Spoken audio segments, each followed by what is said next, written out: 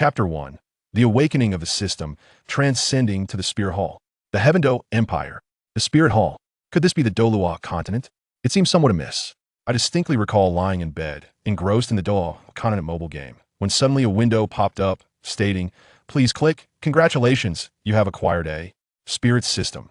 Without a moment's hesitation, I tapped the screen, and in an instant, a magnificent vortex of light appeared before me, causing the world to spin and subsequently plunging me into darkness. Upon awakening, I found myself standing in the plaza of the Spirit Hall. What is happening? It feels as though I've transcended through time and space. To my astonishment, I had traversed to the Douluo Continent while engaged in a game. Suddenly, a chime echoed in my mind. Ding! You have successfully obtained the Spirit System.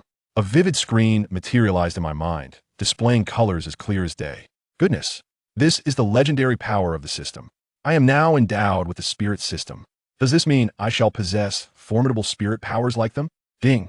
The Spirit System is now initializing. Please hold on. The initialization of the Spirit System is complete.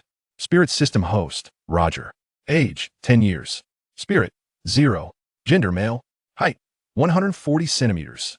Weight, 30 kilograms. All limbs intact. The body is well developed.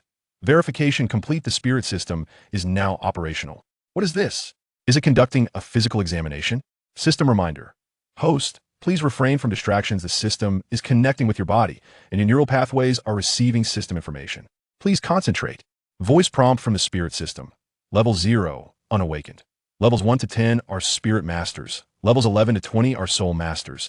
Levels 21 to 30 are Great Soul Masters. Levels 31 to 40 are Soul Sovereigns. Levels 41 to 50 are Soul Sect. Masters, levels 51 to 60 are Soul Kings. Levels 61 to 70 are Soul Emperors. Levels 71 to 80 are Soul Saints. Levels 81 to 90 are Soul Douluos. Levels 91 to 95 are Ordinary Title. Douluos, levels 96 to 99 are Super Douluos. Reaching peak Douluo at level 100 and Douluo God at level 110. Host identity, Orphan. It seems I have been bestowed the identity of an orphan in this realm. System notification. Knowledge regarding the Spirit System is being transmitted, allowing your soul power to elevate. Please remain still for 10 seconds. As the system's voice faded, Roger witnessed a beam of light emanating from his being. Soaring towards the heavens, he suddenly felt a warmth akin to sunlight, enveloping him in a comforting embrace, uplifting his spirit and refreshing his mind. After 10 seconds, the light dissipated. Roger glanced at his palms and then at his body, only to realize that his 18-year-old form had transformed into that of a 10-year-old boy. The system has granted me a return to youth. It has allowed me to relive the youthful life I thought was lost. Hooray, how wonderful! The system is magnificent. I have acquired the golden finger of the Spirit System. Roger raised his fist in joyous celebration. Ding! Host, you have received a mysterious gift package. Please open it. A thrill surged within Roger. The Spirit System offers a gift package right from the start. What could it contain? He commanded it to unveil the package. The package is now opening. Congratulations, host. The gift pack has been successfully opened. You have received 10,000 soul coins and a spatial ring. The system's voice faded. Roger suddenly found himself clutching a heavy pouch of soul coins, adorned with a dazzling gemstone ring on his finger. With a mere thought, the pouch of soul coins soared into the spatial ring, allowing him to summon any quantity of coins at will. Gazing at the versatile spatial ring on his finger, capable of storing all manner of items and rendering them invisible at his command, he was suddenly jolted from his reverie by the voice of a close companion. Roger, why are you just standing there? The voice belonged to Yin, dressed in vibrant red attire, his hair matching the fiery hue. He called out as he passed through the plaza of the Spirit Hall. Roger hurried to catch up, inquiring, "Where are you off to? Have you forgotten? Today is the Spirit Hall Academy's admission test. We agreed to attend together," Yin replied, sprinting ahead. At the mention of their plans, Roger's memory was jogged, and he dashed after Yin towards the Spirit Hall Academy. Yin, at the age of 11, was the son of a prominent noble family. In contrast, Roger donned a worn blue outfit. As an orphan within the Spirit Hall, he was well known for having lost his parents long ago, growing up like a vagabond, living off the kindness of strangers, and familiar with many of his peers. He kept pace with Yin, racing swiftly until they arrived at the grand entrance of the Spirit Hall Academy, where rows of armored guards stood vigil. Today marked the annual admission day at the Spirit Hall Academy, open to children over 6 years of age. Those who pass the spirit test will be granted entry to study and cultivate their spirits. Roger aspired to become a student of the Spirit Hall Academy, envisioning a future free from his previous wanderings. Ding. The system notification chimed. Host, the system has detected your desire and is now providing you with a complimentary gift pack. What kind of gift pack? Open it and let me see. The gift pack was successfully opened. Congratulations, host. You have attained a full innate spirit power level of 10. Are there any more gift packs? For additional gift packs, a recharge is required. Seriously? I've recharged plenty before. Can't I receive even one for free? Host, there's no such thing as a free lunch in this world. If you recharge 1,000 soul coins, you will receive a mysterious spirit gift pack. What? I have to pay again? What if I run out of money? If the host lacks funds, the system presents two options. First, a shutdown until a recharge of 1,000 soul coins is made. Second, exchange 1,000 spirit power points for a day's maintenance of the system. How stingy. Fine, they'll recharge 1,000 soul coins for a mysterious spirit gift pack. The host account will be deducted by 1,000 soul coins, and a random mysterious spirit gift pack will be generated. Congratulations, host, you have received a mysterious spirit gift pack. Would you like to open it? Hurry up and open it. There's no time to lose. The gift pack is currently being opened. Congratulations to the host for acquiring a soul spirit, the celestial vine. What kind of soul spirit is it? A useless soul spirit. A useless soul spirit? Have I suffered a loss? Host, you also have the opportunity to unlock a premium mysterious soul spirit gift pack. Is it free? Of course, it requires a recharge. The premium mysterious soul spirit gift pack costs 10,000 gold soul coins. Why didn't you say so earlier? I only have 9,000 gold soul coins left. How can I afford to recharge? Host, do not forget that 100 gold soul coins will be deducted daily. If you lack the funds for maintenance, the system will cease to function immediately. I suggest you recharge an additional 1,000 gold soul coins to unlock the Soul Spirit Mysterious Gift Pack. You may have a chance to obtain a common grade soul spirit. You wanted to recharge again. This is a pay-to-win system. If I don't recharge, then I'll settle for the Celestial Vine. Host, should you wish to open the gift pack, you can call upon me at any time. Roger, you've come. A lovely girl's voice called from behind. Roger turned to see the charming beauty, Hulaina, running over with her brother, Xiaoyu. When Yin saw her arrive, he excitedly dashed forward. Laina, you all are here. Roger felt elated at the sight of Yan's favorite girl. He was happier than anyone else, always staying close to her side. Yan, have you tested yet? Hulaina asked him. No rush, we'll test together in line. 4 of us in a group were with Roger. Roger, come here. Hulaina waved. Invited. Roger happily approached. Suddenly, Xiaoyu pushed him aside and said, Don't touch my sister. Roger stumbled back, nearly falling. Brother, what are you doing? Don't bully the less fortunate. Hulaina retorted angrily. A poor boy dreaming of swan meat. Xiaoyu said, crossing his arms proudly. Roger felt utterly humiliated, exposed to all the children's gaze. He could only muster the courage to walk over with a heavy heart, standing a bit apart from them. As the bell of the Wuhuan Hall Academy chimed, the crowd fell silent. The venerable old dean, Qian Daolu, ascended the steps, escorted by 3 esteemed elders, standing upon the high platform. He exuded an imposing presence, surveying the world with authority. Roger sensed the overwhelming pressure of their soul power, rendering him utterly intimidated. The 3 elders were Elder Juduo, Elder Gay Dalaw, and Elder Shenlong Dalaw. Roger and his companions endured the immense pressure of soul power, struggling to resist. However, some of their weaker companions collapsed onto the ground, despairing and writhing in pain. Chapter 2. The unique innate full soul power, a qualified new student. Upon witnessing numerous children unable to withstand the tremendous pressure of soul power, Dean Xian Daolu raised his hand, releasing a halo that dispelled the oppressive atmosphere. Elders Ju Thaw, Gate Thaw, and Shenlong Daw understood and nodded to the dean, retracting their released soul power. The pressure within the Wuhuan Hall Academy dissipated, allowing many children to rise to their feet. Dean Xian Daolu nodded in satisfaction at the 3 elders. Elder Juduo took a couple of steps forward and proclaimed, The soul-wielding test commences now. 4 young soul masters placed the transparent, colorless crystal orbs onto the testing platform. The 4 senior soul masters sequentially invited the children in front to come forth for the evaluation of their soul and soul power levels. Over 100 children had gathered for the test, with boys comprising the vast majority. Among them were those with advanced weapon souls, intermediate beast souls, ordinary plant souls, and unique natural souls. However, thus far, none had exhibited innate full soul power. Merely 1/5 of the children managed to pass the qualifying test. Finally, the last group of 4 stepped up for their assessment. Xiaoyu, Hulaina, Yin, and Roger. The gazes of the old dean and the elders were fixated on the three children, while Roger was deemed unworthy of their attention. With his palm facing upward, Xiaoyu effortlessly summoned his weapon soul.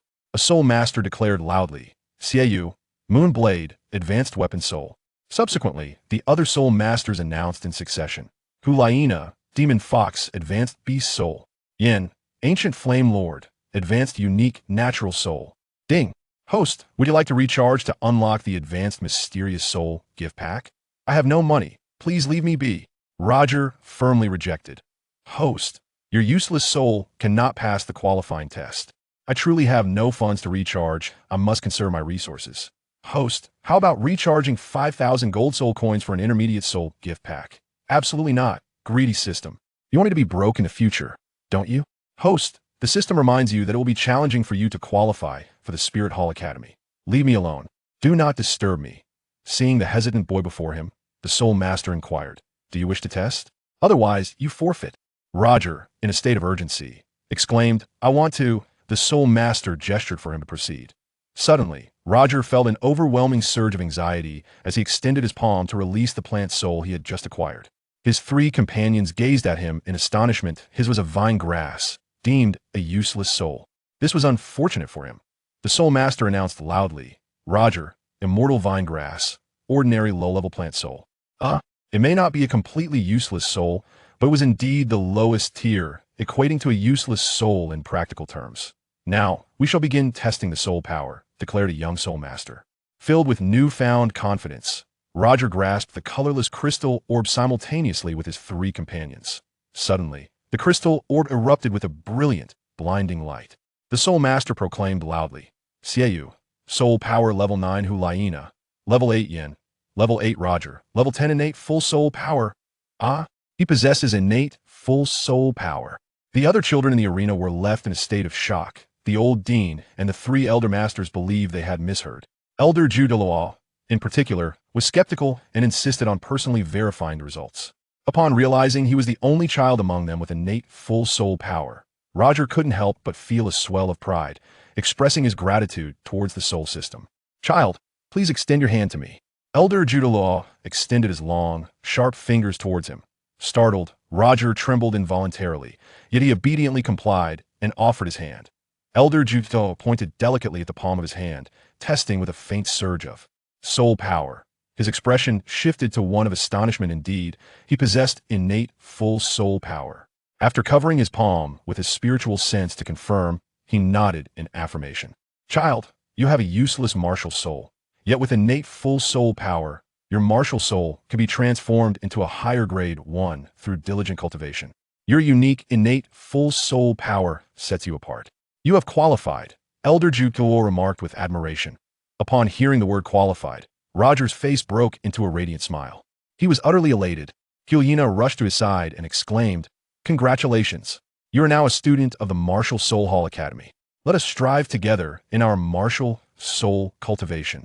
Xiaoyu stood in stunned silence, taken aback by his sister's fondness for a destitute vagabond. Yin, consumed by jealousy, felt flames ignite atop his head and fire erupt from his clenched fists, wishing nothing more than to strike Roger down. Roger, scratching his head, could only respond with a foolish grin. Now, I shall announce the names of the students who have qualified for the Martial Soul Hall Academy, proclaimed as Soul King. He began to call out the names of the qualified students, inviting each to step onto the platform, while those whose names were not mentioned were asked to leave. Xiaoyu, Hulaina, and Yin each heard their names called, and finally, Roger's name was announced last. Ding.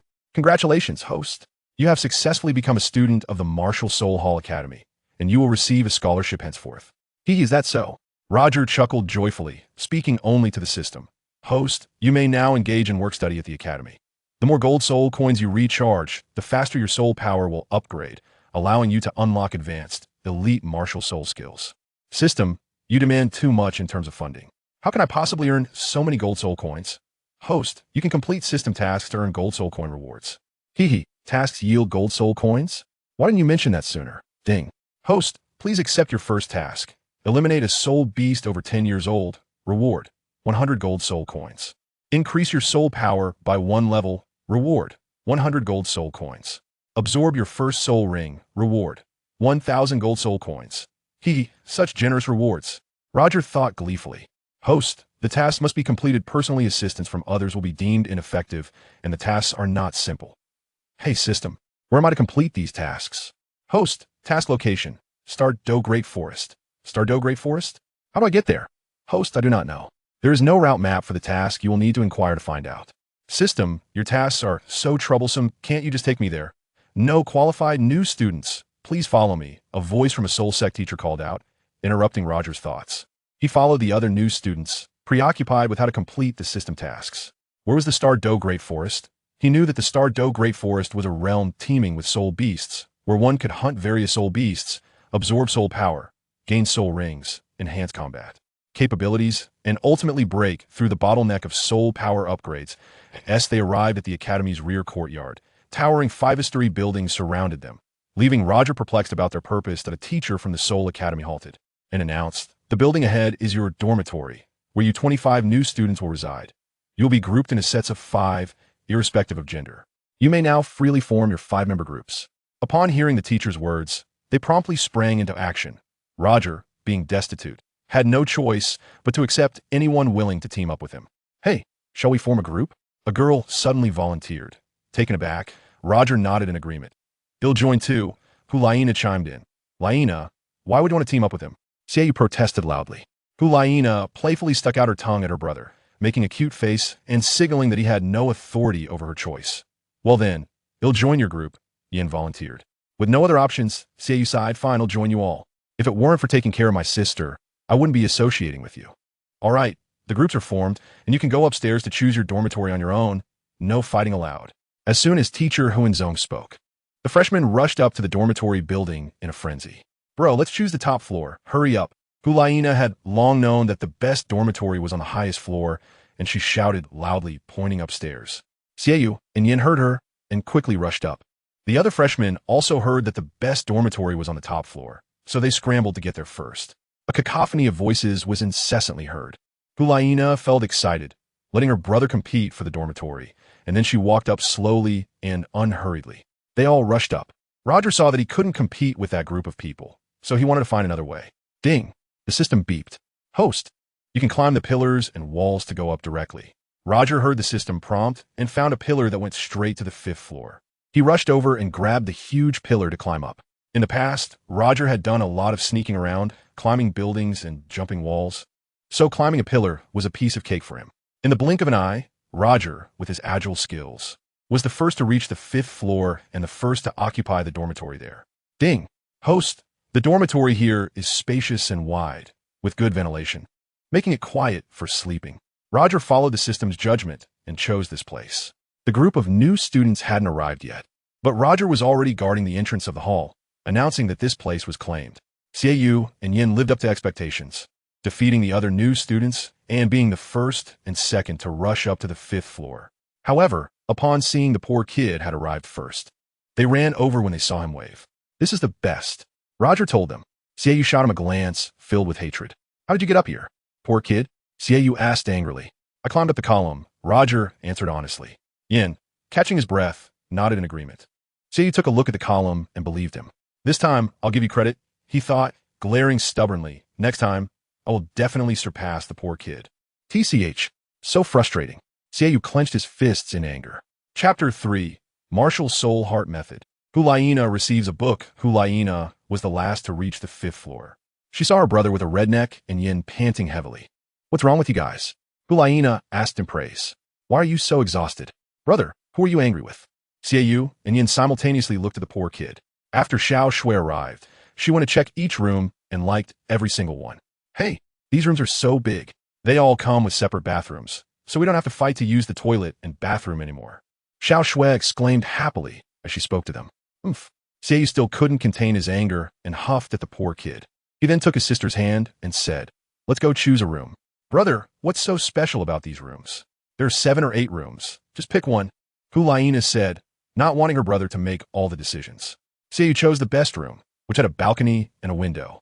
"You stay here. I'll live next door. Don't talk to the poor kid anymore. Don't lower our status. Brother, we should help others. He's just a poor kid. If you help him now, he'll be ungrateful in the future. All right, you can go out now." Hulaina complained, finding her brother annoying and fussy, like a housekeeper, as she pushed him out by the shoulders. Then, she closed the door and happily jumped onto the bed for a while. When Xiaoyu went outside and saw his sister had closed the door, he went to the adjacent room. When he opened the door, he was startled to see her had claimed it. "What are you doing in here?" Xiaoyu asked angrily.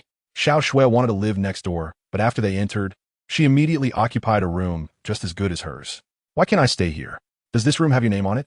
We girls will stay on one side. You boys don't need to crowd in. Go stay across the hall," Xiao Shui clarified as she stepped forward. "Get out," Xiaoyu ordered. "No," Xiao Shui said proudly, puffing out her chest. "I want to stay here. If you don't leave, I'm going to take off my clothes, and if you see me, you'll have to take responsibility." Xiaoyu, unable to win against the girl, was so angry his teeth hurt, and he pointed at her face in frustration. Xiao Shui wasn't afraid at all. Leaning in closer to confront him, Xiaoyu thought that a good man shouldn't fight with a girl. Feeling deflated, he let go and turned to leave, slamming the door with a huge noise that seemed to shake the building. Outside, Xiaoyu chose a room directly across from his sister. "You poor kid. Go stay in the front room and help us guard the entrance," Xiaoyu said before entering his room. Roger waited for them to finish choosing before making his selection. He didn't argue with them for now, and when he finally spoke, there was no dissent as he went to a large room at the entrance of the hall. Upon entering the room, he seemed very tired and laid down on the big bed to rest. While closing his eyes to relax, the martial spirit system activated. "Ding! Host, please sign in." "Why do I still need to sign in for the system?" "Host, daily sign-ins come with different rewards." "What is today's reward?" "The first sign-in will grant a big gift pack." "All right, I sign into the system and open the big gift pack." The big gift pack is opening. "Congratulations, host. You have received a martial spirit heart method and 100 gold soul coins." Roger sat up and picked up a book on martial soul techniques. The title of the book was 9 Transformations of the Heart. Opening the book, he saw a diagram of the human body on the first page, which was detailed with names and explanations below. Therefore, Roger carefully flipped through the techniques, memorizing everything with his photographic memory. The cultivation of martial soul techniques is done through meditation in a manner similar to true cultivation. Sitting cross-legged on the large bed, Roger placed his fists in front of his dantian, concentrating intently as he began to practice according to the 9 transformations of the heart. The 9 transformations of the heart is divided into 3 levels. The first level is the upper dantian, the second level is the lower dantian, and the third level is the true person. The third level is achieved after successfully opening the upper and lower dantian, merging and connecting to the true person space, allowing for the absorption of more powerful martial soul, true energy. To reach the third level of the true person realm, a higher martial soul cultivation is required, and it can only be unlocked when the soul power reaches level 60. Roger immersed himself in the realm of martial soul cultivation and saw the immortal vine grasp martial soul within the spiritual image. It found a fertile ground in his heart and absorbed soul power to grow. Before long, the immortal vine grass slowly grew, producing one leaf after another. Suddenly, a message from his consciousness conveyed that each leaf the immortal vine grass grew represented an increase of 1 level. When it reached 100 leaves, which meant reaching level 100, it would need to undergo an awakening. Each awakening represented a qualitative change for the immortal vine grass. After receiving guidance from his divine consciousness, Roger understood and began to wholeheartedly cultivate the immortal vine grass. Since he currently had innate, full soul power, he focused on enhancing the immortal vine grass with his soul power, allowing it to grow rapidly. The martial soul, immortal vine grass, resonated with its master, growing quickly after absorbing the soul power. "What are you cultivating?" A sweet and cute girl's voice rang in his ears. Roger naturally woke up and opened his eyes, only to see her appear in front of him, and he suddenly felt scared, thinking her brother was right behind him. "What are you afraid of?" Hualaina asked, startled by his reaction. "Sai, I am embarrassed. Why am I so scared of her brother that I have no courage at all? Am I too timid? Not afraid of anything?" "Here." Hualaina offered him a red apple and asked, "Are you hungry?" Ding. The host should quickly accept the girl's kindness. "No, I can't be casual. You just need to give her something." "What can I give her? I don't have anything on me." "Host, you can open the big gift pack. The system has a set of martial soul heart techniques that are very suitable for her cultivation. She will definitely like it." "What heart technique?" "Host, their SA special discount now. Limited time offer, 1,000 gold soul coin for a martial soul heart technique gift pack." "You're spending money again." "Host, do you want to please the girl?" All right, 1,000 gold soul coins to open a Martial Soul Heart Technique gift pack. Ding! The Martial Soul Heart Technique gift pack has been successfully opened. Congratulations, host. You have obtained a high-level Martial Soul Heart Technique. Huh, Roger. Why are you staring at me like that? Hualaina felt shy under his infatuated gaze, her face turning red, and she asked shyly. Oh, as soon as she spoke, Roger snapped back to reality. Sorry, he said, saliva trickling from the corner of his mouth. Seeing him drooling, Hualaina covered her mouth and laughed. Thank you. Roger accepted her kindness and took the red apple. You're welcome. Hee, there's no need to thank me for this. We are companions, after all. In the future, don't be so polite with me. Oh, Hualaina, do you have a Martial Soul Heart Technique? Roger suddenly remembered to ask. Hualaina shook her head, indicating that she did not have one. Oh, I have a heart technique here that I picked up. Let me see if it's useful for you. Roger said as he summoned the Martial Soul Heart Technique from his spatial ring. A heart technique appeared in front of her. Hualaina widened her eyes in curiosity and asked, What is it? Here, this Martial Soul Heart Technique is for you. Hualaina took the heart technique without hesitation, and upon seeing the title, Enchantress, she opened the first page and saw a provocative illustration, which immediately made her face turn bright red, and she began to feel fond of it. It was indeed a heart technique suitable for cultivating her fox spirit martial soul. This is a superior Martial Soul Heart Technique. You really gave this to me? Hualaina blushed for a moment, then closed the book and asked, it's for you. Hualaina suddenly felt overjoyed and couldn't help but rush over to thank him, giving him a quick kiss on the cheek before swiftly running away. Suddenly kissed. It felt as if his soul had been taken away. Roger touched the place he had kissed, and a strange feeling surged from the depths of his heart. An indescribable taste. It was incredibly gentle and sweet, making his mood swell with immense excitement. Chapter 4. Gaining a growth-type martial soul. Twin martial souls the next morning. As dawn broke, the bell of the Martial Soul Hall Academy rang, and all the students got up for morning exercises.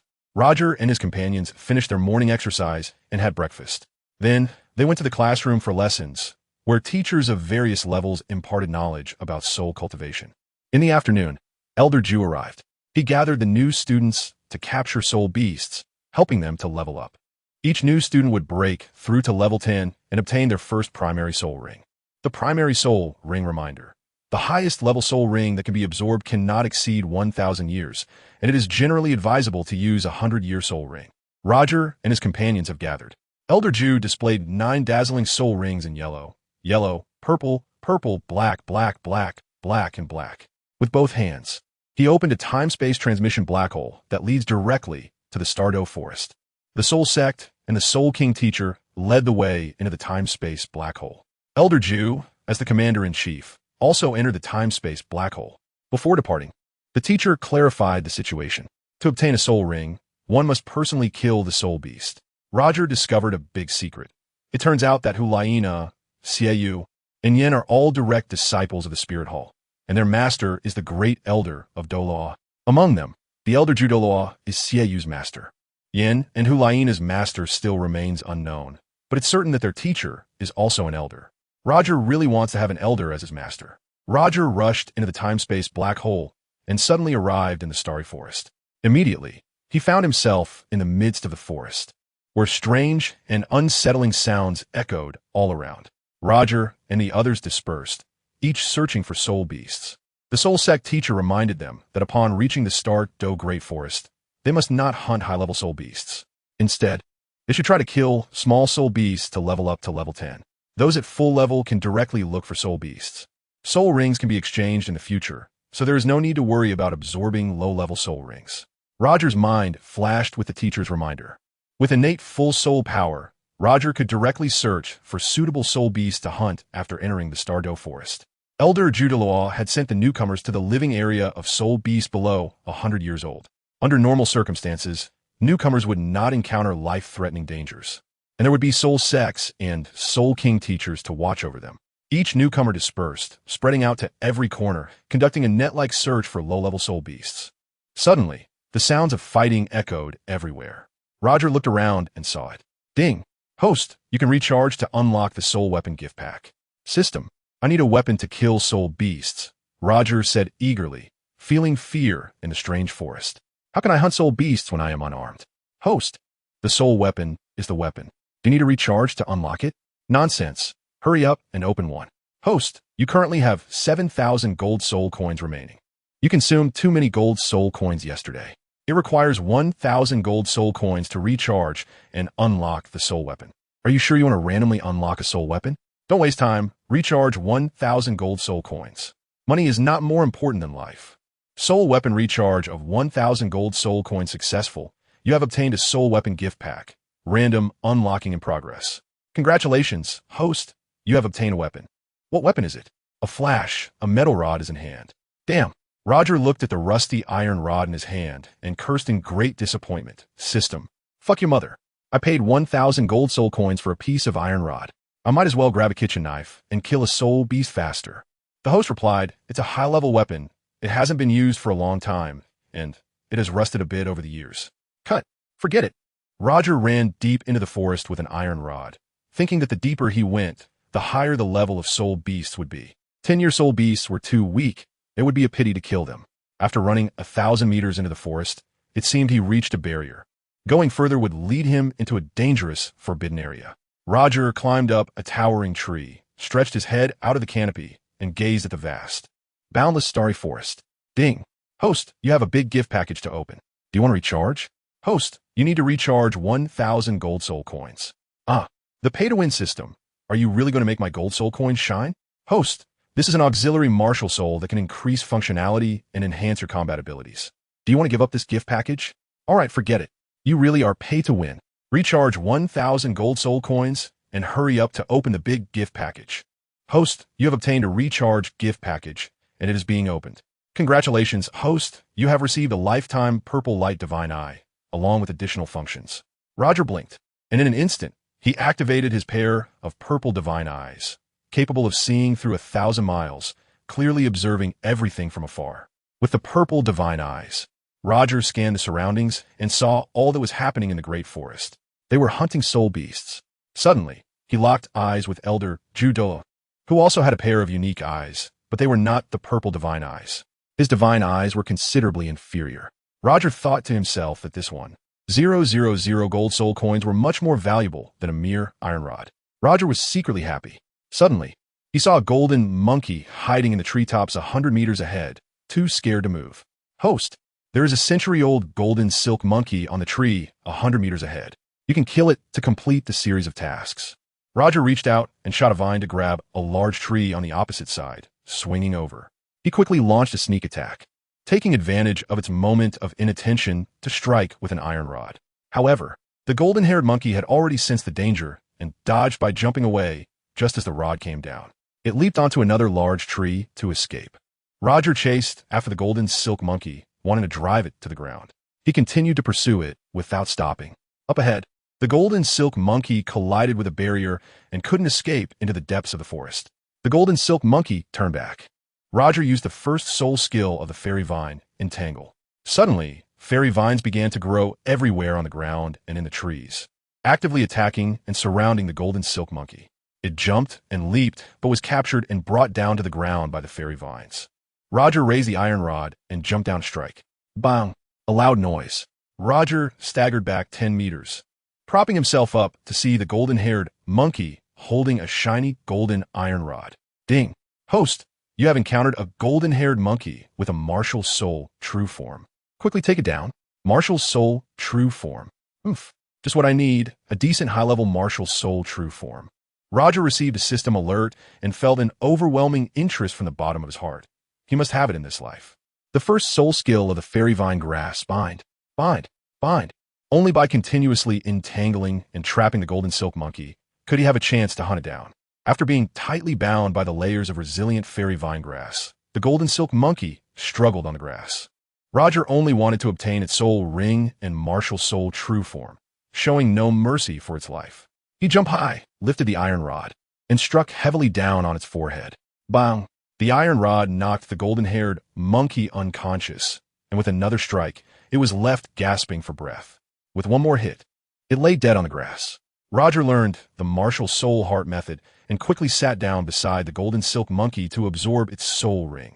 Gathering spiritual energy, he took an 100-year soul ring from the golden silk monkey. Suddenly, a pink soul ring appeared. It landed on Roger and then drilled into his body. After the soul ring absorption was completed, Roger successfully absorbed all the soul power of the golden silk monkey, turning it into a withered corpse. At this moment, the true form of the golden silk monkey's martial soul floated out. Roger's consciousness captured the true form of the golden silk monkey martial soul, and he absorbed it into his martial soul with a display of soul rings. In this moment, Roger perfectly absorbed the soul rings, soul power, and true form of the golden silk monkey, achieving a perfect fusion of essence, energy, and spirit. Now, Roger's innate soul power has broken through to level 13 after absorbing just 1 century-old golden silk monkey, allowing him to increase his soul power by 3 levels and significantly boost his physical strength. Roger has become a true soul master, a far cry from what he used to be. Roger can sense the existence of the golden silk monkey martial soul's true form anytime and anywhere. It is fused with his spiritual consciousness and resides in his dantian. When practicing the 9 transformations heart method, he cultivates the golden silk monkey martial soul together. It belongs to a growth type martial soul true form. Ding! Congratulations to the host for obtaining a top grade growth type martial soul true form. Congratulations to the host for obtaining the soul weapon golden light staff. It can merge with your soul weapon iron rod to become a physical attribute soul weapon with immense future power. Isn't it as powerful as the Rui Jingu Bang used by Sun Wukong in Journey to the West?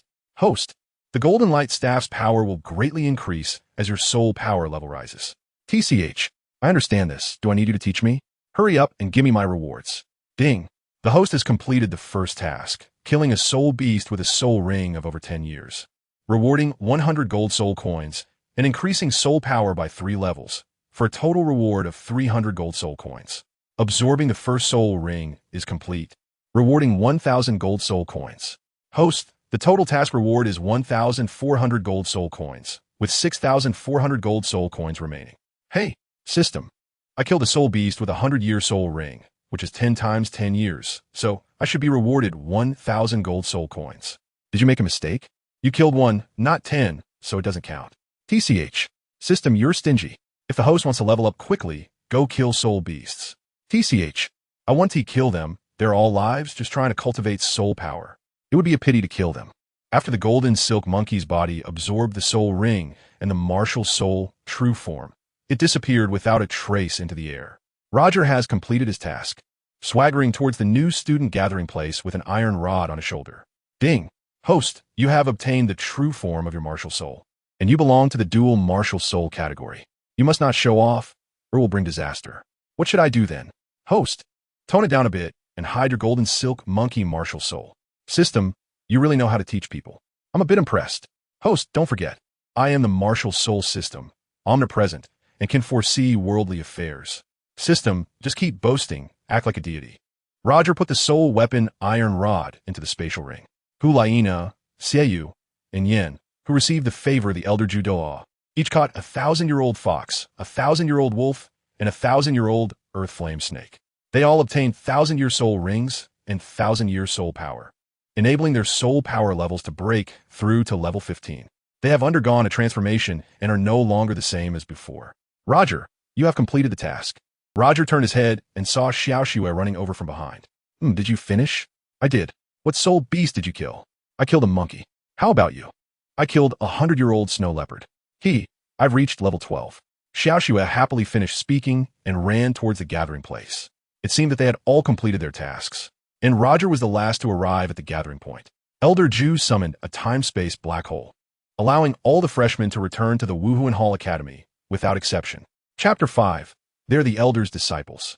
All the freshmen returned to the square of the Wuhuan Hall Academy through the time-space black hole. They had all advanced and become soul masters. After completing the task, the freshmen returned to their respective dormitories. Roger returned to his dorm room and lay down on the big bed to rest, recalling what had happened in the Starry Forest. Suddenly, there was a knock on the door. Roger suddenly stood up to open the door. Hey! Hulaina suddenly stood in front of him and shouted, "How are you?" Roger was startled and hurriedly stretched out his head to look around, afraid his brother would see him. "What are you looking at?" Hulaina asked cutely, with her hands behind her back. "I'm not afraid of anything." Roger sighed in relief. "Here, Hulaina presented a big red apple with both hands and said, "Eat it." "You eat it yourself. I won't eat it," Roger politely replied after tasting its flavor. "Take it. Don't be polite with me." "No, no." Roger shook his head and stepped back even more politely. "It's really for you to eat. Don't be polite. I have a lot of apples every day. You need to help me eat them." Hulaina extended her arm again, holding the apple in front of him, blinking her big, sparkling eyes. Roger's kindness is hard to refuse. If I don't accept her goodwill, it will only make her angry. "Thank you. You eat. I've cleaned it up." Hulaina has a faint smile on her face, continuously blinking her beautiful and charming eyes. Roger remembered the delicious taste of the apple, took a bite under her admiration, and found it fragrant and sweet in his mouth, saying, delicious." He ate it. Huilina was pleased and then walked into the room to ask, "What soul beast did you kill?" Roger followed her and turned around, walking behind her. As soon as she asked, he answered, "I killed a monkey and got a pink soul ring. What about you?" She, feeling very happy, suddenly made a dazzling turn and said to him mysteriously, "Me? I effortlessly killed a 1,000-year-old fox, which gave me a purple 1,000-year soul ring, and my soul power directly increased to level 15. Roger suddenly became excited and said with admiration, "You are amazing."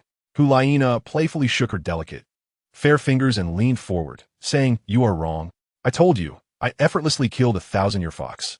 Guess what I relied on?" After speaking, she blinked her adorable big eyes. Upon hearing this, Roger shook his head in confusion. Thinking that he wouldn't be able to guess, Hulaina felt pleased and strutted, saying, "My brother, Hong Yen, and I are all taken care of by Elder Douluo. He helped the three of us catch 3,000-year soul beasts, and after stunning them, we killed them ourselves, easily absorbing the soul rings. With our 3 full-level soul powers, how could we kill a 1,000-year soul beast? What is your relationship with the 3 of you?" Roger then recalled that the 3 of them were quite different from others, as they had Elder Douluo's assistance, making it hard to imagine just how powerful a 1,000-year soul ring could be. "Elder Douluo is my brother's master, and I am a disciple of His Holiness Pope Bibi Dong. Yen is a disciple of Elder Douluo. Don't you think that I, along with those 2, is impressive?" It turned out that all 3 of them were disciples of top figures, especially her, who was even more remarkable. Seeing him astonished and speechless, Hulaina became even more proud and said, "I am the saintess of the Spirit Hall, and I will be the Pope in the future." If she would be the Pope of the Spirit Hall in the future, what an honor that would be. Roger was startled and could only stare blankly. "Roger, you're scared, right? Seeing you like this makes me a bit disappointed."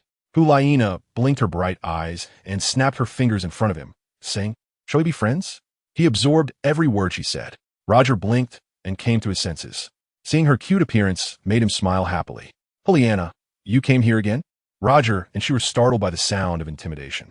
When Hulaina turned around and saw her brother standing at the door, threateningly calling out, she angrily said to him, "Brother, how come you appear and disappear like a ghost? You seriously scared me." At the same time, Yan, like Xieyu, revealed a fierce look, unable to understand why a poor kid would receive such attention from her. Did he give her some kind of potion? Xiaoxue rushed in and asked, "What are you talking about?" Xieyu pushed her aside and suddenly became aggressive. "Brother, what do you want to do?" Hulaina wanted to stop him, but it was too late and she could only ask. Roger saw him coming to hit someone. Ding! Host, run away quickly. However, when Roger heard the system's warning, it was already too late. He wouldn't be able to fight back. He could only watch helplessly as the person rushed over and pushed him hard with a palm strike.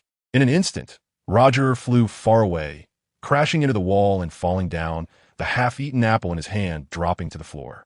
"Brother, stop!" Hulaina shouted angrily. Roger stumbled and fell, feeling dizzy on the floor. Xieyu picked up the apple and rushed over, stuffing it into his mouth, and angrily said, "This is what you get for daring to eat my sister's apple. Eat up." Roger gritted his teeth, determined not to let him act arrogantly. When he called for food, he stubbornly refused to eat. He was a poor boy, but he had his pride. "Eat." The evil moon shouted angrily. Roger desperately resisted not eating. Xiaoxue was terrified by the situation and became dumbfounded, realizing that the boy she admired in her heart was so fierce and ruthless. She wondered if being with him would lead to such harm. Now that she saw his true colors, she could only shake her head in regret, thinking that she shouldn't have liked him. Yin observed coldly, knowing that he would no longer help him, as he was trying to take away the girl he liked the most. Hulaina was his lifelong pursuit. Hulaina, frightened, shouted a few times, seeing her brother being so fierce and domineering for the first time. Unable to watch any longer, She had to intervene. Brother, stop, Hulaina warned, then grabbed his shoulder and threw him aside. Suddenly, like throwing a sandbag, Hulaina flung her brother far away. Xie was caught off guard by his sister's actions and fell heavily to the floor, unable to contain his anger. Are you okay? Hulaina squatted down to ask with concern. Roger's mouth was full of apple pulp, and he brushed his arm away, refusing her kindness, which completely enraged him. Now, taking advantage of the fact that he was on the floor, Roger quickly pounced on him. Huh? What did he want to do? When Xiaoyu met his murderous gaze, fear struck him momentarily. By the time he reacted, he found himself pinned on the chest, receiving punches to the face from left and right, enduring a brutal beating. Yin had to help him, or else there would be no good days ahead. She rushed up and hugged him, bringing him down to the floor. Xiaoyu got back up and mounted him, beating him down with a strength 100 times greater than his. Xiao Xue could only watch anxiously. And now, Hilierna couldn't help either. Roger can only cover his head when he is beaten, and he can be told to hit anywhere, but he can't hit the face. Ding. Host, you have been brutally beaten. Do you need a defense package? Do you want to recharge? Host, the 2,000 gold soul coin defense package can protect against all damage. The pay-to-win system only wants your money. I don't need it, I refuse. I can withstand his punches. Ding. Host, you're injured. The system has healing medicine available at a low price. I'm not afraid of him hitting me. The host is always ready to respond to summons. Paid service. Timeliness is the priority. Roger is tough and resilient, not afraid of being hit. Xiaoyu only gave up when his fists were too sore to continue. He desperately protected his face, but Xiaoyu, filled with hatred, only aimed for his face, hitting him until blood flowed from his mouth and nose, leaving him bruised and unrecognizable even to his own mother. Feeling relieved, Xiaoyu stood up and spat one last mouthful of water at him, angrily cursing, "Pa, you poor kid, how dare you play with my sister? Next time, if I see you once, I'll hit you once." Hulaina pulled his hand and said, "Brother, you are too ruthless." Casting a glance at his sister, who was also very angry with her, Xiaoyu pushed her hand away and said, "Yin, take my sister out." He had been beaten like this, and Xiao Xue didn't dare to get close, but she listened to Xiaoyu's words and turned to help her out. Yin wanted to invite her out, let her be the good person, and once they all left, he squatted down beside him and asked, "Do you know why?" Roger lay on the floor, unable to move, his eyes swollen with big bags, staring blankly and unable to think of anything to say. I see you, and I hate you. Have you ever considered how precious a person Hulaina is? Is she someone of her status who can play with you? I also want to tell you that Hulaina will be my woman in the future. I can help you with anything, but not her. You cross my bottom line. From now on, keep as far away from her as possible. If there's a next time, not just him, I will also take action against you," Yin said fiercely, glaring with his eyes. Roger understood now. He thought about how one should not betray a friend's wife and would take their words seriously in the future. They were all disciples of the elders, and provoking them was tantamount to seeking death. If he couldn't fight them now, he had to find a way to avoid them. A wise man does not suffer immediate loss. After being a drifter for so many years, Roger's survival instincts were naturally strong. He blinked, and Yin, feeling pleased, said, "Remember this lesson, and don't let there be a next time." Roger blinked again at the message. Yin stood up and said, "You take care of your injury. You skip class, and I'll help you ask for leave." Roger blinked and saw him leave. His whole body ached, and he couldn't move, so he could only obediently lie down for a while. Chapter 6, Customized Special Medicine. A new task has arrived. Roger was in pain, exhausted, and lacking strength, so he lay down on the floor to sleep for a while. When he regained some energy, Roger slowly got up. In front of the bathroom mirror, he saw that his little face was almost ruined, and he was filled with anger. He thought, "I won't hit someone in the face, but I have to hit my face. I vow to make him my enemy." Ding. Host, do you need healing medicine? System, is your medicine cheap? Host, pain relief medicine costs 2 gold soul coins. Hemostatic pain medicine costs 5 gold soul coins, and a customized special effect medicine costs 10 gold soul coins. System, what is the customized special effect medicine? Host, your facial injuries are severe, with 80% of the epidermal tissue damaged. If you don't use the medicine, you will be disfigured in the future. System, don't scare a kid. I'm not a 3-year-old. I'm an 18-year-old who has traveled here to be a child. I know a lot about the martial soul system. What is the best special effect medicine for treating my face? Host, based on your facial shape and injury condition, the system has customized a special effect mask for you. Applying the mask will show results immediately. System, hurry up and customize the mask for me. Host, 1 customized special effect mask costs 10 gold soul coins. Mask customization in progress. Ding. Mask customization successful. Starting transaction. Roger received a sheet mask in his hand. The custom mask transaction was successful. Usage instructions. Please apply it to your face and relax for 10 minutes. Roger lay down on the bed according to the instructions and applied the custom face mask. Suddenly, the mask took effect. The burning pain on his face was replaced by a cool and refreshing sensation. Suddenly, Roger entered a vision and saw his past self. A time of wasted years when he didn't study properly and only played games every day, resulting in not getting into high school, wandering around, and wasting his precious youth. Now, having crossed over to the Douluo Continent and received a golden finger system, he was determined to relive his youthful years, learn from his past, and strive to be a positive and ambitious young man, working hard every day to achieve the kind of glory that everyone would envy. In the vision, Roger reflected deeply, vowing to become a powerful titled Douluo in the future. Before he knew it, he had slept until dawn. When Roger heard the sound of the alarm clock to get up, it was already early morning the next day. As if waking from a dream, Roger removed the face mask stuck to his face and felt that there were no scars at all. He jumped out of bed and ran to the bathroom to take a look. Wow, my goodness. All the injuries on my face have healed. Moreover, my skin is smooth and fair, like a beautiful maiden's face. It must be the effect of the customized special effects mask from a system, right? Roger looked at himself in the mirror, carefully examining his face from side to side. Call the system. Ding. Host, what can I do for you? How did the face mask make me look so handsome? Host, you're naturally beautiful. System, you need to understand, I am a boy, not a girl. Can boys not be handsome or pretty? What's the point of me being this handsome? I'm not getting married. Host, natural appearance cannot be changed. The system only enhances beauty, not ugliness. The training bell rang at the Soul Hall Academy, and all students were required to participate in morning exercises to enhance their physical fitness. The teacher has stated that every student who wants to cultivate their soul must have a healthy and developed physique as a basic requirement. Soul cultivation does not belong to the weak or ill.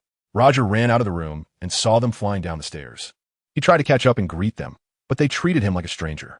The four of them completely ignored him. While it was understandable that they didn't pay attention to others, why were Hulaina and Xiao Shui also ignoring him? In an instant, he realized that they had isolated him from their alliance. Roger ran into the team and started the 1,000-meter morning run. After working up a sweat, everyone dispersed to find a place to meditate and cultivate. In the vast and spacious Martial Soul Academy, by dawn, you could see people meditating and cultivating in every corner. They followed a traditional practice of martial soul cultivation. The year begins in spring, and the day begins in the morning. Spring is the best season for all things to awaken, with warm weather and blooming flowers. And it is the time when the spiritual energy of heaven and earth bursts forth. Similarly, dawn is the moment when the spiritual energy of all things is most concentrated and released. Therefore, at this time, martial soul cultivation is at its best. Roger was chosen by the martial soul system to be in the best place, not under the shade of a tree, nor in a corner, but in the most open area, which is the highest building of the Martial Soul Hall Academy, the Bell Tower. Generally, people do not go there. The Bell Tower is open to the public all day. After Roger dispersed the team, he quickly ran up the 100-meter-high clock tower, sat cross-legged on the highest platform, calmed his mind, and absorbed the essence of the world's spiritual energy. Using the secret technique of the 9 turns heart method for martial soul cultivation, Roger began his training as if opening a treasure furnace, continuously injecting the soul power and spiritual energy from the world into his vast and magnificent dantian. After an hour, the morning practice ended. Roger's soul power has increased by 1 level, reaching level 14. He is full of energy. Roger stood at the highest point, gazing out at the vast world, as if the whole world lay within his grasp. He felt exhilarated and full of ambition. Hey, what are you doing standing at the highest place? Roger looked down and saw it was Hulaina who was asking. What was she doing here? How did she know? He thought she would no longer care about others, so he jumped down high. I stood at the highest point to enjoy the view. Roger explained the reason. Is it beautiful? I want to go up and take a look too, Hulaina said as she was about to climb up. Roger said nervously, don't go up there. If your brother finds out, I'm done for. I really don't want to get beaten up by him again. Hulaina noticed his timid and fearful demeanor and turned to him curiously, asking, Hey, where did the scars on your face go? She observed him in bewilderment, filled with incredulity. Roger covered his face and said, I don't know the reason, I just slept it off.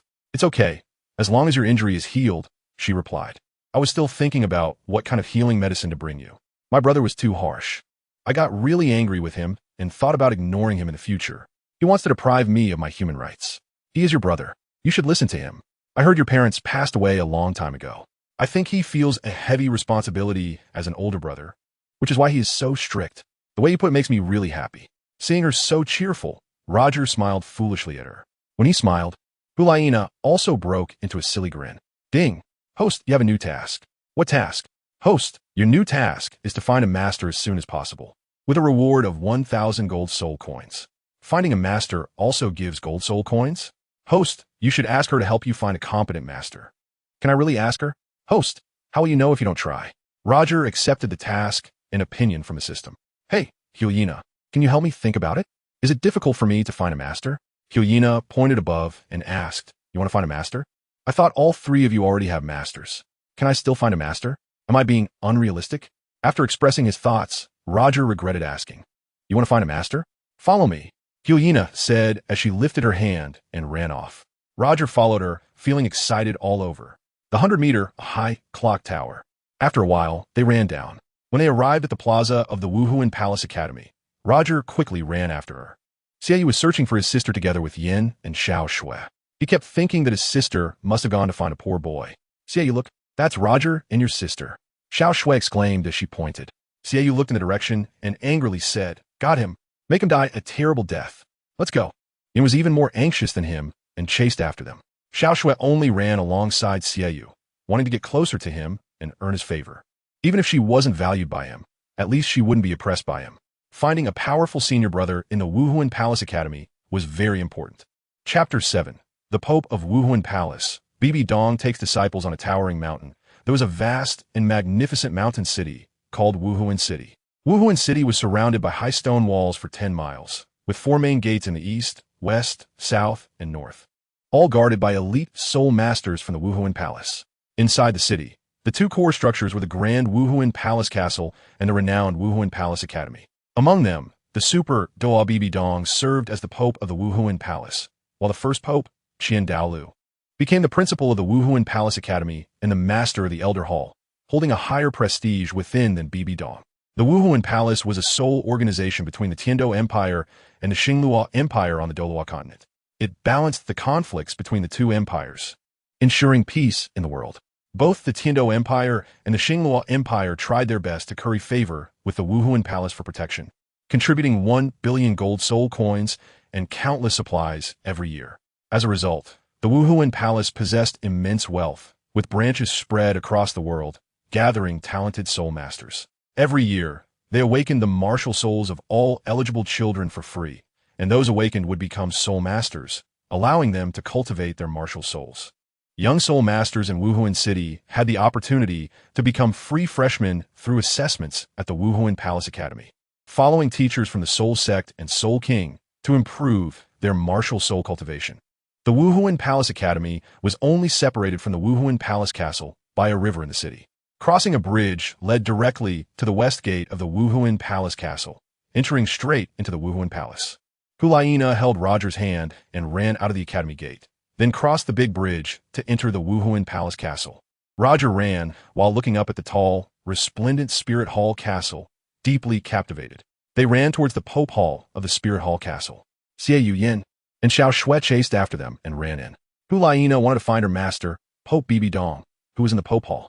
Pope Bibi Dong sat proudly on the throne, wearing a crown, her delicate snow-white arm propping up her pink cheek, cold as ice, staring ahead while listening to the report from the envoy of the Heaven-Dou Empire regarding the tribute list. Master, Hulaina burst into the hall and shouted loudly. Then, she took Roger's hand and ran over.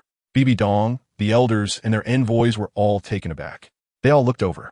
What was she running over for? When Hulaina met her master's icy gaze, she immediately realized her mistake and dared only to lower her head in silence. Roger dared not look up, his hand still tightly gripping hers. 3 more children followed in, bursting in. In the eyes of the evil moon, there was only the younger sister. He rushed over and pushed him with a palm, shouting loudly, "Let go!" Roger was pushed and fell to the ground unprepared, making a loud noise. After falling, he quickly got up, but upon realizing the situation, he dared not speak. Suddenly, Pope Bibi Dong frowned and was about to question where this wild child came from. How audacious! Elder Zhu Douluo shouted at the critical moment. Only then did Xiu see that his master and the Pope were furious. Upon hearing the reprimand, he immediately knelt down and did not dare to argue. What do you think his place is? Elder Zhu Douluo asked angrily. Master, please forgive me, Xiu said fearfully. Yin and Xiao Shui ran to Hu Laina's side, looking up at the Pope and the elders with fear, their bodies tense and not daring to make a sound. Pope Bibi Dong, with a blank expression, uttered a sound, waved his arm, signaling them to leave. The elders of the Wuhuan temple arrogantly waved their arms at the envoys of the Tiandou Empire, ignoring their presence. The envoys of the Tiandou Empire accepted the order and respectfully led their subordinates to exit the Pope's hall. Once they all left, only the elders and their disciples remained. They were all observing how the Pope would handle the 5 reckless children. However, they were not worried that Pope Bibi Dong would punish them, as it was all caused by the Wuhuan temple saintess Hulaina, and they were merely secondary. After calming down, Bibi Dong casually waved her arm, stood up with her long and graceful figure holding the scepter, and walked down from the high platform of the Pope with ease and comfort. In their eyes, Roger looked terrified. When he saw the proud, sexy, and unparalleled Pope, he swallowed hard and could only stare in admiration. In his heart, he formed an answer. The most beautiful person in the world is the Pope. Ding. System reminder. Host, please pay attention to manners. Do not gaze too long. Bow your head respectfully. Roger received a system prompt and immediately bowed respectfully as he saw the stunningly beautiful Pope descending the steps. Hulaina beside him whispered, "What should we do?" Roger saw that she was worried about the trouble she had caused. The 5 children thought they had caused a big disaster, but to Bibi Dong, it was not a big deal at all. She would forgive them all and only care for them. Bibi Dong was not born into a noble family. Her life was filled with hardships and adventures, and her achievements today were the result of enduring countless difficulties and obstacles. She could empathize with the plight of those impoverished children. Pope Bibi Dong had never directly harmed a weak civilian. At this moment, Bibi Dong understood the intentions of Saint Hulaina. She wanted to ask her master to help a poor child. Her kind heart deserved special praise, but she could not show it in front of the elders, Douluos, and her subordinates. She must prioritize her divine authority. Bibi Dong stood in front of the saint, waiting to hear what she had to say. Hulaina lowered her head, sensing her master's arrival. Her bright crystal boots right beneath her eyes, and her long jade legs made her envious, thinking about growing up to be as stunning and invincible as her master. Now her master was beside her, waiting for her response. Suddenly, Hulaina looked up at her cold and lofty master and innocently asked, "Master, do you accept disciples?" Upon hearing this, Bibi Dong immediately furrowed her brows deeply, finding her innocent and adorable demeanor quite naive. Juve Ghost the bishop, and other Douluos were somewhat surprised. What kind of chaos was the saint trying to bring to the Pope? After Hulaina asked, she kept staring at her master's cold and intimidating gaze, feeling no fear at that moment. She had encountered such a gaze from her master before. Although she seemed indifferent on the surface, deep down, her master did not blame her at all. She could greatly understand her disciple's feelings. "Hulaina, who do you want me to accept as a disciple?" Bibi Dong asked calmly and gently. Seeing her master's acceptance, Hulaina stretched out her arm and pointed, asking, "Can he?" She pointed, and Roger suddenly became terrified. Ding. Host, please look up and face Pope Bibi Dong bravely. This is your great opportunity. Don't be afraid. Roger, supported by the system, bravely raised his head to gaze at the Supreme Pope. Meanwhile, Bibi Dong locked eyes with the poor child, instantly capturing his attention. Their purple light divine eyes met, revealing his hidden talent. Most importantly, he had a pair of purple light divine eyes identical to her own. He was a rare genius in the world. She had to thank her disciple, the saintess, for this. Suddenly, Bibi Dong turned around, causing everyone to relax. "Saintess, what qualifications does he have to be my disciple?" Bibi Dong asked casually. Seeing her master was relaxed, Hulaina quickly approached her, looking up with her hands clasped in a pleading manner, and said, "He has innate, full soul power, the only one among our new students. Master, isn't he very special? He wants to find a master, and I brought him here for you to take a look. Please accept him as your disciple." Interested now, Bibi Dong listened to her disciple's words and stepped closer, activating her purple light divine eyes for a deep analysis. Instantly, she saw that he had twin martial souls. One was a useless martial soul, the immortal vine grass, and the other was a hidden top-tier beast martial soul, the golden silk monkey, along with a soul tool, the golden light stick. His foundation was deep. He possessed a 100-year soul ring from a golden silk monkey. He had absorbed and fused the mental strength of a top-tier soul beast, the golden silk monkey. His future was not inferior to that of other top talents. All right, you five, show us your soul ring so we can all take a look. Bibi Dong addressed the 5 children. Hulaina was delighted and showcased her soul ring with them. The 3 had 1,000-year soul rings, purple in color. The other 2 had 100-year soul rings. One was a normal yellow, while the other was pink. The elders and Douluo turned their attention to the pink 100-year soul ring, which belonged to a mutated soul ring that would grow with the soul power level. With such a special ability, the Pope might be tempted to accept him as a disciple. After taking a liking to him, Bibi Dong smiled and said, "Shu, Yin, you 2 have a master now. I won't take away someone else's love. You can go back to your master."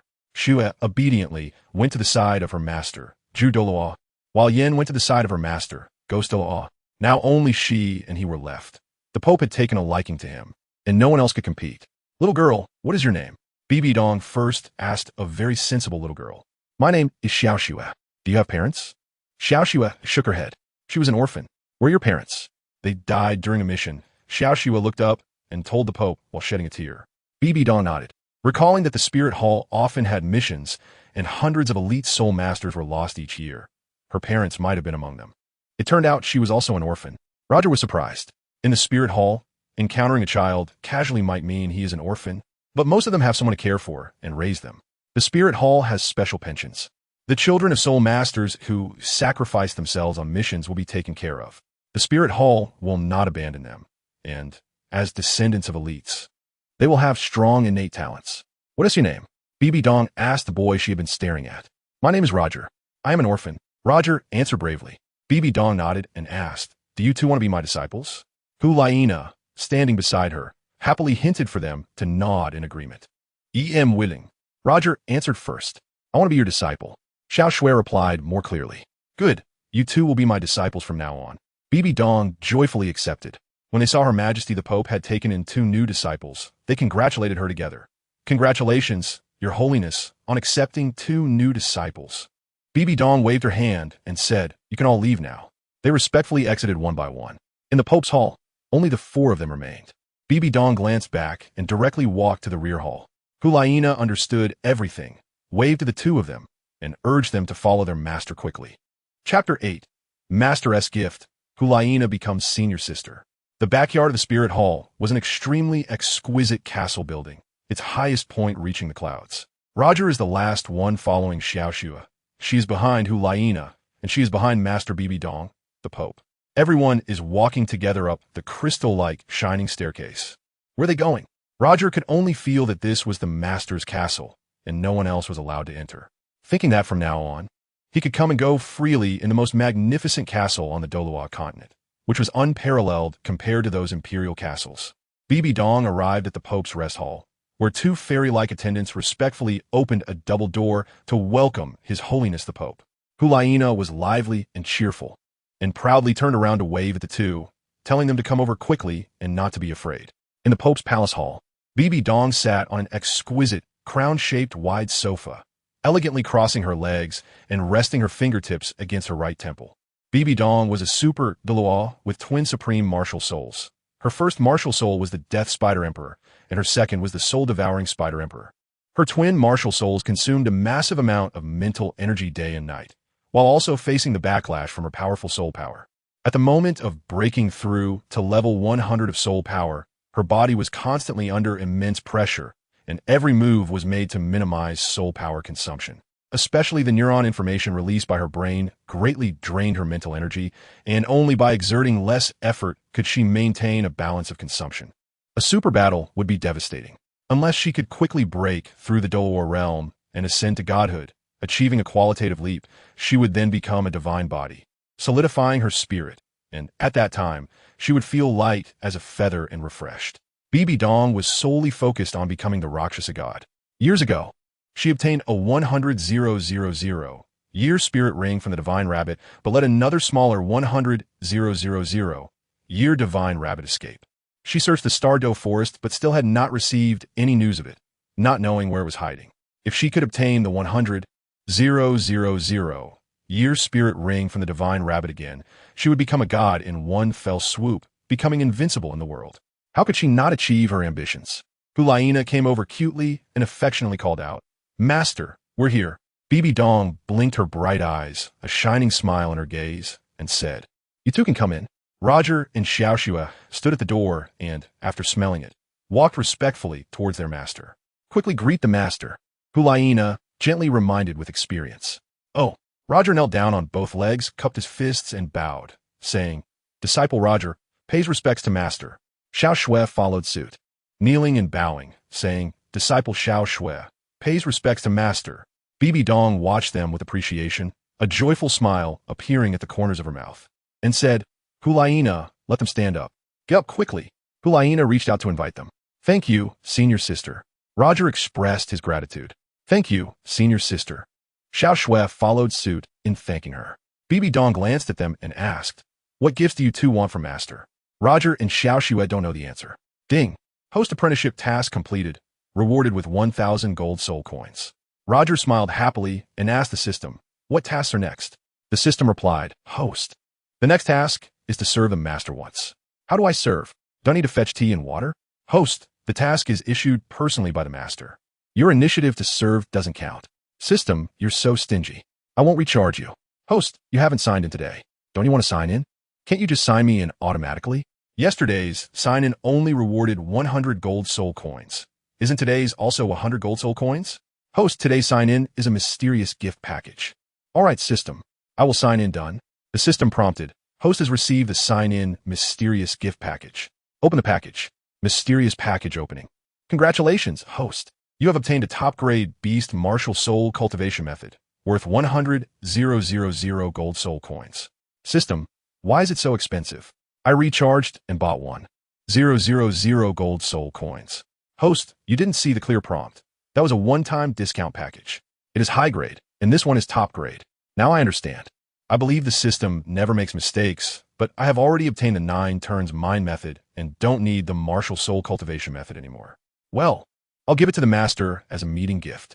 Ding. Host, giving the mind method to the master as a meeting gift, she won't cherish it. Give it to your junior sister, Xiaoxue. She needs a mind method. She will be grateful to you. Okay, I will listen to you. In front of him, Pope Sherfu Bibi Dong extended her hand, and 2 items appeared. Roger, come here.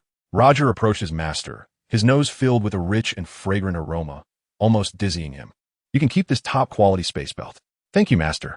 Roger gratefully accepted an exquisite space belt with both hands, filled with surprise. Bibi Dong acknowledged her disciple's gratitude with a nod of appreciation. "Xiaoxue, come here." Xiaoxue walked up to her master, ready to receive her master's generous gift. "Xiaoxue, your martial spirit is the snow leopard beast martial spirit, which is an agile attack type martial spirit. This is a set of diamond divine claws, which will be very beneficial for you. Take it and use it." Upon seeing a pair of sharp, radiant diamond divine claw gauntlets, Xiaoxue eagerly desired such a divine artifact. When it eventually becomes a tangible weapon spirit, it will be the best artifact. "Thank you, master." Xiaoxue accepted it with immense joy. Bibi Dong presented a welcoming gift to her 2 new disciples, then stood up and said, "You all can go now. In the evening, the 3 of you come back to practice with me." "Yes, master." Hulaina felt a sense of excitement. Roger and Xiaoxue followed their senior sister to respond together. Bibi Dong left the hall holding her scepter and went to a mysterious large bedroom to rest. Once their master left, Hulaina joyfully rushed over. "How should you two address me from now on?" "We should call you senior sister." Xiaoxue replied. "Thank you, senior sister." Roger expressed his gratitude to her. Excitedly, Hulaina patted his shoulder and said, "Following your senior sister from now on will not be a loss." I know." Roger was happy to accept. Xiaoxue couldn't take her eyes off the diamond god claw in her hands, looking at it over and over again. "Junior sister, why don't you try wearing it?" Hulaina suggested. As soon as she said that, Xiaoxue put on the diamond god claw gauntlets. Once they were on her hands, they immediately recognized their master and merged with her heart pulse, allowing her to use them freely. Wow, they really are a set of divine artifacts. Xiaoxue felt as if she had found a treasure. Roger fastened his space belt, and with a thought, a package flew into his hand. Upon opening it, he found a bag of gold soul coins. After taking a glance, he quickly put it back into the space belt. Wealth should not be displayed to ensure safety and good fortune. Hulaina and Xiaoxue were focused on studying the diamond god claw boxing gloves and did not notice that he had become wealthy. "Senior sister, what did master send you?" Xiao Shui asked curiously. Hulaina lifted her long leg and said, he sent me a pair of crystal boots. When Xiao Shui saw the glowing crystal boots, she realized they could become invisible and would only unleash their power when needed. Do they have any special functions? Hulaina sat on the sofa, crossed her legs to show off her crystal boots, and said they are cloud-kicking boots. Their power is incredibly strong, but my ability is limited, so I can't truly unleash their strength yet. Roger remembered his master's words and asked, if we stay here too long, will master get angry? Master isn't that petty, she replied, but she is resting, so we shouldn't disturb her. Come on, I'll take you to a place. Your clothes are too shabby, not fitting for master's disciples at all. As your senior sister, I naturally have to take good care of your food, clothing, and living arrangements. Hulaina pulled them downstairs, starting to exercise her role as senior sister, greatly benefiting them. Chapter 9. Having their own house, gifting her martial soul heart method. Roger. Xiao Shui followed her senior sister Hulaina down the stairs and ran to the back courtyard of the Pope's palace in the first-floor hall. It was a vast place, like a royal garden, with elegant and stylish castle towers and buildings everywhere. Come on, follow me. Hulaina waved as she ran ahead. Roger. Xiao Shui excitedly followed her senior sister and ran into a garment workshop where several seamstresses were hand-embroidering. Saint, what are you here for? An old master of clothing stopped them and asked, Master Xia, please make clothes for my junior brothers and sisters. They are the new disciples my master, the Pope, accepted today. Look how shabby their clothes are. Now, please take their measurements and tailor a few sets of clothes for them. The Pope will definitely agree. Can you do that? Hulaina politely asked him, looking up. Roger saw his senior sister talking to an old man with a head full of white hair, and she was asking him to make clothes for her. Xiao Shui had keen hearing and could clearly hear her senior sister's words, her eyes shining with excitement. Upon hearing the saintess's request, the old man, Mr. Xia, smiled and nodded in agreement, saying, Good, good. Since His Holiness, the Pope, has taken in 2 beloved disciples, their clothes will naturally be custom-made by us. Please invite them over. After receiving his approval, Hulaina turned around and waved her hand. Roger and Xiao Shui walked over together. Greetings, Master. Roger and Xiao Shui respectfully bowed and greeted him at the same time. Old man, Xia, nodded in appreciation while stroking his chin, thinking that the two of them must have exceptional qualities. Otherwise, His Holiness the Pope wouldn't have taken them as disciples. You two come here, old man Xia called out. 2 beautiful and sexy seamstresses approached. You will tailor clothes for them. It seems they need new outfits for tonight. After measuring them, make them right away, old man Xia instructed. The 2 seamstresses received the order and then took measuring tapes to measure them. Roger, Xiao Shui stood up straight and let them measure her size. Hulaina brought over 2 fashion catalogs, one for men's clothing and the other for women's clothing, and ordered them from Master Xia, like placing an order, so he could record them. They were both styles of clothing for the 2 of them. After the measurements were done, Roger walked over to his senior sister. Seeing the junior brother coming, Hulaina put down the catalogs and said, Master Xia, please send the clothes to our room once they're ready. Master Xia waved his hand, dismissing them. Please take your time. Hulaina grabbed his hand and left, with Xiao Shui following along. Where are we going? Aren't we supposed to attend the teacher's lecture? Roger asked, remembering, skipping class for half a day is no big deal. We are the Pope's disciples. The teachers won't do anything to us. Now I'm taking you to see the house where we will stay, Hulaina said, skipping happily as she walked. Roger scratched his head, confused, and asked, will we have a house to live in here? Of course. We all have a big room, which is much better than the academy dormitory. Sister, then why do you still live at the academy? Little Snow asked as she walked over. Hulaina said, while walking backward, that's for convenience. We have houses in both places, so isn't it better to live wherever we want? I'll take you to see the house, and then we'll go to class at the academy in the afternoon. We are disciples of the Pope, and we are very well regarded at the academy. No one dares to mess with us. So it's that good. Roger and Xiao Shui exchanged a glance and smiled. Look, that little castle is our house. Let's go take a look. After Hulaina finished speaking, she ran over. Roger and Xiao Shui, like their senior sister, love to run and just want to reach their destination as quickly as possible. It is a small castle connected to the Pope's palace, with houses built entirely of polished granite. Hulaina pushed open a tall door and waved, saying, from now on, this will be our home. Roger ran into the cold and desolate lobby of the building. Looking up, there was not a single person around. Xiao Shui felt a bit scared, worried about what to do if there were ghosts at night. Sister, do you live here often? Xiao Shui asked, rubbing her chilly arms. Why would I live here all alone? I usually stay at home with my brother. It's too lonely here without anyone to play with. I come here occasionally to check things out. But since you all will be living here often, maybe I'll come stay here too. Hulaina said as she led them up the spiral staircase. Roger, Xiao Shui followed and walked up the granite stairs. After turning a few levels, they were almost at the rooftop. It was the highest floor, and above it was the platform of the castle tower. Normally, one could stand on it to overlook and admire the Pope's palace, as well as the entire Spirit Hall castle. If one wanted to see farther and broader, they would need to climb to the highest tower platform of the Pope's palace, where the entire Spirit City could be seen. We all live on this top floor. My room is the innermost one, and you can choose any room you like. Hulaina said as she walked down the corridor. Xiao Shui ran ahead and said, I want to stay in the room next to senior sister. Roger thought about finding the best room, faced with 4 or 5 doors. He didn't know which one to choose. Host, please pick the second room on the east side. Roger received a system prompt and walked to the second room on the east side. He opened the door and saw that it was spacious and bright, with a large bed, a wardrobe, a desk, and 2 chairs. In front was a protruding balcony with a very wide view. Why did the system want me to choose this place? Purple Qi comes from the east, looking west towards the Yao Qi. Graceful bluebirds descend before the courtyard. This is the best location here. The balcony directly faces the back of the Pope's residence. I can see it when I look up. System, are you telling me that I can see my Pope Master from my balcony? What is your intention? Host, you are really foolish. Don't you want your master to see you more often? I said, looking west towards the Yao Qi. Your Pope Master will often watch the sunset in the west. Missing old friends. When you meditate and cultivate right under her nose, she will see you every day. Isn't that good? Roger touched his head and smiled. You are right, system. Host, you need to find a way to perform well in front of the Pope in the future. Be sure not to cause any trouble. Everything should be low-key.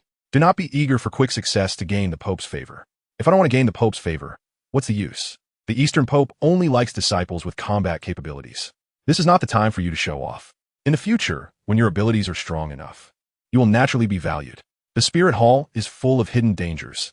Death has no compensation. If the host is too conspicuous, it will surely bring about a calamity. Right now, the greatest peril you face is how to deal with Evil Moon, your senior sister's biological brother. He is your biggest threat. What if I can't defeat him? The host must quickly enhance their soul power. What enhancement? He has a 1,000-year soul ring. How can my mere 100-year soul ring compare? Host, don't forget, I'm the all-powerful martial soul system. As long as you are willing to recharge and spend money, I guarantee you will rapidly enhance. TCH, you're trying to trick me into spending money. I don't have much money. Don't forget, the Pope gave you 100,000 gold soul coins in your spatial belt. That much money is enough for you to rapidly enhance to level 30 soul power. System, how do you know that? I am the system prophet, all-knowing. You're quite impressive. Knock knock. The door was knocked. Roger interrupted the system communication and kept the previous conversation in mind. When he opened the door, he saw Xiao Shui standing at the entrance. What was she here for? Senior brother, you live in this room? Where do you live? I live in a room east of senior sisters, in the same direction as you, so it should be next door. But you have a balcony here, and I don't have one. Xiao Shui saw the balcony and ran over. Roger is not good at chatting with girls. He has been like this since he was young. However, after his reincarnation, he has the chance to change. Xiao Shui, Roger, stand behind her and suddenly get tongue-tied, unable to speak. Wow, your balcony here is really nice. It can bask in the sunlight, Xiao Shui said happily. Roger scratched his head, feeling embarrassed. Xiao Shui noticed her senior's face turning red and asked, Don't you like me coming here? No. Roger quickly raised his hand to deny it.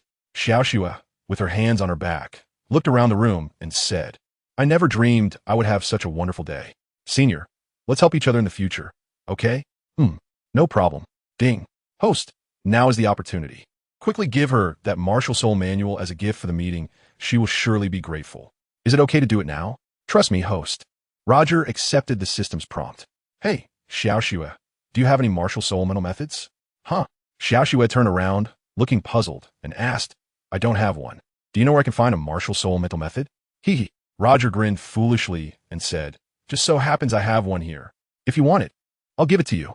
After saying that, a martial soul mental method appeared in his hand, and he immediately offered it to her. Xiao Shui took it and looked at it, saying, This is a beast martial soul mental method. Where did you get it? It's a high-level mental method. I found it by accident. Roger scratched his head and smiled foolishly, not knowing how to lie. Can you really find it by accident?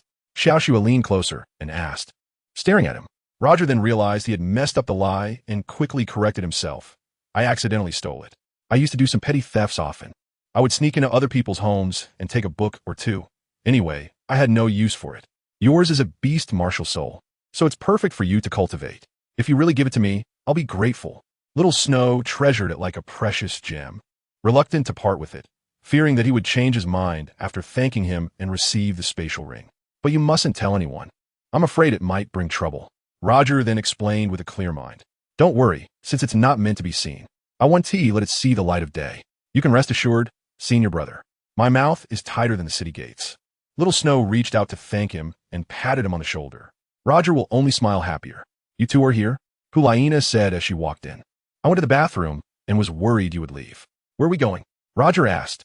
Let's go back to the academy. It's time for lunch. Hulaina thought wholeheartedly for the two of them. Roger and Xiao Shue followed their senior sister away from the long-term residence and headed to the academy together. Chapter 10. If you're not convinced, come and fight. It was only a river's distance from the Spirit Hall Castle to the Spirit Hall Academy. Crossing a bridge would get them there. They arrived. A group of over a dozen senior students surrounded them. What do you want? Hulaina, acting as the senior sister, immediately intimidated them into not acting recklessly. They surrounded, but did not attack, clearly too scared to do anything. However, they had their leader behind them, and Roger quickly realized that they were clearly targeting him. What is going on with the system? Roger urgently called out to the system. Host, you've run into big trouble. What trouble? Host, it's the trouble in front of you. Just handle it. The system was powerless. System, how can you be powerless? Aren't you supposed to be omnipotent? Host, I can only help you enhance your cultivation and break through to the next level. The system cannot help you fight. Get lost. I'm not afraid of anything. After Roger figured it out, he was no longer afraid of the senior students. He stepped forward and pushed aside his senior sister, saying, They're looking for trouble with me. Please step back, senior sister. The junior brother said, Don't be reckless. You can't handle them. Hulaina said anxiously, Yeah, you're not their match. Xiao Shue also said urgently. Roger heard their good intentions, tilted his mouth, glared at them one by one, and asked, Who sent you here? If you dare to mess around, I will tell Pope Bibi Dong. You need to understand that I am the saintess of the Spirit Hall. If you provoke me, I will make sure you have a terrible end. Hulaina threatened. The group of more than a dozen senior students became scared and retreated one by one. Let me clarify something for you. He and she have become disciples under Pope Bibi Dong today. If you dare to touch a hair on them, just wait and see how the Pope will deal with you. Seeing that her threat was effective, Hulaina escalated her intimidation, ensuring that none of them dared to act recklessly. After hearing this, they retreated even more fearfully. Get lost. A bunch of bastards. What are you doing with the money? Xiaoyu, unable to stand it any longer from the shadows, rushed out angrily to scold them. Seeing the boss had arrived, they stepped aside and lowered their heads to apologize. Hulaina realized it was her brother's doing and angrily asked, Brother, what did you ask them to do? Xiao Shue, seeing his furious expression, anticipated that something bad was about to happen and quietly grabbed her senior sister's hand, saying, He is coming for Tian Luo Roger. Hulaina guessed the same. Roger knew better than they did. He clearly came to pick a fight with him. Here, he wasn't afraid of him at all, just because he was a disciple of His Holiness the Pope. Who would dare? Xiaoyu, I didn't expect you, a great noble, would do such despicable things. If you have the ability, come to me directly. Don't think that having money can make the devil do your bidding. Now I tell you, I am a disciple of His Holiness the Pope. What do you dare to do to me? Roger imitated his senior sister, pretending to scare him first before running away. As soon as he said that, he indeed frightened him and his companions. However, who was Xiaoyu? He was incredibly arrogant, relying on his master, the Douluo, for support, unafraid of anything. Xiaoyu viciously charged forward, grinning menacingly, and said, Even if I kill you here, it would just be killing a dog. His Holiness the Pope wouldn't hold it against me at all. Want to try me? I'm not afraid of you. Roger glared at him with disdain. Suddenly, Xiaoyu grabbed his collar and challenged. Do you dare? Let's have a competition. Roger was furious, cursing under his breath, and when provoked, he wasn't afraid of anyone, not even the Emperor himself. With a fierce determination, he pushed with both hands, sending Xiaoyu crashing to the ground, legs up in the air. Yin rushed forward and asked, Roger, what do you want to do? You want to fight? In front of their leader, Xiaoyu, Yin was solely focused on supporting him, harboring deep resentment towards Hulaina for only liking Xiaoyu. And at this moment, he found the opportunity to shout out. Xiaoyu, angered and filled with rage, got up from the ground and swung his fist. Bang! Roger took a punch squarely on the chin, causing immense pain and igniting his anger. He turned around and swung his fist back at him. Bang! After Evil Moon landed a punch, he was about to feel smug when he unexpectedly received a heavy counterattack. Making his head spin, they were about to fight.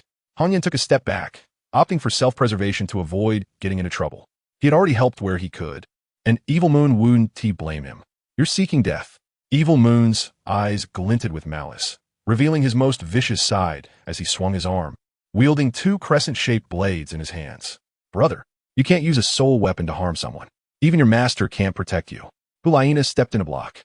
After his sister's reminder, Evil Moon glanced over, and upon meeting Yan's gaze, he restrained some of his hostility and retracted the crescent blades. Seeing him put away the soul weapon, Roger felt braver and was ready to confront him head-on, stepping forward to pull his senior sister back. Step aside, senior sister. This is between me and your brother. He wanted to assert his dominance by winning first. Roger stood in front. Boss, give him a good beating. Yin cheered him on. As soon as he shouted, the other senior students raised their fists and joined in, shouting loudly. Hit him. Beat him. Evil Moon unleashed his soul power, revealing a purple 1,000-year soul ring, which shocked the senior students. None of them had a 1,000-year soul ring. Its power was not something a 100-year soul ring could match. After seeing the 1,000-year soul ring, they all retreated 10 meters, standing at a safe distance to cheer him on. When he activated the 1,000-year soul ring, Roger was indeed taken aback, but even if it meant death, he was determined to fight back. Roger showcased a pink 100-year soul ring, which caught everyone's attention. No one had ever seen a pink soul ring before. They noticed that his soul ring was a mutated one, significantly more powerful than an ordinary 100-year soul ring, but still far from a 1,000-year soul ring. They were all cheering for the evil leader. Hulaina wanted to intervene, but felt powerless. Once the soul ring was activated, it had to release energy or it could backlash on the body. Xiao Shui hoped that neither side would be harmed, as one had feelings of affection and the other had a sense of gratitude, so she wished for a peaceful end to the conflict. Ding! Host, would you like to enhance your soul power package? Roger received a system prompt asking, do you want me to recharge? Host 10,000 gold soul coins will upgrade a 100-year soul ring, and with your current soul ring, you cannot compete with him. He will knock you down with one punch. If I upgrade to a 1,000-year soul ring, do I need to recharge 100,000 gold soul coins? Host, you are so smart. I'm not smart at all. I'm just trying to save myself from falling into your trap. Host, do you want to recharge for the soul ring upgrade package? No. Host, you should take your money and buy a coffin. Roger doesn't need a system upgrade. If he loses, it's just that his skills are inferior and he can't blame others.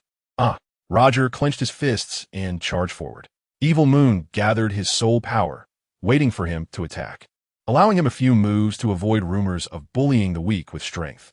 If he seeks death, then he will get what he wants. Roger rushed up and threw a punch with all his might. Xiaoyu effortlessly dodged it with a quick sidestep and immediately retaliated with a series of kicks. Xiaoyu couldn't help but feel amused. Roger was nothing special, thinking he was impressive, but it was all just basic skills. Xiaoyu easily evaded, wearing a smug expression. Chapter 11. Complete defeat, absolute victory, priceless medicine. Hulaina watched with concern for her junior brother Roger's safety. He didn't know how powerful her brother was. Xiaoyu had awakened his martial soul at the age of 2 and trained under a master, mastering the attack techniques. Fast, accurate, fierce. Now, no upperclassman could compete with her brother. He would soon become the top student in the academy. In just a few days, he had already gathered a group of upperclassmen as his followers, and it would only get worse over time. Hulaina understood her brother's purpose this time, to teach Roger a lesson and to warn herself not to associate with the poor kid anymore. Additionally, by severely defeating him, her brother could elevate his own reputation. He had already let Roger have a few chances, but now Roger would be in big trouble. If he didn't admit defeat quickly, it would be infuriating. As expected, her brother easily caught Roger's fist with one hand and kicked him hard. With a loud thud, Roger fell to the ground like a frog in water, suffering a heavy blow. Instantly, a dozen upperclassmen around burst into laughter, clapping to cheer for their boss. Roger lay on the ground, gasping for breath, unable to recover. A group of upperclassmen cheered with glee, shouting loudly in excitement as they watched the spectacle. Xiaoyu stepped forward, spitting out, I warned you, if you dare to be with my sister again, I'll make you look bad. Xiaoyu stepped on his shoulder. Brother, what are you doing? Hulaina rushed over to intervene. Xiaoyu showed no mercy, pressing down hard on his shoulder, demanding, do you submit? Do you submit? Do you submit? Xiaoyu kept pressing for an answer. The group of upperclassmen stood there in shock, unable to believe what they were witnessing. He was just a small boy, only 10 years old, yet he was so ruthless. Roger let him step on him, but he was unwilling to submit. After taking a deep breath, he quickly turned over, grabbed his foot, and forcefully flipped him over, then rushed up, hugging his waist and pushing him down. In an instant, Evil Moon was almost driven mad, striking his shoulder with his elbow. Roger was not afraid of the immense pain, howling in agony. Evil Moon pressed a foot against the stone on the ground, stabilizing him, and with all his might threw a hook punch to the stomach, lifting him up and flipping him backward. Bang! Roger fell heavily to the ground and gasped for breath. The Evil Moon was tricked once and would not approach again, not allowing him any opportunity. Hulaina saw her junior brother looking as if he had died from the fall and rushed over without a second thought. Roger, what's wrong? Cough, cough. Roger coughed twice, took a few breaths, and wiped the saliva from his mouth with his arm, saying, I will not give up. Roger, just surrender. My brother won't make things difficult for you, Hulaina pleaded. Hee. Roger laughed heartily twice and said, I will not give up. I will not be afraid of him. Hulaina reached out to help him stand up. Roger pushed her away angrily and said, Get out of the way. He was crazy, and Hulaina couldn't stop him. She saw her junior brother struggling for his life, holding his stomach, bravely standing up, and stumbling forward a few steps, gasping in pain and wiping away the drool with his arm. Ha! Roger laughed wildly again. With this little strength of yours, it's no different from Tickle. Xiaoyu, mocked and ridiculed, was consumed by rage and instantly shouted in fury, You're looking for death. Roger, the evil god, glared with malice, his arms surging with power as he shouted, Yeah, I will definitely defeat you. With a roar, his immense strength gathered in his fists, ready to fight to the death. The Evil Moon was furious and thought this was a death wish. He wouldn't hold back, unleashing a tremendous force of his own, his fists surrounded by soul power. He has such great strength. The senior students were indeed frightened by the overwhelming power of the Evil Moon's 1,000-year soul ring, and they couldn't help but worry for the poor boy's life. The older brother and his disciple went crazy, unleashing their maximum power, wanting to stop them unless the teacher appeared. Hulaina dared not speak, waiting for the two to calm down and not escalate the situation further. Xiao Xue was anxious and wide-eyed with fear. The two were about to engage in their final showdown, with victory or defeat hinging on the last strike. Godi! Roger shouted as he charged forward. Come at me with your life. The Evil Moon roared as he swung his fist and charged ahead.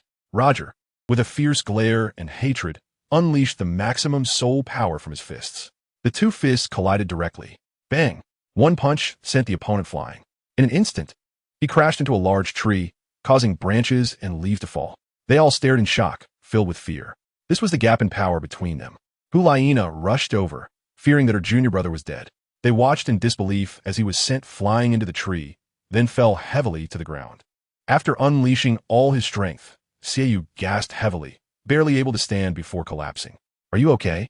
Xiao Xue quickly asked as she supported him by the shoulder. Xiaoyu let out a hearty laugh, his face displaying a victorious smile. She arrived just in time, as he needed support due to exhaustion. Xiao Xue slowly helped him walk away.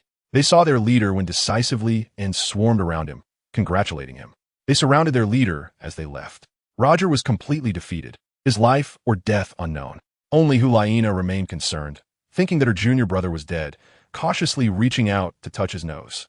Suddenly feeling as if he had stopped breathing, Hulaina experienced intense heartache, tears nearly streaming down her face.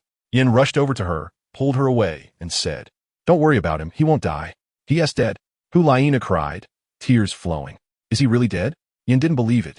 Extending his fingers to sense a faint airflow near Roger's nose and seeing his chest rising and falling, he said, He is not dead, just unconscious. Let's go. I won't go. Hulaina insisted on staying to guard him. Yin ignored her anger, forcibly dragging her away from the dangerous place. In his near-death state, Roger lost consciousness as if he had died. Ding. Host, can you wake up? I don't have the strength to wake up, Roger's mind replied. Ding. How does the host feel? What does it feel like? How does it feel to be defeated? It's a small matter. Host. Now you know you need to improve your strength, right? The gotcha system just wants to empty my pockets. Host, you can't say that. There's no free lunch in this world. Free enjoyment will eventually need to be repaid. Do you want to restore your body now? System, it hurts so much. Hurry and help me relieve the pain. Roger's mind pleaded. Host, relieving pain is not a problem, but you need to recharge to buy medicine. How much do I need to recharge? Host, based on your current injuries, you urgently need a top-quality painkiller and a recovery medicine. After taking them, you will immediately restore your physical strength. Each of these two medicines requires 1,000 gold soul coins to recharge. System, you're taking advantage of me. Didn't you say that the painkiller and healing medicine only cost 2 gold soul coins? The host misunderstood. That was for ordinary level medicine. You need 2 top-quality special effect medicines that work immediately. System, are you advertising here? Host, do you want it all based on your words? Yes. No matter how expensive it is, I want it. Roger was dying on the brink of death, willing to risk his life for an exorbitant medicine. A premium painkiller costs 1,000 gold soul coins. A premium healing medicine costs 1,000 gold soul coins. Transaction successful. The host is currently taking the medicine. The host has finished taking the medicine. After taking the medicine, Roger immediately felt pain relief, and his body was filled with soul power. His strength instantly revived. The system special effect medicine is genuine. It's not just talk. Chapter 12. Dislocated. The senior sister has arrived. It was like being reborn from the dead. Roger opened his eyes and immediately sensed that his body was filled with power, completely fine now, ready to settle the score with him again. Roger wanted to quickly get up. Suddenly, a sharp, bone-crushing pain shot through his shoulder, leaving him unable to exert any strength. He grabbed his shoulder to ease the pain, trying his best not to let it overwhelm him. It turned out that his left shoulder was dislocated. Roger ran towards the dormitory building, leaning to the left side to endure the pain. In the cafeteria of the Spirit Hall Academy, Hulaina was pulled by Hong Yin to have lunch together. Taking the opportunity to get food, she secretly slipped away. Outside the cafeteria, Hulaina ran, holding 2 steaming plates of food in her hands. When she got there, she couldn't see her junior brother anywhere. Hulaina looked around but still couldn't find him. Could he have hidden back in the dorm? She thought of her junior brother being seriously injured and knew he would only go to one place. So, she steadily carried the 2 plates of food towards the dormitory building. The excruciating pain in his shoulder made Roger sweat profusely, with beads of sweat forming on his forehead as he struggled to climb to the 5th floor of the dormitory. Once in his room, he closed the door and collapsed on a big bed. Roger lay flat on the bed, hissing and screaming in agony. System, I want to recharge, and buy the special medicine. Roger called out in unbearable pain. Ding. Host, what service do you need? The system offers paid services that take effect immediately. System, please check my shoulder. It's broken. What medicine does it need? Host, your body is currently being examined. 10 seconds later. Ding. Host, there is nothing seriously wrong with your body. System, how can there be nothing wrong? My shoulder is broken. Roger cried out in pain. Ding. Host, your shoulder is only severely dislocated. It just needs a skilled practitioner to realign it, and it can be cured. There is no need for painkillers. Why is there no need for pain relief? Host, this system does not have a skilled practitioner and cannot help you realign your shoulder. You should seek help from others. Otherwise, you could try to realign it yourself. The system is powerless in your situation. Just endure it. Hey, how can you do this? I'll recharge you 10,000 gold soul coins, as long as you guarantee to fix my shoulder. Host, just hang in there. Hey, system. System. Roger realized that even the system had its limits. He came to believe that there is no all-powerful system in the world, nor is there a living deity. In the end, one can only rely on oneself. Roger figured out that his shoulder was just dislocated, and he just needed to endure it. However, the pain from a broken shoulder was unbearable. Who could save him? Knock, knock. The door was knocked on. Roger, junior brother. Who is it? Roger couldn't respond, not even realizing it was his senior sister calling. Hulaina walked in holding 2 lunchboxes. Junior brother, are you okay? Hulaina smelled his painful cries from outside, and after clarifying, she asked, do you want to eat? Roger turned his head and saw his senior sister coming, like he had seen a savior. Sister, come quickly and help. Roger cried for help. Hulaina was startled and hurried over to ask, what happened? I brought you lunch. I noticed you weren't there. Did you come back alone? Sister, my shoulder is dislocated. Can you help me pull it? Roger pleaded hopefully. Hulaina put down the 2 lunchboxes and asked, how do I pull it? Roger pointed to his left arm and said, you pull my left hand. As soon as he said that, Hulaina understood what to do and grabbed his hand to pull hard. She pulled with all her strength, and Roger screamed in pain, feeling 100 times more agony. Begging and suffering, be gentle, pull softly. Hulaina, frightened, asked, how should I pull? You should pull gently, Roger instructed. Hulaina followed his request and pulled gently. but found that it had no effect at all. Why aren't you pulling? I can't feel anything. Roger intensified the pain 100-fold, as if a knife were cutting into his shoulder. Hulaina let go of his hand and said, "Forget it, I can't pull. You just bear with it." Roger was sweating profusely from the pain and thought that since she wasn't a doctor, she definitely couldn't help his shoulder. "You from now on. Stay away from my brother when you see him. Don't be so stubborn. I'm not afraid of him. I'm just afraid he'll cripple you again. Let me make it clear. If someone dies here, nobody is responsible. Our master can't do anything about it either." Hulaina leaned closer and spoke seriously. "I won't be afraid of him." Roger thought about relying on the system to enhance his strength in the future, believing that he could defeat him. Hulaina pretended not to hear and turned around to serve lunch, asking, "Do you want something to eat?" Roger saw lunch and his appetite surged, saliva flowing down his throat. He turned over and got out of bed, saying, "I'm eating. I am starving. Your shoulder is broken. Can you eat by yourself?" Roger sat in the chair and said, "I still have my right hand. Does it not hurt anymore?" Hulaina asked, seeing that he seemed to be better. "Well, I feel a bit less pain when I see food." Hulaina couldn't imagine what his pain was like. After all, it wasn't her own pain, and she couldn't fathom what the pain of a dislocation felt like. Roger wolfed down the food, having not eaten anything all day, his stomach pressing against his back from hunger. He thought that if he lost the fight, he might not have the energy to perform without food.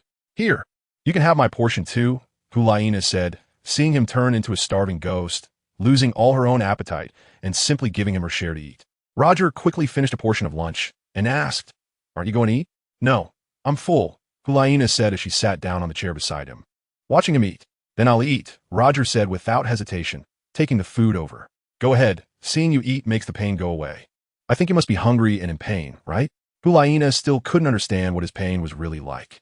Roger devoured his food, finishing 2 lunches that perfectly filled his stomach, momentarily forgetting the pain in his shoulder.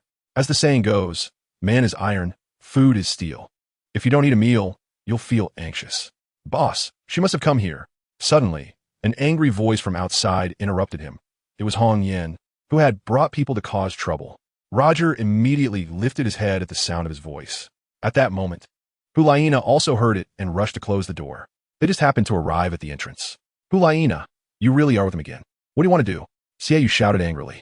Hulaina feigned innocence and said, "Brother, you broke his shoulder. I just brought him lunch. You can't be so petty, can you? I told you not to be with him. It will only ruin our family's reputation. He's a poor nobody. There's no hope for you being with him." Xiaoyu yelled angrily.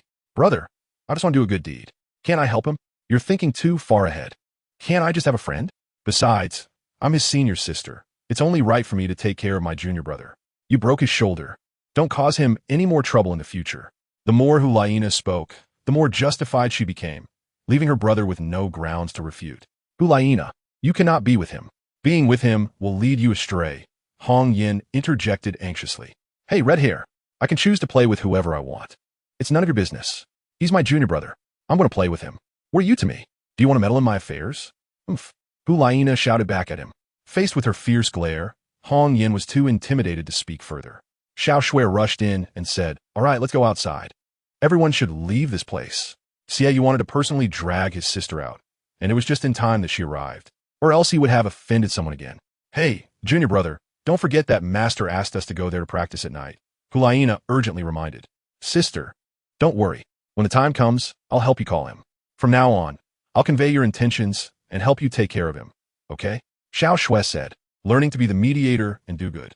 After the 3 of them left, Hong Yin returned to Roger's side, pointing angrily at him and saying, "Roger, don't look at me with such hateful eyes.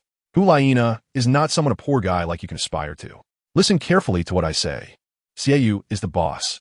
How he treated you before is how he will treat you in the future. Don't have delusions.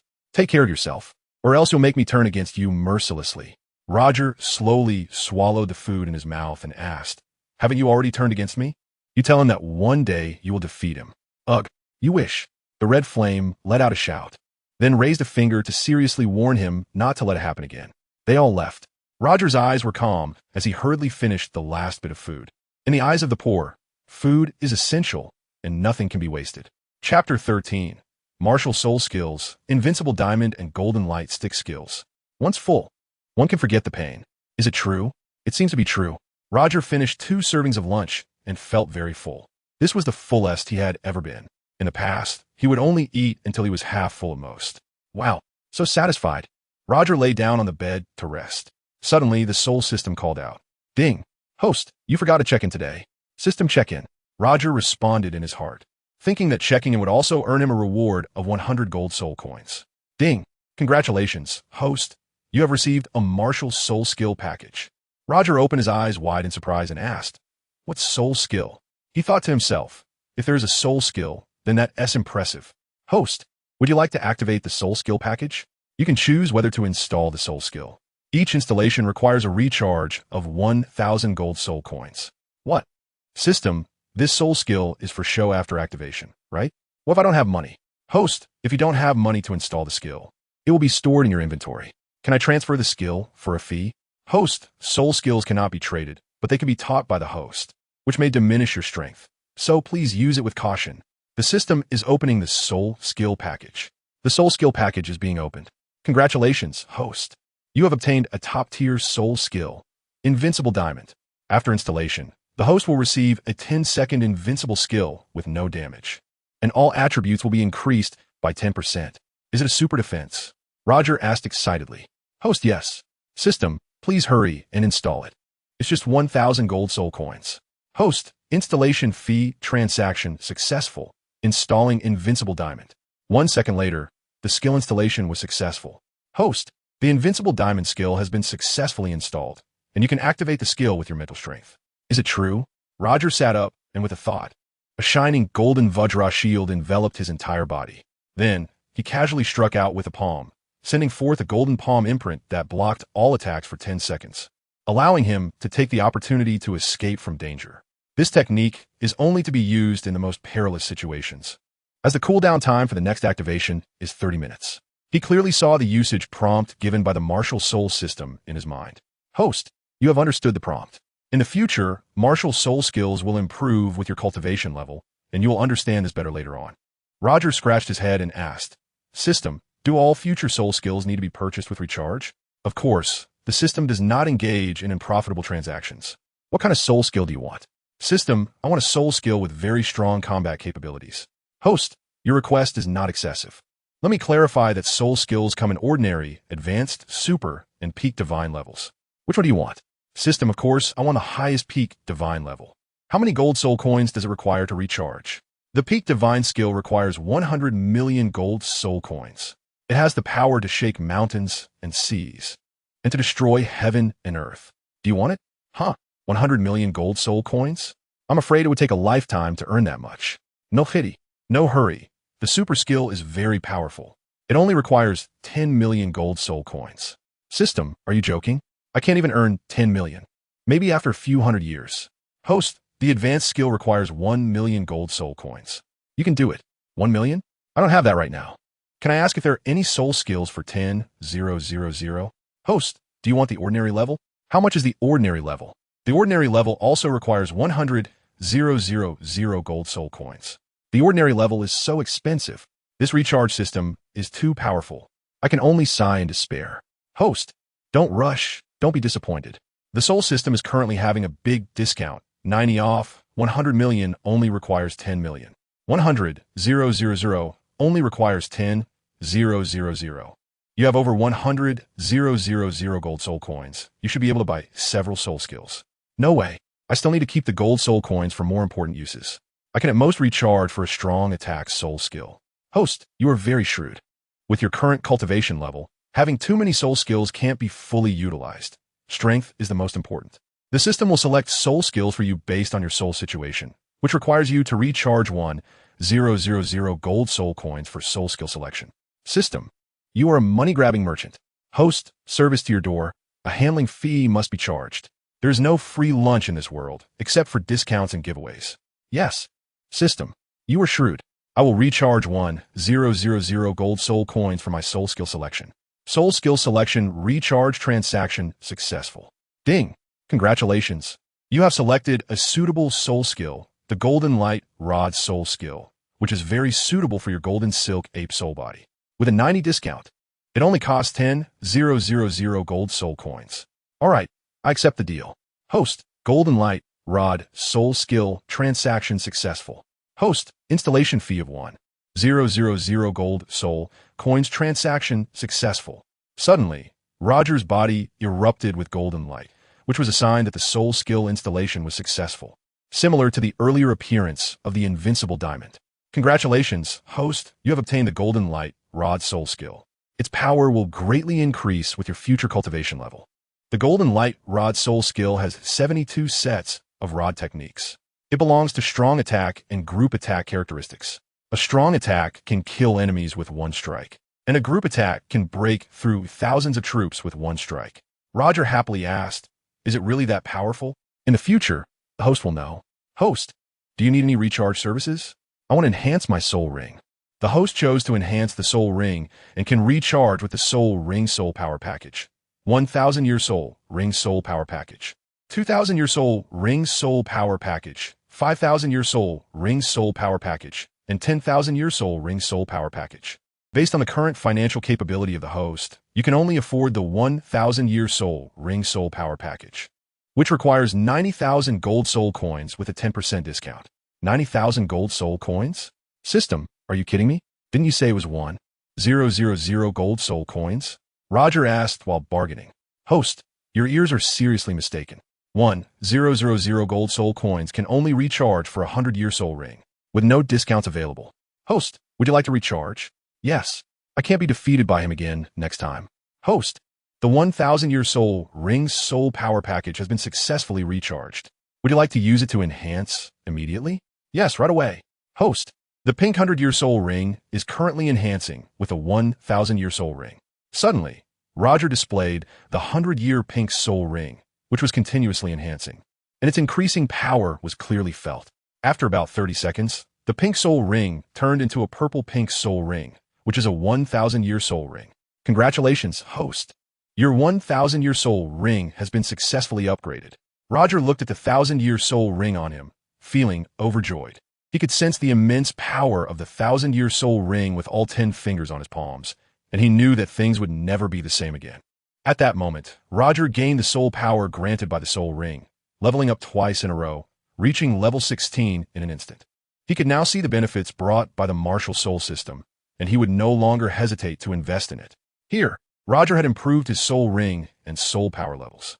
Meanwhile, Hua, Laina, and Xiao Shui were practicing their respective martial soul techniques on the bed, experiencing significant improvements like the sun rising in the sky.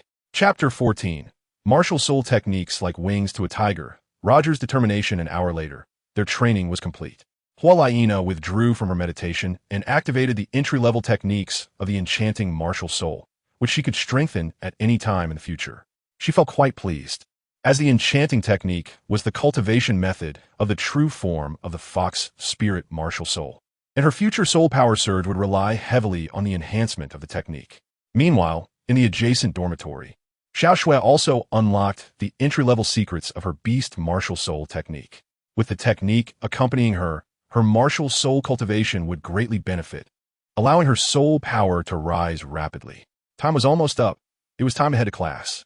Hua, Laina, and Xiao Shui simultaneously opened the door, exchanged a glance, and then noticed the two of them were still lingering in the dormitory hall. Bro, why are you two still here and not going to class? Hua Laina asked curiously. Xiaoyu was feeling frustrated and didn't want to answer. Yin rushed in front of her and said, We're all waiting for you.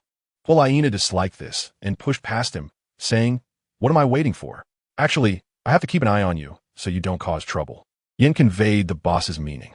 Hua Laina turned around and glared at her brother with a cold, indifferent face, stomping her foot in anger. You two can wait. I'm leaving. Don't think you can interfere with my freedom. I won't let you. Seeing her storm out, Xiaoyu exchanged a glance. Yin received the order and, as the boss instructed, quickly ran after her, shouting, Don't run. Wait for me. The two of them left. Xiao Shui saw an opportunity and stepped forward, saying, Xiaoyu, let's go. She had already figured out her little plan early on. Why are you waiting for me? Xiaoyu wanted to hear her say it. Xiao Shui only smiled sweetly at him, her eyes sparkling with light. Her gaze and smile said it all, affected by her admiring look. Xiaoyu's cold face also broke into a smile. He finally smiled. The cold-faced Xiaoyu, who never laughed, was smiling here, and it was all thanks to her. Xiao Shui walked ahead and couldn't help but glance back with a smile, wanting to take another look at his cool, indifferent side. His cool expression was particularly handsome, more likely to capture a girl's heart. She walked in front, and Xiaoyu followed at a leisurely pace. As they passed by a door, he cast a sidelong glance, thinking about someone still in the room, recovering from injuries, a reckless poor kid who would die without anyone caring. They all left.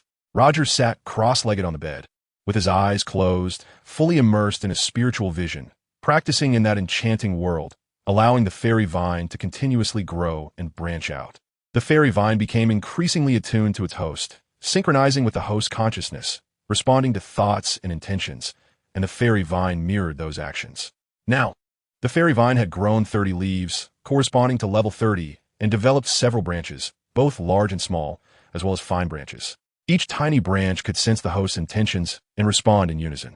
The first skill of the fairy vine, entanglement. Its strength and resilience had greatly improved. The fairy vine skills still depended on the host's martial soul cultivation. The higher it was, the more complementary they became, making each indispensable. In the spiritual vision, Roger lost track of time, able to continue endlessly in that space. After a long time, Roger was still cultivating in the spiritual vision.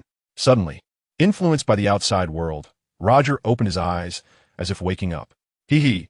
She leaned her face forward, her bright and round big eyes sparkling with laughter, continuously smiling.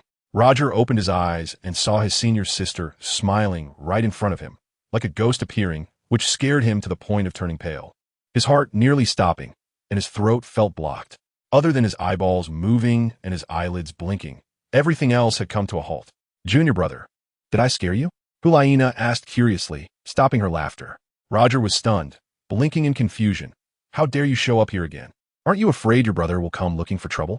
Hulaina then playfully leaned her face closer, blinking her sparkling big eyes, and said, He won't. He doesn't know I'm here. I lied to him.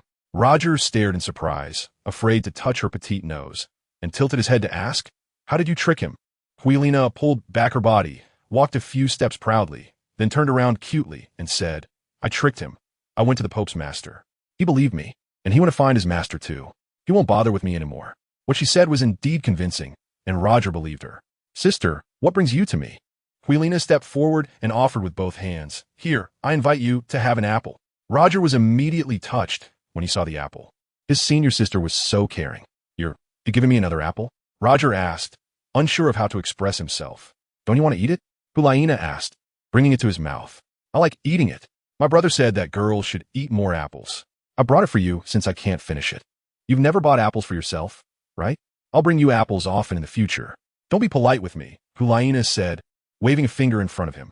Roger held the apple in his hand and smiled happily. Have you ever eaten one? I often can't finish one and end up throwing half away. Huh. Throwing away half of such a good crystal apple is such a waste. Poor people would love to have just a bite. How heartbreaking it is to hear that she throws away half. If you can't finish one, you could just eat half and not throw the other half away. Roger taught her a method. Am I throwing it away for you to eat? Great. Then, let's share the apple, each having half, so we won't throw any away. Huilina bounced in front and said this decisively. Roger had no objections and nodded. Then, he brought the red apple to his mouth, took a bite, and it tasted sweet in his mouth. He laughed along with his senior sister. Knock, knock. The door was knocked. Roger and his senior sister both looked over at the same time. After Xiaoxuan knocked on the door, she pushed it open and said, It's getting late. Shall we go, master? Roger's arm couldn't move, and he turned to jump off the bed, asking, What time is it? It's very late at night.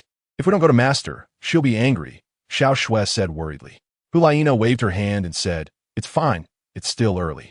You don't know master's habits. You'll understand once you see her. You guys go ahead. I'll just use the restroom and come out.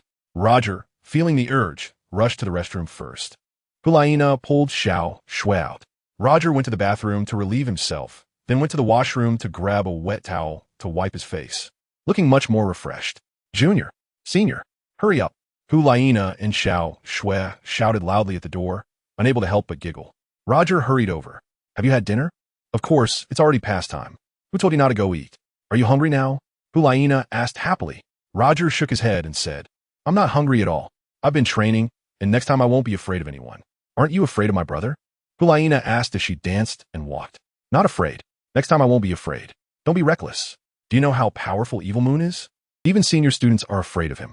Senior brother, don't act tough. No one will save you like today, Xiao Xue kindly advised from the side. It's true. I won't be afraid of him. Once I surpass him in training, I won't fear him. You're just bragging. You think you can surpass my brother? He has the best resources for master, which you can't get. I trust Brother Evil Moon. He's a good person. He just doesn't want you, Xiao Xue said, unable to continue. He doesn't want to play with me, right? I won't let him. I can play with whoever I want. He can't interfere with my rights, Hulaina replied. Senior sister, are you deliberately opposing your brother? Are you purposely playing with senior brother? Xiao Xue guessed. No, I didn't think that way. Hulaina responded, feeling misunderstood, and answered angrily. I'm Yufine. I said I won't be afraid of him. I'll defeat him and let him know that not everyone can be bullied. Roger confidently expressed his determination again. Hulaina pushed him with a palm and said, You're hopeless. Would it kill you to show a little respect to my brother? Xiao Xue tapped her forehead and said, You, not knowing your limits. If you don't accept today's lesson, there will be a next time. Don't ruin yourself. No one can help you. Roger was not afraid of their warnings and responded with a confident smile on his face. On the way to the Pope's Hall, Roger and Xiao Xue followed their senior sister, chatting endlessly, saying whatever came to mind, innocent and unreserved, discussing everything freely. Who could stop the 3 Pope disciples from talking nonsense? Upon arriving at the Pope's Grand Hall, Roger and Xiao Xue followed their senior sister and fell silent, not daring to make a sound. In the Pope's living space, they could not make noise at will, disturbing the Pope's meditation. Chapter 15. Bibi Dong takes her 3 disciples to cultivate together. In the castle of the Pope's Hall, Pope Bibi Dong sat resting on the throne in the tower's main hall. One snow-white, jade-like arm supported her delicate face in thought. A tall double-leaf door opened. Hulaina, who understood her master's habits best, opened the door and signaled for the 2 of them to enter quietly. Roger and Xiao Xue quietly followed their senior sister to the Pope, standing silently in front of him. The atmosphere in the space subtly changed, and Bibi Dong's consciousness sensed it immediately. 3 disciples had arrived. Bibi Dong slowly opened her bright eyes and looked over. Hualiana, Roger, and Xiao Xue saw their master open her eyes and immediately bowed and said in unison, Master, we are here. Seeing that they had all arrived, Bibi Dong slightly moved and slowly lowered her arms, sitting up straight in her noble and elegant posture, responding, You have come. Why did you come so late? I have been waiting for you for a long time. Hualiana suddenly knelt down. Roger and Xiao Xue quickly and cleverly knelt down following their senior sister. They knelt to listen to their master's instructions. Why are you 3 kneeling? I am not punishing you. Get up quickly, Bibi Dong said, never angry with the children. Thank you, master. Hulaina expressed her gratitude. Thank you, master. Roger and Xiao Xue realized one thing. It would be right to follow their senior sister from now on. Come here, Bibi Dong smiled slightly, very happy. With her master's forgiveness and approval, Hulaina happily approached and sweetly flattered her master, saying, Master, I missed you so much. We planned to come earlier, but since I started practicing the enchanting heart technique, I lost track of time. As soon as I woke up, I brought them to serve you. Master, please don't be angry. Look at how cleverly she spoke. Naturally, Bibi Dong was pleased. However, upon hearing that she practiced a particular technique, curiosity surged within her, and it seemed to be a high-level technique. Laina, where did you get a technique that matches your martial soul's true form? Bibi Dong asked curiously. This was left to me by my mother. I inherited my mother's fox true form, and she gave it to me, saying I couldn't practice before becoming a soul master. Now that I've become a soul master, I can start practicing. Hulaina hesitated for a moment, thinking about not betraying Roger and finding a way to lie easily and honestly to her master. Bibi Dong believed her completely and asked, Can I see your technique? Hulaina presented the enchanting heart technique with both hands. Bibi Dong took the book and opened it to take a look. Hulaina was cautious, worried that her master wouldn't allow her to learn the enchanting heart technique, fearing that during the practice, it would often confuse her mind and make it hard to extricate herself, as well as possessing a powerful charm that was difficult to escape. Master, she will definitely see the flaws in the technique. You can take it in practice, Bibi Dong said after checking it. Hulaina happily took the technique book and asked, Master, can I learn it? Yes, you can learn it, but this technique has a strong allure. Make sure to adjust your mindset before practicing. Otherwise, as you said, you will be confused and unable to extricate yourself. Don't worry about practicing. It will play a huge role in the future, bringing you nothing but benefits. Bibi Dong reassured her. Thank you, Master. Hulaina expressed her heartfelt gratitude for her master's guidance and evaluation. Bibi Dong was very satisfied with Hulaina, seeing her future as a significant asset, And the two children were not bad either, noticing that his arm and shoulder were severely injured. Roger, what happened to your shoulder and arm? Bibi Dong asked with concern. Master, let Hulaina explain for him, but, Master, I accidentally hurt myself. I'm clumsy. It's just a dislocated shoulder. I just need someone to pop it back into place. Roger immediately interrupted his senior sister's words, blaming himself for lacking skill and not others. Bibi Dong waved her hand and said, Roger, come here, let me put it back in place for you. Roger heard the past. His left arm and shoulder remained fixed in fear of moving, and he approached his master for treatment. Bibi Dong glanced at him, discerning the cause of his ailment. It was just a normal minor injury. It was to be expected that he, being young, didn't know how to realign his dislocated joint, but as he grew older, these small matters would be self-managed. With just a hook of her finger, Roger's arm was lifted. Roger let out a painful scream. Hulaina and Xiao Shui were shocked. Roger's left arm was controlled by his master's power, raised straight and extended. What should the master do? Then, with a slight exertion, there was a crack between his arm and shoulder, and in an instant it was back in place, and the pain disappeared immediately. Roger sensed that the pain was gone, so he began to move his left arm and shoulder, feeling more flexible than before, and there was no pain at all. Thank you, master. Roger expressed his gratitude. All right, no need to be polite. Hulaina, Roger, and Xiao Shui, you three have become soul masters and opened the door to the soul master realm. I will start training you. Follow me to complete the tasks I give you, Bibi Dong said as she stood up. At that moment, Hulaina, Roger, and Xiao Shui looked up in surprise. Bibi Dong led them to the training room. They followed their master into a secret chamber, which was where the Pope usually meditated and trained. The spacious chamber was brightly lit, and one particular training pool was especially eye-catching, with rich spiritual energy floating within. Unable to escape due to the restraining force, Bibi Dong stood by the training pool and said to her three disciples, This is a unique soul power liquid pool, one of a kind in the world. You will strip down and soak with me for a night to refine your bodies and replenish your essence. You will sense the benefits yourselves. Strip? Is that really what the master said? Hulaina and Xiao Shui immediately blushed and could only stare foolishly at their master. What are you all standing there for? Hurry up and help your master undress. Bibi Dong opened her arms. In the past, Bibi Dong had soaked alone here for training, but now with three disciples, she had company to practice with. Isn't this better? Hulaina and Xiao Shui lowered their heads and went over to help their master undress, not daring to look up at all. Meanwhile, Roger widened his eyes, taking in the stunning figure of his master, capturing it all in his sight. Ding! Host, you have received your master's task to soak in the liquid pool. Upon completion, you will achieve the system task and receive a reward of 100 gold soul coins. System, completing the master's task only gives 100 gold soul coins? Host, you have activated the master's chain task, with 10 tasks every day in a cycle. Each task rewards 100 gold soul coins. It's a daily master-disciple task. Yes, host. Now you can enjoy the benefits from your master. Why not hurry up and take advantage of it? But I have to strip down, and my senior and junior sisters are here.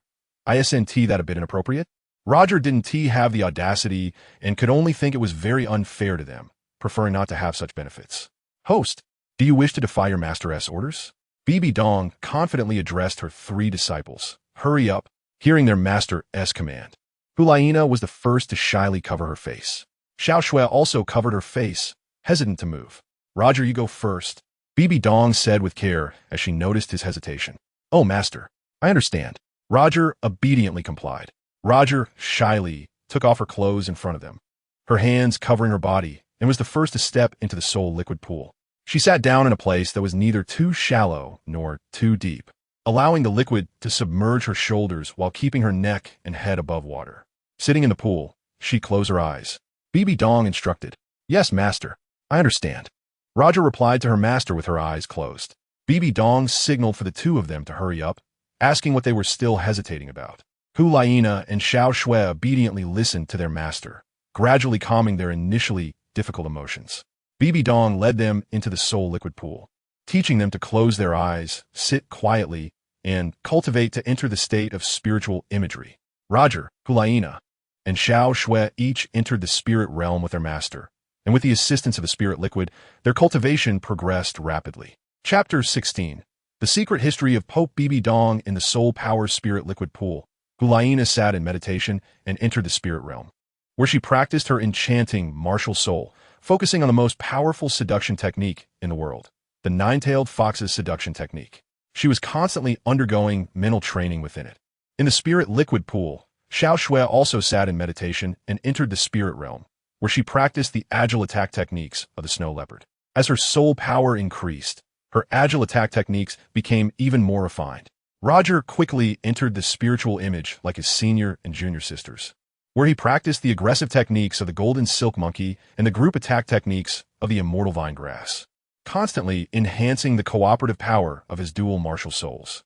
Every time Pope Bibi Dong meditated and entered the spiritual image, the first challenge was to break through the most unbearable nightmare.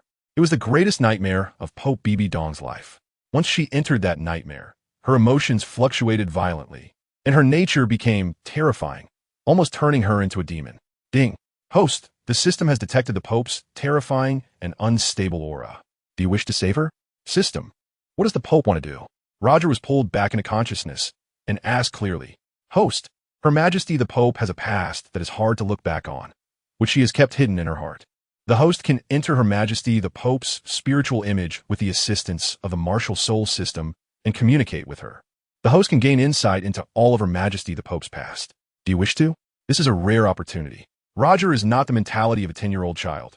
He has already reached adulthood and can easily accept the thoughts and behaviors of adults. This is also the reason why the soul system has no worries. System, you aren't asking for a recharge, are you? Ding. Host, the system task has successfully entered the Pope's spirit, and the task completion reward is 1,000 gold soul coins. It's a system task, and there's a reward? Why didn't you say it earlier? Roger accepted the task without any objections. The system assists the host in entering the Pope's spirit, and the task is in progress. System, remember to wake me up when the time is up.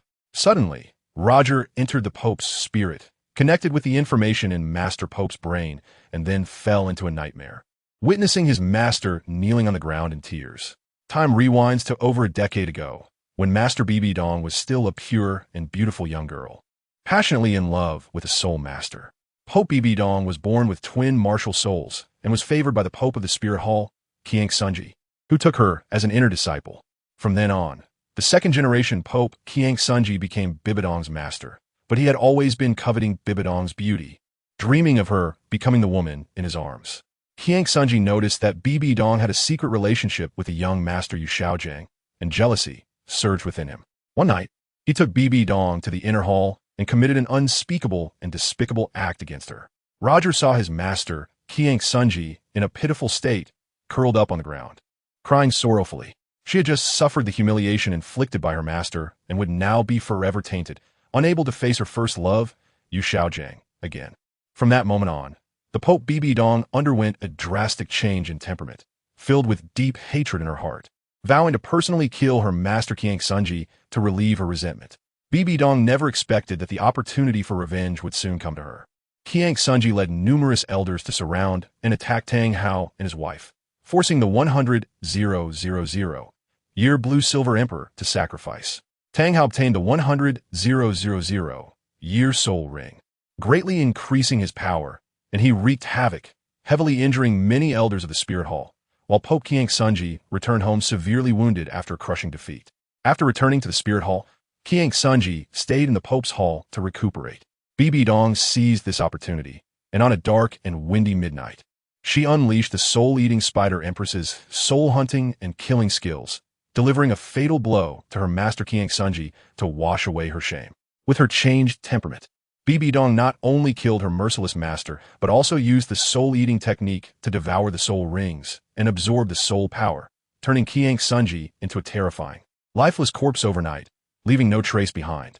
In just one night, Bibi Dong transformed from a weak woman into a fearsome super title Douluo, possessing a 100,000-year soul ring. The first Pope of the Spirit Hall, Qian Daolu, realized that his son's death was caused by Bibi Dong.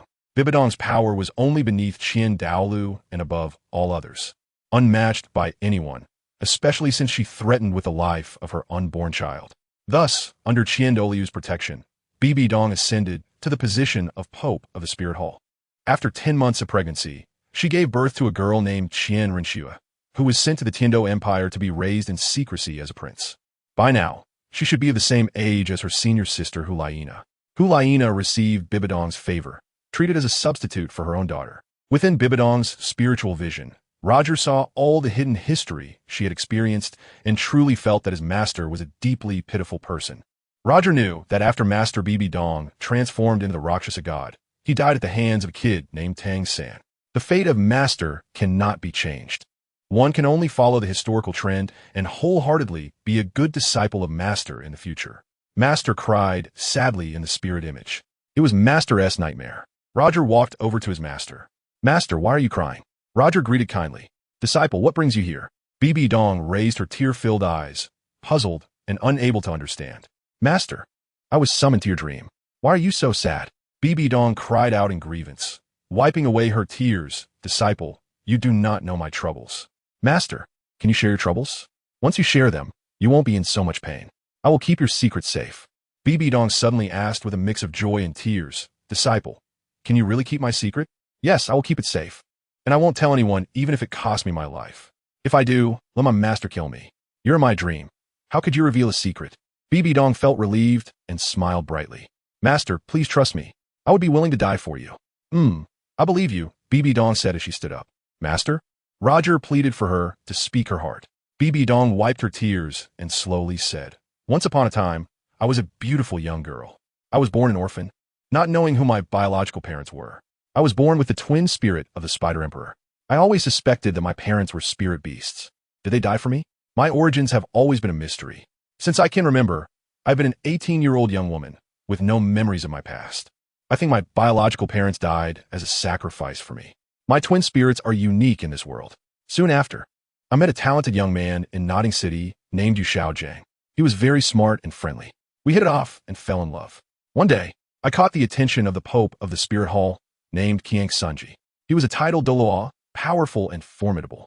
He took me to the Spirit Hall as an inner disciple and later made me the saintess of the Spirit Hall, bestowing upon me supreme honor. However, one night, Qiang Sunji took me to a secret chamber, and there, he violated my body in a way that was worse than an animal. I struggled fiercely, but was still harmed by him. From then on, I bore the seed of hatred, determined to kill him for revenge. Later, I had the chance to kill him, avenging my grievances, but I couldn't feel any joy. My body was no longer pure, and I couldn't face my beloved Yu Xiaojiang anymore. I completely lost the man I wanted to love. After that, I discovered I was pregnant with Qiang Sunji's child.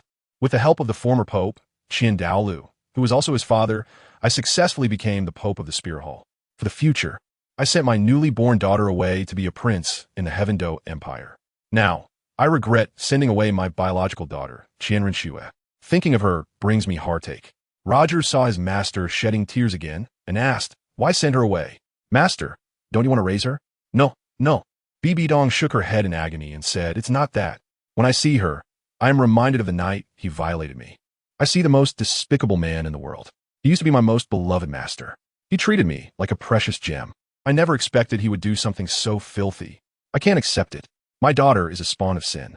Seeing her makes me wish I were dead. Better off dead. I have suffered so much. So I wanted to send her to the Tiando Empire to be a prince, to live a happier life than here. I'm also afraid. I fear that I might accidentally kill this spawn. What should I do? I really have no way out. Every time I sleep, I have nightmares that torment me greatly. I live every day with a blank expression, feeling so tired. The Pope Master hysterically expressed the words that had been bottled up in her heart. She laid everything bare in front of her disciple, completely releasing the painful feelings she had been enduring. Don't worry, Master. I will help you keep this secret forever and won't tell anyone, Roger promised her. Thank you, my good disciple. Bibi Dong suddenly impulsively wanted to express her gratitude, opening her arms to embrace Roger into her gentle, warm embrace, not letting go for a long time. Suddenly, Roger couldn't bear it anymore. He struggled painfully in his master's arms, but the tighter he struggled, the more she held him, as if he were about to die. It felt as if he might die in the Pope Master's embrace. In an instant, Roger opened his eyes, as if he had just had a terrible nightmare, reborn from death, his heart racing in anxious fear, turning to look at the Pope Master. She was still in meditation, eyes closed in tranquility, and he saw a hint of a smile on her face, as if she were having a beautiful dream. Ding! Host, you have successfully completed the task and earned a reward of 1,000 gold soul coins. System, what should I do now? Host, you can leave once you wake up. System, I can leave? Yes, host. Your senior sisters have quietly left after waking up. They have gone back. Where do they go? To the Wuhuan Palace, to your house. You should hurry. Wait a moment. Your master the Pope will wake up soon. You entered her dream and saw many things you shouldn't have. Please be cautious in the future. Not a word can be spoken. What did you say, system? I forgot everything, Roger replied, vowing he would never forget. Ding. Host. Please sign in. Why do I need to sign in again? Host. It is now 8 o'clock in the morning on the second day. The sun has already risen. It's dawn, but why is there no sign of it here? Roger system sign in. Ding. Congratulations, host. You have received a soul power gift pack. Roger was delighted. It wasn't the sign-in reward of soul coins, but a highly anticipated soul power gift pack. The system had become very courteous again. Chapter 17. Gaining the favor of the Pope Master. Going to find senior and junior sisters. A soul power gift pack. Who knows what kind of benefits it could bring? Roger eagerly absorbed the soul power from the big gift package. Sitting in meditation, soul power continuously surged into his dantian from his palm, while the 9 transformations heart method operated, pushing the soul power and vital energy in the upper dantian upwards. Suddenly, Bibi Dong's divine sense detected the soul power energy pouring out from the spiritual liquid pool. Alert, she opened her eyes and saw the soul power energy rushing towards him, being absorbed at an accelerated rate. He was a miracle. How'd he do it? How could he gather such enormous soul power energy all at once? He had suddenly advanced to level 17. How could someone of his age raise their soul power by 4 or 5 levels overnight? His talent was extraordinary. Roger completed his meditation and absorbed the soul power gift pack, raising his soul power to level 17. At this moment, he clenched his fists and secretly celebrated with excitement. Roger, your soul power has increased? Bibi Dong asked lightly, noticing. Suddenly, Roger felt flustered like a broken bottle, unsure of how to face the awakened Pope Master. Anxiously retreating like a turtle. Seeing a little child scared by a single question, Bibi Dong was different from usual. Now, she looked refreshed, relieved, and smiled happily. Come here. To me, Bibi Dong waved her hand. Roger walked nervously to his master, showing a demeanor of lowering his head in apology. Your soul power has increased by more than a dozen levels? Bibi Dong asked with a mother's concern for her son. Roger encountered his gentle and sweet master for the first time, not knowing what a mother's warmth and love felt like. Her voice was very soothing and pleasant to hear. He was at level 14, too afraid to claim level 17 for fear of being suspected and investigated. Bibi Dong could tell he was lying. She could see how much soul power he had with just a glance. Roger, you're doing well. Keep working hard, and you'll soon reach level 20. By then, when you become a great soul master, your cultivation will greatly improve. What do you need your master to help you with? Bibi Dong asked with the concern of a biological mother, showing her maternal love.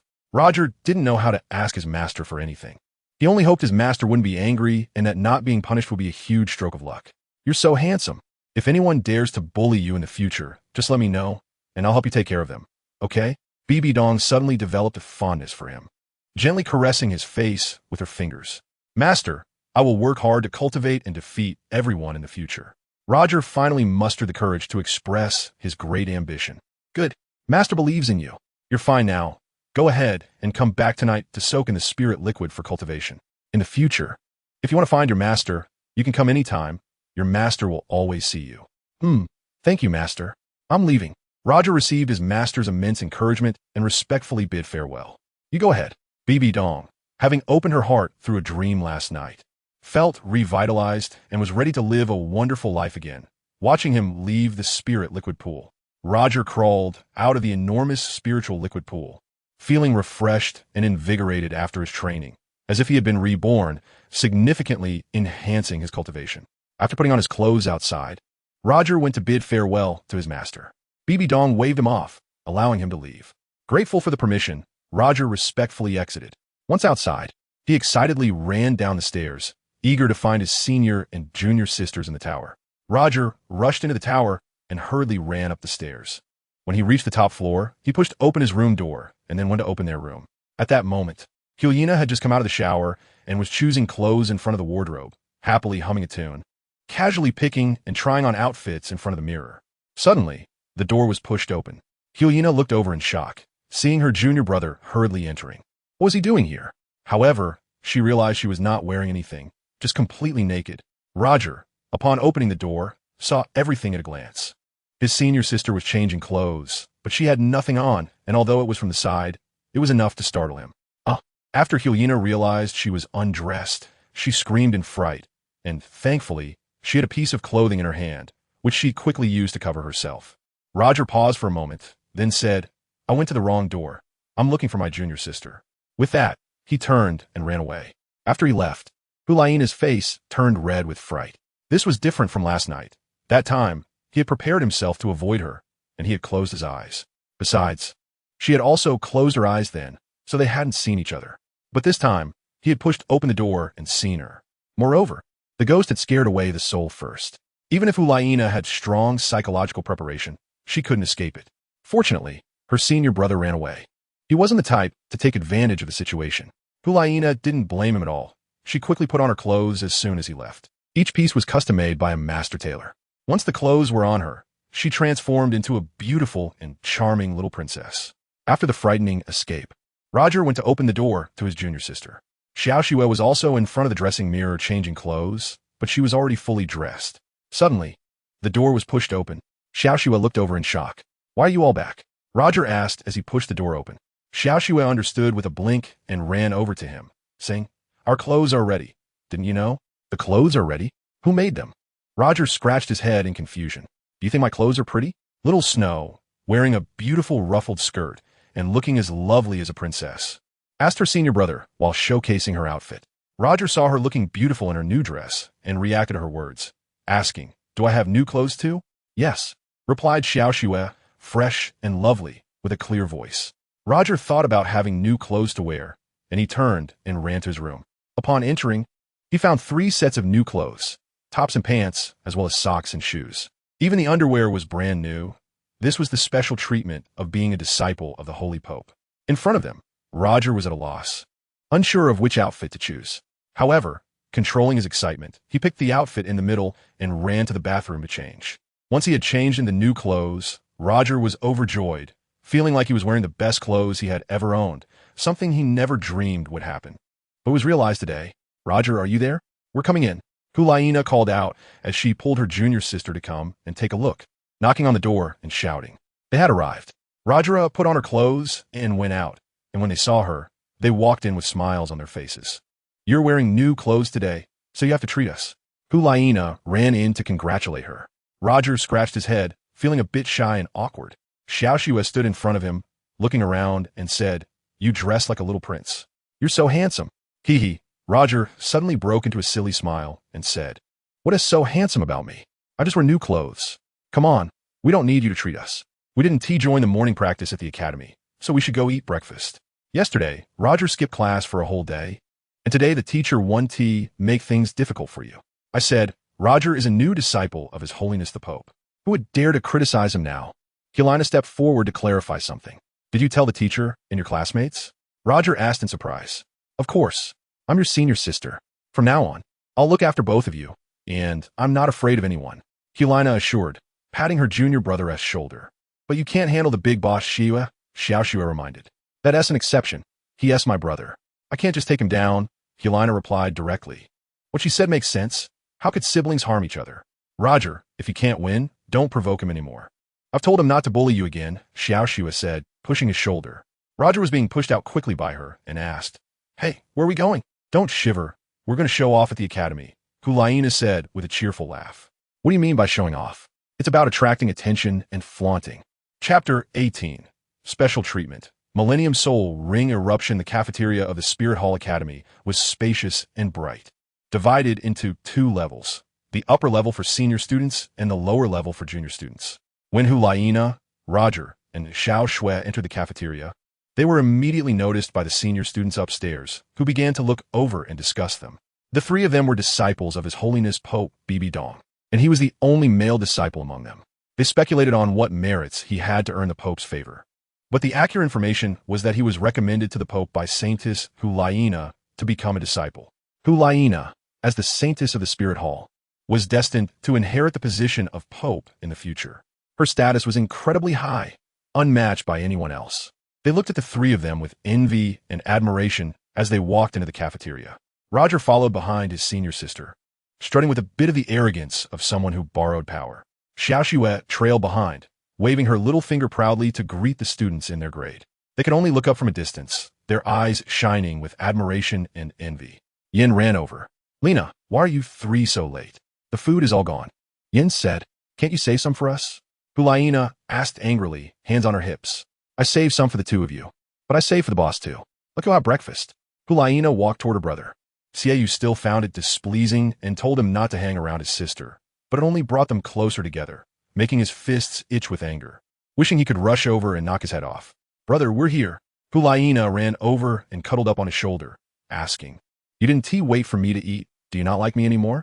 Why is he with you again? Xiaoyu glared at him, not letting it go, and asked angrily. Hulaina pretended not to hear and said, Roger, come sit down and eat. Yin reached out to stop him, saying, there's no portion for him here. If he wants to eat, he can go get his own food. We only saved for Xiaoxue and Laina. The faces of Hulaina and Xiaoxue changed color. You two sit down and eat. I'll help you get food in the future. You should go aside and not be a nuisance. It's annoying to look at. Xiaoyu said, glancing sideways at someone. It's fine. I can get my own food. I'm leaving. Roger didn't want to argue with him, said goodbye, and went to get food. Brother, how can you do this? He is a disciple of His Holiness the Pope. You should give him face, if not for him, then for His Holiness. Hulaina sat down angrily. Xiaoyu shot a glare at his sister, then brought a portion of breakfast to Xiaoxue, saying, this is what I got for you. In the future, if I have a portion, you'll have one too. Hurry up and eat. Xiaoxue and her senior sister sat on either side of him, feeling happy at his friendliness, and thanked him. Thank you, Brother Xiaoyu. I'll listen to you from now on. Xiaoxue, why are you siding with my brother? Hulaina asked, her anger exploding in an instant. Xiaoxue had nothing to say, unable to explain, and could only lower her head to eat. Yin brightened up and explained, Xiaoxue is the boss's girl now. Don't be jealous. We will be a perfect pair in the future. Laina, come play with me. The boss won't mind at all. Xiaoyu glared and said, if you make her angry, I'll take care of you. Hulaina shot him a fierce look, her fingers turning into harpoons, warning him not to meddle or there would be bad consequences. Yin raised his hands in surrender, saying, I wouldn't dare. Absolutely wouldn't dare. As long as the boss allows it, I'll follow your lead. All right, stop flattering. Next time, you have to help me deal with Xiaoyu as promised. I will for sure. Yin smiled happily. Hulaina's day, which had started beautifully, turned to 0 and then into a negative number. She had no appetite and only tasted a little bit of the food. Roger went to the kitchen to have breakfast. All the aunties and uncles seemed to know him. They greeted him with smiles and only picked the best dishes to put in his box. One auntie even specifically handed him a chicken leg, saying just to eat more to nourish his body. Roger looked at the scene of great change, as if the sun had risen from the west, wondering what kind of treatment this was. Moreover, he noticed that many students would consciously make way, as if allowing a prince to pass. He observed every move they made, but could only silently endure, also thinking that this was due to his status as a disciple of the Pope, which allowed him to enjoy different treatment. Roger found an empty table with a full breakfast and sat down to eat. He didn't come over. Evil Moon gave a glance, which Red Flame noticed. Yin stood up, and the other subordinates who received the task also stood up, then surged over from all directions. Roger was focused on having breakfast. Ding! Host, you are in big trouble. The system alerted him, and Roger looked up to see a group of over a dozen students surrounding him, each looking fierce and intimidating, as if they were going to devour him. Who was their leader? It turned out to be Yin, a good partner he once knew, now turned into an enemy. He stood among them, exuding power and dominance, eyeing Roger as if he wanted to eat him. He might have been instigated by the Evil Moon. Otherwise, he would have the courage to challenge Roger. His martial spirit was a terrifying ancient flame lord, with immense destructive power that could obliterate the entire cafeteria if unleashed. Yin possessed powerful destructive abilities, so he was reluctant to use them lightly. Ding! Host, you must unleash your powerful strength to intimidate them. Otherwise, you won't be able to live here in peace. System, if I unleash my power, will it provoke retaliation? Host, remember the strong are king, and the weak are the bandits. There's no need to think too much. Your 1,000-year-old ring is enough to intimidate them, making them hesitate to act recklessly. Will they report me? Host, don't forget, you are an inner disciple of His Holiness Bibi Dong from the Spirit Hall. She wouldn't want to hear that her disciple was bullied outside. System, I know what to do now. Yin signaled, and 4 students viciously approached. Bang, bang, clap, clap. The 4 students slammed their hands on the table and stomped on the chairs, creating a huge noise and intimidating Roger forcefully, making it clear. Do you see this? Are you scared? Roger was startled when the four students slammed the table and stomped their feet. In a fit of rage, he shouted, "Get lost!" Immediately, a huge pink-purple soul ring erupted with power, and a wave of soul energy swept through, causing them to scream as they were knocked over and fell to the ground, with numerous tables being sent flying in the wake of the energy wave. Roger's face darkened with anger as he unleashed a powerful soul force, sweeping away everything in its path. They all fell to the ground, unable to rise, continuously screaming in agony. Yin, under the strong attack of the 1,000-year soul ring, immediately released a 1,000-year soul ring to resist, emerging unscathed. What was happening? Xiaoyu felt the overwhelming pressure of power and, feeling threatened, stood up to see everything. What a poor kid. He had somehow produced a 1,000-year soul ring overnight, and its power was undeniable. Xiaoyu also displayed a 1,000-year soul ring in resistance. "Brother, what are you trying to do?" Hulaina asked, clearly seeing the situation and pulling on his shoulder to stop him. Xiaoyu wanted to leap over to have a fierce fight, but upon hearing his sister's plea and seeing Xiao Shui trembling under the table, fear had somewhat alleviated his furious emotions. Having barely finished breakfast, unable to eat a proper meal, Roger was infuriated and issued a challenge signal to Yin and Xiaoyu. "If you want to fight, come at me quickly." Chapter 19. Enchanting Soul Skills. Betting on a duel in the cafeteria of the Martial Soul Hall Academy, 2,000-year soul masters were about to engage in a fierce battle. Lower grade students fled in panic, while upper grade students rushed in to watch the excitement. Xiaoyu shook off his sister's arm and leaped to Yan's side, confirming the location with a nod. Yan raised one hand, flames igniting fiercely, and as he clenched his fist, flames dropped to the ground, setting the tables and chairs ablaze. Xiao Shui, lying under the table, saw the table in front of her catch fire and was too frightened to move. Hulaina pulled Xiao Shui out, saying, "Don't hide under there."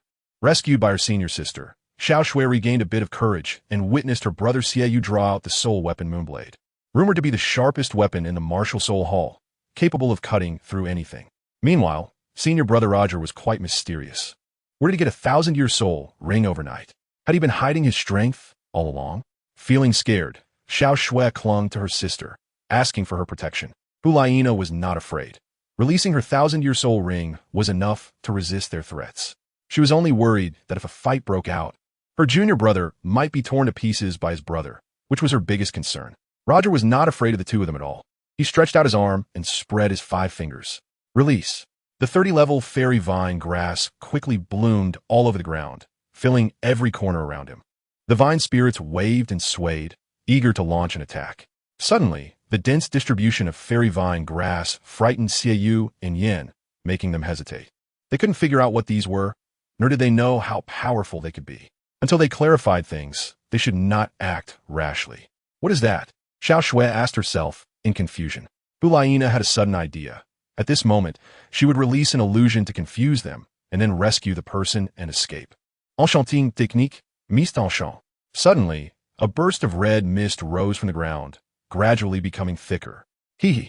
The enchanting technique was successful. Hulaina was delighted to see that her experiment had succeeded. What is going on? The red mist spread everywhere, blocking their line of sight more and more. Who released the smoke? Roger, shocked, activated the purple light divine eye, revealing everything in the mist. Impudent. Who allowed you to act recklessly on my territory? Suddenly, a loud voice erupted, scaring everyone. A gust of wind blew through, sweeping away the red mist, even uprooting the celestial vine grass. He.S. here. He was the chubby chef of the Spear Hall Academy. He was an 85th level soul Douluo. In his fury, 8 beautiful soul rings displayed themselves. As he unleashed his soul power, it stunned everyone present. Roger saw how powerful he was and focused all his attention on the fat bearded man. "Let us go." Hulaina flew over, grabbed his arm, and pulled him away. Xiao Shui saw her senior sister hurriedly escaping with her senior brother. So she mustered up her courage and ran over, holding onto Shiyue's arm, and said, "Run. He's furious. If we don't run, we'll definitely be in trouble." With her timely reminder, Shiyue called on Han Yin to escape together. "Hurry up." Yin heard the boss's voice, turned around, and quickly followed them to flee. They all escaped. This is outrageous. The cafeteria is a complete mess. Don't let me catch you all again next time, or I'll make you work for a month. No matter who your master is. The fat head chef, won't care about you. The fat bearded head chef vented his frustrations. He said it for everyone to hear. making sure they all understood it was a warning not to be repeated. Roger followed his senior sister out of the cafeteria and waited outside for them to come out. Xiaoyu and Xiao Shui ran out together. Yin, quick on his feet, escaped further away, but when he saw that the boss hadn't appeared, he returned to look for him. The boss Xiaoyu was outside searching for him. Hulaina spread her arms to block him, saying, "Brother, you can't act recklessly. Aren't you afraid of the Pope punishing you?" Xiaoyu pushed his sister aside and rushed towards him, asking, "Dare you have a duel with me?" Roger didn't take him seriously at all. He wanted to compete, so he readily said, "If you want to fight, I'm in it to the end." "All right, 3 days later, we'll meet in the big woods in the backyard to compete. Whoever wins will be the boss," Shiwe said fiercely, pointing at his face. Roger looked into the fierce eyes and said, "It's a deal, you said it. Don't back out when you lose." "Oof. Can you even win?" Xiaoyu spat a mouthful on the ground. "Then just wait and see. Who dares to admit defeat is a coward," Roger bet even more fiercely. "You guys are fighting.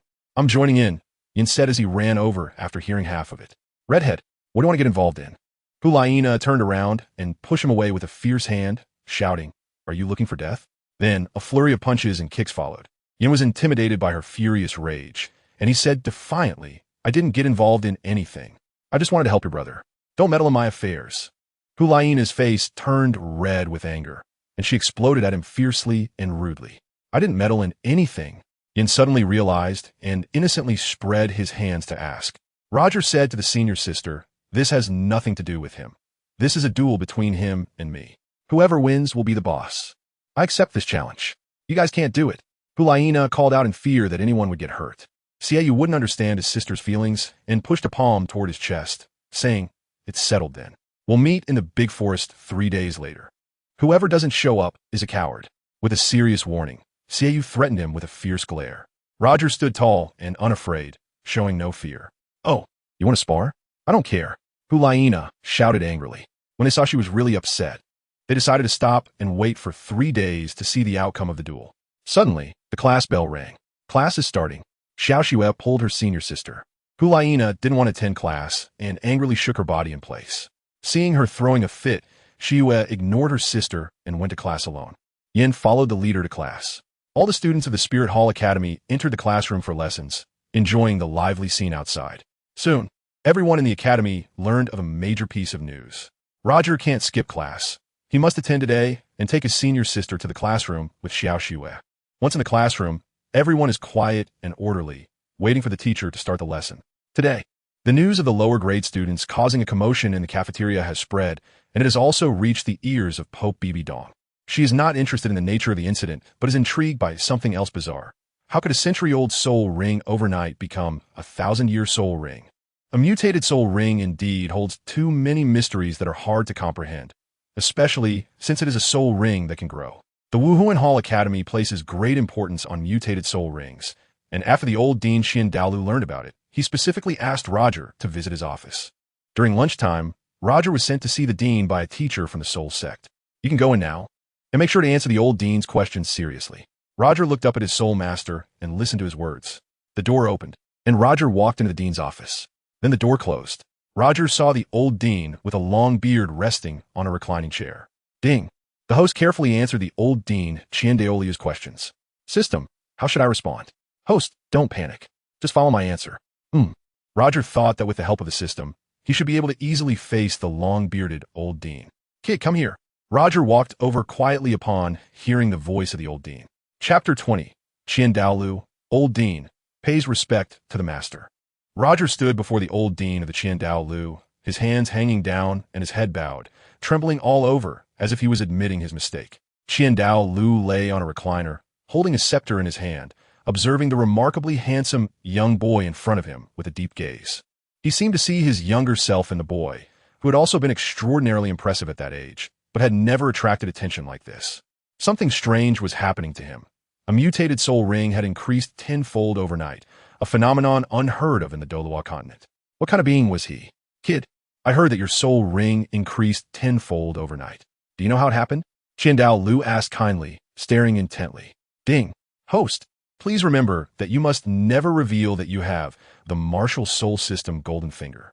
This is entirely thanks to your teacher, the Pope, Bibi Dong. If you explain it to her clearly, the old dean won't blame her. Is this okay? Won't it make the Pope angry?" "Host, How could your master be angry? You've made her proud. Lu has always hated Bibi Dong, blaming her for avenging herself and killing his son. He would even prefer her dead. You can speak freely. Okay, system. I understand. Roger received the system's instructions, then looked up and touched the back of his head, hesitating to answer. I don't know how it happened. It seems to be related to my Pope Master. Related to what? Lu suddenly became very interested and stood up to ask. Last night, I was meditating with my master in that soul power spirit liquid pool. I cultivated all night. My soul power level increased a lot, and various skills improved significantly. I don't know why. Today in the cafeteria, I unleashed a 1,000-year soul ring. I couldn't even believe it myself. Old Dean, can you help me explain this? Roger said sincerely, eagerly seeking answers. Lu, with sharp eyes, stroked his long beard and asked with doubt. Didn't you notice if your master did something to you? I don't know if it's true or not, Roger asked dumbly, filled with confusion. What do you mean? Lu asked somewhat anxiously. Roger suddenly thought of saying, it's just that when master puts her palm on the top of my head, the palm covers the crown of my head, making me feel many different things enter my mind. She inputted soul, energy into you? Lu understood everything and asked, is it soul, energy? Roger looked on in greater confusion. Lu confirmed with a nod. The old dean really believed him, and Roger felt a surge of joy in his heart, respectfully bowing and saying, I also feel like it might be soul power, which made my body float up. I felt my soul power rapidly increasing at that moment. Is it true? Lu, more convinced, asked. It is true, old dean. My soul power increased by 5 levels overnight. With my abilities, it would normally take me over half a year to raise 5 levels, but I increased by 18 levels in one night. It must be that my master infused me with a large amount of soul power. Roger bowed his head. Lu fully believed him and nodded him. What you said should be true. You are the first student to possess innate full soul power. You also have twin martial souls, right? Old Dean, you have sharp eyes. How did you know I have twin martial souls? Roger asked in surprise. Hee kid, your master can see it, and I can see at a glance too. Your talent is extraordinary, and you are a genius. You don't even know your own uniqueness. Kid, are you willing to be my inner disciple? Ding. Host, you must not agree. Lu is cunning and not a good person. He wants to use you against the Pope and make you his spy. You cannot do anything unloyal or unjust. Don't worry, I won't betray my master. Host, you must remain loyal. Only then will your life be long. But I am already the closed-door disciple of Her Holiness the Pope. If I agree to you, she will kill me. Old Dean, I cannot go against my conscience. My master has helped me increase my soul power a lot. I should be endlessly grateful to her. Roger respectfully bowed. Kid, remember this. What the Pope can give you, I will give you double. I can help you break through to level 30 overnight and become a soul zone, and give you a 10,000-year soul ring. Are you willing? Lu laughed and bribed him. But my teacher said that we are too young and cannot withstand the pressure of 10,000-year soul power. It will explode our bodies. Roger hesitated even more and dared not accept. What that teacher said is not to be taken seriously. As long as you break through to level 30, you are a soul zone, and you can freely absorb 10,000-year soul rings. It has nothing to do with age. Generally, children like you who come at 10 years old cannot possibly reach above level 30. But with me, Lu, helping you, it's not a problem at all. Do you want it? Old Dean, I'm sorry. I can't agree right away. I have taken the Pope as my master and will serve her for life. I need to clarify things with her first. Roger remembered the system's instructions and absolutely could not agree, bravely expressing his determination to the old dean. Lu glared angrily. The old dean's gaze is so fierce. Is he going to kill me to silence me? Roger was terrified, making his heart race. You brat, don't you want to listen to the old dean anymore? Lu asked sharply. Roger waved his hands in panic and said, No, I dare not. I am scared. Scared. Lu laughed loudly twice, then looked at him kindly and said, Kid, don't be afraid. I was just testing to see if you were loyal to your master. Pope Bibi Dong is my daughter-in-law. How could I take away what she loves? She became Pope with my support. Roger exclaimed in surprise. You are the father-in-law of my master, the Pope. I should call you Shirya. Lu stroked his long beard and thought it through. Having him call him would indeed be more effective than calling him master. You're so clever. Hurry up and call me Shirya. Lu laughed heartily. Roger immediately knelt down on both knees and said, Disciple Roger pays respect to master. Lu seemed to have found a beloved apprentice and reached out a hand to support him, saying, Good disciple, come to me often in the future. Your future is boundless. As long as you listen to me, I will give you a world in the future. Thank you, Master. I don't have such grand ambitions yet. Right now, I just want to be a good student and contribute to the Spirit Hall, dedicating myself wholeheartedly until the end, Roger said, putting his hands together in a bow. Good, good, good. Douluo joyfully grabbed his fingers and said, let me see your twin martial souls and your mutated soul ring. Do you really want to see? Roger asked, puzzled. Yes. Douluo nodded expectantly. Roger stepped back 2 steps and said, please pay attention, Master. I want to show my power. Look at his confident demeanor. Douluo found it amusing and smiled appreciatively, thinking she was too naive. In the future, let him be an undercover agent, and every move of Dong will be clear and distinct. Roger unreservedly showcased his 1,000-year mutated soul ring to the Master, brilliantly displaying the true form of his golden silk ape martial soul, along with the soul tool, the golden light stick. This also allowed him to see the rapidly advancing celestial vine. When Douluo saw that his previously useless martial soul, the celestial vine, had upgraded and was no longer a useless martial soul, it immediately reminded him of the 100,000-year blue-silver emperor that his son, Qin Xuanji, had been relentlessly pursuing. It is the embodiment of the 100,000-year blue silvergrass. His celestial vine is extremely similar to the blue silvergrass and even surpasses it. After everything was revealed, Roger ensured that the old dean could see it all clearly. Douluo nodded in appreciation and satisfaction. Roger took them back and said, Master, do you think I'm too weak? How could that be? You're only 10 years old. Just imagine, 10 years from now, you will be a towering Douluo, making the world tremble in fear. Douluo laughed loudly. Roger suddenly rushed up with a thirst for knowledge and asked, can I really do it? Douluo nodded at him with absolute certainty. Thank you, Master. Roger took the opportunity to express his gratitude, which made him even happier. All right, you can go back now. If you ever miss me, just come find me. My door is always open for you. Yes, Master. Douluo nodded at him with even more satisfaction, thinking that when he grew up, he could definitely use him to restrain Bibi Dong. There would be no need for anything else. Just his future immortal vine would easily bind her. After Roger respectfully bid farewell to the Master, he left. Once outside in the corridor, he let out a big sigh of relief and wiped the sweat from his forehead. He had been so frightened just now that his heart was in turmoil and he was trembling all over. Fortunately, his quick wit helped him get through the crisis. Chapter 21. The Great Forest Competition, the Old Dean, and the Pope watching from behind scenes. How did those two get here?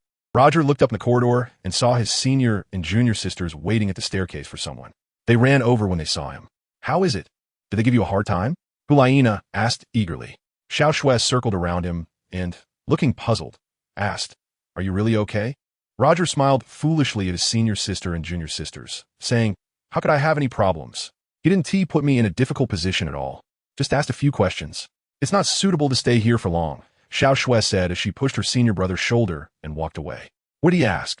Hulaina asked while walking backward. Xiao Shui listened intently from behind. He didn't ask much, just some questions that I couldn't even answer myself. Roger replied casually. He asked how you suddenly became stronger, right? Hulaina had thought about this question 800 times, but still couldn't come up with an answer. Did you pretend to be dumb and not answer? Xiao Shui, not getting the answer she wanted from her senior sister, directly guessed. How could I pretend to be dumb? He could tell I was lying at a glance. I could only honestly answer that I had no idea how I suddenly became stronger overnight. Do you know? Yeah. Hulaina and Xiao Shui exclaimed simultaneously, unable to believe it. I'm fine now. No one will ask me anymore. I have no pressure, Roger said, relaxing and celebrating by raising his fist. Hulaina slapped him on the shoulder, saying, how can you have no pressure? Your pressure is immense. How are you going to compete with my brother? You won't even know how you died. My brother's crescent blade, 1T retract without drawing blood. We all call it the soul-devouring demon blade. What is that supposed to be? Roger replied dismissively. Senior sister, is your brother's blade really that powerful?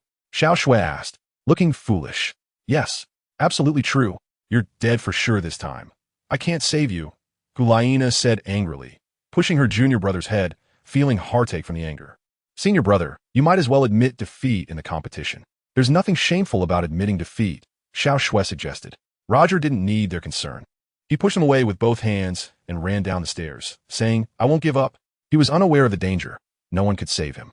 Hulaina and Xiao Shui exchanged a glance and then shook their heads in disappointment, realizing that their earlier efforts to persuade him had been in vain. He wouldn't be saved if he continued to act recklessly. If he took action, he would only bring about his own demise. They couldn't alert the Pope Master now, or he would definitely be furious. Roger is relaxed and carefree, not at all worried like them, and only does what he wants to do. He attends classes normally in the afternoon. In the evening, he follows his senior and junior sisters to meditate and cultivate at the Pope's Master in the Soul Power Liquid Pool, working until dawn, and then goes to the academy for morning exercises. Roger checks in with the system every day and completes 10 Master Apprentice tasks, earning rich rewards. 3 days passed in the blink of an eye. The news of the PK between Xiaoyu from the Spirit Hall Academy and Roger spread throughout the academy among teachers and students. The teachers and the dean of the academy did not interfere with the children's fighting and cheering.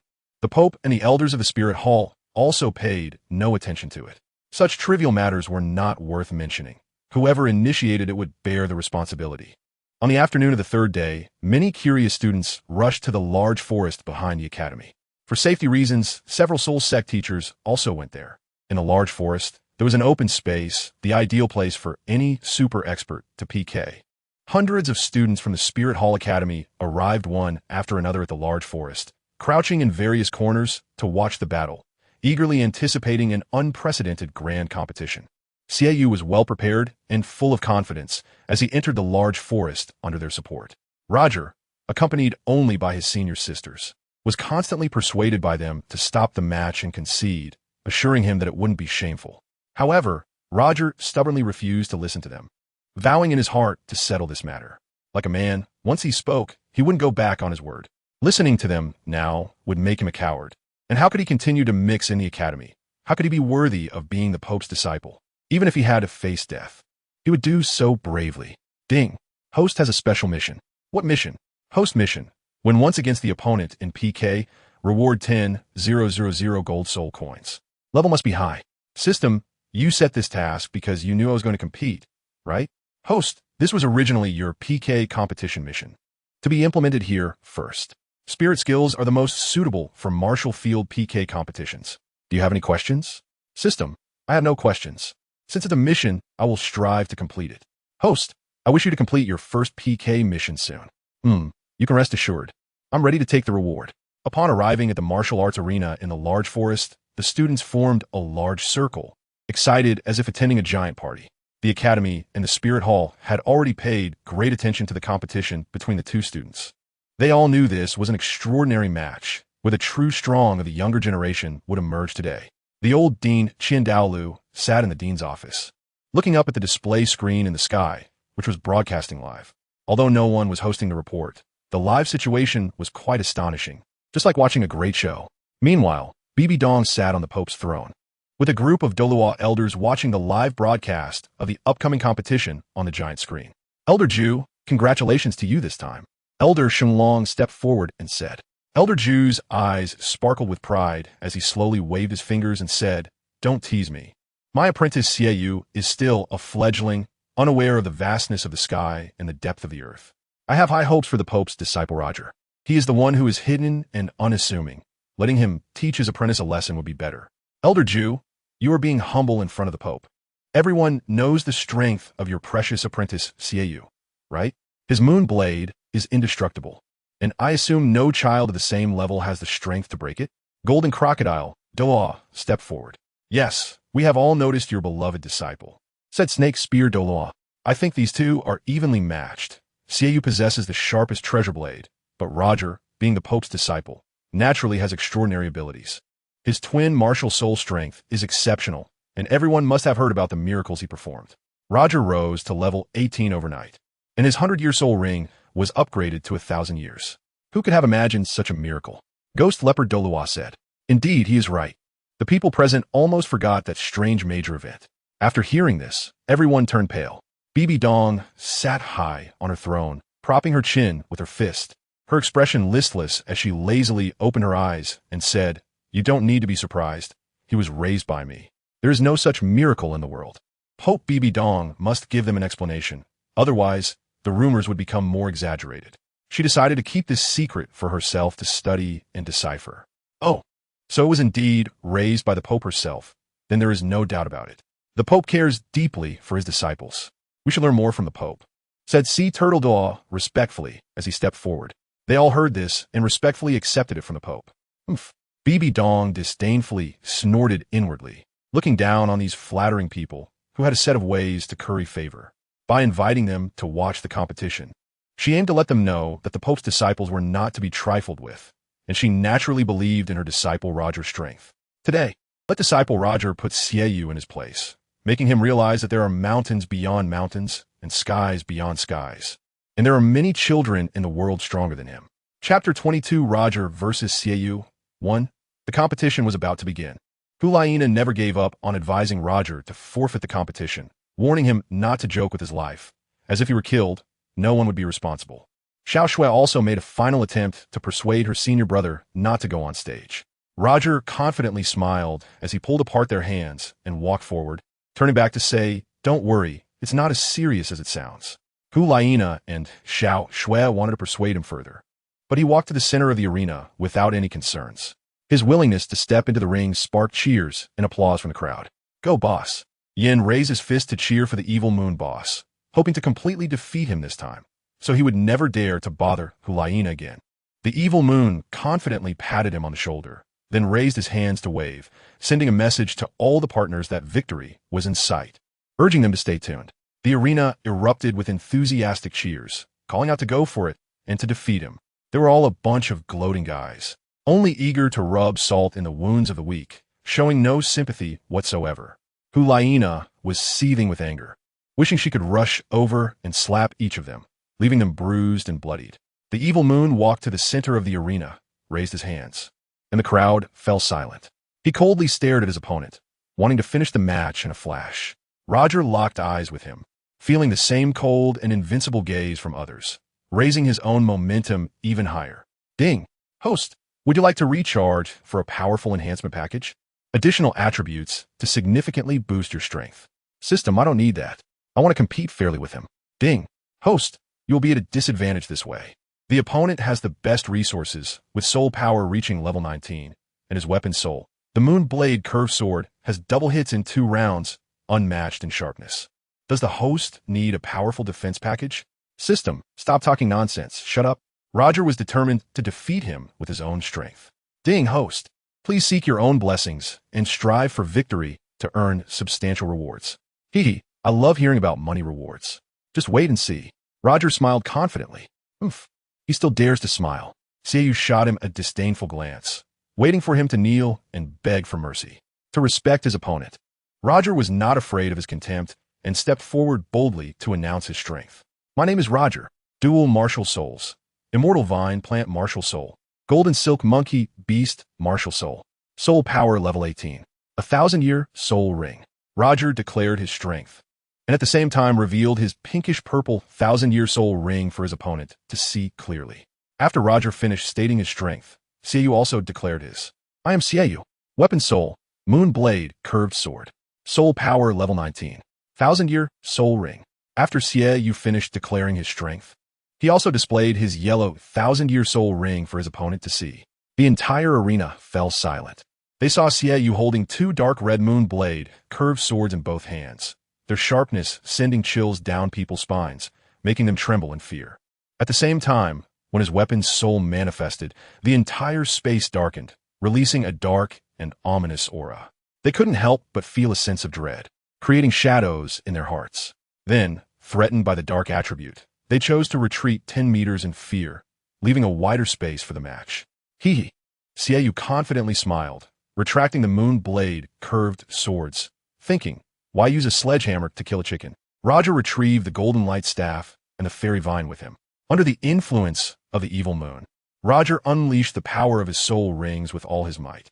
Waves of yellow and pink-purple soul power surged forth, creating a powerful sense of soul pressure that left the surrounding students terrified. In theory, soul rings of the same level, especially mutated soul rings, possess greater power than ordinary soul rings. In comparison, Roger had the advantage and would not be a loss. However, his soul power level was 1 rank lower, and that single rank difference created a vast disparity in strength. Overall, their soul powers were evenly matched, with neither side gaining a clear upper hand. Roger took the initiative, clenched his fist, and charged forward, wanted to knock him down with one punch to relieve the bullying he had suffered and make him feel the power. He rushed up, and Xiaoyu also charged forward, swinging his fist for a direct hit. With a bang, the two fists collided, and their arms erupted with a tremendous shock. Roger threw another punch. Evil Moon jumped into the air and swept a leg. With a loud bang, fist and foot collided.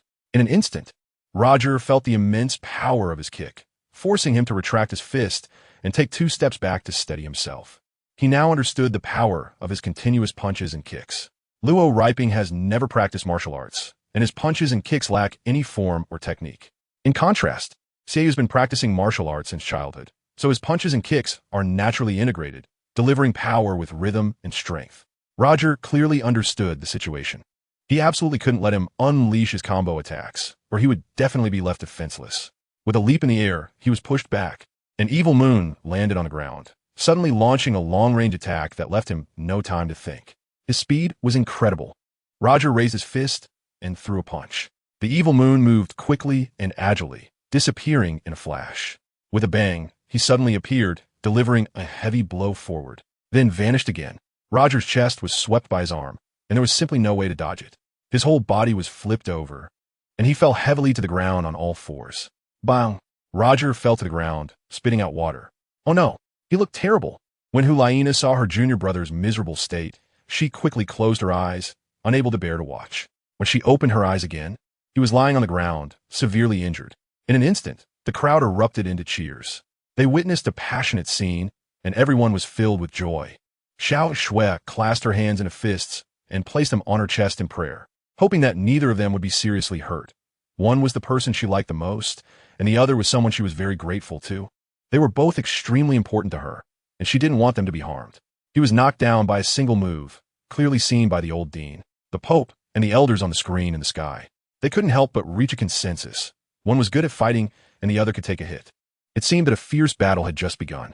After defeating him, Xiaoyu did not take the opportunity to attack further, but instead let him off the hook, walking around him in a circle and then raising his hand to signal his companions to celebrate. They joined Xiaoyu in cheering and shouting, continuously encouraging their leader, loudly calling for him to defeat him. Roger was hit hard and fell to the ground, knocked out. Hearing the mocking shouts severely stimulated his nerves. A surge of hot blood rushed from his heart, and he rolled over to get up from the ground, wiping his mouth with his arm. Spit! Roger spat out a mouthful of saliva, his airflow smooth, forgetting the temporary pain. His eyes filled with hatred, and power surged endlessly from within. Roger roared to the sky, his soul ring and soul power erupting once more. Seeing that he was ready, Xiaoyu jumped into the air and executed a sky-severing leg strike. He kicked out with his long leg, while Roger steadied himself in a horse stance, crossing his arms in a fist to block the powerful blow. With a thud, it felt as if 1,000 pounds of force hit his crossed arms directly. Roger was pushed back a step by the immense strength, but he pushed back with all his might, trying to advance forward. He exerted force through his arms, and Xiaoyu used that momentum to perform a backflip into the air, switching to another long leg for a heavy strike downwards. Xiaoyu was incredible. He flew into the air like a dragonfly skimming the water, using the force to soar, then quickly switched legs for a direct strike, aiming to knock Roger down with a single kick. Roger's eyes glowed, and in an instant, the purple light of his divine gaze activated, slowing down his rapid movements. He leaned back and withdrew his body, seizing the opportunity to grab his long leg with both hands and using the force to fling it. Suddenly, Evil Moon was thrown a yard away and rolled on the ground. They were dumbfounded. It was too incredible. How'd he do that? Evil Moon clearly aimed to stomp on his head, but in the blink of an eye, a huge change occurred. He was fine, while Evil Moon crashed heavily to the ground. Evil Moon might be seriously injured. Chapter 23, Roger vs. Evil Moon, Part 2. Roger laughed heartily and loudly spat out a mouthful of frustration onto the grass. He wouldn't take advantage of others' misfortunes. Roger took a breath and waited for him to get up. He actually knocked the Evil Moon boss down to the ground, which showed that he had some real strength. The whole audience was astonished. Xiao Shui clasped her hands in prayer at her chest, watching helplessly as brother Evil Moon fell heavily to the ground, feeling as if a knife had cut a piece of flesh from her heart, causing her immense pain. If it weren't for the face she had to keep in front of everyone, she would have shed tears out of heartbreak. Hulaina, seeing her brother fall, touched her head in disappointment, not daring to shout. One was her junior brother, her best partner, and the other was her beloved brother, the closest person to her. They had become the heart's flesh in her palm. If either was hurt, it would make her uncomfortable. Go, boss. Evil Moon boss, you're the best. The fans of Evil Moon kept shouting, cheering him on. Their hearts ached whenever he was hurt. They shouted encouragement nonstop. For the first time in history, Evil Moon was knocked to the ground, feeling heartbroken and angry. He pushed against the ground, resentfully exhaled, and jumped back up. The Evil Moon boss stood up easily, greeted by enthusiastic cheers. Knock him down, knock him down. The students in the audience were all on one side, cheering for the Evil Moon boss, wanting to see him defeated and unable to get back up. When Roger saw all the students cheering for him, he felt an even stronger urge inside. It turned out he was so unwelcome, which only fueled his determination to prove himself and defeat his opponent. With no one cheering for him, Roger clenched his fists even tighter. Encouraged by the atmosphere, Seiyu felt a surge of power and, gritting his teeth, began to retaliate. He unleashed a tremendous force from his soul power and soul rings, raising his fists and charging forward. Roger saw him charging over, threw a punch which he dodged, then raised another fist to strike, but he dodged that as well. 2 punches missed, and during the counter, he took a punch to the chin. Roger's attack was too clumsy. With a thud, he was knocked back. Before he could steady himself, the sinister moon extended its long leg and kicked him, sending him flying a yard away. Roger was hit by a series of punches and kicks, retreating step by step, caught off guard as he took the opportunity to attack. Seiyu's attack speed was incredibly fast, leaving Roger with no chance to counter. Although he could see the trajectory of the attacks clearly, his reaction speed couldn't keep up. His fists and feet lagged behind his brain's response, and in an instant, Roger was subjected to heavy blows. Bang, bang, bang, clap, clap. His quick, precise, and fierce barrage left Roger with no choice but to defend and retreat, unable to fight back. Clap, bang. Roger was knocked into the air by another punch and kick, and he fell unconscious. Bang. Another kick landed. Suddenly, Roger was kicked away. In an instant, he was sent flying 3 meters away, crashing heavily to the ground. Gasping for breath, the heartless crowd cheered for him, but as Roger fell, he only heard a piercing sound.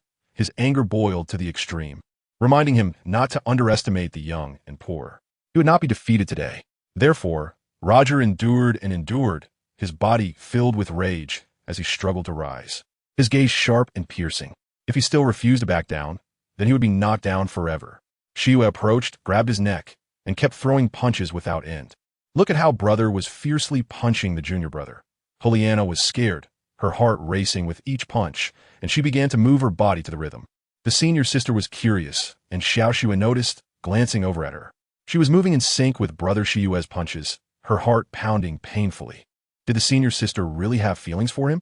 Was she in love with him, just like herself? Are you going to give up? Shiyue asked, as his punches could no longer move Roger. Roger glared at him with hatred, unwilling to concede. Do you admit defeat? Shiyue asked with a punch. Roger was repeatedly struck with a bruised face, torn skin, and bleeding gums. His defiant gaze glared at him with even more hatred, as if to belittle him with a look of contempt. With such pathetic skills, he dared to challenge me to a duel? Huh. After saying this, Shiyue spat on the ground, pushed up into the air, and kicked out. Whoosh. Roger was kicked and fell to the ground, lying there motionless. This felt satisfying. Shiyue let out a hearty laugh. Hee, I've never felt this good hitting someone. He was unwilling to lose and thought to himself that he should let him die here. Otherwise, his sister would eventually be seduced by him. His sister found him handsome and pitiful, making it hard for her to resist him. From today on, he needed a clean house. Shiyue flashed and grabbed the crescent moon blade with both hands. Suddenly, the entire venue was filled with fear. They all saw the murderous look in Xiaoyu's eyes. The old principal and the teacher saw the images on the screen and grew worried. Xiaoyu, what he was doing was too ruthless. The elders in the Pope's hall were sweating for the Pope's disciple, not daring to look at the Pope's expression. Unlike them, Bibi Dong showed no signs of fear. Instead, he floated with ease, knowing his disciple would never give up. What was there to worry about? Their duel had just officially begun. Ding! Host, you are in life-threatening danger. Do you require protection? Upon hearing the system's voice, Roger stirred and regained consciousness, saying, I don't need it. There's no way he can kill me. Host, you can unleash your ultimate move now. Roger felt pain and weakness all over his body, struggling a bit. He's nothing special. If he wants to kill me, let's see if he has the ability. Roger struggled to free one hand. Xiaoyu surged with a killing intent, holding a crescent blade to cut his throat. Suddenly, the old Dean Xian Daolu stood up, wanted to issue an order to stop it, glaring at the screen as he watched the murderous actions. The elders in the Pope's hall were sweating for the Pope's disciple, and just as they were about to request the Pope to intervene, they encountered her relaxed expression and dared not speak further, as if everything was within the Pope's expectations. Seeing that the Pope was not anxious, the elders waited to see what Xiaoyu would do. Just a yard away, as Xiaoyu approached, Roger stretched out his hand and unleashed his soul skill. First skill of the immortal vine grass, entangle. Suddenly, many green-leaved vines burst from the ground, rushing up to entangle him from feet to head. Wow, how could this happen? He was completely still. In the blink of an eye, Xiaoyu was surrounded and entangled by many vines, struggling a few times with no effect. At this moment, Roger got a chance to catch his breath and crawled up from the ground, seeing that he had personally resolved the immediate crisis. The old Dean Xian Daolu sighed with relief and sat back in his chair to continue watching, then shouted, "Someone, Dean?" A soul saint came to his side. "You go and send someone to prepare quickly. No casualties are allowed." Xian Daolu instructed solemnly. Yes. After receiving the order, the soul saint immediately conveyed the Dean's command, asking the teachers lurking at the scene to prepare for rescue. They were all ready. The soul saint reported the situation to the Dean. After hearing this, Xian Daolu finally felt at ease and continued to observe the match on the screen in the air. In the aerial footage, Xiaoyu struggled desperately a few times, but still could not break free from the tightly wrapped vines, and the more he struggled, the tighter they became. The immortal vine grass resembled blue silvergrass. They possessed consciousness and would actively attack the prey as long as the host issued a mental command, continuing until the prey was killed. They did not understand the characteristics of the immortal vine grass, which made it hard for them to comprehend its formidable nature. Qian Daolu was fully aware of the characteristics and properties of the immortal vine grass. Chapter 24 Roger vs. Xiaoyu 3. Brother. Hulaina cried out painfully, feeling somewhat panicked, now fully concerned about her brother. Brother had become a caged bird. No matter how he struggled, he could not escape the entanglement. The immortal vine grass seemed to have eyes. They would only keep winding around him. Xiao Shui felt heartbroken and anxious, wishing she could rush up to free him from the vines. As Roger continued to struggle, he seized the opportunity to take a deep breath and quickly regulate his breathing. Realizing that he couldn't match him in strength, he decided to unleash his ultimate move. The system's reminder was correct. Using his ultimate move was his nemesis. After struggling for a while to no avail, Xiaoyu suddenly had a flash of inspiration. Instead of foolishly continuing to break free, he curled his finger, and a crescent moon blade flew out, swiftly cutting through all the vines. They fell to the ground one after another. Xiaoyu was liberated. This time, he wouldn't give him another chance. A fierce killing intent surfaced on his lips, and the murderous look in his eyes became even more intense. A sense of unease swept over the crowd. Xiaoyu, the boss, had developed a killing intent, and his eyes had turned a blood-red hue. His pair of fiery red eyes sent shivers down people's spines. This is bad. He's intent on killing. Hurry and stop him. 4 Soul Sect teachers rushed to the front of the arena, ready to intervene at any moment if he dared strike. This was the order of the Thousand Dao Flow Academy's principal, and even the Pope could not defy his command. Roger, if you dare to provoke me like this, just watch how I'll take you down. Xiaoyu's fury burned fiercely. Roger saw his murderous intent and was not afraid at all. It's just a knife. If you can kill me today, then let's see. I absolutely won't fear you. Then come and take my life. Xiaoyu raised the crescent moon blade and threw the curved knife. Whoosh! 2 beams of knife light shot out, slicing the body in half. Roger's purple light eyes saw everything clearly, and with just 2 quick movements to the left and right, he perfectly avoided the blade's energy wave. Wow, he's so impressive. He deflected a deadly attack with just 2 side movements. The surrounding students were astonished and stared in disbelief. He really has some skills. How could he become an inner disciple of His Holiness the Pope without any real strength? He actually dodged it. Xiaoyu was furious, raising his 2 crescent blades high and leaping into the air, striking down with full force. As long as he hit, it would be like cutting tofu, splitting him in 2, or even into 4 or 5 pieces, leaving his head and body separated. He is stunned. He actually didn't T-dodge at all. Does he really want to be killed? Wow. Oh my gosh, I can't bear to watch. Hulaina quickly covered her eyes with both hands, not daring to witness her brother kill his best friend. He is his junior brother, and she definitely couldn't bear to see him in a bloody state. Xiao Shui widened her eyes, watching without blinking. All the students in the audience saw it. He was definitely doomed this time. However, the Soul Sect didn't immediately take action to stop it upon seeing his calm expression. Instead, they noticed he seemed confident, as if everything was under his control. Xiu unleashed his full power to strike down, unstoppable. Go die. Xiu's obsession rose as the crescent blade aimed for his head. In an instant, a flash of light erupted, and the blade's energy collided violently, sweeping everything away. A powerful shockwave surged, with wind reaching level 5, blowing sand and stones that made it hard to open one's eyes. How could this be? Xiu looked on in confusion as the crescent blade only struck a light shield, still a foot away from his head. The blade didn't penetrate at all. The 4 Soul Sect teachers were extremely surprised, having never seen such a light shield that could block all attacks. What kind of divine skill was he using? The Soul Sect teacher immediately reported the situation. Yin witnessed everything firsthand and saw it clearly. He saw Roger's palm push up, and a golden light shield emerged to block Xiu's powerful strike. This move was an extremely strong defense, impenetrable by anyone. Xiao Shui was stunned. Unable to understand how this happened, the two of them actually stopped. Hulaina, waiting for the wind to settle, peeked through her fingers and saw a shining light shield deflecting her brother's heavy blow. But she couldn't understand what technique her junior brother used. He had never mentioned it. No wonder he wasn't afraid of his brother. It turned out he had a trump card to counter him. As Roger's palm pressed down, the invincible diamond completely withstood his heavy strike. 10 seconds of defense was enough. Roger pushed hard, and the invincible Vajra launched the sharp weapon forward, producing a powerful explosion sound and releasing tremendous destructive power. Luckily, it was launched away. Otherwise, the shockwave from the invincible Vajra's explosion at the last moment would definitely have caused injury. The evil moon was thrown over 3 meters away, avoiding the damage from the Vajra's explosion. The Vajra's explosion was like a bomb, with astonishing power, and the loud bang startled many people. Ding! Host! The system reminds that the invincible Vajra needs to cool down for 30 minutes before it can be used again. Roger saw that the task was accomplished and happily said, "This is enough for now. Just wait and see what I can do." Host, do not underestimate the enemy. They are not easy to deal with. Don't worry. I have more tricks up my sleeve.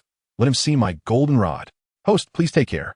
Roger received the system's blessing, smiled happily, and revealed a shining golden staff in his hand. The old dean of the Qiandao Lu, upon seeing him use the soul tool golden iron rod, felt he could relax now. Just a moment ago, he had used an invincible true body to defuse the crisis, but a great battle was yet to come. In the Pope's Hall, all the elders witnessed this thrilling moment. They were all shocked. He actually had an invincible true body, and among the entire martial soul hall, even the whole Douluo Continent, there were very few who possessed such a thing. The elder of the chrysanthemum Douluo looked the most displeased, as if his old face was about to peel off, not wanting to lose face in front of them. Just before, his disciple Xiu had launched a full force strike that could have severely injured him, yet he was completely unharmed and even suffered a setback, which was a heavy blow to his disciple. Bibi Dong, indifferent, glanced at them and asked, "Who do you think will win?" Upon hearing the Pope's question, they were all at a loss. Elder of the Mad Lion said, "Congratulations, Your Holiness. Your beloved disciple has unique talent. His invincible true body will surely be a powerful move that no one can break in the future. Its explosive power will be hard to defend against. His chances of winning are slightly higher." After a faint smile, Bibi Dong cheerfully said, "Have you ever witnessed an invincible true body? Your Holiness, I think I've only heard of it and never witnessed it, but today I have seen it here. Your Holiness, Roger is indeed a genius. This is also thanks to the recommendation of Saint Hulaina," said the Panda Douluo. Indeed, Bibi Dong suddenly became interested, sitting up straight, and said, "The invincible true body is not an ordinary soul skill. It should be a divine skill. My disciple Roger is still just a child, a little soul master. When he becomes a titled Douluo in the future, his invincible true body can save a large number of people at critical moments and lead to victory over the enemy. In the future, I also ask everyone to treat my disciple well. Rest assured, Your Holiness, we will definitely treat him well." The group of Douluo elders replied respectfully, in unison. "All right, please continue watching." The battle between the two seemed to have just begun. Bibi Dong was even more excited and warmly invited them to watch. Bibi Dong's high spirits seemed to be the first since she became the Pope. They accompanied Pope Bibi Dong to discover the golden generation of the martial soul hall. The battle between the two children today opened their path to success. Chapter 25. Roger versus Xiaoyu. 4. The voice of Saint Huliana appeared on the large screen in the air, sounding extremely anxious. Brother, don't take it too seriously. Stop at the point of sparring. Huliana shouted worriedly. Hearing his sister's worried and pleading voice further ignited Xiaoyu's anger. He would absolutely not let his sister play with a poor boy in the future. Hey, are you still daring to fight? Roger, feeling proud after winning a move, provocatively asked while holding the golden staff. Xiaoyu glared angrily, raised his hand, and shot out a crescent blade, starting the battle that wouldn't end without bloodshed. Whoosh! The crescent blade flew rapidly, cutting through the air. Roger reacted swiftly, this time not sluggish at all, with his consciousness and limbs operating in sync, slowing down time to 0.0001 seconds, or 1/10,000th of a second. The crescent blade curved and shot out, becoming a spinning curved knife, striking back and forth, cutting everything in its path. Whoosh! The crescent blade sliced through a large tree, causing a group of students to scatter in fear as it fell. The evil moon's consciousness controlled the flight direction of the crescent blade, allowing it to change direction and speed at will to pursue its target. After one crescent blade flew out, another followed closely, attacking from both sides, leaving no place to hide.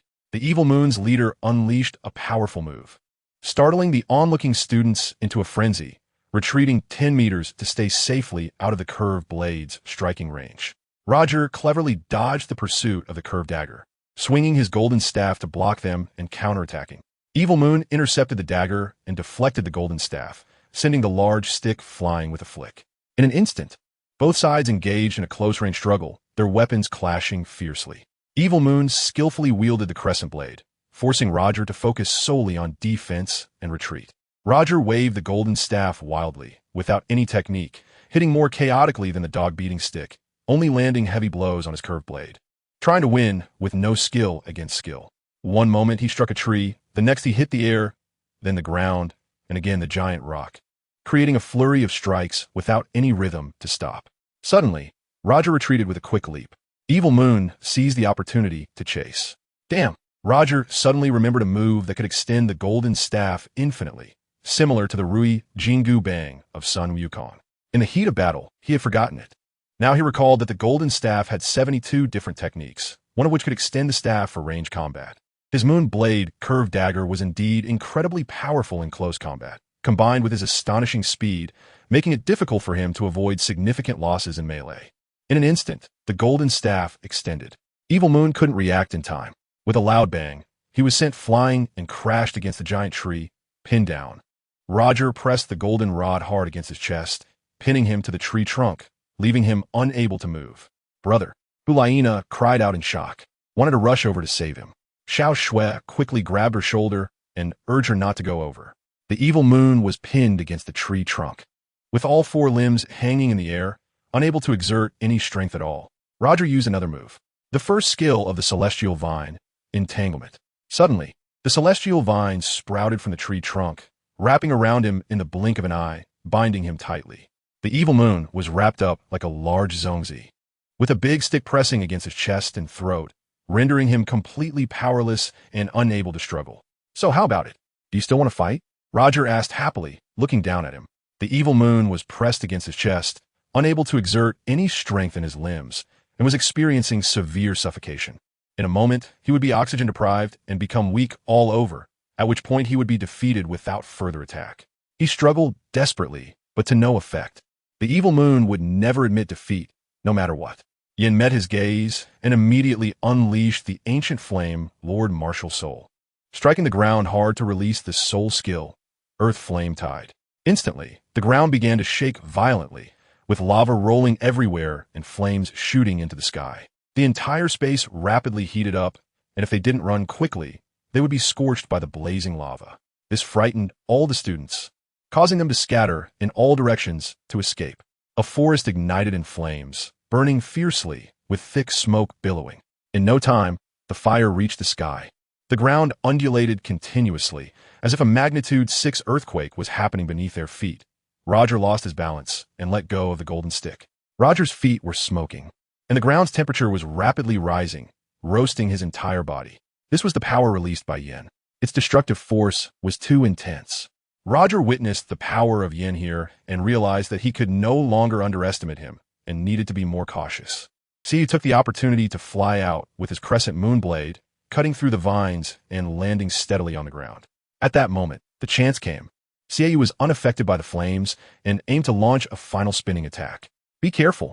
Hulaina saw Yin resorting to despicable tactics and rushed into the fight, ready to protect whoever was in the most danger. After shouting, Hulaina unleashed her ultimate move. The soul skill she cultivated could be activated freely, regardless of whether it had a soul ring or not. Enchant technique, mist enveloppe. Instantly, pink smoke filled the area, severely obstructing visibility. Hulaina controlled the mist to hinder her brother's line of sight, causing him to react slowly and reducing his lethality, preventing him from launching his ultimate attack in the end. However, Roger was not affected by the mist. His purple divine eyes allowed him to see clearly. The lava beneath him was fluctuating and scorching, posing the most deadly danger. He struggled to maintain his balance, using his golden rod to steady himself. Meanwhile, the four soul master teachers received a command from the dean of Qiandaolu to quickly disperse the students, cancel the competition, and swiftly take one each away from the arena. A gust of wind blew, and the mist gradually dissipated, revealing that the four of them were nowhere to be seen. Xiao Shui ran to the center of the arena, looking around for her senior brother Roger, brother Xiaoyu, and senior sister Hulaina, but they were all missing. Where did they go? Senior sister, brother Xiaoyu, senior brother, where are you? Xiao Shui shouted loudly. The frightened students fled back to the academy. This place was dangerous and not suitable for staying longer. Xiao Shui called out for them as she walked. When she exited the dense forest, she saw them in the distance, all captured by the soul master teachers. Xiao Shui ran over confused and asked, "What happened to you?" "The competition has been terminated, and the dean has issued a command that similar incidents must not happen again," one soul master teacher said sternly. "All right, if we won't compete anymore, we won't." Hulaina tried to break free from the teacher's grip, promising to ensure it. "What about the three of you?" the soul master teacher asked. Xiaoyu turned his head, indicating he would not agree. Yin maintained a united front with the leader. "Okay, I have no problem, as long as no one is bullied. I agree that we won't compete in the future," Roger answered wisely. Xiaoyu acknowledged with a sound of acceptance. The four soul master teachers exchanged glances and decided to let them go. From now on, no private competitions between fellow students are allowed unless organized by the academy. One soul master teacher stated. Hulaina playfully asked, "Teacher, when will the academy hold competitions?" "We'll notify you later," came a reply. "As long as the academy holds a competition, I will definitely participate," Hulaina said to lighten the mood. "You two make peace, share the honors, and call a draw. The academy will pay close attention to you in the future. Your competition today has been witnessed by everyone in the academy, including Dean Qiandaolu, who watched the entire process. Do you have anything else to say? It's best for you to reconcile here and not let the dean intervene," one soul master teacher said. Roger waved his hand and said amicably, "I have no objections. A tie is better. I won't hold a grudge." Xiaoyu felt embarrassed and reluctantly accepted the reconciliation. Hulaina happily jumped up and said, "All right, I'll treat you to a big meal. Come with me." Xiao Shui raised her hand and said, "I agree. Then let's go." The soul sect teachers let them leave. Hulaina eagerly showed her enthusiasm, turning around and linking her arm with her brothers to drag him along. Yin, just follow the leader." Xiao Shui pushed Roger's shoulder to move forward. The two girls became intermediaries, acting as peacemakers to turn the conflict between the two boys into harmony. The four soul sect teachers watched their backs and sighed in unison. Sigh. Each generation surpasses the last. Blue is born from indigo and surpasses it. Chapter 26. I'm treating Ba Xiao is here in Soul Master City. The five children were very familiar with it. Hulaina arrived at a street barbecue stall, sat down at an empty table by the roadside, and called for her brother and the others to sit down and eat. "Boss, come quickly, we want to order barbecue." Hulaina shouted loudly. "Coming." A loud and enthusiastic voice responded from a woman. Hulaina waved her arm and said, "Brother, what do you all want to eat?" "It's on me." Roger covered his swollen, bruised face, feeling too embarrassed to face anyone on the road, keeping his head down and avoiding eye contact, making people think he had done something dishonest. Xiao Shui sat across from Evil Moon Brother, afraid to show concern for the senior, sitting next to her, only able to silently sympathize. "Hey, junior brother, why are you covering your face? Your face is swollen but not bleeding. It'll be fine in a bit. Aren't you supposed to be tough?" Hulaina wouldn't sympathize with him here, still blaming him for not listening to his senior sister and suffering the consequences. Roger's face was a patchwork of purple and green, making it impossible for him to show his face. When Xiaoyu saw him remove his hand, his face was so ugly that it was hard to look at, causing him to choke on a sip of cold water. It was entirely his own doing, and he couldn't help but laugh for a moment. Yin also saw his hideous face and started laughing along with Xiaoyu. "What would you like to eat, young masters?" the aunt asked, bringing the menu for them to order. "Annie, I'll have 100 beef skewers, 10 chicken wings, 20 pieces of dried tofu, 50 lamb skewers, a plate of peanuts, a plate of cold dishes, and 5 bottles of peanut milk," Hu Laina ordered for now. "Is there anything else you all want?" "I'm done," Xiao Shui hurriedly replied, thinking if her senior sister could finish so much food. "All right, please wait a moment. I'll bring the drinks, cold dishes, and peanuts first. And the barbecue will take a little longer," the aunt said. "It's fine. We'll wait slowly." Hu Laina waved her hand. Xiaoyu set down his teacup and said, "Hey, you bro guy, you can't just eat and drink here for free. Did you bring money?" Hu Laina replied, "Bro, what are you talking about? You said you would treat us." Roger was seriously stimulated. He clearly looked down on people. Hearing his senior sister's words was like encountering the warmth of spring. But at this moment, he had to stand his ground. He took out 1,000 gold soul coins and placed them on the table, saying, "This time, I'll treat." "Is 1,000 gold soul coins enough?" "Ding. Host, your gold soul coins will soon be insufficient." The system suddenly gave a reminder. "How much is left?" "Host, there are currently 3,200 gold soul coins remaining. After using 1,000 gold soul coins, only 2,200 gold soul coins are left." "It's fine. ISNT, there's still more than 2,000 left? I'll just use less in the future and 1T recharge." "Host, you should complete more tasks." "Sai, I've completed the martial arts task this time. Didn't you give me a reward?" "Host, you did not completely defeat your opponent. It was just a tie. So doesn't T count as task completion? You must defeat your opponent and make them surrender for it to be considered complete." "TCH, got it. I didn't expect you to be so serious. This task is hanging here. As soon as it's completed, give me my reward immediately." Roger placed 1,000 gold soul coins on the table, and he noticed that the expressions on the faces of the 4 of them changed oddly.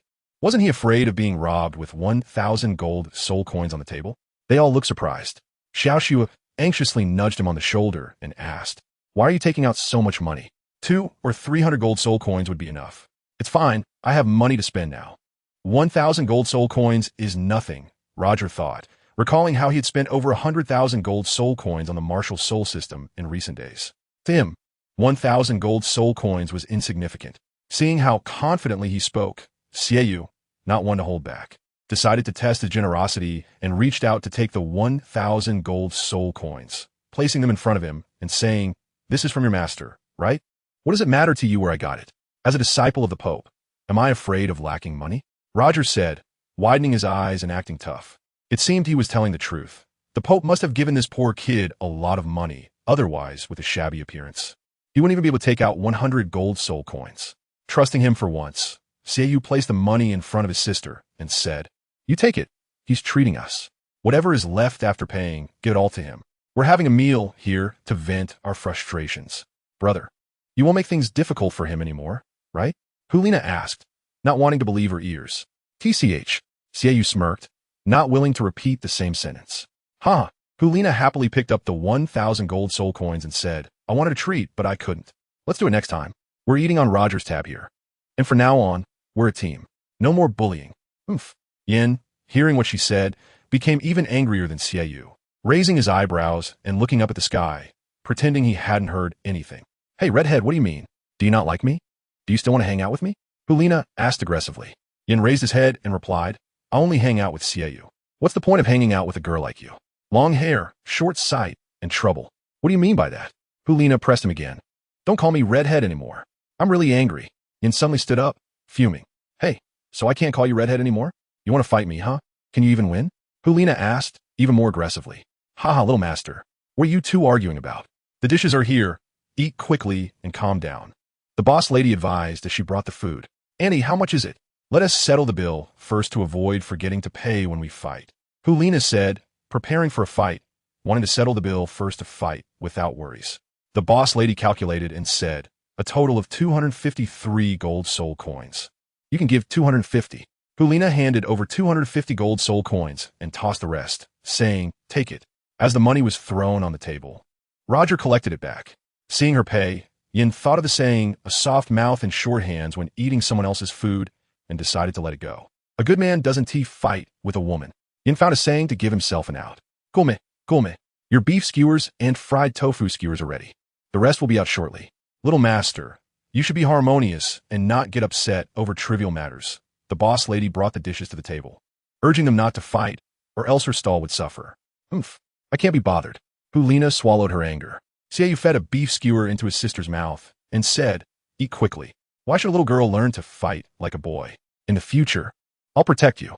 Who would dare to bully you? I don't need your protection. My skills are just as good as yours. Hulina said as she enjoyed the delicious beef skewer. Roger and Xiaoxue silently ate barbecue, not daring to make sound. Yin, feeling hungry due to her anger, picked up the barbecue and started eating. After the competition, which had consumed a lot of energy, Xiue could only keep eating. Roger was eating heartily. Hulina, unlike the three boys, was savoring her food at a leisurely pace. Suddenly, it seemed like someone had come here to cause trouble. Xiaoxue, with her keen ears, noticed something unusual and turned to see 7 or 8 big boys approaching. They were wielding knives and sticks like street thugs. He was Ba Xiao, the local bully who specialized in extorting protection fees from children. Get out of the way. Move aside quickly. Ba Xiao and his gang were flaunting their power on the street, intimidating any vulnerable passersby with their weapons. They were clearly coming this way. Roger looked up and noticed something was wrong, immediately recognizing Ba Xiao, who often bullied him, making him itch to throw a punch. Get out of the way. A big fat man under Boss Xiao waved his club to drive people away. They came to cause trouble for business, and the landlady quickly went over to invite them to sit down and eat. Boss Xiao pushed the landlady aside as if he saw an enemy and walked towards the 5 small children who looked somewhat like him. Kid, have you forgotten who I am? If you're here to eat with money, you better pay me. Boss Xiao swaggered over. The unfamiliar ones were only focused on enjoying their food, while Hulina, who loved to meddle, could only look up and watch him arrogantly, her eyes burning with anger. Little girl, why are you glaring at me? Do you want a beating? Boss Xiao asked, stepping onto a stool to intimidate the girl. You a robbing rogue? Don't shout in front of me. Hulina retorted angrily. Do you want to be beaten? Boss Xiao threatened again, putting his fierce face up to scare her. I advise you to get lost. Xiaoyu warned. Boss Xiao's arrogance grew as he looked at the handsome boy, wishing he could tear him apart. Get lost. Roger was filled with anger, just waiting for a chance to explode. Boss Xiao turned to seriously look at who was shouting and recognized him at a glance. It's you, the wandering poor kid. You didn't pay the 10 gold soul coins last time, and now you think you can run away. If you dare to be rude to me, add 10 gold soul coins, or you want to leave here alive. How much do you want? I'll pay. Xiaoxue, fearing trouble, asked in an attempt to defuse the situation. 100 gold soul coins. Our boss wants at least that, said a tall guy. Boss Xiao raised his head and puffed out his chest, striking a commanding and intimidating pose. Roger blocked her and told her not to give him a penny, wanting to settle things and get back all the bullying he had suffered in the past. Boss Xiao, if you want to fight, let's find a place, Roger challenged him. If he wants to die, then I'll help him. Boss Xiao pointed his hand toward the square across the street. Roger has finished eating, rested enough, and wants to put on another performance to defeat them all. He spat in their direction, left the table, and swaggered over to the square opposite.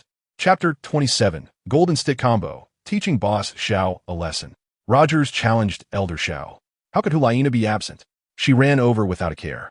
Xiaoyu was holding a skewer of lamb kebab, eating while walking, completely unconcerned, only wanting to see how he would fight the street brawler. Xiaoxue packed all the leftover barbecue from the table and ran over with both hands full. The last one, Yin leisurely walked over while munching on a chicken leg, with an attitude similar to Xiaoyu, showing he couldn't care less about the situation. They arrived at a recreational square across the street, where many elderly people and children were playing. Upon seeing the street brawler, they all quickly fled. Roger stood in a deserted area of 10 meters in radius, turned to face them, and declared war. You poor kid, I advise you to hand over 100 gold soul coins, and we'll let this matter go. The fat man laughed while wielding a huge iron rod. Bah! Roger spat on the ground beside him, his gaze even more sinister than theirs, furiously pointing at them. You've robbed me of a lot of gold soul coins, and today I want you to return all of it. Look, Boss Xiao, he dares to look down on us. Today will become the anniversary of his death next year, the fat man pleaded. You go kill him, and the money you find will be yours, Boss Xiao ordered insidiously. With the command given, the fat man took big strides, swinging the iron rod and shouted, You're dead. Ha ha ha. Roger activated the purple light divine eye and discovered that his opponent was just a minor soul master with a soul power of level 11. However, his physical strength was astonishing, reaching 800 kilograms. Coupled with the weight of the iron rod and his attack speed, his final attack power exceeded 3,000 kilograms, showing immense destructive capability. Ding! The host is impressive. He calculated the opponent's attack power without the system. This is a small matter. No need to trouble you. Ding! The host has not completed the task. Restart.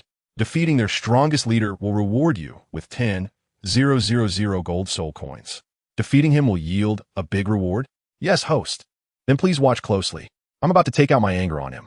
Host, the system reminds you that the opponent, Boss Xiao, is a great soul master at level 28. He is a formidable opponent, not weaker than Evil Moon. Be careful and fully utilize your strength. There's still a chance to win. System, do I only have a chance to win? Isn't there a guaranteed victory? Host, of course there's a guarantee, but you don't have any gold soul coins to recharge. With only 3,000 gold soul coins, it's better not to think too much about it. Let's talk after you defeat the big guy. The pay-to-win system, I'll give you credit for that. Just wait and see. Roger saw the big guy charging at him with a heavy iron rod, so he quickly gripped the golden rod in his hand and jumped up to strike down.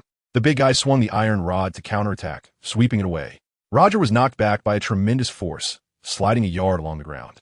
His strength was indeed astonishing, but his heart was filled with the power of battle, something he had never possessed before. Looking ahead, Roger took a step forward and kicked off, raising the golden stick high before bringing it down with great force.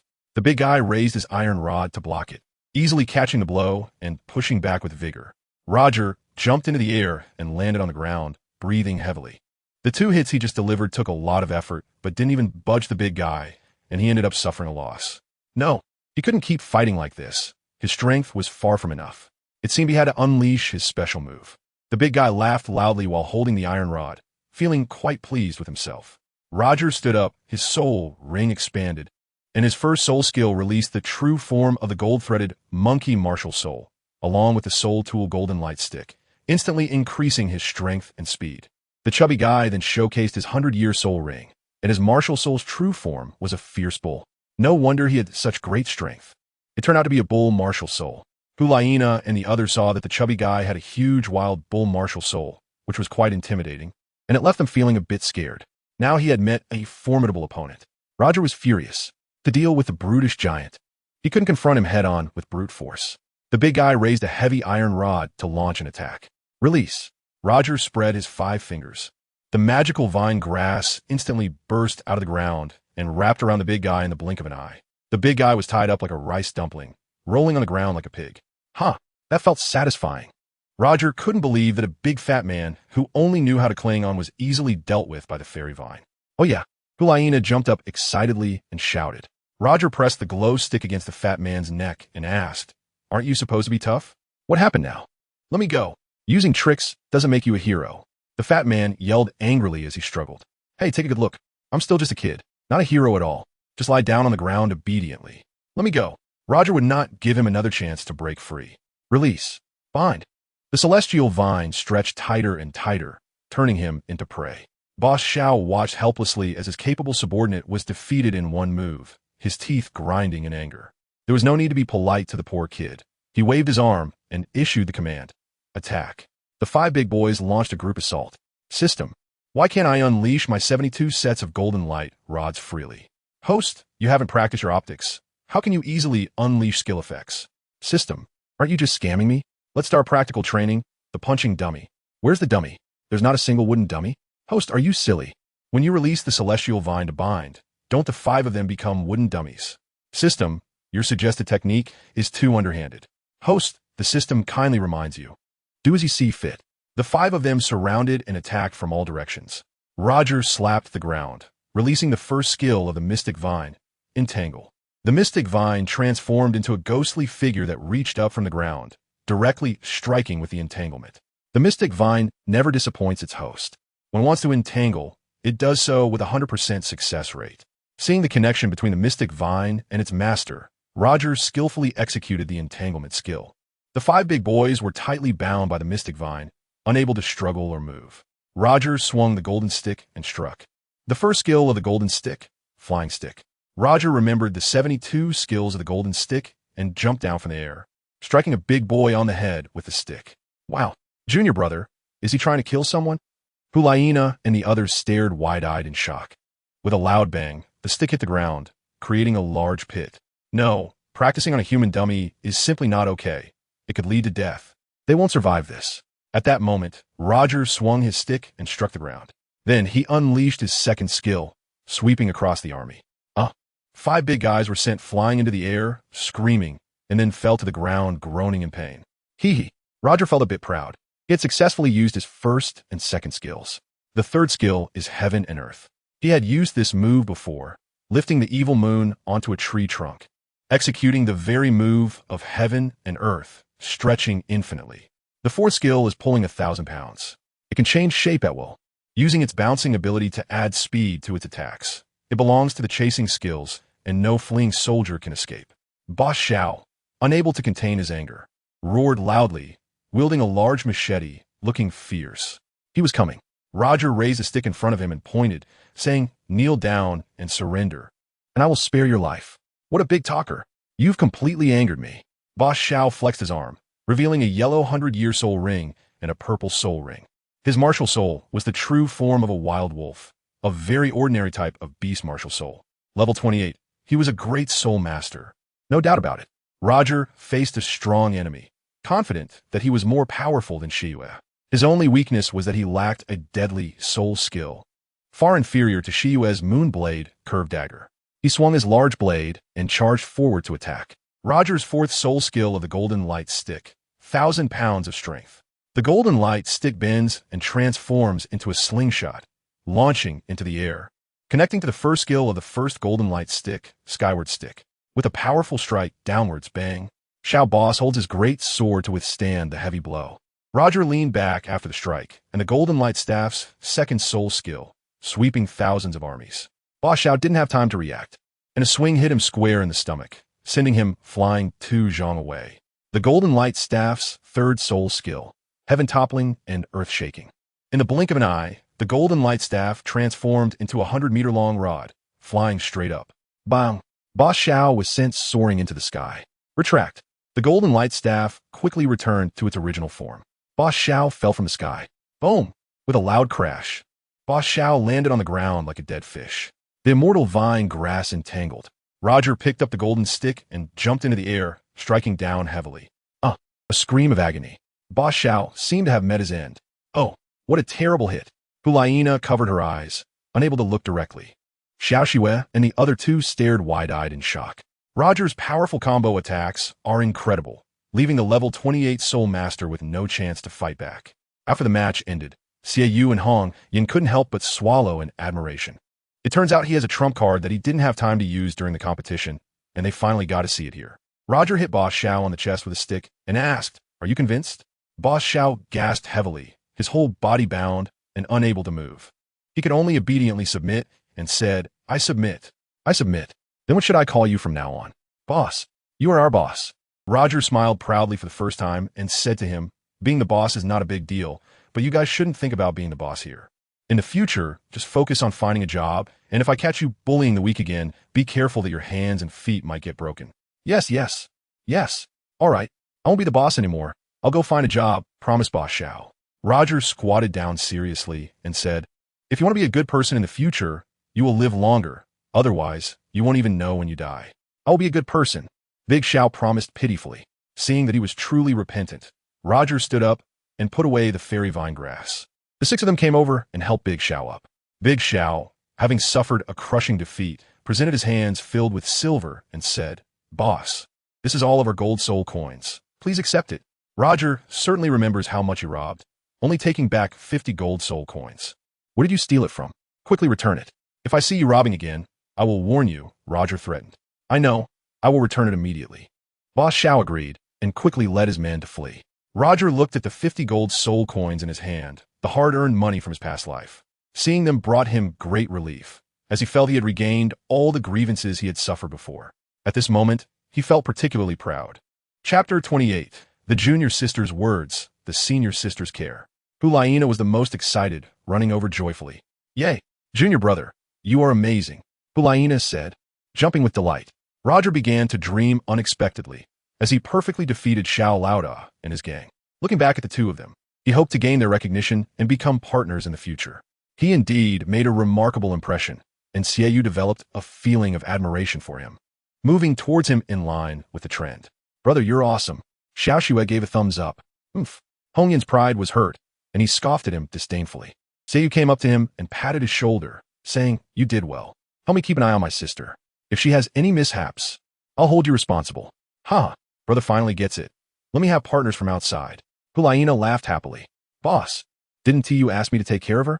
And suddenly asked anxiously. Xiaoyu turned around and patted his shoulder, saying, "Can you take care of her alone? I didn't ask you to guard my sister 24 hours a day. His abilities are good, and he can also help take care of her. Do you have any objections?" Faced with Xiaoyu's sudden change, Yin couldn't adapt for a moment, as he only liked her in his heart. Now he had to agree, otherwise there would be no hope left in the future. Okay, I accept the boss's opinion, Yin agreed. What do you mean my opinion? This is my requirement. The one with greater ability between you two makes me more at ease to entrust my sister to him. After saying this, Xiaoyu patted his shoulder to make sure he understood. Everyone understood clearly now. The boss had made it very clear. Yin scratched his head and smiled. Believing in the power of his flame lord to become unbeatable in the future, convinced that he would ultimately become the strongest soul master. Hulaina would belong to him in the future. In his heart, Yin swore to the heavens. Let us go back. It's getting dark. Xiaoxue said as she saw the sun completely set. That's true. Where else can we go? Roger looked up at the darkening sky, waiting for his senior sister's order. Shall we go back to report to the master? Hulaina wanted to share the good news. No, I'll go back to the academy dormitory, Roger said, embarrassed to face the master. I think we should still see the master. After all, such a big thing happened today. She must know. Xiaoxue followed her senior sister's advice. Hey, are you three going or not? Xiaoyu turned back after walking a long way to ask. It's all your fault. Hulaina, being blamed by her brother, shifted the blame onto others. Roger has been wronged. Why do they have to shirk responsibility over such trivial matters? Is this a common issue for girls when faced with such situations? The senior sister can only accept blame without any chance to rebut. Xiaoxue pushed her shoulder and said, Hurry up, it's getting dark. You need to think it through. How will you explain this to the master? Along the way, everyone walked separately, without interfering with each other. It wasn't until they reached the fork in the road between the academy and the Pope's palace that everyone went to find their own master. Hulaina quickly ran into the Pope's palace disciple building, hurriedly ran up the stairs, and was the first to reach her room. What's she doing? Roger and Xiaoxue slowly walked up the stairs together. Senior brother, you performed very well today. At least you have regained a lot of face for yourself. No one in the academy will dare to bully or look down on you anymore. From now on, Shiyue and Hong Yan will look at you with new eyes. Shiyue won't trouble you anymore. Look, senior sister is very happy today. Xiaoxue expressed all her thoughts on the stairs. Do you think your thoughts are the same as senior sister's? Roger asked, genuinely happy. Her? She should be even happier than me. From now on, she can openly be friends with you. Generally, when girls play with boys, it means they have some feelings for them. If they don't like you, they definitely won't hang out with you. Senior brother, I think senior sister likes you. As Xiaoxue said this, she pulled her senior brother to stop and whispered the last sentence to him. Roger widened his eyes upon hearing this, wondering why she would say such things. These words had never crossed his mind before, but now that she had said them, they occupied his heart completely. Suddenly, he felt it was so difficult. Don't say that randomly, Roger reminded her. Xiaoxue ran up the stairs, looked back and said, I'm not saying anything random. It's true. You need to seize the opportunity. I really like seeing you two together. After saying this, Xiaoxue quickly ran away to avoid trouble from her senior brother, who might get angry. Her words were too direct. Anyone would find them hard to accept. What did the junior sister mean by that? Roger touched his head in disbelief, thinking carefully in his mind, and then realized that it was impossible. The reason was that he was still so young. How could he know what his thoughts would be when he grew up? People change, so don't be too certain. While walking and coming to terms with it, Roger arrived at the door at the end of the corridor on the top floor. And just as he was about to open the door, he saw his senior sister coming out. She was carrying something in both hands. What did she want to do? Roger was waiting at the door for his senior sister to come over. Hey, is Xiaoxue not with you? Hulaina ran over and asked. She has already gone back to her room. All right, let's go in then. Hulaina jumped into the room. When Roger entered, he closed the door. Roger, how was your injury? I brought you some medicine. I also brought an apple. Huilina turned to face him, one hand holding a medicine bottle and the other a big red apple. Roger was very touched by the sister's kindness, but when he recalled Xiao Xue's words, he couldn't feel happy at all. She was right. If the sister didn't like him, she would never be so good to him. In front of the sister, it was hard to refuse her kindness. Roger took the medicine bottle and the apple with both hands and said a bit shyly, "Please don't bring me apples anymore. I have apples to eat here." "Where do you have an apple? I haven't seen a single apple around." "Do you only buy one apple and secretly eat it without letting anyone know?" Huilina asked, looking around. "No, I don't," Roger replied honestly, unable to lie.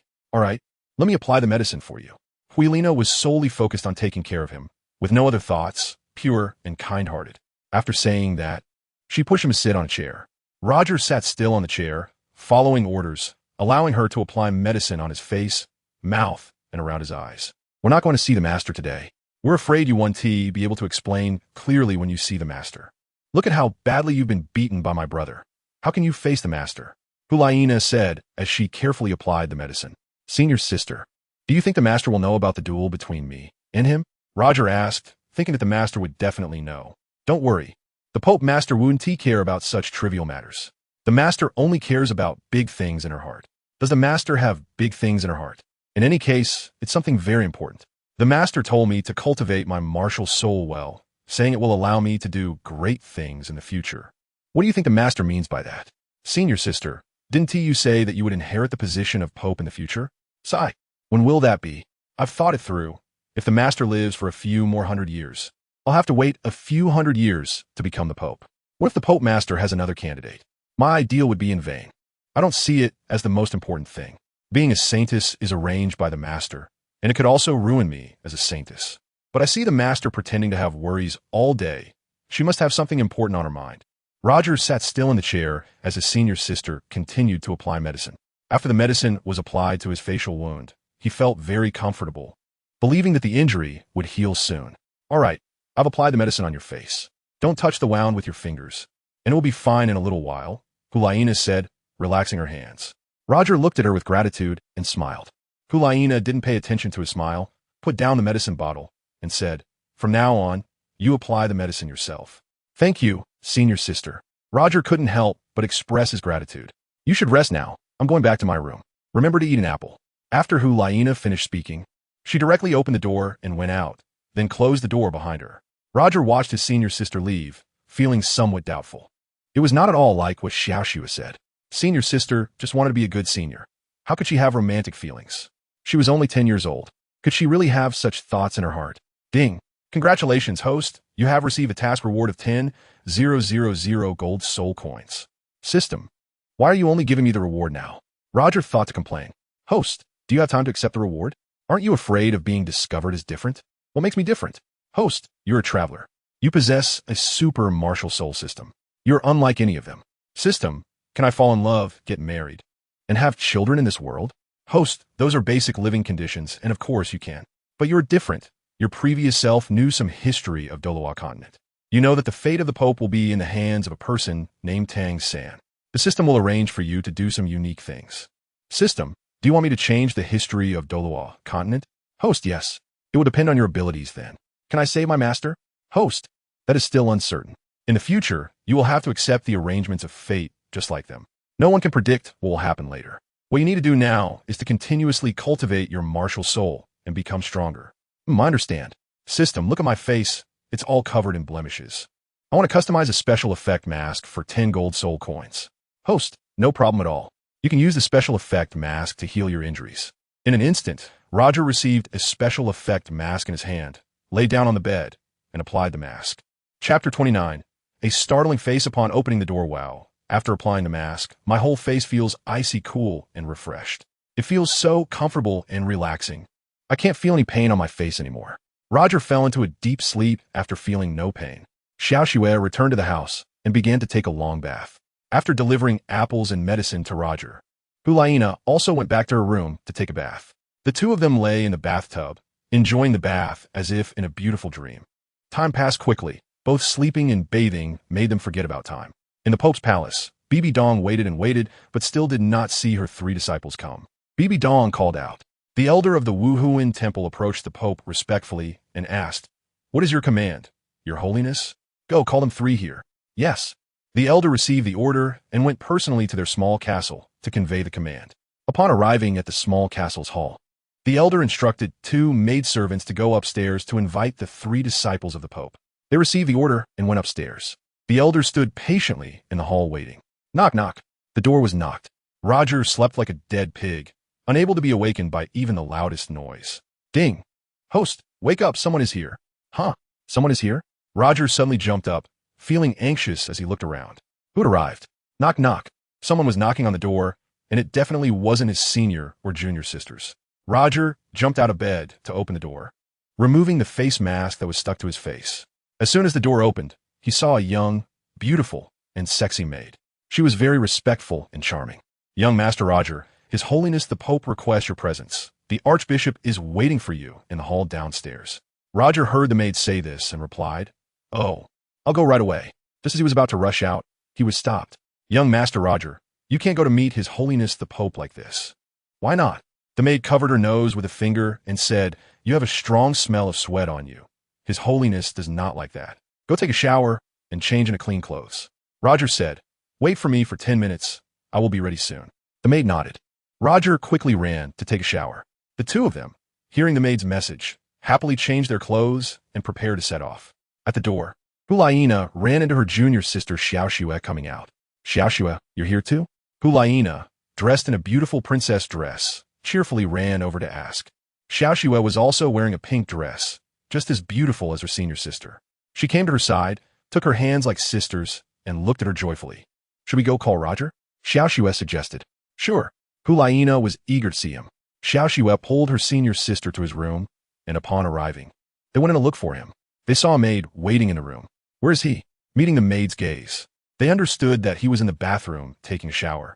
Senior sister, you should go call him out. Don't let him wash for too long, Xiaoxue said, her eyes darting around as she thought of it. I won't go. Hulaina didn't dare to think about going to the bathroom. Xiaoxue signaled the maid to go out and said to her senior sister, Hurry up, we're all waiting downstairs. Huh? Hulaina wanted to go down with them, but seeing them intentionally avoiding her, she felt calling them was useless. Her junior sister took her away. She felt it was inconsiderate of her, but it seemed she intended to send someone to call him out, fearing they might disturb him here. Thinking it over, this was an opportunity. Hulaina really wanted to seize such an opportunity. Her junior sister is thoughtful. Hulaina quickly figured it out and decided to take this chance to attend to her junior brother. Knock, knock. Hulaina tapped on the glass door of the bathroom. Just a moment, I'll be done soon. Hearing his voice, Hulaina gently asked at the door, Roger, do you want me to come in and help you? What if it's senior sister's voice? What should I do? Roger didn't dare to answer and quickly turned off the hot water, stretching out his hand to grab a towel. Suddenly, the door opened. Oh no! Hulaina pushed the door open and saw him at a glance as he was raising his hand and stretching his body. She was so startled that she covered her eyes and immediately turned to leave. As the door opened, the senior sister stood at the doorway. Time stopped, and Roger remained in a raised hand stretching position, waiting until the senior sister covered her face and turned around before he immediately bent down to cover his body. His heart racing. What was she doing? Roger couldn't understand the reason for 100,000 things, but she saw through him at a glance, and from then on, there were no secrets in front of her. With this thought, his face burned bright red. Terrified, Hulaina angrily walked to the door, wanting to ask her junior sister for help, but when she reached the door, she didn't dare to go out, her face flushed with shame. Feeling like she could never face anyone again, she bumped her head against the wall by the door, wanted to hide, and deeply regretted why she had barged into the bathroom. Crazy, insane. She had completely lost her mind just now. She hadn't considered the consequences at all. What a foolish thing to do. Now, it was too late. She had tasted the feeling of utter embarrassment. Her mind was filled with that clear image, unforgettable, and it would be etched in her heart for 800 lifetimes. Roger had finished getting dressed in the bathroom. When he reached the door, he saw his senior sister standing at the entrance, facing the wall in deep thought, as if she had forgotten everything that had just happened, showing no signs of discontent. Afraid that she might blame him, Roger walked over and took the initiative to call out, Senior sister, is there something urgent you need to talk to me about? Roger covered it up, as if nothing had happened, completely able to not think about her. The reason was that his senior sister was dressed very beautifully, and he could only feel joy towards her. Her wonderful image occupied his entire brain. He seemed to hold no grudge. Hulaina turned around to face him. Her face flushed red as she looked at him, asking for his forgiveness. Hulaina wanted to cry, wanted to laugh, wanted to explain, and wanted to seek comfort. Various pleas gathered in her eyes, making him understand at a glance. Look at her face, redder than a bright apple. Of course. He knew the reason, but would never say it out loud, completely pretending nothing had happened. Seeing her pitiful appearance, Roger couldn't help but break into a big laugh. He even laughed heartily while she was so shy that she lost all her composure. Suddenly, Hulaina became furious and started to hit him. 1 punch, 2 punches. 3 punches landed on his chest. Roger did not dodge or evade, allowing her to hit him as much as she wanted. What kind of man would be afraid of a girl who cares for and loves him? How mean. Are you daring to laugh at me? After Hulaina threw 3 punches, she no longer had the strength to continue and could only express her heartache in a pretentious manner. Roger grabbed Ruru's wrist and asked with a stare, "What is it that you're in such a hurry to find me for?" Huh? Hulaina's heart raced, and she looked up with a dazed expression, her mouth slightly open, unable to say a word. Roger scratched his head and asked casually, "I heard that Master wants us to go over right away. Is that true? You know that, and you're still taking your time? Are you still going to take a shower?" Rowena asked angrily as she stepped on his foot. After she stepped on him, Roger jumped up and ran away, saying, "Don't bully me. I'm leaving first." He ran off, and Helena chased after him. Roger ran quickly down the stairs. Huilina, unwilling to be outdone, chased after him even faster. Halfway down the stairs, Roger stopped to take a look, only to see her catching up, leaning forward and rushing down. It turned out that when the senior sister went crazy, no one could match her. After Roger saw his senior sister surpass him, she burst into a fit of giggles all the way down. Hulaina ran down and continued to laugh in the hall, leaving the bishop elder and Xiao Shui confused. Roger approached the archbishop with a serious demeanor, not cracking a smile. "You 3, follow me," the archbishop commanded. Roger walked between his senior and junior sisters, following the elder to see the master. "Oh, your face." After Hulaina calmed down, she suddenly noticed, and, although she didn't shout out loud, she pointed at his face for them to see. "Is there something on my face?" Roger curiously touched his face, but found nothing. Xiao Shui, following her senior sister, looked astonished. What is going on with him?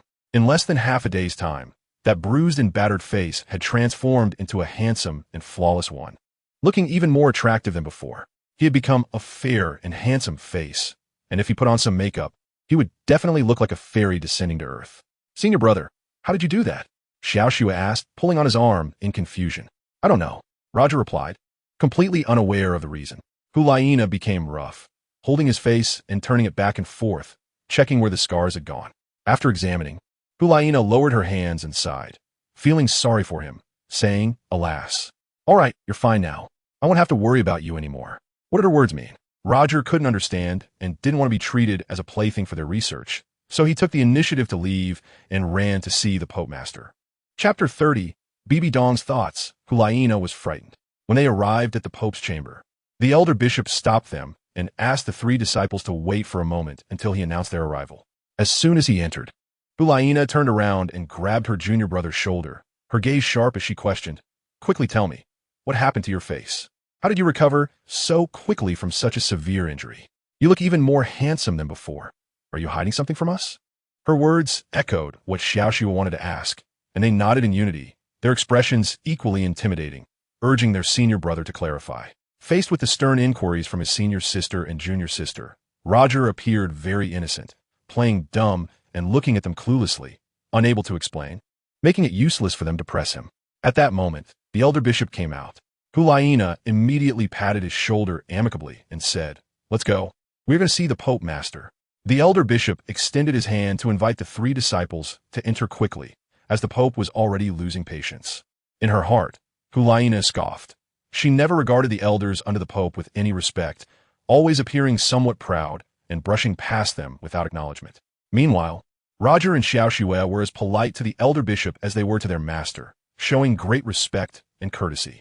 Once the 3 disciples entered, the elder bishop left promptly. It was not appropriate to linger here. Serving the king is like serving a tiger. The further away, the safer. Bibi Dong was a person with a very peculiar temperament, and she would kill without batting an eye.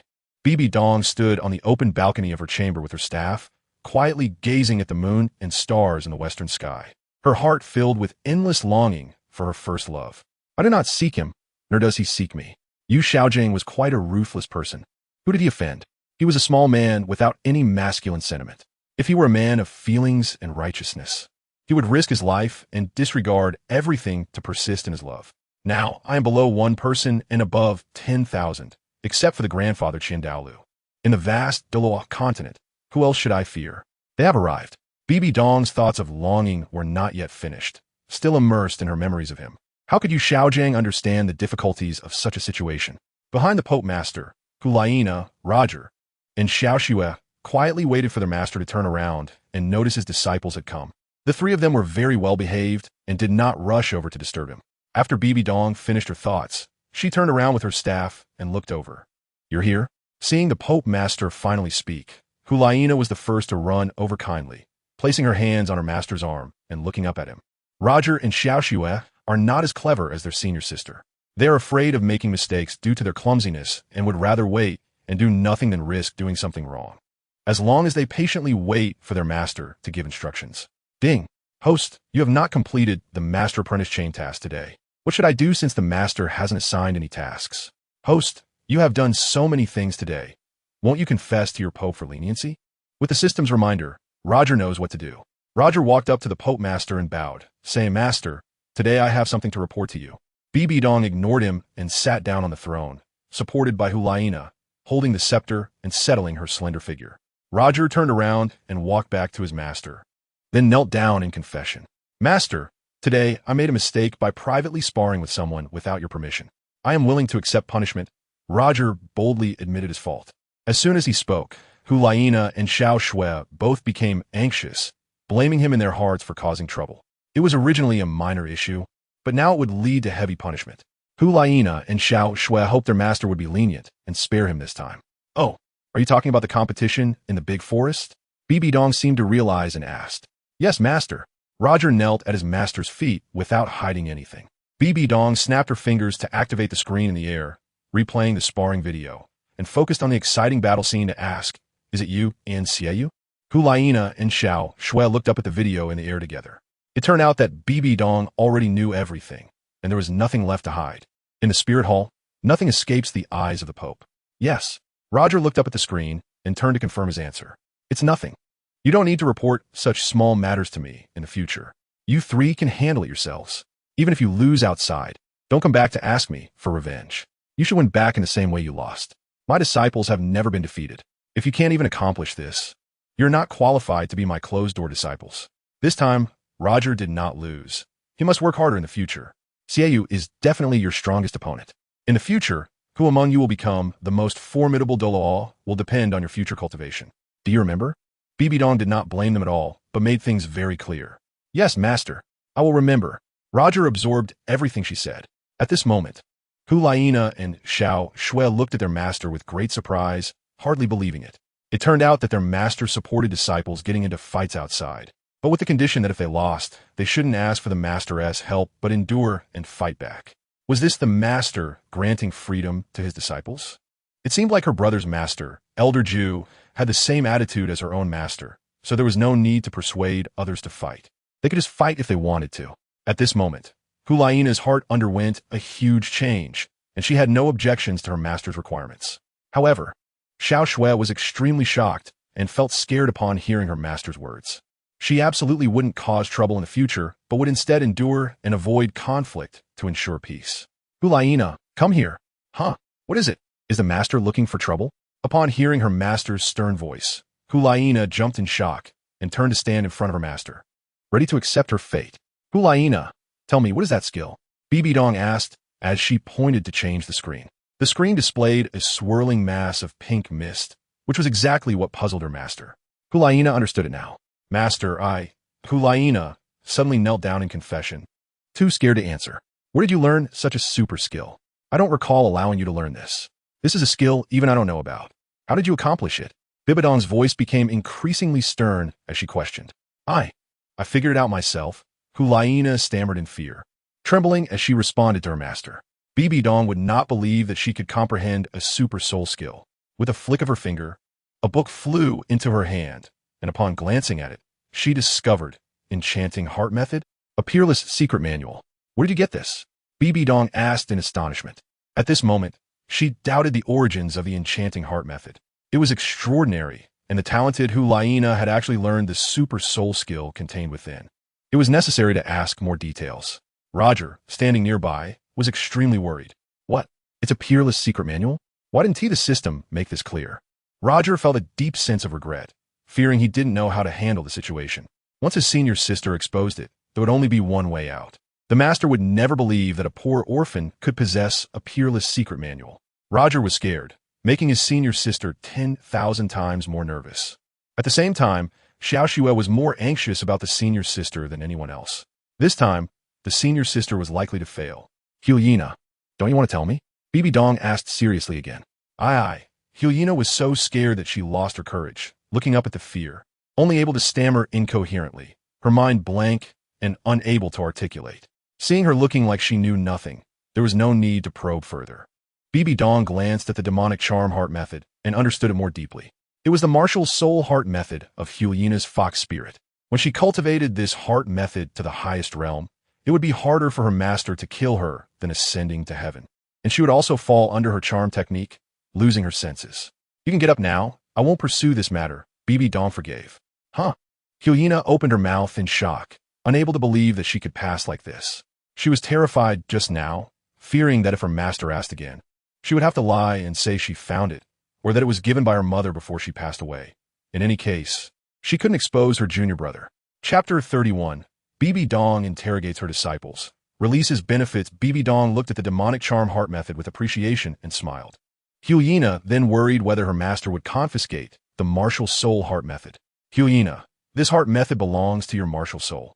In the future, you must cultivate it well. As long as you possess one of the heart methods in the world, you will be invincible. This peerless heart method cannot be cultivated by just anyone. Even I cannot cultivate it. It only belongs to you. Take it back.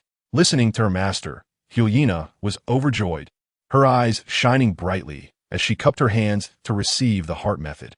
Suddenly, the heart method book fell into her palms, and seeing her heart method return, Hulyina was filled with joy. Roger noticed that the master ultimately did not punish his senior sister, and he felt completely relieved. Bibi Dong spared Hulyina, but it seemed she did not spare Roger, casting a sharp glance at him. Xiaoxue, a sense that the master's gaze was sharper than the blade of Shiva, indicating that he was very angry. It wasn't that he had caused trouble, but rather that he had concealed something important and secretly learned soul skills, which was a serious crime. Roger was always facing his senior sister, genuinely happy for her. Xiaoxue secretly nudged his arm, reminding him to look at the master's eyes. Thus, Roger received the hint and turned to look at the master.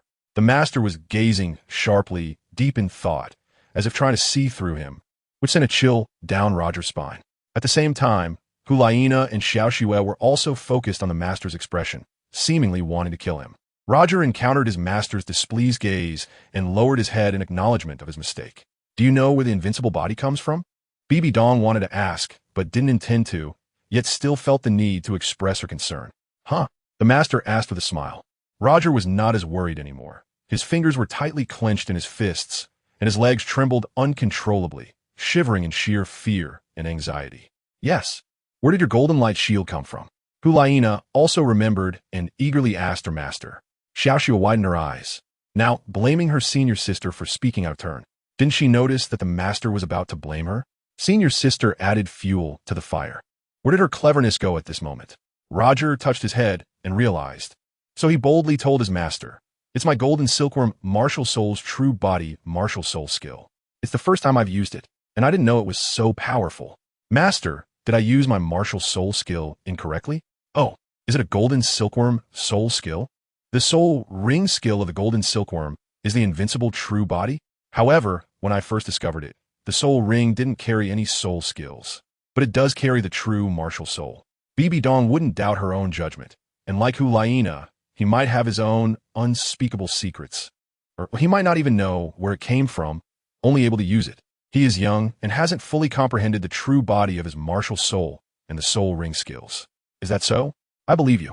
Now, please demonstrate your martial soul's true body so that I can take another look and help you enhance your martial soul. Yes. Roger accepted the command and unleashed his full power, transforming his golden silk monkey martial soul into a majestic golden body over 10 feet tall, exuding an invincible aura. In his hand, he held a shimmering golden staff, and at the same time, a pink-purple soul ring appeared. It was incredibly vibrant and colorful, accompanied by the invincible true body-soul skill. Under the influence of his powerful mental strength, Roger forcibly attached the invincible true body skill to the 1,000-year soul ring, making it clear to his master at a glance. Hulaina and Xiaoxue widened their eyes and dropped their jaws, staring at his impressive martial soul true body. The golden staff, the soul ring, and the diamond shield, all of which were his signature abilities. Bibi Dong's expression remained calm as she delicately pointed with her slender, fair finger, dissecting his golden silk monkey martial soul true body, golden staff, 1,000-year soul ring, and invincible true body diamond shield, clearly displaying them in the air. Roger was stunned, surprised to find that they could be easily separated by the master, rendering everything they had just done pointless. The three of them simultaneously realized how powerful the master was. Even the mightiest things were trivial in front of her. After they were decomposed, were they scrapped? After Bibi Dong analyzed them, she smiled with a bright gaze, using her fingers to deftly restore them, allowing them to nod their heads. With a blink of understanding in his heart, Roger grasped the master's deeper meaning. Receiving the master's approving gaze, Roger retracted them. Roger, your first 1,000-year soul ring skill is the true form of the golden silk monkey martial soul, with the attached weapon martial soul, the golden light club. Your invincible true form is your second independent supreme skill. The master understands and will not blame you. Now it's good. You and Hulaina have shown the master hope. From now on, cultivate well and don't let me down. Bibi Dong clarified to him that she would not make things difficult, and after speaking, she stood tall. The three of them looked up at their Pope master. Her long legs were particularly dazzling and charming under the silver-gray tight leggings. Not only was Roger stunned, but even the two girls looked on with extreme envy. Follow me. Bibi Dong led the way with her staff. Xiaoxue smiled brightly, relieved that the master did not assess her. Otherwise, if her special traits were discovered, she would definitely face punishment. Hulaina intentionally nudged her and gave him a sparkling wink, signaling him to see clearly that everything had turned out fine, and there would be no more issues in the future. Roger received her bright gaze and couldn't help but feel a surge of happiness, allowing his smile to shine brightly. When they arrived at the Soul Power Liquid Pool secret chamber, Bibi Dong turned to look at the three of them, indicating that a single glance was enough for them to understand what to do. Roger, Hulaina, and Xiaoxue received their master's gaze and, without a word, took off their clothes and walked into the Soul Power Liquid Pool. They consciously avoided each other, being careful and not daring to peek. Bibi Dong took off her clothes and sat down in the center of the liquid pool, saying, "You three come over." Roger, Hulaina, and Xiaoxue moved towards their master, allowing the spirit liquid pool to submerge their shoulders, with their heads sticking out as they faced their master in meditation. I will continuously release a wave of soul power for you. You should find a way to absorb as much soul power as possible quickly to help you elevate your soul power levels. Xiaoxue, do you have a martial soul mental method? After Bibi Dong finished speaking, she specifically reminded her. Xiaoxue was startled and quickly replied, I have the beast martial soul mental method. Good. Hulaina will practice the enchanting mental method. Roger will practice the martial soul mental method. And Xiaoxue will practice the beast martial soul mental method. While I release the soul power, feel free to cultivate and absorb it. But remember not to be too eager for quick results. Steady progress is advisable. Do you understand? Bibi Dong was about to release another wave of soul power, allowing the released soul power to be absorbed by her three disciples, achieving a triple benefit and rapidly increasing their soul power levels. Roger practiced the 9 transformations heart method. Hulaina began to cultivate the charming heart method. Xiaoxue also started to cultivate the beast martial soul heart method at the same time. Bibi Dong steadily released 9 dazzling soul rings. Red, purple, black, black, black, black, purplish red, purple black, and blood red. The 9 massive soul rings filled the entire secret chamber, and the powerful and abundant soul power filled the space. Roger, Hulaina, and Xiaoxue simultaneously felt their master's strong soul power energy. They were drawn to it, continuously gathering and flowing into their dantian, helping to elevate their soul power levels. Bibi Dong released the abundant soul power energy to alleviate the backlash of the twin martial souls on the body. For the possessors of twin martial souls, if they become super Dou, the destructive soul power devouring force could easily cause the host to explode, risk going berserk, or even lead to soul power explosion, resulting in disintegration. Every full moon night, Bibi Dong would release a large amount of soul power energy in the soul power liquid pool, storing the energy in the liquid, with half of the soul power energy wasted and dissipating. Now, the three disciples were receiving their master's tremendous benefits, with their soul power levels set to reach the 20th level breakthrough overnight, and then converting the excess soul power energy into the cultivation of their martial soul's true form. The true body of Roger's golden monkey martial soul, the true body of Hulaiina's demon fox martial soul, and the true body of Xiao Shui's snow leopard martial soul will gain soul power and true energy, continuously enhancing their strength. Chapter 32. The Pope's Palace. Roger promises his master. Roger sat in the soul power liquid pool, cultivating his martial soul with the 9 transformation heart method. First, he raised his soul power level to level 20, but then he could no longer break through due to the soul ring. Once a soul master reaches the barrier point of level 20, they can no longer advance unless they absorb a higher level soul ring, which allows them to continue raising their soul power level after generating a soul ring at level 20. Soul power chi is also referred to as soul power aura.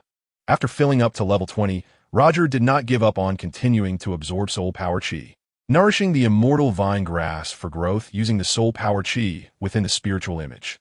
The immortal vine grass absorbed soul power chi as if it were a bottomless pit. The grass continuously took in the soul power chi, with its green leaves growing rapidly, as if a booster was activated, sprouting from dozens to 50 leaves in an instant.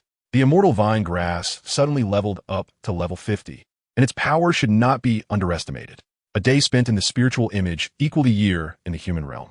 In the blink of an eye, Roger completed his meditation training task. Ding! Congratulations, host. Your soul power has reached level 20. Reward: 10,000 gold soul coins. Ding! Host, you have a task to absorb the second soul ring. Reward: 10,000 gold soul coins. Hey system, why has the reward for the task of absorbing the second soul ring increased? Host, this means the difficulty of your task has increased. The second soul ring must be over 1,000 years old. The second soul ring cannot exceed 10,000 years, otherwise you will suffer backlash from the soul ring and harm your body. System, where do I go to complete the task? The task location is the Star Dou Forest. You must personally kill the soul beast, otherwise the task will not be accomplished. Ah, the Star Dou Forest again. Don't worry, host. Your senior sister and junior sisters have also reached level 20. Your Pope Master will take you to achieve your goal task. After you absorb the second soul ring, you will become a great soul master. You will truly embark on the path of the strong. System, don't fool me. It's only level 20 great soul master. What kind of strong person is that? I want to be one of the top strong ones, and in the future, I must reach the rank of title Douluo. Host, where there is a will, there is a way. Believe that you will definitely achieve it. Suddenly, smiling inwardly, Roger could not help but end his cultivation. The surroundings were quiet, and Roger opened his eyes energetically. He did not see his Pope Master, but found his senior and junior sisters still fully engaged in meditation and cultivation. Thus, Roger quietly crawled out of the soul power liquid pool, went outside to put on his clothes, and wanted to return to the Disciple Tower. When he pushed open the tall double-leaf door, a beam of bright sunlight shone in, and Roger, afraid of the sunlight, closed his eyes and raised his hand to shield them. When he opened his eyes again, he saw that the sky was bright. Roger walked outside, feeling very curious about the Pope's Master's sleeping quarters. Unable to resist, he thought about exploring and breaking the mystery surrounding his master's residence. Curiosity killed the cat. But at that moment, Roger didn't think of that. His mind was filled with curiosity as he wandered around, opening door after door while trying to be quiet, fearing he might disturb someone or be discovered by his master. In front of him stood a beautifully decorated large door, behind which seemed to be treasures. Unable to control his curiosity and unable to stop himself, Roger gently pushed open the tall double doors and stepped inside. Roger quietly walked in and saw a fragrant world adorned in pink splendor. This was the master bedroom of the Pope. Thinking that the master was not inside, Roger approached and gently pulled aside the pale pink gauze curtains. To his surprise, he saw the master lying on the large bed, fingers softly caressing his long legs. In an instant, he was mesmerized. Roger was so scared that his heart stopped, and then he didn't dare to breathe, only able to stare wide-eyed at his master's enchanting appearance, which made his mind wander. Ashimpesh, That sound continuously released the feelings within his master's heart. The Pope Master was meditating with closed eyes, savoring pleasure. It was a world of self-indulgence. Roger saw his master lost in self-reflection, immersed in a world that brought joy to both body and mind, unable to extricate himself for a moment. The Pope Master had an exceptionally beautiful sleeping posture, which was mesmerizing as he walked over. Roger gently leaned closer to his master, just within arm's reach. Roger widened his eyes and saw clearly that his master had fair skin and beautiful features, making him drool and causing his heart to race uncontrollably for a moment. There's a movement.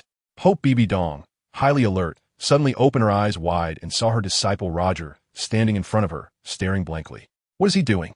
Bibi Dong shot a sharp and fierce gaze at him, devoid of lethality. Otherwise, he would burst into a pool of blood before her eyes. His nose was bleeding. Bibi Dong glanced at her chest, which brought a smile to her face. She was amused by his dazed look. Bibi Dong remained unperturbed, showing no concern for her exposed state, and slowly pulled up her thin, gossamer-like nightgown with her fingers. Roger, are you looking for your master? Bibi Dong asked, propping her chin on her hand, not angry at all, as all her irritation dissipated. She maintained her graceful sleeping posture and smiled at him kindly. Hearing his master's question, Roger immediately snapped back to reality and shook his head to respond. Master, I'm fine. I just discovered this place and came to take a look. Bibi Dong gave him a charming and tender smile, extending a slender, snow-white arm towards him, saying, Come here. Roger didn't dare to touch his master's hand, but he obediently walked over and stood by the bed, staring fixedly. Roger, do you think master is beautiful? Bibi Dong placed one hand on her smooth, snowy white shoulder, showing him tenderness and sensuality. Roger nodded honestly in agreement. Receiving his praise, Bibi Dong was naturally very happy, her delicate fingers brushing against his face. Roger, when did you become an orphan? With his master touching his face, Roger seemed captivated, unconsciously leaning in closer, wanting to receive more affectionate caresses. At this moment, Roger's mind went blank. All he could see was his master, and he could only hear her words, wanting to do whatever she wished. Roger, you haven't received a mother's love since you were young, have you? Seeing that he couldn't answer, Bibi Dong decided to speak for herself and ask a few questions. Roger felt the master's concern and was filled with an overwhelming desire, thinking how wonderful it would be if she could become his mother. He had never known the taste of maternal love since childhood. It should be gentle and warm, just like the feeling of a hand caressing his face, which was incredibly comforting. Roger stared at his master with extreme longing, begging her not to stop, hoping to continue nurturing a child's desolate heart. Roger, do you want a mother? Roger, do you think I could be your mother? Do you wish I were as good as your mother? After asking him several times, he still wouldn't answer, and Bibi Dong decided to stop her concern for him. What was said earlier could be taken seriously or brushed aside, as if nothing had been said. Faced with the Pope Master's immense affection, Roger didn't dare to accept a single word. Bibi Dong regained her composure, sat up, and adjusted her pajamas. Thinking it was too much, Bibi Dong was indifferent. I do as I please. She had already shown her figure in front of him, so there was no need to be restrained here. Bibi Dong didn't have any reservations in front of Roger. If Roger dares to speak recklessly, he will lose his life immediately. Bibi Dong reigned in all her reckless thoughts, her expression now cold and ruthless. Not wanting to see him any longer, she turned her back and said, All right, you can go out now. Roger lowered his head and admitted his mistake, saying, I'm sorry. All right, don't say anything more. Bibi Dong thought that he couldn't say much either. Now that he had witnessed his private life, it was better to keep quiet. Roger didn't dare to speak and admitted his mistake to his master. He hoped that nothing had happened here. Bibi Dong gave a reminder. Hearing that his master didn't blame him, Roger thought he must make a promise to his master. So he boldly said, Master, from now on I will become like your child. I will wholeheartedly take care of you, love you, and protect you. I won't let you be harmed. Huh, what did he just say? It was like a stone stirring up 1,000 waves. Bibi Dong was deeply moved. She turned around and saw that he was speaking from the heart. So she believed his words. Good, you can go out now. If you want to see me in the future, come here to find me. Bibi Dong accepted his promise. Yes. Roger listened and respectfully exited to his master. After he left, Bibi Dong threw herself onto the bed and covered her face, saying painfully, if only Qian Renxue could say something like that. She is my biological daughter. I, as her mother, have let her down. Thinking of her daughter, Bibi Dong realized that Roger was almost the same age as her daughter, and she wished he could replace her daughter. How wonderful would that be? Suddenly feeling scared, she thought she was overthinking it. Bibi Dong covered her face with her hands, not daring to think any further, knowing that it would only lead to difficulty in extricating herself. Chapter 33. A night of reaching level 20, boldly going to find the master. What just happened? It felt like a dream. Roger respectfully bowed his head to the Pope Master and exited the fragrant large bedroom, where things he had never even dared to imagine were happening for real. He couldn't help but feel a sense of delight. The Pope Master, how friendly and kind she was, with a heart full of great maternal love. This reminded him that the Pope Master had a biological daughter, who was sent to the Heaven-Do Empire as a grand prince from birth, allowing her to live the most noble life. But the Pope Master, as a mother, how could she not miss her own flesh and blood? One thing that weighed heavily on her heart was the guilt she felt towards her biological daughter, Qian Rinxiu. Roger understood the feelings of the Pope's Master. She not only regarded herself as a disciple, but might also see her as half a child in the future.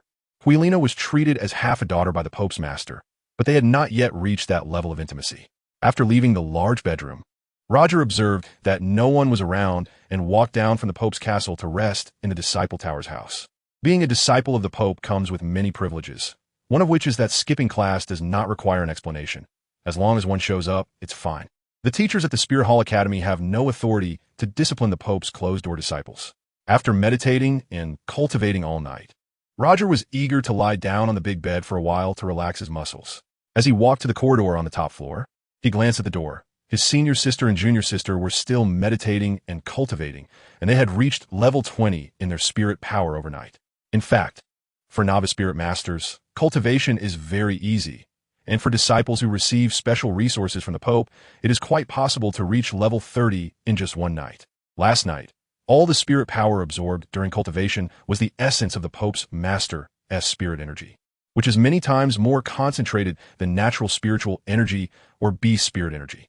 The essence of the spirit energy released by the Pope's Master, after being inhaled, completely refined the person's true energy.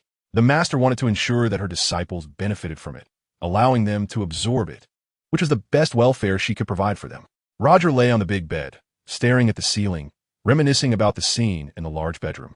The flawless figure of Master Pope occupied his mind, a memory he would never forget. Suddenly, a scary voice rang out, startling Roger and causing him to sit up straight. He saw Huilina and Xiao Shui standing beside him. When did they come in? He hadn't noticed at all just now, lost in thought. And now he was frightened, worried that the two of them had seen his inner secrets. What are you doing here? Roger asked confusedly. Roger, how do you like me and Xiao Shui? Huilina said, placing her hands on her hips and proudly showing off. Xiao Shui covered her mouth, laughing happily.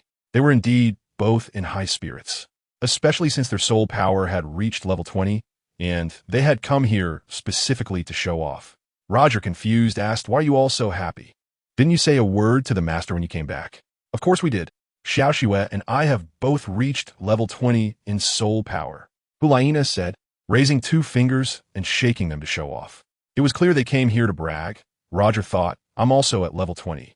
You're at level 22. Upon hearing this, Huilina was even happier than when she reached level 20 herself. She jumped up, grabbed her arms, and shouted joyfully, huh? We are all at level 20. Yes, I reached level 20 and then returned. I saw you both were focused on your training, not daring to disturb you even a little. I absorbed the Master's true energy, and my mental strength became particularly abundant, which quickly raised my soul power level, Roger said. Yes, I'm just like you. I absorbed the Master's soul power, and my level shot up. Huilina described her upgrade, pointing her fingers toward the sky. Xiao Shui pulled on her senior sister's arm and said, You're not that exaggerated. I level up about once every half an hour. But I couldn't break through to level 20 anymore. I can't go up any further. Later, I transformed my soul power into Beast Martial Soul Spirit Power for training. Have you two done Beast Martial Soul Spirit Power training? Yes. I'm just like you. I also transformed to train in Beast Martial Soul, Huilina replied. It turns out that the true form of the Beast Martial Soul within me can enhance my cultivation. My 1,000-year-old demon fox true form, after absorbing Martial Soul Spirit Power, will grow year by year, and who knows, it might even become a 10,000-year-old demon fox in the future. When I release my martial soul true form then, its power will definitely be terrifying. Huilina finished and laughed heartily. Roger and Xiao Shui laughed happily with her senior sister. After Huilina finished laughing, she said, Come play with me. I want to show off my brother and let him see that I've reached level 20 and can absorb my second soul ring. The senior sister pulled hard with her hands, but Roger had his own opinion and couldn't go along with her this time. He thought, "What's so great about being level 20? I'm not going, you go by yourself. I'm dead tired and just want to lie in bed and sleep." Roger refused. "Oh, what is so good about sleeping during the day?" Hulaina angrily waved her hand. Xiaoxue noticed her senior brother's unwilling expression and pulled her senior sister, saying, "Sister, let's not disturb senior brother's sleep. He exhausted himself yesterday, and now he needs to recover." Roger listened to Xiaoxue and nodded frequently, agreeing that not getting enough sleep could affect one's energy for the whole day. What is there to sleep during the day? Hulaina disagreed. Xiaoxue forcibly pulled her senior sister out, not wanting Xiaoyue to see her senior brother. The two of them were like enemies, so it was better for them to meet less. After pulling her sister out, she quickly closed the door. "Hey, why don't you let him play with us? It's a rare opportunity for the three of us. We can unleash our soul power in the classroom and scare them." Hulaina expressed an idea. "All right, stop thinking about showing off. We're only at level 20. What is there to say? It's more important to find Xiaoyue," Xiaoxue said as she walked with her sister. What she said made sense. Showing off to her brother would also be equally enjoyable. Hulaina became happy and chattered endlessly. "Sigh, it's really nice that they left. Finally, my ears are at peace." Roger lay on the bed, pulling the blanket over himself to sleep soundly. Sleeping is also a great practice. It allows the body to recover best and helps restore all functions to their optimal state, preparing for better training next time. Roger slept soundly until dark, not even letting out a single fart, and neither his senior nor junior sisters came to disturb him. He only woke up when his stomach growled from hunger. "What time is it now? I'm so hungry. Is there still dinner?" Roger rubbed his heavy eyelids and saw that it was dark outside, muttering to himself. No one answered, which implied that dinner was off the table again tonight. He hadn't eaten last night, and now he hadn't had dinner today either. Roger got out of bed to relieve himself, and after finishing, he looked for water to drink. He went to the balcony and looked up, wanted to see the Pope Master's balcony. "Oh, isn't that the Pope Master?" She stood on the balcony, gazing at the stars and the moon, as if missing distant relatives, resembling the scene of Li Bai's quiet night thoughts. The Pope Master had said before that if he wanted to find her, he should go to the big bedroom. Roger cleverly thought, "Isn't there a lot of delicious food at the Pope's place?" Haha, thinking of the fact that there must be plenty of good food with the Pope. And if there isn't any, the Master would definitely have them bring the best delicacies. Wouldn't it be a wonderful time and place to have dinner with the Pope and enjoy a feast? Roger gathered his courage and quickly ran down the tower, hurrying to see his master, the Pope. Even without food, just looking at his master was a feast for the eyes, and swallowing saliva could fill his stomach. Chapter 34. Sneaking up to find the Pope Master. Roger rushed into the Pope's palace, where his master, Bibi Dong, lived in the highest building. She was there gazing at the stars and the moon, eagerly wanting to see her master, growing bold and reckless. Roger feared nothing and cleverly avoided the gaze of the bishops and other maidens in the hall, quickly sneaking upstairs without anyone noticing. After successfully evading them, Roger happily ran up the stairs to find his master, the Pope. In the blink of an eye, he burst into the sleeping quarters and stood in front of the tall door of the master bedroom. Remembering what his master had said in the morning, he mustered his courage and quietly pushed open the double doors to peek inside. Not seeing the Pope's figure, Roger boldly closed the door behind him and stepped inside. With a sense of familiarity from his earlier visit that morning, he recalled that everything looked the same now, realizing that the Pope was his greatest support. Deep inside, the Pope harbored immense desires and emptiness, hoping every day for someone to comfort her. What his senior sister Hulaina failed to provide, he resolved to offer himself. After all, he had crossed over from an adult to a child in the Douluo Continent, and he understood the burdens of adulthood very well. The Pope was longing for love, dreaming of a man who would cherish her and shower her with endless care and affection. Roger saw his master, the Pope, still standing on the outdoor balcony, gazing up at the starry sky. He gently approached from behind, feeling nervous and timid as he looked at his master, then hesitantly called out, "Master." A boy's voice responded. It was Roger. He couldn't believe he had the audacity to intrude into the Pope's private chamber without permission. He must have a death wish. However, his voice was respectful and devoid of any malice. Bibi Dong accepted this and slowly turned to look at him. Upon seeing Roger's sincere, naive, and eager eyes, all his previous mistakes were forgiven. "Roger," Bibi Dong called out with a broad smile, "come here." With the Pope's approval, Roger was overjoyed. Just as he had expected, a smile of delight appeared on his lips as he obediently walked over. Roger, why have you come to find your master? Roger looked up, hearing the friendly and lovely voice of the master, which made him smile broadly. When the master asked, he replied, I miss you a bit, so I came to find you. Master, you won't blame me for barging into your bedroom, will you? Bibi Dong, hearing this, could only smile faintly and said, It's fine that you came to find me because you missed me. Hulaina is not like you. She wouldn't come to accompany me for no reason. Master, can I keep you company? Roger understood the master's inner longing and realized that the master had a lonely heart. What she needed was someone to be by her side without bringing any burdens of thought.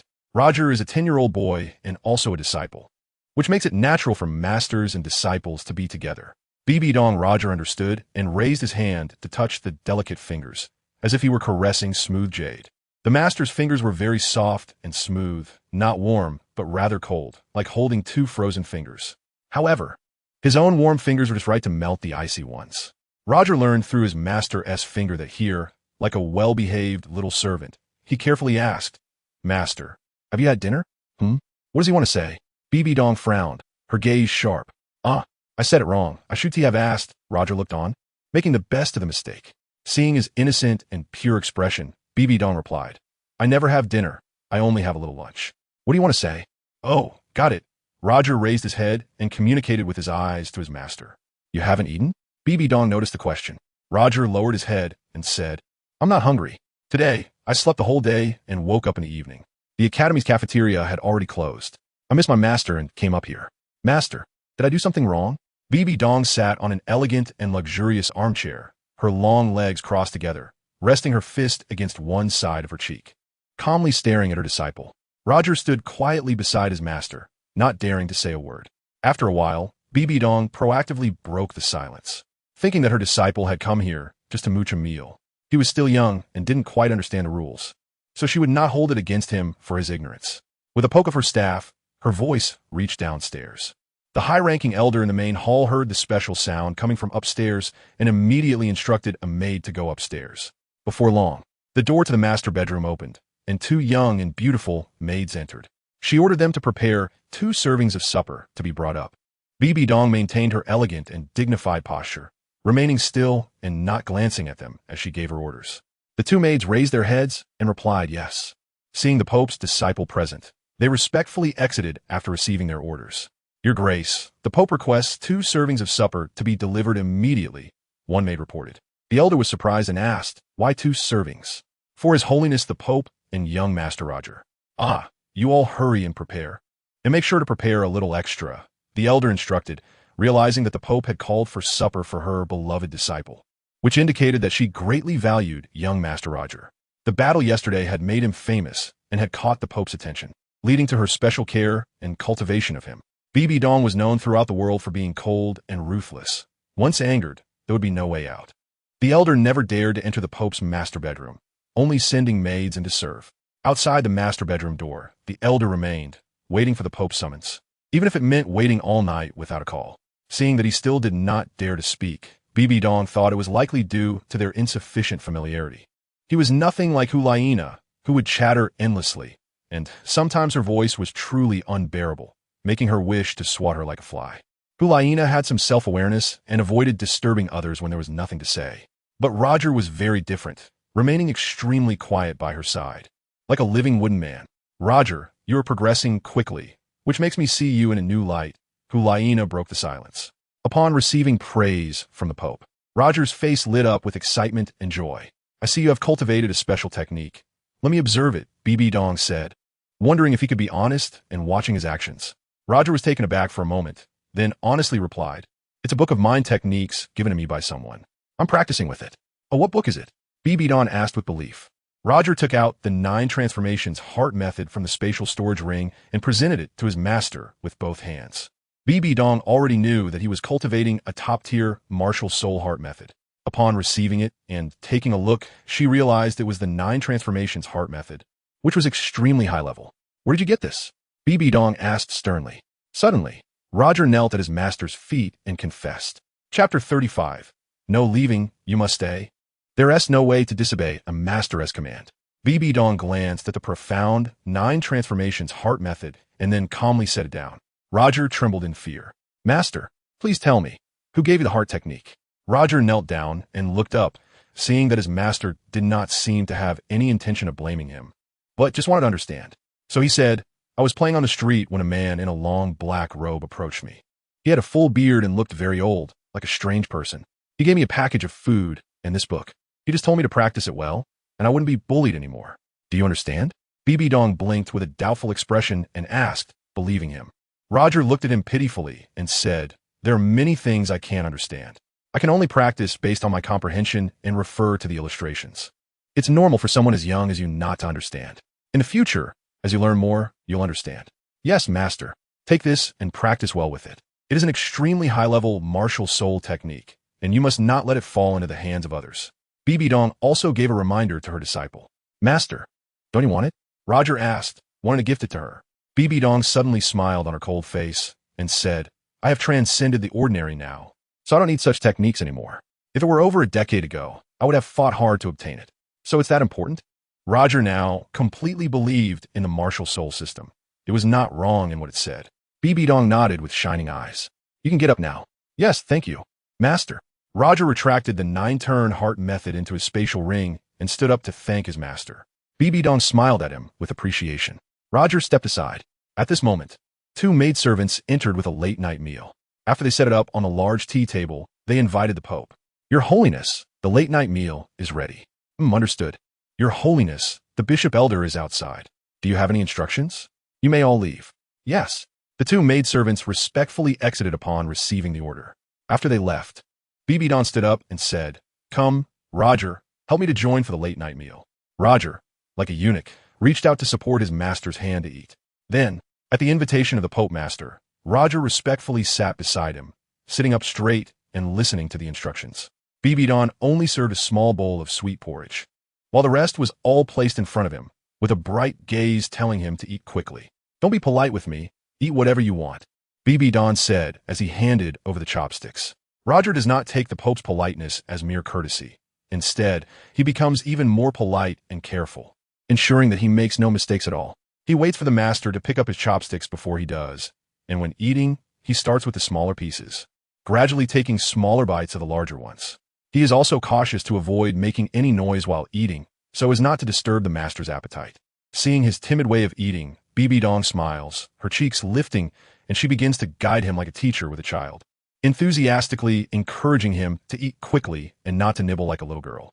Roger felt the warmth of maternal love, smiling and eating with his master. Gradually, his appetite surged, and he began to eat the delicious food heartily. Bibi Dong encouraged him to eat a little more, and, in the end, told him to finish everything and not waste anything on the plate. Roger ate happily and deliciously. It was the best and happiest meal he had ever had. It seemed that Master shared the same feeling. She was also very happy. After enjoying a good meal here, it seemed that Roger's task was complete, and he felt a bit anxious to leave and go back. Master, I see it's getting late. I want to go back, Roger said as he put down his chopsticks and wiped his mouth. Bibi Dong glanced at him and said, What do you mean going back? Don't go back today. Just stay here and accompany me. Wow, what kind of rhythm is this? Roger became anxious immediately and called out, What should I do, system? Ding. Congratulations, host. You have received the task of persuading your master to stay. Agreeing to stay will reward you with 1,000 gold soul coins. Hey, don't joke around. How can I stay overnight? My master is a woman, and I'm a man. Host, you're just a 10-year-old boy. What does it matter? Your master asked you to stay. She might have something special for you. System, what else does my master have to give me? She's a woman. I'm a very mature boy psychologically. I can't stay here. Host, do you want to disobey your master's orders? I don't dare. Host, remember that you must not go against your master's orders. The system is right. Roger figured it out. It's better to be a gentleman first and a rogue later. And he needed to clarify things. So he boldly asked his master, Master, is it okay for me to stay overnight? Roger, how many days has it been since you last took a shower? Bibi Dong frowned and asked with disdain. Is she trying to make things difficult for me? Roger touched his head and looked up, needing to explain to his master. I take a bath every day. You wash every day, but do you wash thoroughly? How come I can smell a strong sweat odor from your back? Is it because your arms are too short to reach? Bibi Dong frowned even deeper and asked, Master, do I need to wash my back too? Isn't it enough to just rinse it? How can you be my closed-door disciple and make me feel this way? Master, I will make sure to wash my back properly in the future. Roger humbly accepted. Bibi Dong stood up and took a couple steps. Come with me. Oh. Roger didn't know what his master was going to do, so he followed closely behind. Ding. Host task. Accompany the Pope for a bath once. Reward. 1,000 gold soul coins. System. Please don't send me such tasks. I'm embarrassed. Host. You don't need to worry about such tasks. I've canceled it. Then there will be no reward for accompanying the Pope for a bath in the future. Ah, is this a mandatory task? Host. The system has reminded you. It is difficult to go against your master's orders. You have your own difficulties, but you must complete it. Do you think your master will make it hard for you? Everything she does for you is worthwhile, and it is what she truly needs. Huh? What does my master need from me? Host. Your master only needs a reliable male companion. She is a woman, you understand that. But I'm just a child. Host. Were you thinking? Is your master the kind of person you think she is? How much do you understand about your master's inner world? My master must miss her biological child. Host. You are partially correct. So she wants to express some maternal love through you. Just pity a woman who possesses great maternal love. Can I selflessly contribute to my master just because of that? Host, you are smart. Now, moving forward, you will have an endless series of master-disciple tasks. With the system's rich rewards, your hands will be full. Hee. Roger was laughing heartily in his heart. What does master want to take her? Was inside the door. After Roger and the others entered, they hesitated outside the door for a while. But fearing that their master would call someone, they cleverly pushed the door open and went in. Once inside, it felt as if they had entered a snow-white magical world. Everything bright and clear, even a single hair on the ground was visible. In front of them was a large bathing pool, which was many times smaller than the Soul Power liquid pool, looking like an oval, colorless crystal bath meant for just 2 adults. The Pope's master personally filled the bath with water. Who was it for? It couldn't be for their master, could it? This benefit was too great. Roger, take off your clothes and take a bath, said Bibi Dong after finishing filling the water. Alas, I must be overthinking. How could their master be the kind of person? But, I was dumbfounded. Their master was taking off her clothes. Now I could take a serious look and see more clearly. Roger began to stare intently. Chapter 36. Opening up all the meridians, sending master a facial mask. Thought wrong, but also not thought wrong. After master took off his clothes, he was still wearing underwear. His sexy and beautiful figure resembling those picturesque fairy wallpapers. However, it feels so uncomfortable here. Roger couldn't look at his master and could only sit quietly in the bathtub with his head bowed. At crucial moments, he would even consciously close his eyes.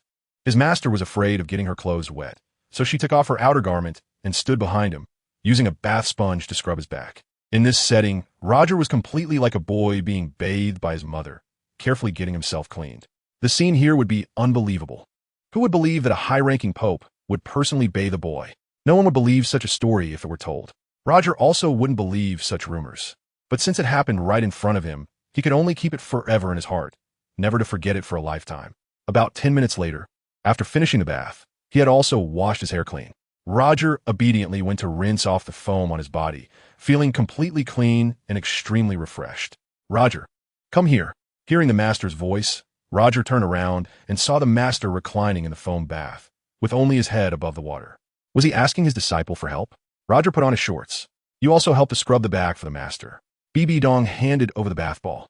Seeing the master's pleading gaze, now I understand. It turns out the master's back is usually not clean either. Since she has a request from her disciple, there's no need to be polite. Roger didn't dare to offend, so he used his small hands to scrub the back while standing behind. At that moment, Roger began to practice the technique of holding his breath, not daring to make a sound, and persisted until the back scrubbing was completed. All right, you wait for me outside. Later, I will help you open your meridians, which is very beneficial for your promotion and breakthrough. Master is truly passing on skills to the disciple. Roger laughed with delight. Hey, Master, do you need me to do anything else? Roger asked eagerly, wanting to help. Bibi Dong looked a bit puzzled and asked, what else do you want to help me with? Encountering the master's penetrating gaze, Roger's heart raced, and he quickly touched his head and said, I don't know what to do. You wait outside. Yes. Roger took his clothes and exited the large bathroom. As soon as the disciple left, Bibi Dong stepped out of the bath, rinsed off the foam with clean water, and changed into a sheer nightgown before going out. Before long, Roger saw his alluring master emerge. She didn't pay any attention to the young boy and said as she came out, sit on the bed and meditate. Upon receiving the command, Roger immediately set to work. As usual during his training, Roger focused on meditating, waiting for his master to come and help him open his meridians. There is one crucial aspect in the cultivation of martial souls, which is the opening of the 8 extraordinary meridians. Generally, it is difficult for cultivators to open their meridians on their own. The most convenient method is to seek assistance from others, which makes the process much easier and greatly saves training time. Roger is seated properly. Bibi Dong faces him, her hands moving in the air to channel her soul power. After preparing, she says, "Roger, please focus now. I will teach you the Meridian Heart method. Once you master it, you will be able to help others open the 8 extraordinary meridians and the Run and Do meridians. This is the highest level of Meridian Heart method and is not to be passed on to outsiders. In the future, you can only pass it on to your own disciples. Do you understand?" Roger listened attentively to every word spoken by his master. "All right, let's begin." Bibi Dong struck his forehead with a palm, channeling her true energy while simultaneously imparting the techniques of the Meridian and Heart method. Roger wholeheartedly connected with the information imparted by his master in his mind's imagery, firmly memorizing the essence of the Meridian techniques and mastering them all at once. It turned out that to open the 8 extraordinary meridians and the Run and Do meridians, one must first grasp their mental techniques. Otherwise, forcing them open would not have much effect. Roger accepted the Meridian Heart technique and comprehended it thoroughly.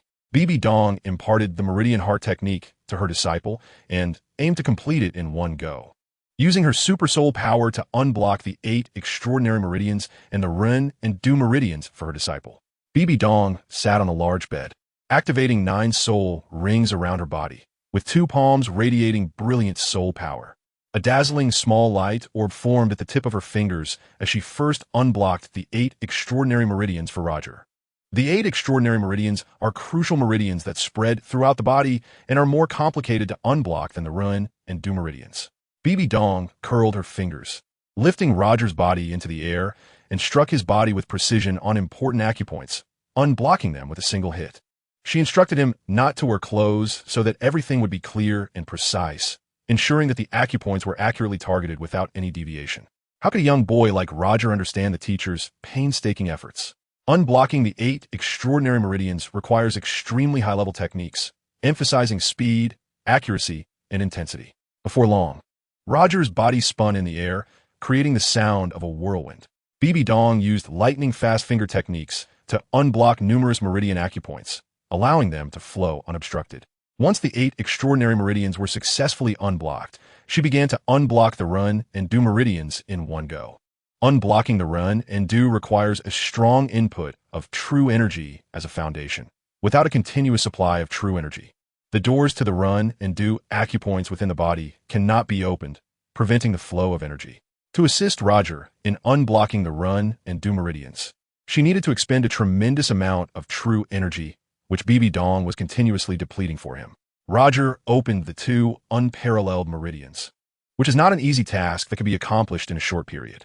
It requires a continuous consumption of a large amount of soul power and true qi. Bibi Dong is continuously supplying true qi. About an hour later, he suddenly opened the gates of the Run and Do meridians, and true qi surged violently into the Dantian point. Then the true qi passed through the gates of the points and flowed smoothly through all the body's meridians. Roger was surrounded by purple true energy, his whole body glowing red. At this moment, his meridians were undergoing a major circulation of true energy, which would disappear after a while. Bibi Dong withdrew her energy and regained her composure.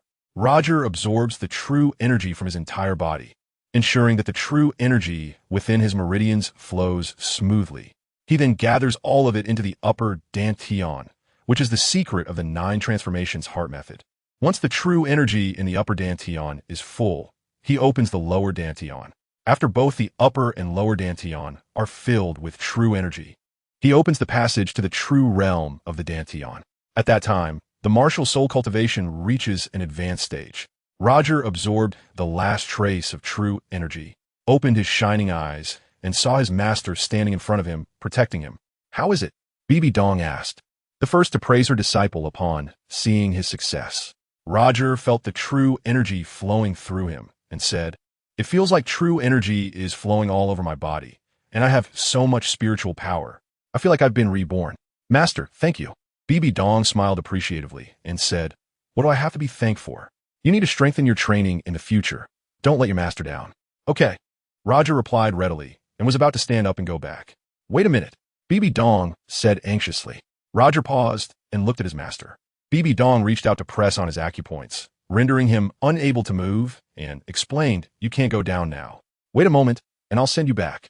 "Master, do you have something else to do?"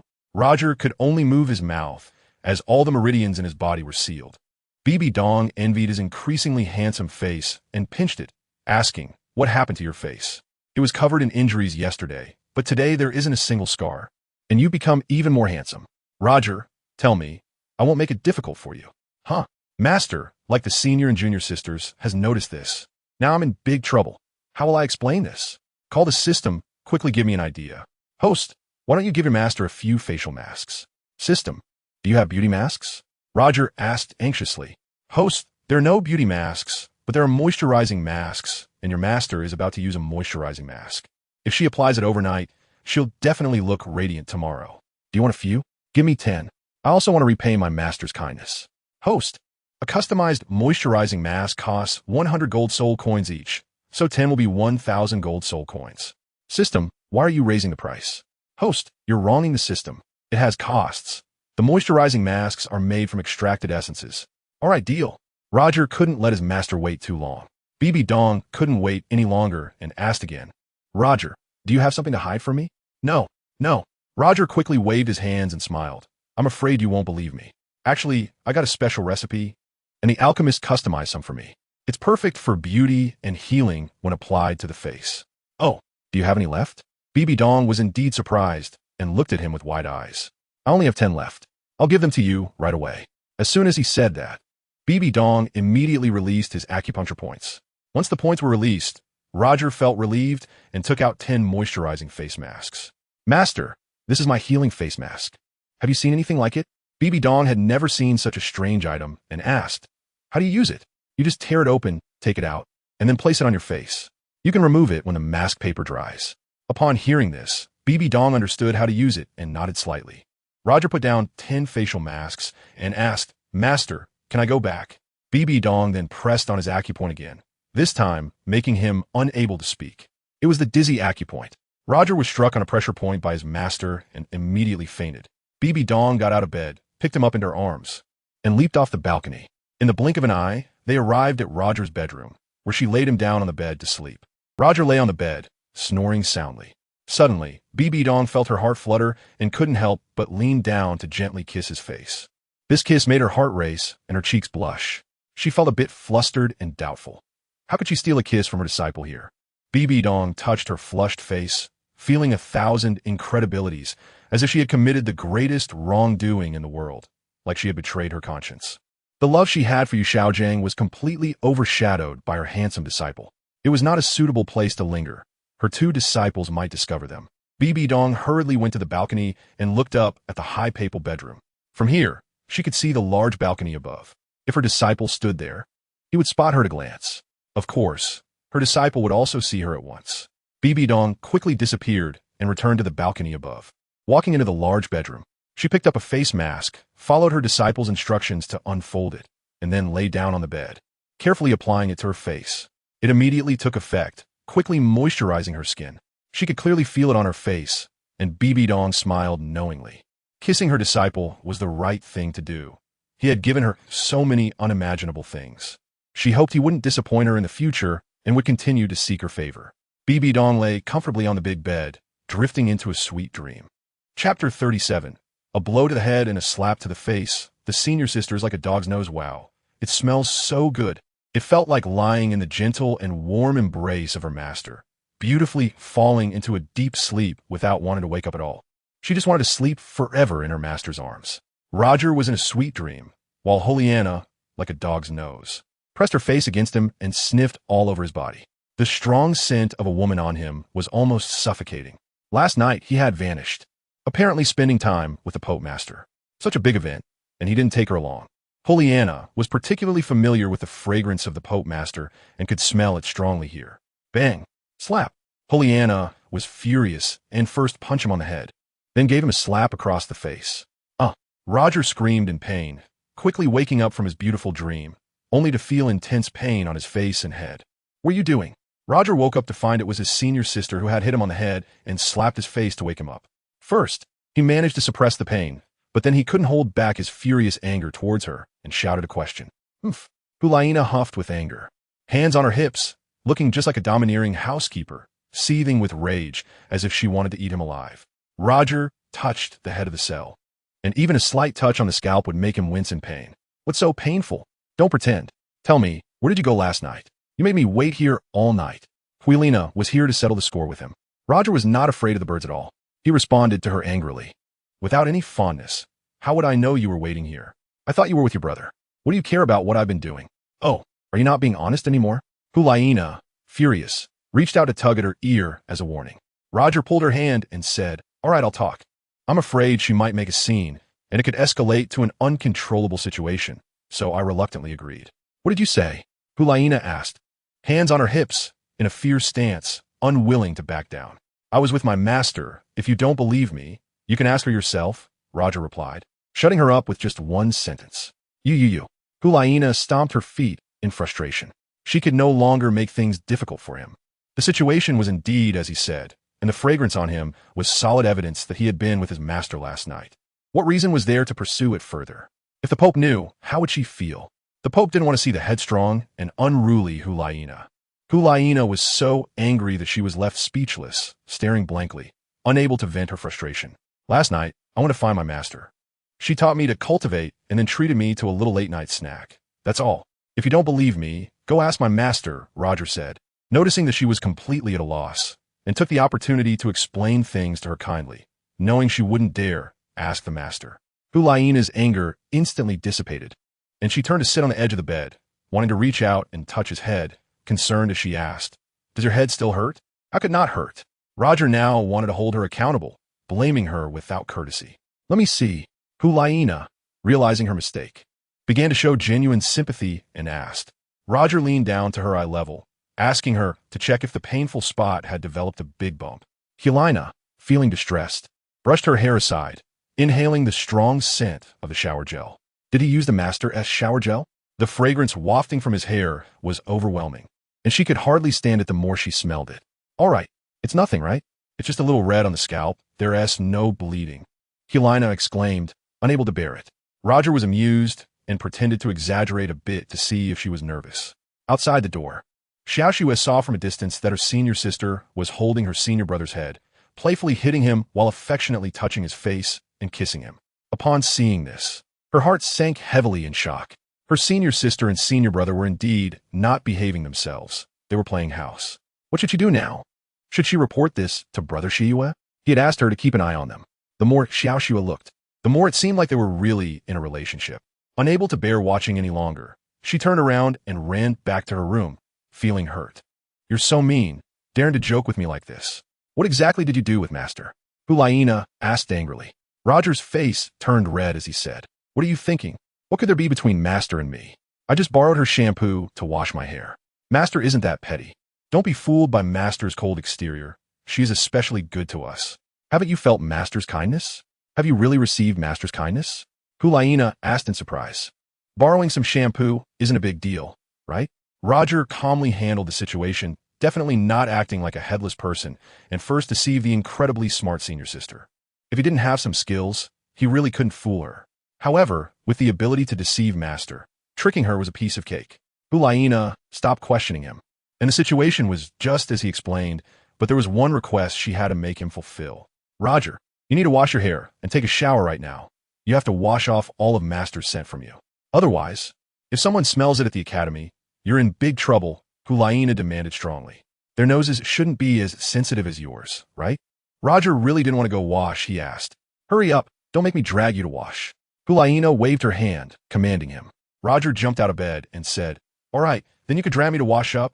Hulaina, her face flushed with anger, placed one hand on her hip and pointed at the bathroom door, angrily retorting, don't take the opportunity to be a rogue. Roger smelled something harsh and, with an equally unhappy expression, asked her, where did I say anything vulgar? Aren't you overthinking it? Hulaina was so angry that she picked up a pillow from the bed to hit someone. Roger saw his senior sister getting angry, so he ran into the bathroom and slammed the door shut to prevent her from barging in while he was showering. Hey, why are you closing the door? Hulaina was startled by the sound of the door and angrily knocked on it. Wow, no way. Is she really coming? Roger was so scared that he got goosebumps, but he had a reason to respond. Why should I close the door and let you in to take a look? Ugh, Hulaina exclaimed. What is so great to see? Even a little elephant's trunk watering the grass is nothing special. Wow, how terrible. It turned out that the senior sister was still a classic rogue. I didn't dare to go against her. I conceded to her here. Roger covered his ears, not daring to listen anymore. Hurry up, we still need to go to the academy for breakfast. Hulaina said a word and left. Roger felt that there was no more noise. He had clearly heard his senior sister's reminder just now and realized that she was right. What kind of thoughts would others have if they smelled a woman's fragrance on him? His senior sister was really nice, always thinking of others. Roger felt warm all over as he recalled her kindness. Encountering Hulaina as a senior sister in this world was a lifetime blessing. However, he also remembered that his senior sister's fate was tied to someone named Tang San, which seemed completely unrelated to him. In the Douluo Continent, it was clear what their fates were, but he had no idea what his own fate would be. He feared that if his fate was bad, he might encounter a vicious character who would take his life with a single blow. What to do? Sigh, since he had crossed over to this place. He had to tread carefully. Safety was the priority. One must not be overly conspicuous, as it would only bring disaster. Ding! The host completed multiple special tasks last night and was rewarded with 30,000 gold soul coins. Huh? What special tasks? Roger paused for a moment and asked System, what special tasks are you talking about? I haven't received much information. Host, special tasks are completed first, then feedback is given, and rewards are implemented. System, you have such special tasks? Yes. System, what special tasks have I completed? The first special task, the host has opened the 8 extraordinary meridians, reward of 10,000 gold soul coins. The second special task, the host has opened the Ren and Dou meridians, reward of 10,000 gold soul coins. The third special task, the host has had intimate interaction with a master, reward of 10,000 gold soul coins. The first 2 special tasks are understandable, but Roger didn't understand the third task, which also had a high reward. Hey, System, I get a reward just for being intimate with my master? Yes, of course, there's a special reward. It represents that you have grown and matured significantly. Hey, what about when I find a girlfriend in the future, or get married and have children? Would there be special rewards then? Yes, there should be. Hey, System, I mean, for that personal intimate task, you can skip arranging it. Host, the system tasks are executed according to standards and cannot be changed.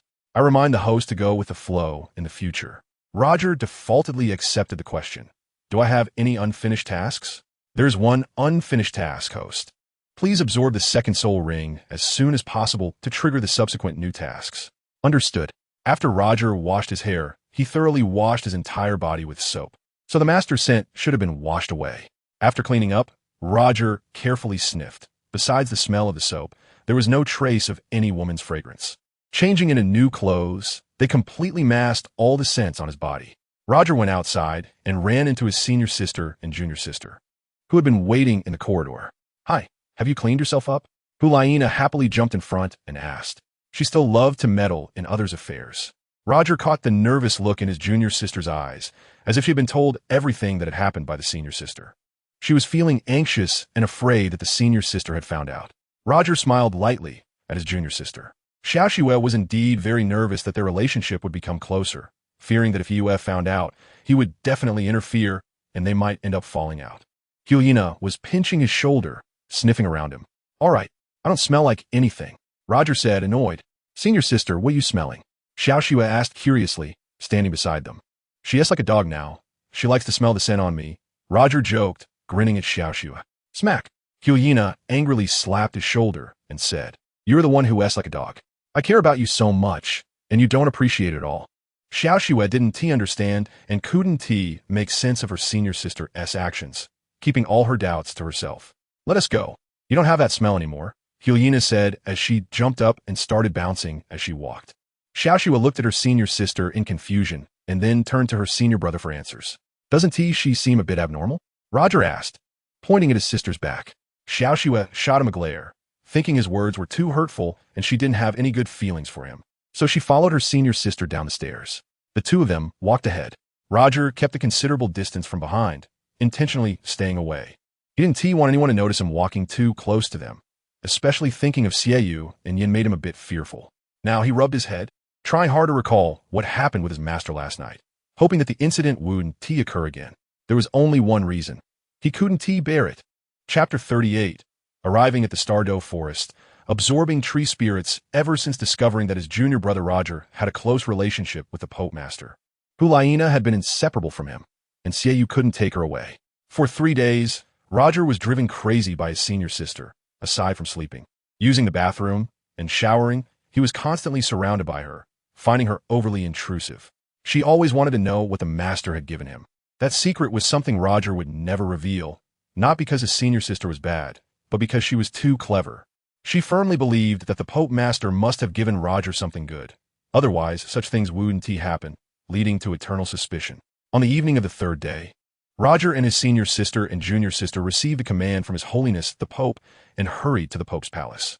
Do you 3 want to absorb a second spirit ring? Bibi Dong, sitting on a luxurious and noble chair, asked her 3 disciples. Hulaina was the first to leap forward excitedly, saying, "Yes, Master, I dream about it." Bibi Dong nodded in satisfaction, winked at Roger and Xiao Shui with a smile, and set down her finger that was propped against her cheek, saying, "I'll take you to the Dou Forest. Just follow me and don't wander off." "Master, are we foregoing?" Hulaina tilted her head cutely and asked with big eyes. Come with me." Bibi Dong stood up, holding her scepter, and walked ahead.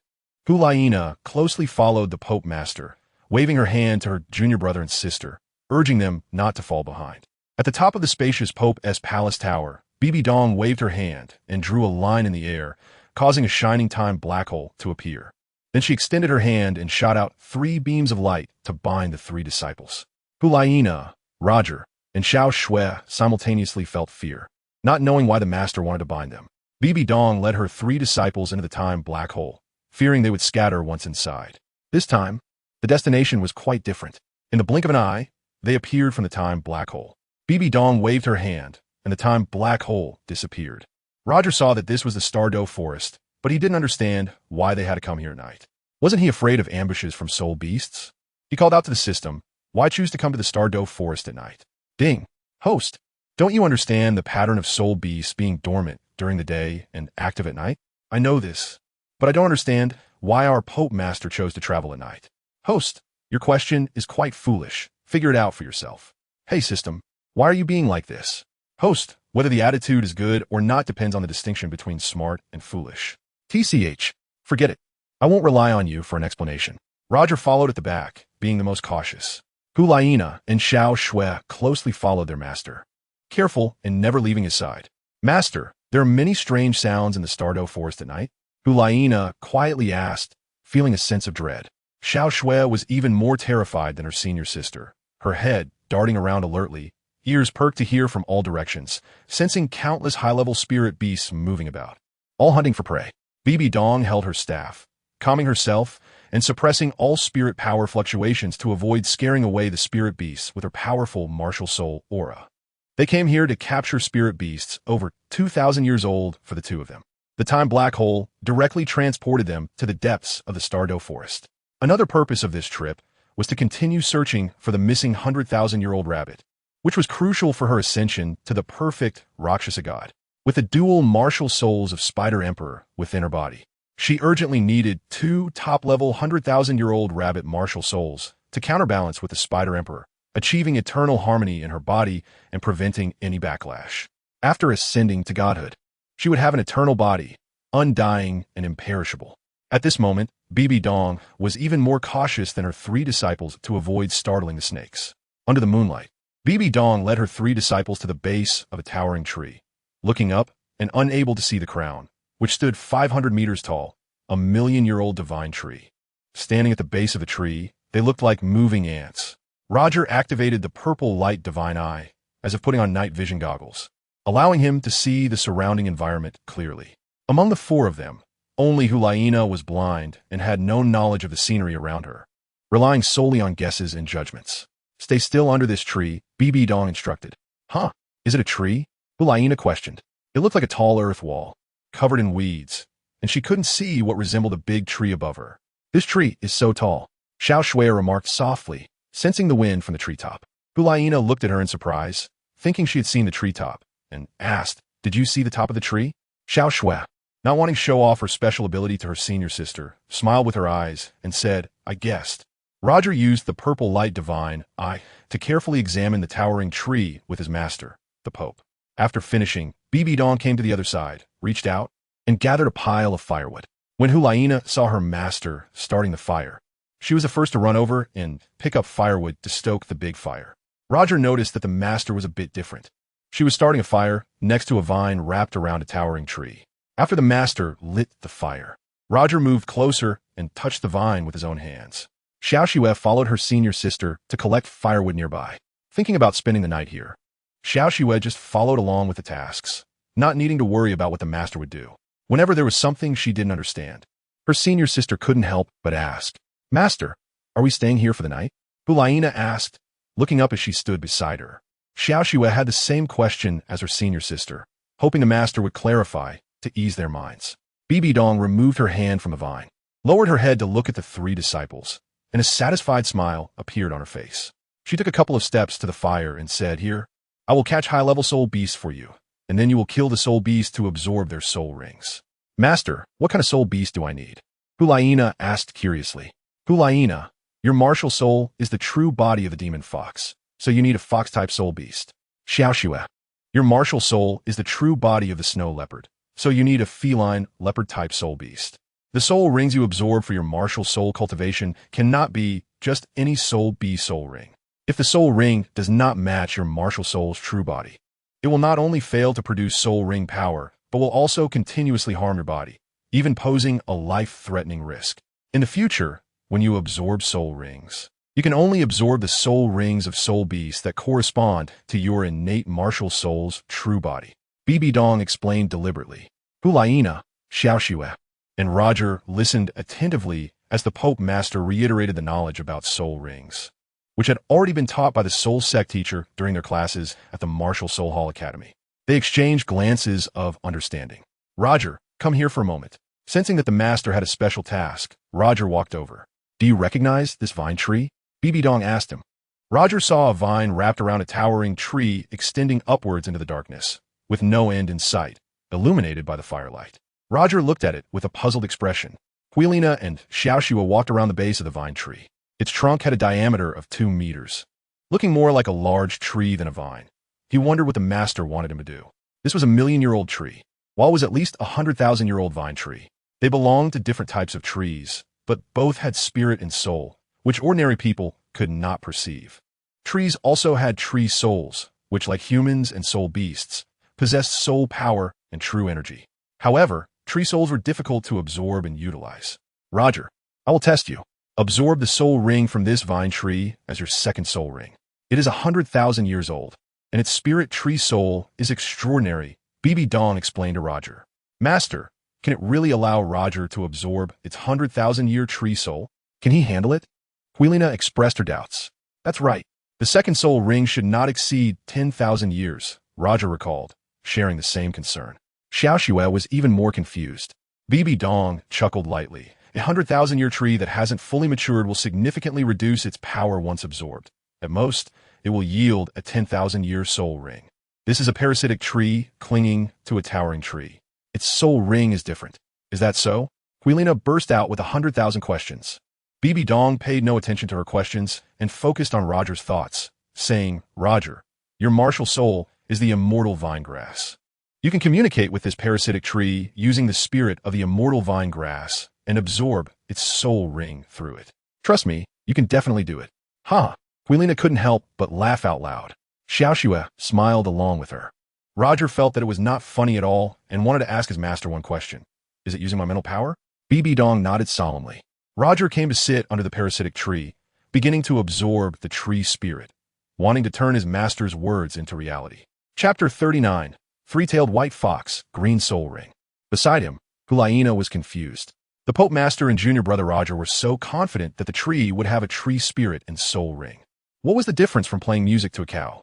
This was simply impossible. "You two stay by the campfire and don't go anywhere." Bibi Dong sat on the grass, meditating and giving orders. Xiao Xue pulled her senior sister to sit by the Pope Master's campfire, not fearing 1,000 dangers, but fearing just one. If a high-level soul beast appeared, there would be safety. High-level soul beasts are animals with intelligence, and the older their soul age, the higher their intelligence. It is said that soul beasts over 10,000 years old possess extremely high intelligence, 100 times smarter than humans. Xiao Shui preferred to believe in their existence rather than deny it, pulling her senior sister to sit by the Pope Master and warm themselves by the fire. Seeing that Roger and the Pope Master had begun meditating, Hulaina felt the same as Xiao Shui, only wanted to stay close to her master in case of unforeseen events. Senior sister, are you scared? I hear many strange noises. They are hiding in the dark, watching us like prey. Will they stick out their long tongues and grab us? Xiao Shui's keen hearing detected a lot of terrifying sounds. Hulaina did not hear any major commotion, occasionally hearing the sound of small insects and the rustling of leaves, attributing her junior sister's words to her inner fear. What are you afraid of? We are guarding the master and Roger. Most soul beasts fear fire. They see human fire and run far away. But I think I saw a giant black snake fall from the top of the tree. It opened its mouth, sticking out a forked poisonous tongue, trying to swallow us whole. Snakes swallow their prey alive. Xiao Shui looked up at the branches above her head as if she had seen it. As soon as she mentioned the snake, Hulaina became terrified, her teeth chattering, followed by her whole body trembling, letting out fearful cries. What are you afraid of? Xiao Shui noticed her senior sister's trembling and fear, feeling a chill down her spine. Hulaina was still shaking with fear, her voice growing louder. Blaming her. It's all your fault for mentioning snakes. They're what I fear the most in my life. When I think of snakes, I think of their immense poison. Just one bite from a snake can lead to immediate death, and even a ghost can't save you. If you say that, I'm scared too.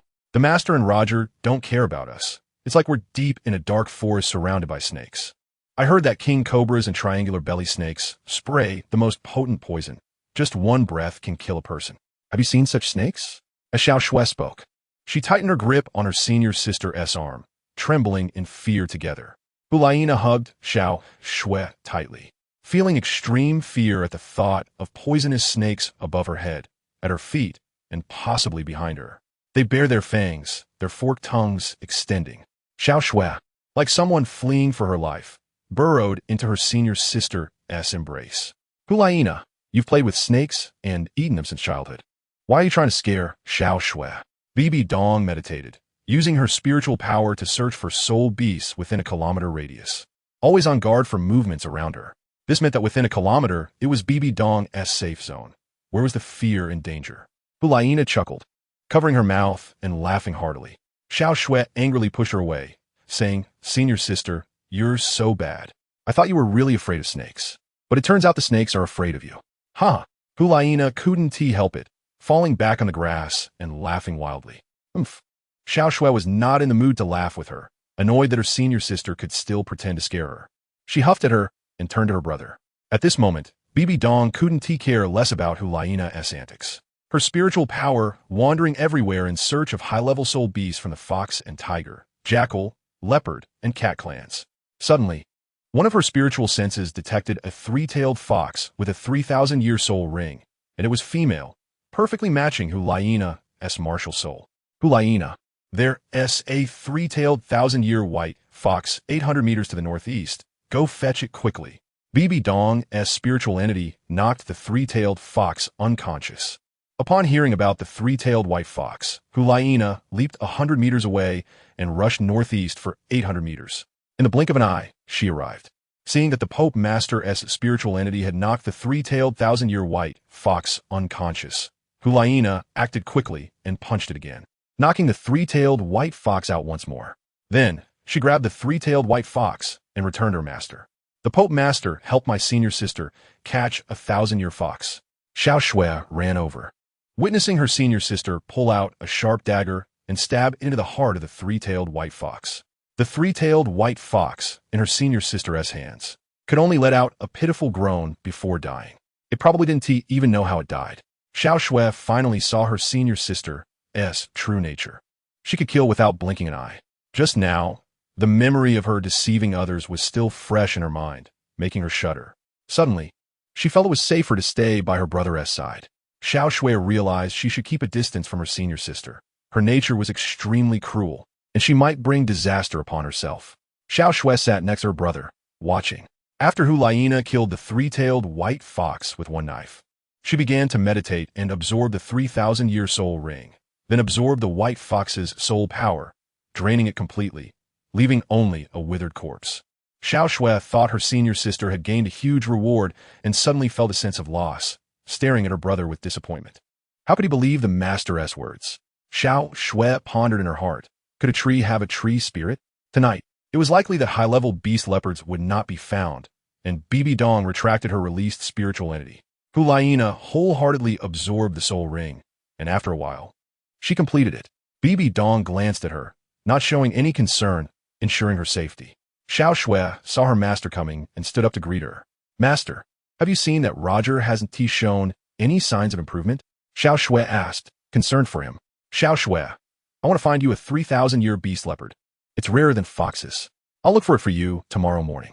Don't lose heart, Bibi Dong explained to her. Xiao Shui beamed, saying, Master, I'm not in a hurry. It's okay. I wonder if Brother Roger can absorb the soul ring of a 10,000-year tree? Let us see his fate. Everyone has their own opportunities, and they cannot be forced. If he masters the spirituality of the immortal vine grass, he will be able to find the tree spirit of the vine tree. It's a rare 100,000-year vine tree, which will greatly help his immortal vine grass martial soul. Bibi Dong imparted some profound truths, testing how deeply she could understand and comprehend. Master, your soul power is unfathomable. Can't you assist? Xiao Shui asked hopefully.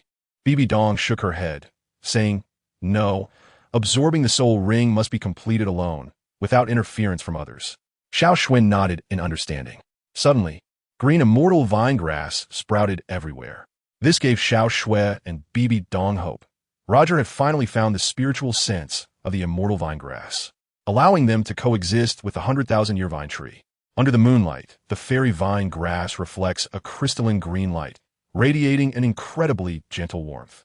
Xiao Shui seems to have entered an ocean of fairy vine grass, surrounded by warm green light that brings a sense of peace and joy. Unable to help herself, Xiao Shui admires the scene and smiles with delight. Bibi Dong activates her spiritual power, allowing her consciousness to delve into his brain. Suddenly, her consciousness encounters a barrier that prevents unfamiliar minds from intruding. Bibi Dong is startled to discover a vast sea of consciousness within Roger's mind, far more powerful than her own spiritual energy. This sea of consciousness is not something Roger can control. Rather, it is parasitic within his brain. Roger is very likely its host. It coexists with the host in life and death. Roger has experienced incredible things in the past, and it seems he has found a bit of an answer here. Just as Bibi Dong thought, Roger entered a meditative state and engaged in a long-term interaction with the immortal vine, resonating with its consciousness and triggering the parasitic ability of the immortal vine.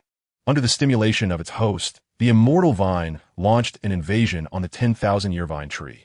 The immortal vine first occupied this area, spreading everywhere and turning the place into its territory, causing the growth of all things here to resonate. The consciousness of the immortal vine invaded the consciousness of the vine tree, intertwining with it as if a world war had erupted. Roger perfectly connected with the immortal vine, channeling his spiritual power into it.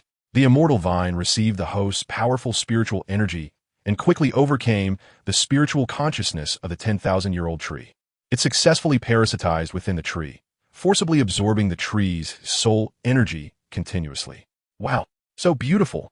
On the tall tree, the parasitic immortal vine scattered vibrant green light, resembling green light snowflakes that all flew above Roger's head. Bibi Dong, witnessing this incredible spectacle, couldn't help but smile joyfully. Roger has created a miracle here, one that is unique in the world. The green light sparkles, transforming into a green halo in the sky. It is the 10,000-year soul ring of the vine tree. Chapter 40, 10,000-year green soul ring, soul skill, soul devouring parasite. Roger's spiritual power combined with the spiritual invasion of the Shinting grass into the tree spirit, devouring the tree soul and merging it into the spiritual consciousness of the Shinting grass. Under the influence of the host's spiritual force, it compelled the tree soul to release a 10,000-year spirit ring. The 100,000-year vine tree released a 10,000-year spirit ring, transforming into a green light that gradually scattered and was absorbed by the powerful soul-devouring force, gathering above Roger's head. Wow, it's a green spirit ring! Xiao Shui exclaimed in surprise and delight. Bibi Dong gazed at the 10,000-year green spirit ring. What kind of spirit ring is it? So far, no one has been seen with a green spirit ring. The green light always gives a sense of tranquility and rebirth, symbolizing the resurgence of life. Roger released all his spiritual power and fully absorbed the green light soul ring. Suddenly, the green light soul ring swiftly entered Roger's body. Xiaoxue was delighted and clapped her hands in joy upon seeing her senior brother successfully absorb the green light soul ring. Bibi Dong's expression was heavy as she nodded. Happy for him. It was an extraordinary event for a great soul master to possess a 10,000-year soul ring. Now, they wondered what the skill of the green soul ring was. When she looked up, Bibi Dong was surprised to find that the 10,000-year vine tree had withered. This was a bit shocking, thinking that this disciple Roger was so powerful that he had completely drained the tree spirit of the 10,000-year vine tree. His soul power level must have increased significantly. Over there, Hulaina had completed her soul ring absorption. Hulaina absorbed the three-tailed white fox's 3,000-year soul ring, completing her 3,000-year soul power, raising her soul power level to 23. Hulaina withdrew her power and looked at her palm, filled with surprise. I did it. Hulaina smiled with joy. Hulaina jumped up and shouted, Master, I did it. Bibi Dong's expression remained calm, without a trace of a smile. Xiaoxue hurried over, grabbing her senior sister and warning her, don't make a sound, don't disturb Roger while he absorbs the soul ring. Has junior brother Roger not finished yet? Hulaina immediately closed her mouth, looking over in confusion. Let's go. Master is protecting you. Xiaoxue held on to her still excited senior sister and explained. Hulaina came to her side and saw that Roger was still meditating quietly, missing the magnificent scene that had just occurred. She could never imagine the wondrous sight of him absorbing the 10,000-year soul ring. Bibi Dong stayed with them, guarding the side. After a while, Roger finished absorbing and withdrew his power. Roger felt radiant all over, full of energy and strength. He opened his bright eyes to look at his master and senior and junior sisters, showing them a surprised smile.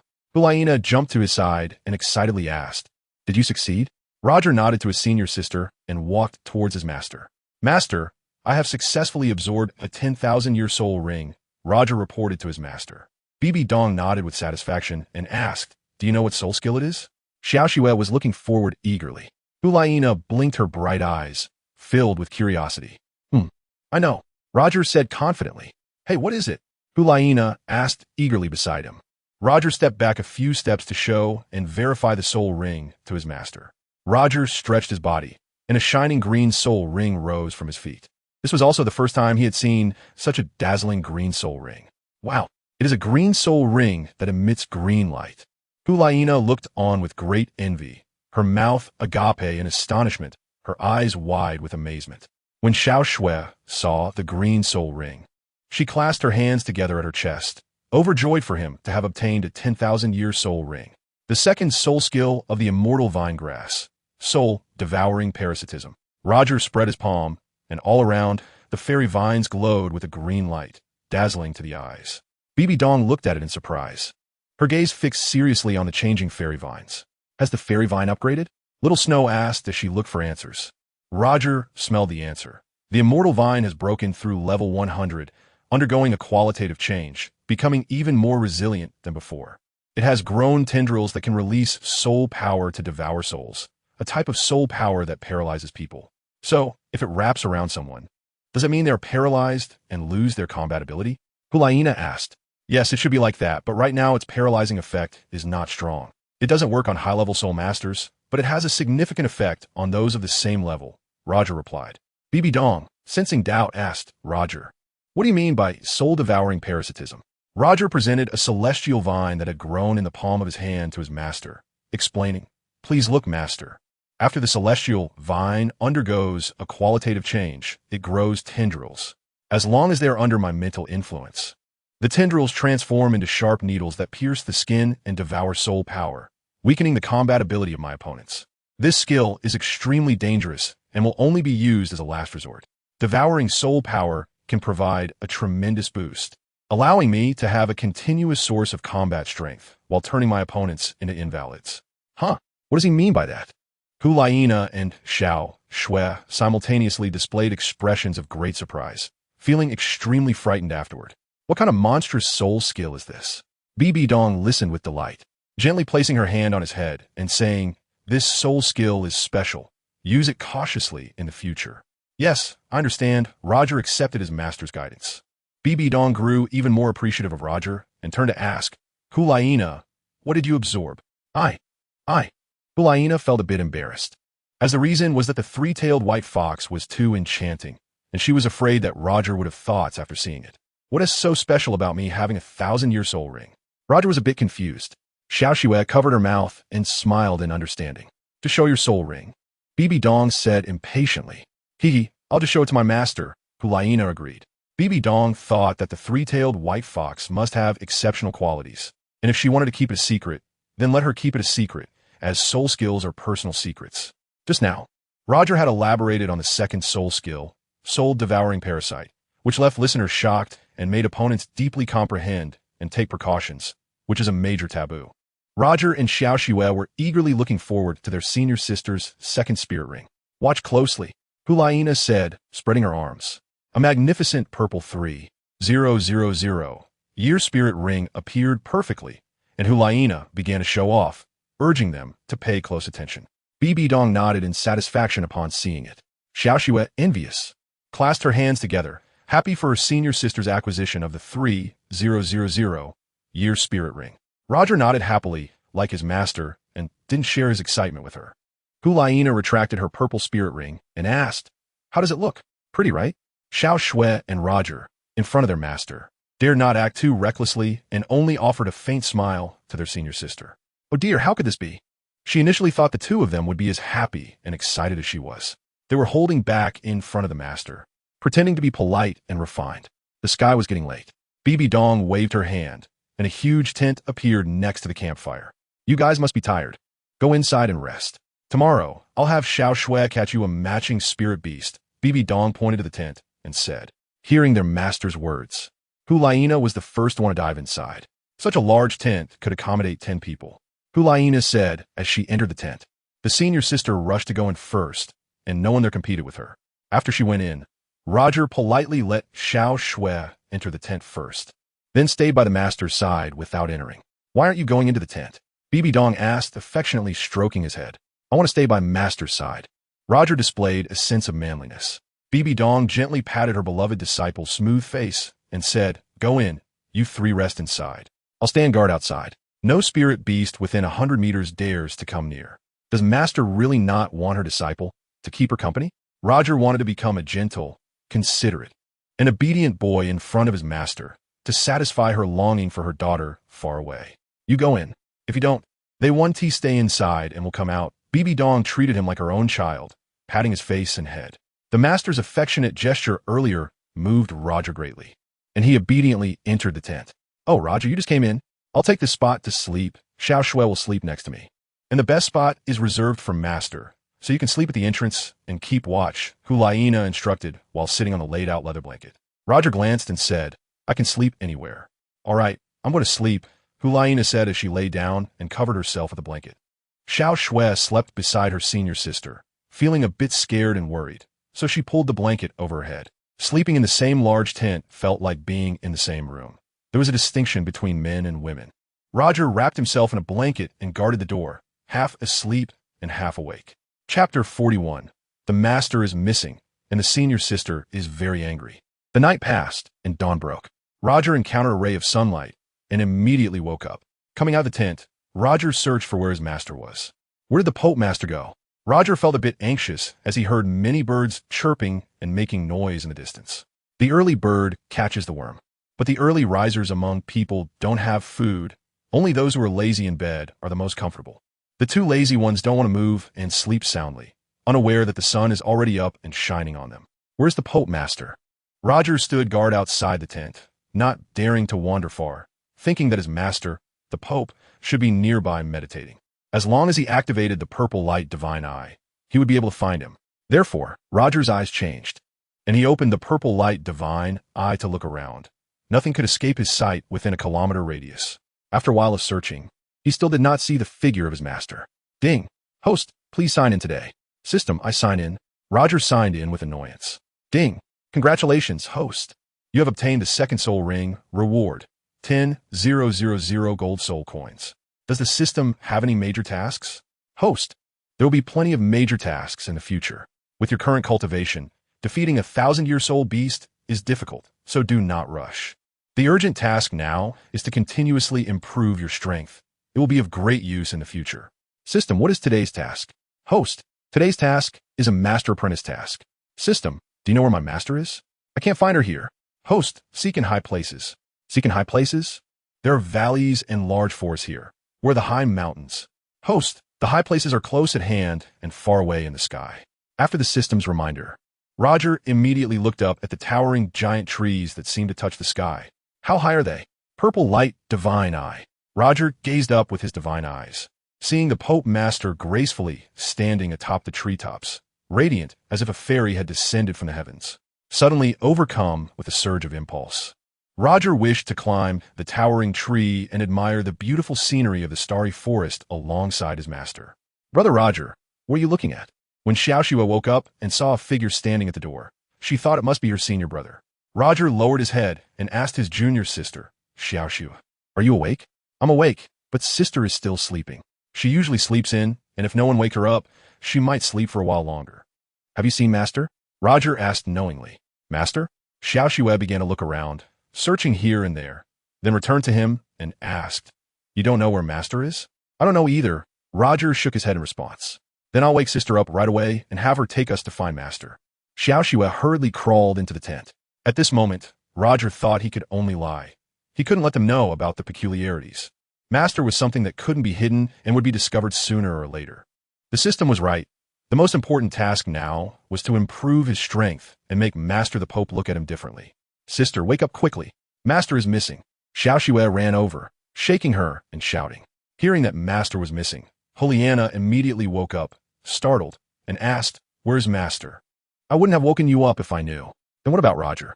Juliana immediately thought of him after thinking of Master the Pope. He is outside. He found out Master is missing and asked me to come in and wake you up. Juliana hurriedly put on her clothes, with her hair uncombed, and crawled out of the tent. Master! Juliana shouted loudly as she emerged from the tent. Master? Where are you, Master?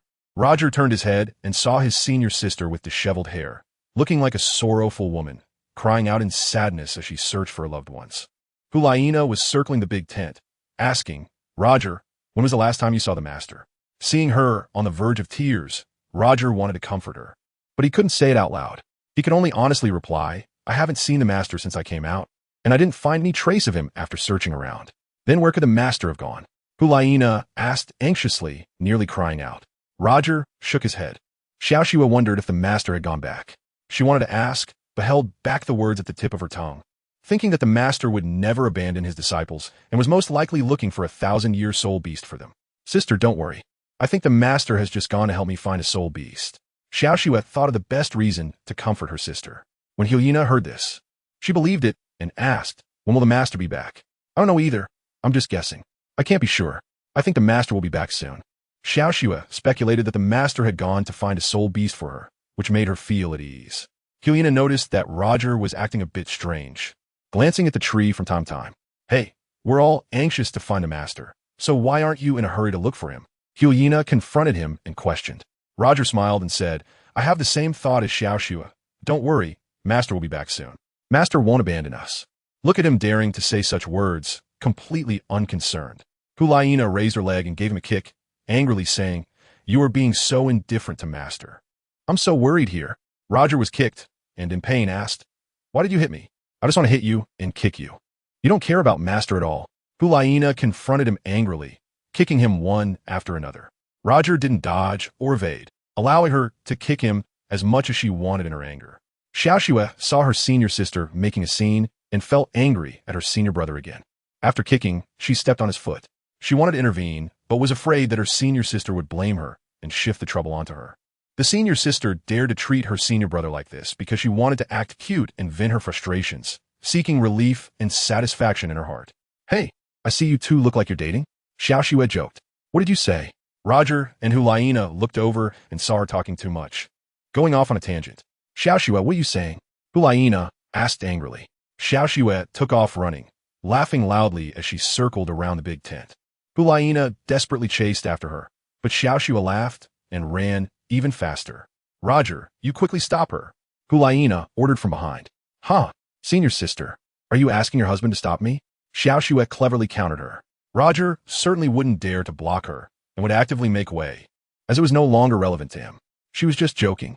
If she really did block him, then what she said would be taken seriously, and he would become her husband, making it hard to explain later. Haha, Xiao Xue laughed happily. Huilina caught up with her, hugged her, and they both fell onto the grass. Then pressed down hard. Xiao Xue was still laughing joyfully. What are you laughing about? Huilina wouldn't really be angry. She was just enjoying the chase, and had no other questions to ask, so she could only ask like this, which wouldn't hurt their feelings. Senior sister, I support you, and senior brother. Xiao Xue said gently while lying on the ground. Stop joking, I'm not dating him. Don't spread this joke around. If my brother hears it, he will definitely kill him. Huilina was very timid and cautious. Don't worry, I won't say anything. Xiao Xue promised. Have you and my brother stopped dating? Huilina asked, wanting to help. He doesn't like me at all. Xiao Xue replied, feeling very disappointed. Do you like him? Who? Xiao Xue feigned ignorance. Him, Roger? Huilina whispered very softly. Xiao Xue pushed her senior sister away and sat up, saying, Stop joking. How could I take someone else's love? You care about him so much. How could I dare? She spoke in a way that was very pleasant to hear, and it seemed Huilina had already realized she liked Roger in her heart, but couldn't confirm if it was true. That feeling of liking was vague. When she didn't see him, her heart felt anxious, and when she did see him, her heart raced. She just wanted to get along well with him, but sometimes her mood dictated her temper, which was completely uncontrollable. In these situations, she didn't know if it had really turned into feelings. Huilina surfaced her intense thoughts, analyzed everything in a flash, and then confirmed that being with Roger felt like a pair of young lovers in love. Don't say nonsense. It's not true, and being said as if it were. Huilina repeatedly warned her not to let anyone know. Haha, I misspoke. I won't mention it again in the future. Xiao Xue promised with a smile. Huilina was now happy, linking her arm over Xiao Xue's shoulder, wanting to become like close friends. From now on, they would become the best intimate friends. What were they doing? Roger occasionally glanced over and saw them sitting on the grass, chatting happily, so he didn't think much of it. What he was most concerned about now was when Master would come down. Roger kept looking up at the towering tree, hoping that his master would come down quickly. Chapter 42. Xiao Xue obtains the 5,000-year soul ring. Bibi Dong stood quietly atop the crown of the towering tree, her spiritual power breaking free and searching for Xiao Xue's soul beast 1,000 meters away. Suddenly, she received a response and discovered a 1,000-year-old flower leopard. This one will do. Bibi Dong jumped down from the million-year-old towering tree, falling 500 meters. Roger looked up and finally saw his master flying down, like a fairy descending to the mortal world. She landed softly on the grass, quietly and without a sound, and took a glance at Bibi Dong, offering her a loving smile. Roger received a smile from his master that was as loving as that of a parent, and could only respond with a sweet smile. Disciples, have you all woken up? Bibi Dong said loudly. Upon hearing the voice of their master, Huilina and Xiao Xue turned around simultaneously and saw their master beaming with energy, immediately running overexcitedly. Master, where have you been? We were all so worried. Huilina said, the first to reach her side, sounding aggrieved. What's wrong? Were you afraid I would leave you behind? Bibi Dong asked, a hint of anger in her voice. Xiao Xue came to her master's side and respectfully said, Master, we were just concerned about you. Senior sister was almost in tears when she couldn't see you. Master, I really miss you. Huilina took the opportunity to express her true feelings. Bibi Dong felt happy with their concern and said, Xiao Xue, I found a 1,000-year soul beast early this morning. You all come with me. Be careful and don't make any noise. Master found a 1,000-year soul beast. Xiao Xue exclaimed joyfully. Bibi Dong took her 3 disciples and flew a kilometer away, stopping 100 meters from the flower leopard to avoid alarming it, then cautiously approached. At a distance of 10 meters, Bibi Dong raised her hand to stop. Huilina, Roger, now you two help Xiao Xue catch the flower leopard soul beast. It's sleeping on that tree. You need to find a way to trap it, Bibi Dong gently instructed. Seeing the 1,000-year flower leopard sleeping on the tree, Xiao Xue was thrilled and wanted to hunt it immediately. Master, what if we can't trap it and it runs away? Huilina asked. It won't escape from my grasp. This is an opportunity for you to test your skills, Bibi Dong replied. Master, how many years old is it? Roger asked. It's 5,000 years. Bibi Dong answered happily. 5,000 years. Huilina, Roger, and Xiao Xue all exchanged surprised glances and began to feel frightened. Could a great soul master handle a 5,000-year soul beast? Seeing the puzzled expressions on her 3 disciples, Bibi Dong's face broke into a satisfied smile as she said to them, even the strongest opponent can't withstand a sneak attack. Roger's fairy vine, Hulaina's charm. You two can definitely weaken a 10,000-year soul beast. I believe you both can do it. Now help Xiao Shui catch it. Once Master finished speaking, Xiao Shui immediately put her hands together and requested her senior sister and brother, promising that this great kindness would certainly be repaid in the future. Roger and Hulaina believed in their master's words and were even more willing to help their junior sister capture soul beasts. They exchanged glances and nodded slightly before stepping forward. Hulaina unleashed her first soul skill, Mist Envelopment. Instantly, a vast expanse of pink mist appeared before them. Any soul beast within the mist would have its soul power and attack power reduced by half, its movement speed decreased by 30%, and the release of soul skills slowed down. At the same time, Roger released the first soul skill of the immortal vine, Entangle. In a flash, the surprise attack succeeded. When a 1,000-year-old flower leopard was bound and awakened, it found it couldn't escape. The second soul skill of the immortal vine, Soul Devouring Parasite. After entangling the leopard, the tendrils transformed into sharp spikes that drilled into the prey's body, instantly causing paralysis. The pink mist had no effect on Hulaina, making it as easy as taking candy from a baby to deal with her prey in a mist. Hulaina summoned her 3,000-year purple soul ring, showcasing it magnificently, and her fox spirit form sprouted 3 long tails. The second soul skill, Nine-Tailed Spirit Fox. Whoosh! 3 snow-white fox tails shot out from behind Hulaina's fox spirit form, darting into the pink mist like lightning, effortlessly ensnaring the flower leopard. In an instant, the 3 fox tails wrapped around the leopard and brought it crashing down before them. The 1,000-year flower leopard lost its fighting ability, staring wide-eyed in despair as it awaited its demise. Xiao Shui, it's your turn, Hulaina declared triumphantly. When the time was right, Xiao Shui activated her diamond claw and flew into the air, aiming for the leopard's neck. What? The 1,000-year flower leopard let out a tragic cry, succumbing to its fate, blood pouring out. Xiao Shui, clever and decisive, began to meditate and absorb the leopard's 5,000-year soul ring. Once absorbed, she would surpass both her senior sister and brother in power.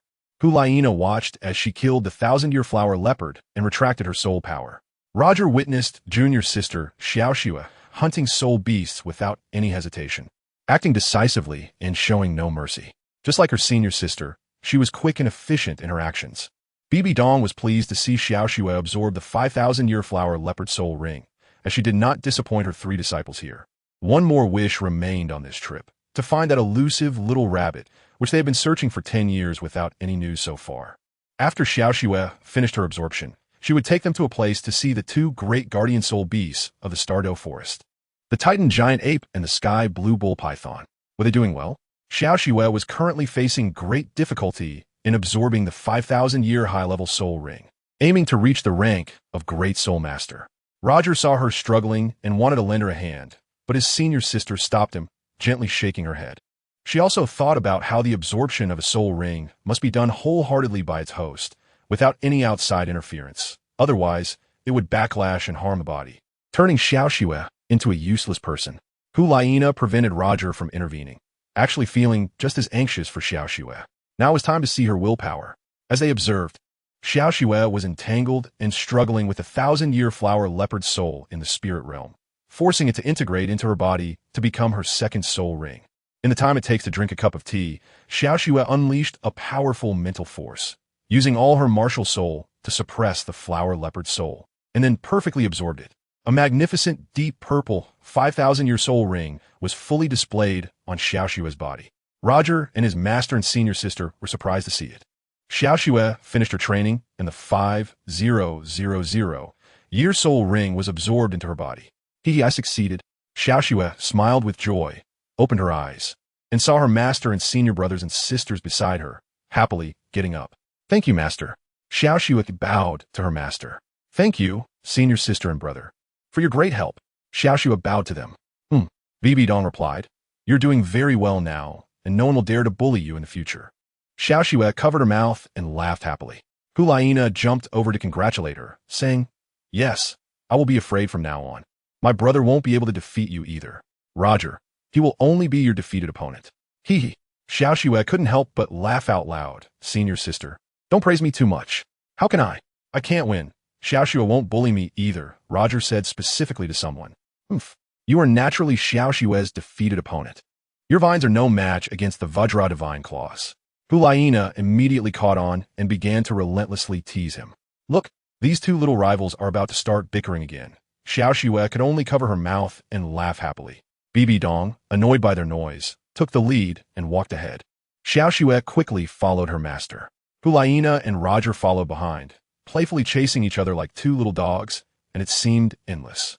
Chapter 43. Bibi Dong went crazy, blowing up Deepwater Lake. Where's the Pope Master going? Hulaina stopped playing with junior brother Roger and caught up to her master, asking, Master, where are we going? Are we not going back? Do we still need to find soul beasts? Bibi Dong, holding her scepter, only walked her own path, ignoring her disciple's words. Roger pulled her and told her not to ask anymore, to see clearly the master's expression. In the depths of the Dou Forest, where dangers lurked everywhere, the master had no time to answer. What? Hulaina asked without thinking. Roger certainly understood his master's intentions. This time he came here to search for the rulers of the Starry Forest, which are the Titan giant ape and the azure bull python, among which he particularly wanted to find the elusive little white rabbit. However, he knew that his master, the Pope, would not come back with any gains from this trip. But Roger would not remind him. Interfering with the Pope's actions would be a dead end. Roger advised caution. As a clever disciple, one should always follow the master's wishes. And it's even more important to obey the master's orders. Senior sister, this is the Dou Forest, where dangers lurk everywhere, and one can never be too careful. If we encounter a high-level soul beast attack, the master won't be able to take care of everyone. No more questions. Roger reminded her carefully. Hulaina kicked him and said, I'm not afraid of anything. Then, she chased after the master, competing to see who was more scared, and turned back to make a face at her senior brother, sticking out her tongue in annoyance, telling him not to mind her. Roger holds no grudges against his senior sister. She is simply liked by others in an endearing way. She doesn't like it, so she wouldn't entangle herself in complications. She cares too much, which is why when she's angry and upset, she tends to take it out on others, often resorting to hitting people and causing unreasonable disturbances. Today, the number of times she has acted unreasonably has surpassed any previous occasion, and she is even more hopeful for the care of those she is concerned about. Although Roger is only 10 years old, he already possesses the mind and wisdom of an 18-year-old. He understands the thoughts of his senior sister and the girls around him very clearly. Of course, he is well aware of the intentions of his master, Pope Bibi Dong. She wishes to become a god and must find that little white rabbit. Bibi Dong has come to the edge of a giant lake that she was once very familiar with, standing on the high cliff by the shimmering water, holding her staff, while a large number of soul beasts roam in the distance. Hulaina, Xiaoxue, and Roger are guarding their master, the Pope, feeling fear in the unfamiliar surroundings, especially the vast mountain lake before them, which is breathtaking and makes them wonder if there are powerful soul beasts lurking in the water. They all think to themselves that if a high-level soul beast were to charge out of the misty lake and launch a surprise attack, it could devour everyone here in one bite. Roger was worried, knowing that the king of the Dou Forest, the azure bull python, had been guarding the deep sea lake for many years. It often appeared and disappeared mysteriously in the water. Hulaina curiously stood at the edge of the cliff, stretching her body to take a glance at the misty deep sea lake below, but quickly retreated in fear of encountering ghosts. She was so scared that her face turned pale, unable to utter a word. Master, are there super soul beasts in this lake? Xiaoxue looked at the deep sea lake with curiosity. Roger won't speak much, only focusing on his master and being cautious of possible dangers. In the Dou Forest, there's a super soul beast called the sky blue bull python, which lives year-round in a deep lake in this valley. This large lake is the nest of the sky blue bull python. Hulaina, do you still want to go see it? Bibi Dong gazed into the distance, spoke to the air, then lowered her head to remind her. Upon hearing this, Hulaina was so frightened that she quickly ran to her master's side. Now she was pale with fear, feeling uncomfortable as she looked around, completely losing her mood. After hearing her master speak, Hulaina was so scared she felt soulless, staring anxiously at her master's face, pleading not to scare her anymore. Then, Hulaina couldn't help but feel a chill down her spine and turned to ask, Little Snow, is there really a giant python in the lake? Yes, listen to the master, Little Snow replied, just as anxious as her senior sister. Bibi Dong glanced at her three disciples and gave a serious reminder. Master's going to take a trip. You all stay put. Huh? What did the master say? Is she going to do something? Hulaina asked, her big eyes wide with confusion. Roger noticed that his master was about to show off his power. Xiaoxue also understood her master's actions at a glance, tightly clutching her senior sister's arm and starting to tremble in fear. Bibi Dong took a few steps forward, and 9 giant soul rings magnificently displayed from her slender feet. They instantly spread out, and wherever the rings went, the area transformed into a zone of soul ring intimidation. Bibi Dong walked to the deep water lake, moving like a cloud, and reached out to strike the surface of the lake with a palm. Bang! Suddenly, the deep water lake erupted with a deafening roar, lifting a water column 100 meters high, splashing water everywhere. Roger, Hulaina, and Xiaoxue were so frightened that they became like turtles withdrawing their heads, helplessly drenched in a downpour. They were soaked to the skin like drowned rats.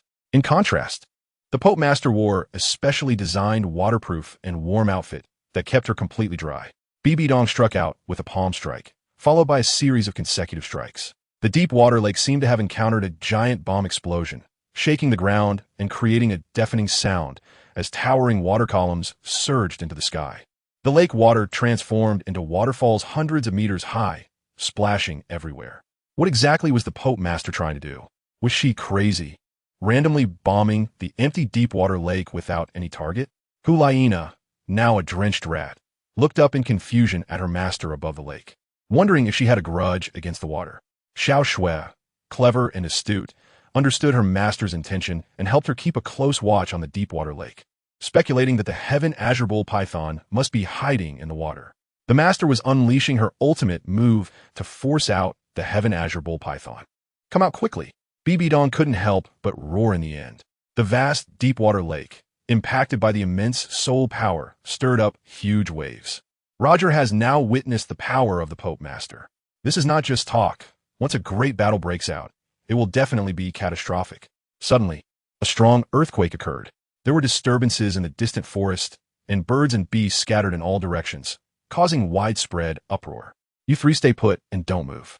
Bibi Dong saw the Titan Great Ape appear and turned back to give a loud command. Roger immediately understood and shouted, "Master, be careful. Master, it's coming." Hulaina saw a huge creature from a distance, stretched out her arm, and shouted in horror, "Master, it's the Titan Giant Ape, not the Sky Blue Bull Python." Xiaoxue clearly recognized the shouts. Bibi Dong, hearing the voices of her 3 disciples, began to formulate a plan and felt confident. This time, she only intended to confront them, knowing that killing them would be of no use, but rather forcing them to surrender the escaped little white rabbit. She flashed into the sky and flew towards the Titan Giant Ape. Once the master flew away to confront the Titan Giant Ape, Roger became their protector. "We must not leave here. We can't let the master be distracted," Roger said, spreading his arms to shield them. "Will other soul beasts come?" Hulaina asked with a hint of fear in her voice. "No," Roger replied decisively. "Why?" Xiaoxue asked, equally confused. "Those soul beasts have long been scared away. Here there are only the Titan Giant Ape and the Sky Blue Bull Python," Roger explained clearly. "But we haven't seen the Sky Blue Bull Python," Xiaoxue asked loudly.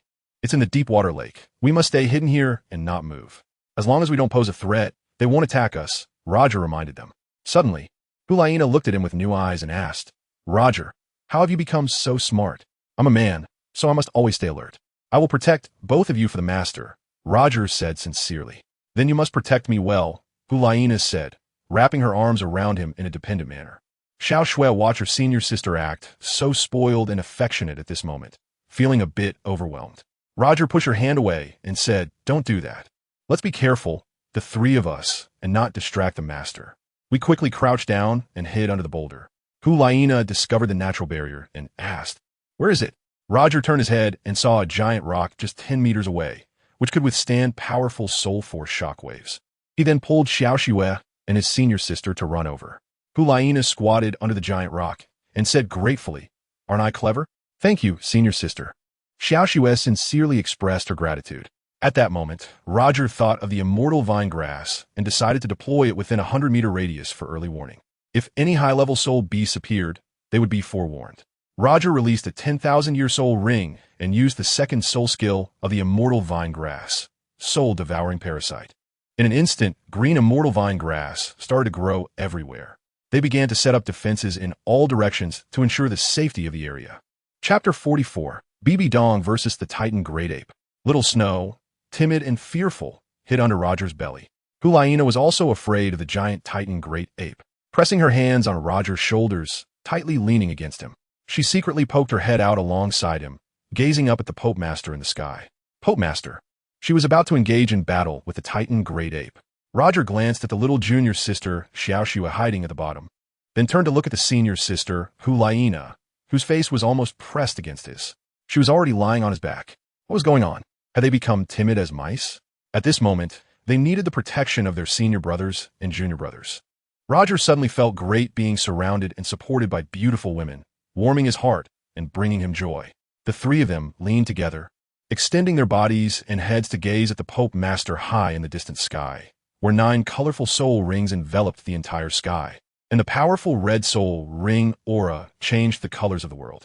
Bibi Dong reached out and struck with a palm, launching a massive soul power shockwave that deformed the face of the Titan giant ape, causing its entire body to tremble.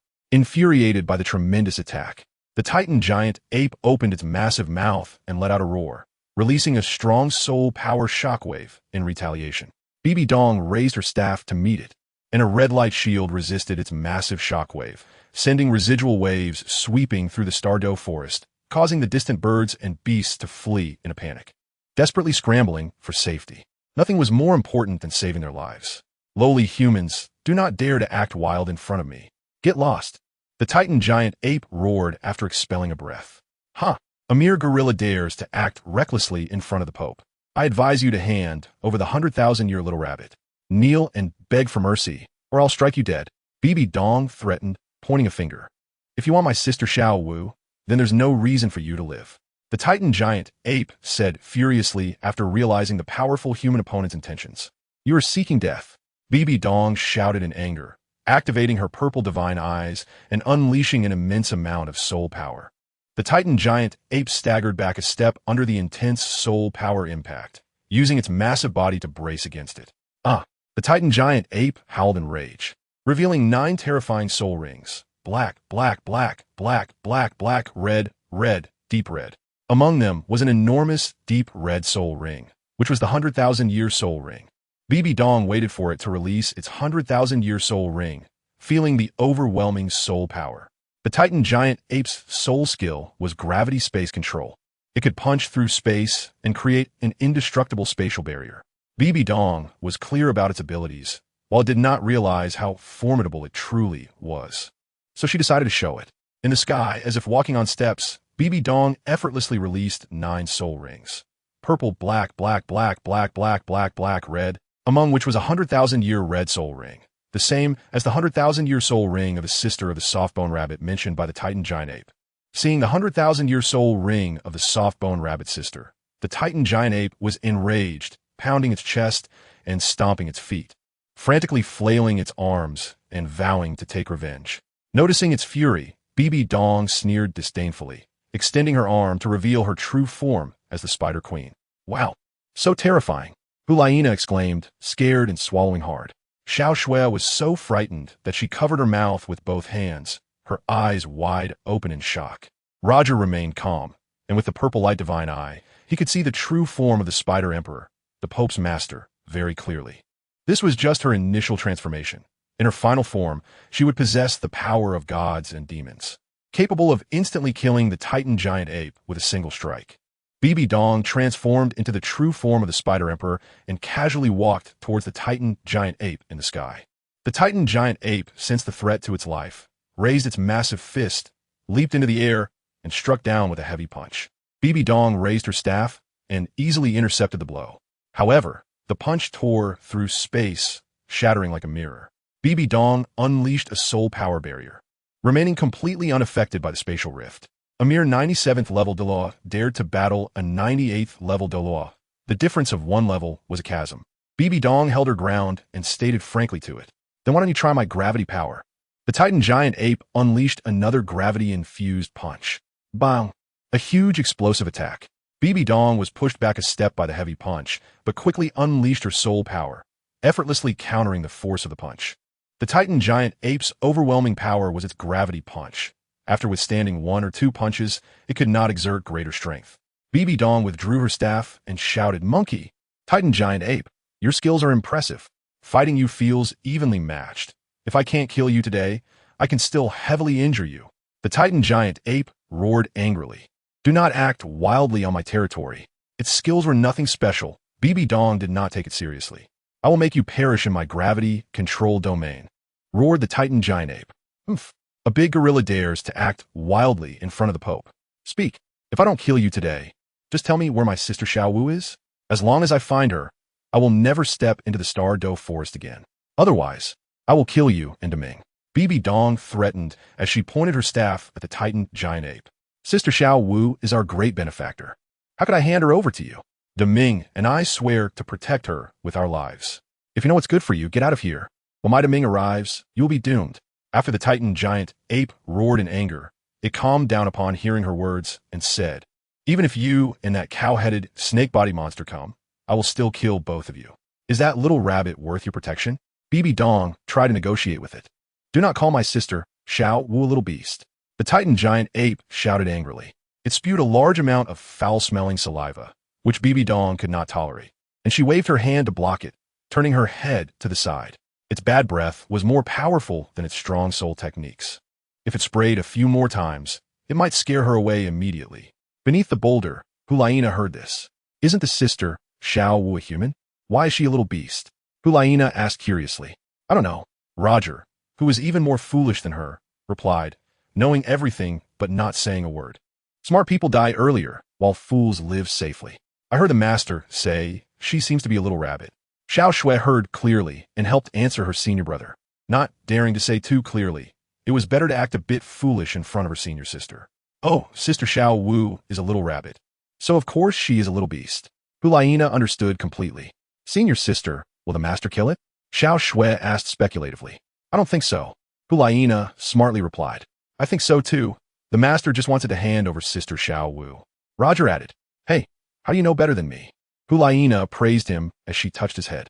It's because you didn't say it, I did. Senior sister, my eyesight is sharper than ours. Roger could only say in admiration. Hulaina liked his response and patted his head, telling him to behave. Xiao Shui retreated further, tightly hiding under her senior brother, wanting to feel safer in his embrace. Hey Roger, why don't you hold Xiao Shui? She's scared and has no courage left. Hulaina felt sympathy seeing her retreat. No, I'm not scared, Xiao Shui replied. If I hold her, she will kill me. Roger said, not daring to offend. See, he's right. Hulaina liked this and patted his head, telling him to listen well. Roger and the two of them huddled together to observe the Pope Master in the sky. She continued to confront it, as if negotiating, but the talks broke down and a great battle was about to begin. The Titan giant ape furiously waved its arms, unleashing a wave of soul power. Gravity-controlled domain.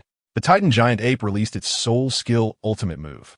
Suddenly, it flashed, and Bibi Dong dodged the gravity attack. Behind her in the sky, a staff transformed into a sharp scythe of death. Bibi Dong swung the scythe, slicing through the gravity space she controlled. Unaffected by the gravity constraints, Bibi Dong wielded the Rakshasa long scythe to unleash her ultimate move, sending shining waves of blade energy directly at the massive body, leaving it no way to dodge or escape, sealing its fate here. The Titan giant ape howled in pain from the slicing of the giant blade. If it weren't for its indestructible thick skin, it would have been torn apart long ago. The Titan giant ape realized her power. Amid its cries of pain, it called for its big brother to come and save it. In the depths of the lake, the sky blue bull python sensed Erming's cries for help and had him move to rescue. Suddenly, the surface of the deep-water lake erupted with towering waves, as if a giant monster was about to emerge. Bang! A loud sound echoed as a huge water column shot into the sky, bringing down a torrential rain. Who dares to be reckless in my territory? A booming voice pierced the sky. What a powerful shockwave! Roger, Xiao Shui, and Hulaina huddled together tightly, once again turning into drenched chickens, frightened by the threatening sounds, their bodies trembling with fear, eyes shut tight as they dared not look. Chapter 45. Bibi Dong battles the sky blue bull python and the Titan giant ape, shattered into pieces. Bibi Dong was consumed by rage, wielding the Azura scythe, cutting horizontally and vertically towards the Titan giant ape. The massive body was as if it were being torn apart, with the Titan giant ape letting out continuous screams. At the last moment, bursting out from the thick mist of the deep water lake was the sky blue bull python.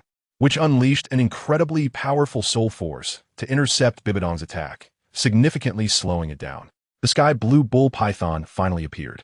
It was the first time Bibi Dong witnessed its true form, and it was indeed a monstrous creature with a bull's head and a snake's body. Its bull head had a diameter of at least 10 meters, with dark horns resembling two giant swaying lanterns and a pair of large, gleaming eyes.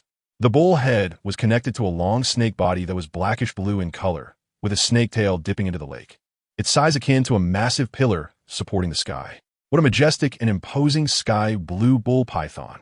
It was an extremely powerful soul beast. Bibi Dong was taken aback. Which woman dares to injure my erming? The sky blue bull python roared. Bibi Dong raised the Azura scythe, pointing it at them with even more dominance. I don't care if you're erming or whatever. Hand over the 10,000-year little rabbit. I promise I won't kill you today. You're looking for my sister, Xiaowu? The sky blue bull python asked angrily. She's a little rabbit that slipped through the net.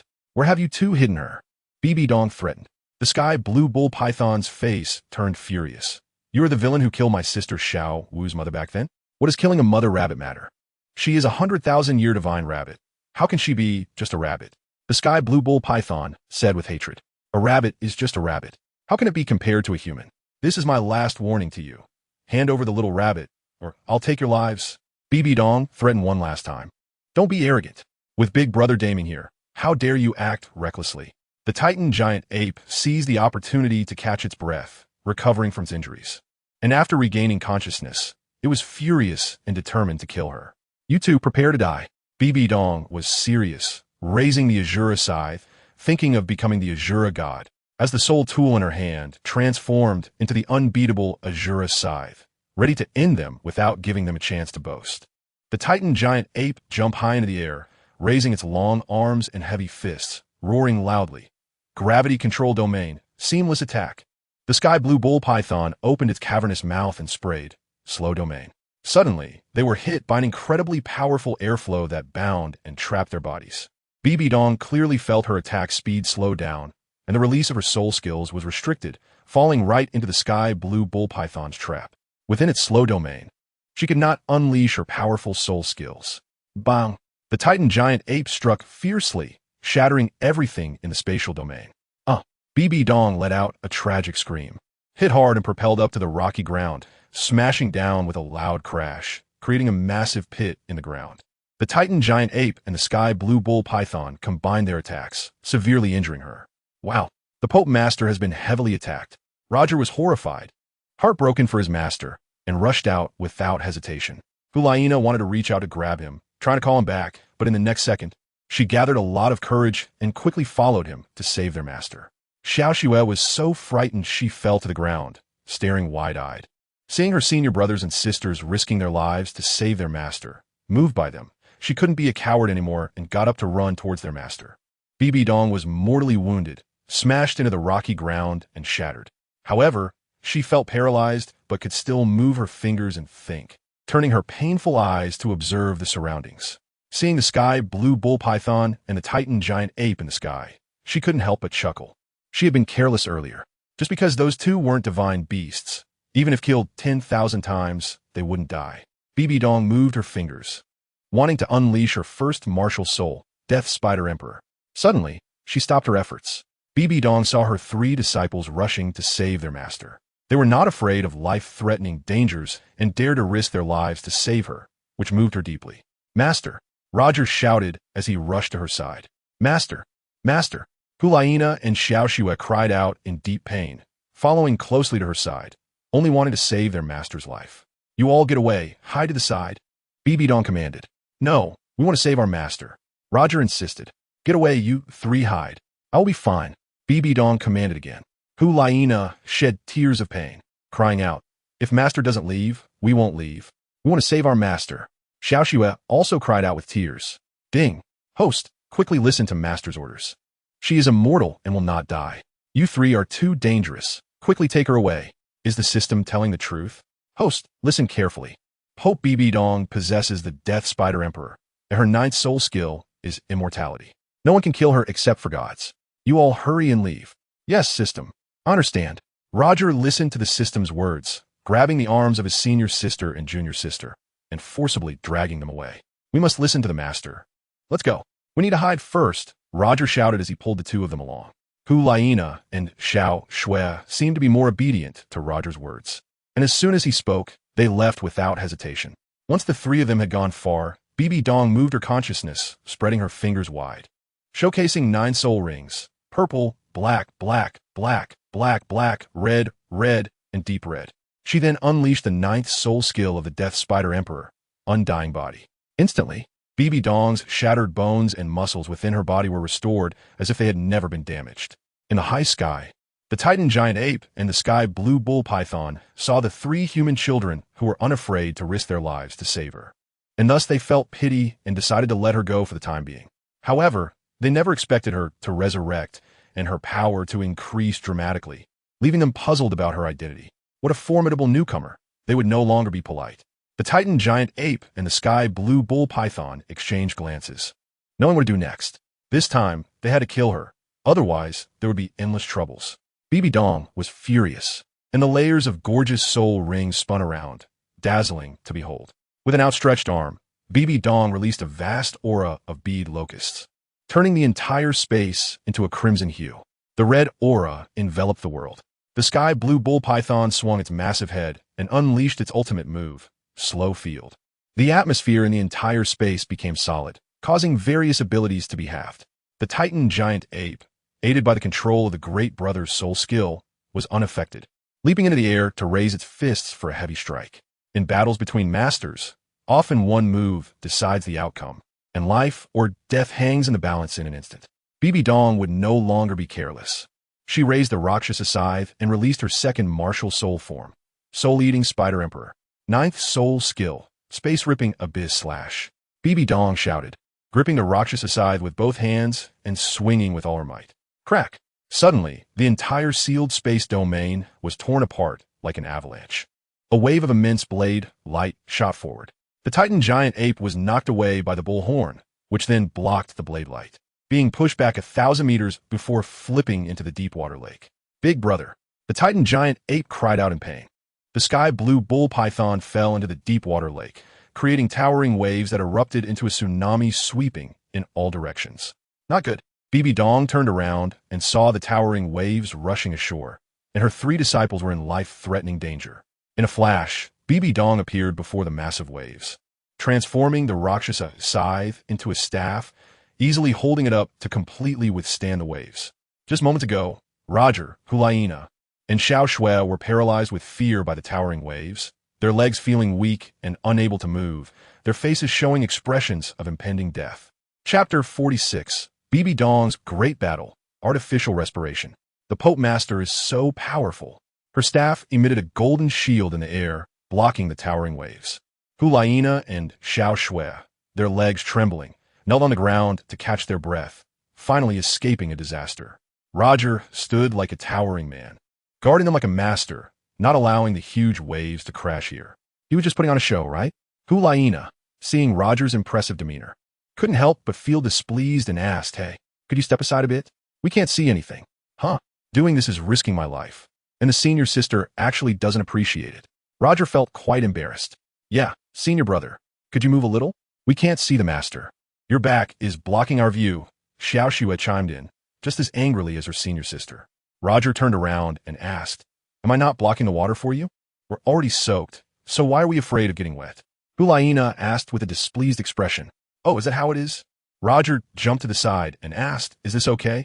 Hulaina and Xiao Shui exchanged glances without objections. "Don't be arrogant," Bibi Dong shouted and flew into the sky. "A mere human girl is nothing. I, the Sky Blue Bull Python, am a vegetarian. Today, I'll make you die here." The Sky Blue Bull Python roared loudly. Then, it opened its mouth and shot out a massive water column. At the same time, the Titan Giant Ape coordinated with Deepening to attack, leaping into the air and roaring. Gravity Fist. Oomph. Just a simple 3-legged cat skill, obvious at a glance. Bibi Dong held her staff against the Gravity Fist. Although the move was simple, it contained destructive power. How could a mere super Douluo withstand the Titan Giant Ape's thunderous punch? Wow. The huge water column is coming. The Pope Master didn't have time to defend against it. Poof! Bang! Roger, Hulaina, and Xiao Shui were suddenly attacked by a giant water column, instantly engulfing them. their lives hanging by a thread. Bibi Dong glanced and saw that all three of her disciples had been swallowed by the powerful water column. Furious, she exclaimed, "Sky Blue Bull Python, you dare to harm my three disciples? I will make you pay in blood." The Titan giant ape retracted its fists and said, "Big brother, don't bully the weak. Let's work together to take down the strong one. She is our threat. We need to avenge Sister Xiao Wu's mother." It was purely collateral damage. She disregarded her disciples' safety, unable to tolerate others. The Sky Blue Bull Python shouted loudly. Bibi Dong, in a fit of rage, declared, "You will pay with your lives." Her staff transformed into the Rakshasa scythe, whose sharpness far exceeded that of the evil moon's crescent blade. It was a soul-harvesting weapon. Once it struck a soul, there would be no turning back. The soul-eating Spider Emperor unleashed its ninth soul skill, space-rending abyss slash. Bibi Dong swung the Rakshasa scythe, releasing her most powerful move. A massive blade of light shot forth, and the Titan giant ape raised its fists to defend. Gravity space domain. Slowing field. The Sky Blue Bull Python unleashed its ultimate move, causing the entire space to seemingly pause. After Bibi Dong swung the Rakshasa scythe, her body quickly became extremely slow, while the Titan giant ape remained unaffected. Gravity fist. The Titan giant ape leaped into the air, bringing its fists together for a heavy strike. Bibi Dong barely had time to swing again before unleashing the Death Spider Emperor's third soul skill, Death Spider Web Binding. Huge black spider webs rushed forward. Whoosh! The black spider webs lunged at the massive giant ape, binding its limbs together in a tangle. Suddenly, the Titan giant ape seemed to have fallen for the trap, turning into a brown-black ball and crashing to the ground. Embarking. The Sky Blue Bull Python cried out in alarm. The Sky Blue Bull Python's soul skill had a time limit, and after a blink, the slowing field disappeared. Seizing the opportunity, Bibi Dong swung the Rakshasa scythe directly at the Sky Blue Bull Python. The Sky Blue Bull Python raised its indestructible giant horns to block the Rakshasa scythe, resulting in an earth-shattering explosion of sound, with golden light scattering everywhere, and a soul power shockwave sweeping across the entire Dou Forest. After the Rakshasa scythe clashed with the Black Bull horn, it did not bounce away at all, but instead resisted desperately. Whoever gives up will be defeated. Bibi Dong used 70% of her power, leaving some reserve to guard against sneak attacks. The Titan giant ape fell to the rocky ground, tumbling down. Suddenly, in a burst of rage, the black spider's silk shattered, and the Titan giant ape became completely furious, smashing its fists wildly against the rocks. Its blood surging to its peak state, boiling with passion, entering a mode of becoming braver the more it fought. The Titan giant ape roared into the sky. Bibi Dong glanced over. They were about to launch a pincer attack from behind. Death Spider King's seventh soul skill, Death Spider King True Body. A massive Death Spider King appeared on Bibi Dong's body, and she wielded the Rakshasa scythe with both hands, attacking in connection with her true form. Death Spider King's eighth soul skill, Spider King Clone. The Spider King clone must first release the Spider King True Body to be able to be cast. It is a clone created by the eighth soul skill that possesses 100% of the True Body's power, swinging the soul skill along with the True Body. The Titan giant ape jumped high into the air, but was blocked by the Spider King clone, unable to attack her true form. Bibi Dong unleashed the Rakshasa scythe, wielding the scythe techniques to attack the Azure Bull Python, while the Spider King clone executed the same attacking techniques as the True Body. The basic techniques of the Rakshas's long scythe are thrust, cut, slash, and sever. When these four techniques are executed in a continuous motion, a powerful attack with no gaps is formed, striking at the colossal creature. There is no need for tricks. The straightforward and simple techniques can unleash tremendous lethality. In the sky, Bibi Dong is engaged in a fierce battle against the Sky Blue Bull Python and the Titan giant ape, with the situation becoming chaotic. Winds rising and clouds swirling and the sky darkening. The outcome is hard to determine. In the sky, Bibi Dong is causing upheaval. Meanwhile, down below, Roger, Hulaina, and Xiao Shui's lives hang in the balance, which is Bibi Dong's greatest concern. As long as they are safe, she can confidently focus on the battle to harvest the two great soul beasts. Cough, cough. Roger suddenly woke up, coughing loudly, spitting out a large amount of water, having almost drowned just moments ago. Once he was fully awake, he hurried to look for his senior and junior sisters, only to see them both lying motionless on the rocky ground, as if they were dead. At that critical moment, Roger's mystical vine grass swiftly wrapped around the two of them, and the three of them were entangled together, enduring the strong impact of the water column. It seemed they were safe and sound. Roger ran over to check on them. They were not dead, just suffocated from drowning. Helena, Roger shouted, flipping her over from where she lay on the ground, shaking her vigorously, then quickly turning to Xiao Shui. Xiao Shui, Xiao Shui. Roger saw her face was even paler, indicating she was in danger. The senior sister's face was still red. Her vital signs were much stronger than Xiao Shui's, so saving Xiao Shui was the priority. Roger began CPR, pressing down on her chest, counting down from 4, 3, 2, 1, and then quickly blew a long breath in her mouth. He continued to press down and blow air, repeatedly performing CPR. After several attempts, Xiao Shui suddenly coughed, expelling a lot of water from her throat and mouth. Xiao Shui opened her eyes as if reborn and saw Roger kneeling in front of her, looking down with a frightening gaze. "What are you doing?" Xiao Shui asked in terror. "I was performing CPR to save you." "Don't blame me," Roger answered honestly. Xiao Shui touched her mouth, feeling as if something had been taken from her, leaving a heavy sensation. A scene of kissing flashed in her mind, and she immediately questioned her senior brother about what he had just done. For a moment, she couldn't process it clearly, unsure of what her senior brother had really done, and her chest felt flattened. "Ouch, my chest really hurts." Xiao Shui kept guessing and recalling. After Roger woke up Xiao Shui, he explained quickly that there was no time to elaborate, then turned around to give his senior sister, Hulaina, artificial respiration. "Senior brother, what are you doing to senior sister?" Xiao Shui asked in surprise, unable to understand. "I'm giving her artificial respiration," Roger replied while pressing on her chest. Xiao Shui witnessed her senior brother shamelessly kissing senior sister's tender lips and blowing air into her mouth. Did he do the same thing with her?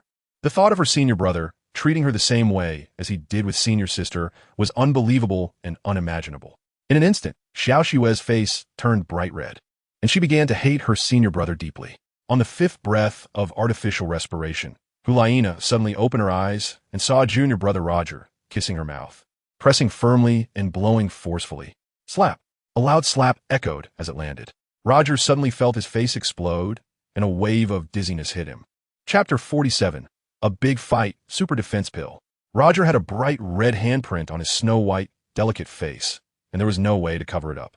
Xiao Shui was both shocked and bewildered, feeling a bit of confusion, and now she blamed her senior sister for being too harsh. Just now, senior brother Roger had indeed been saving her life. How could she be so ungrateful as to wake up and slap him in anger? Roger touched his beaten face, which was burning with pain. He wanted to lash out at her, but couldn't, only able to glare at her with a sideways angry look. "You're so bad." Hulaina, upon encountering his defiant gaze, was infuriated and cursed loudly. Unable to vent her anger, she became even more furious and started swinging her fist to hit him hard. "You're such a terrible person, daring to steal a kiss from me. You've made me lose face." Slap, slap. Roger's face was hit repeatedly, and it didn't matter if it got bruised, as long as it could help her vent her anger. Hulaina swung her fists wildly at his face, her crazed hatred making him too afraid to fight back. Unable to watch any longer, Xiao Shui reached out to push her senior sister away, telling her to stop hitting him. "Senior sister, why are you hitting the person who's trying to save you? If Brother Roger doesn't rescue you, you'll be in trouble. Where did the strength come from?" Xiao Shui angrily shouted and pushed with a palm, causing her senior sister to fall to the ground. Hulaina was stunned, questioning if they were teaming up to bully her. Xiao Shui, heartbroken and angry at her senior, exclaimed, "Senior sister, look at what you've done to Roger. He didn't hit back at all. You're being unfair. He was giving you artificial respiration." "I'm fine," Roger said, his face in pain, but shaking his head at Xiao Shui. "Xiao Shui, don't treat your senior like this. I'm really okay." "How can you be okay? She doesn't appreciate your kindness. Look at how swollen your face is." Xiao Shui cried, tears streaming down her face. "Oh, I suddenly understand." Hulaina got up from the ground, hands on her hips, glaring at the two of them. "Humph. You two are just teaming up to bully me." After saying that, she stormed off as if she wanted to go home. "Hey!" Roger ran after her, blocking her way. "Senior sister, don't be angry. We didn't bully you. I just don't know how to explain." Hulaina turned around angrily and asked, "Why did she push me to stand up for you?"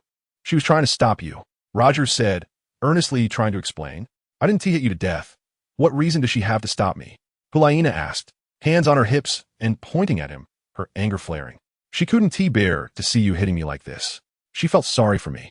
That's why she tried to stop you. You really don't want to kill me, do you?" Roger raised his hands in surrender to explain. "Is that really the case?"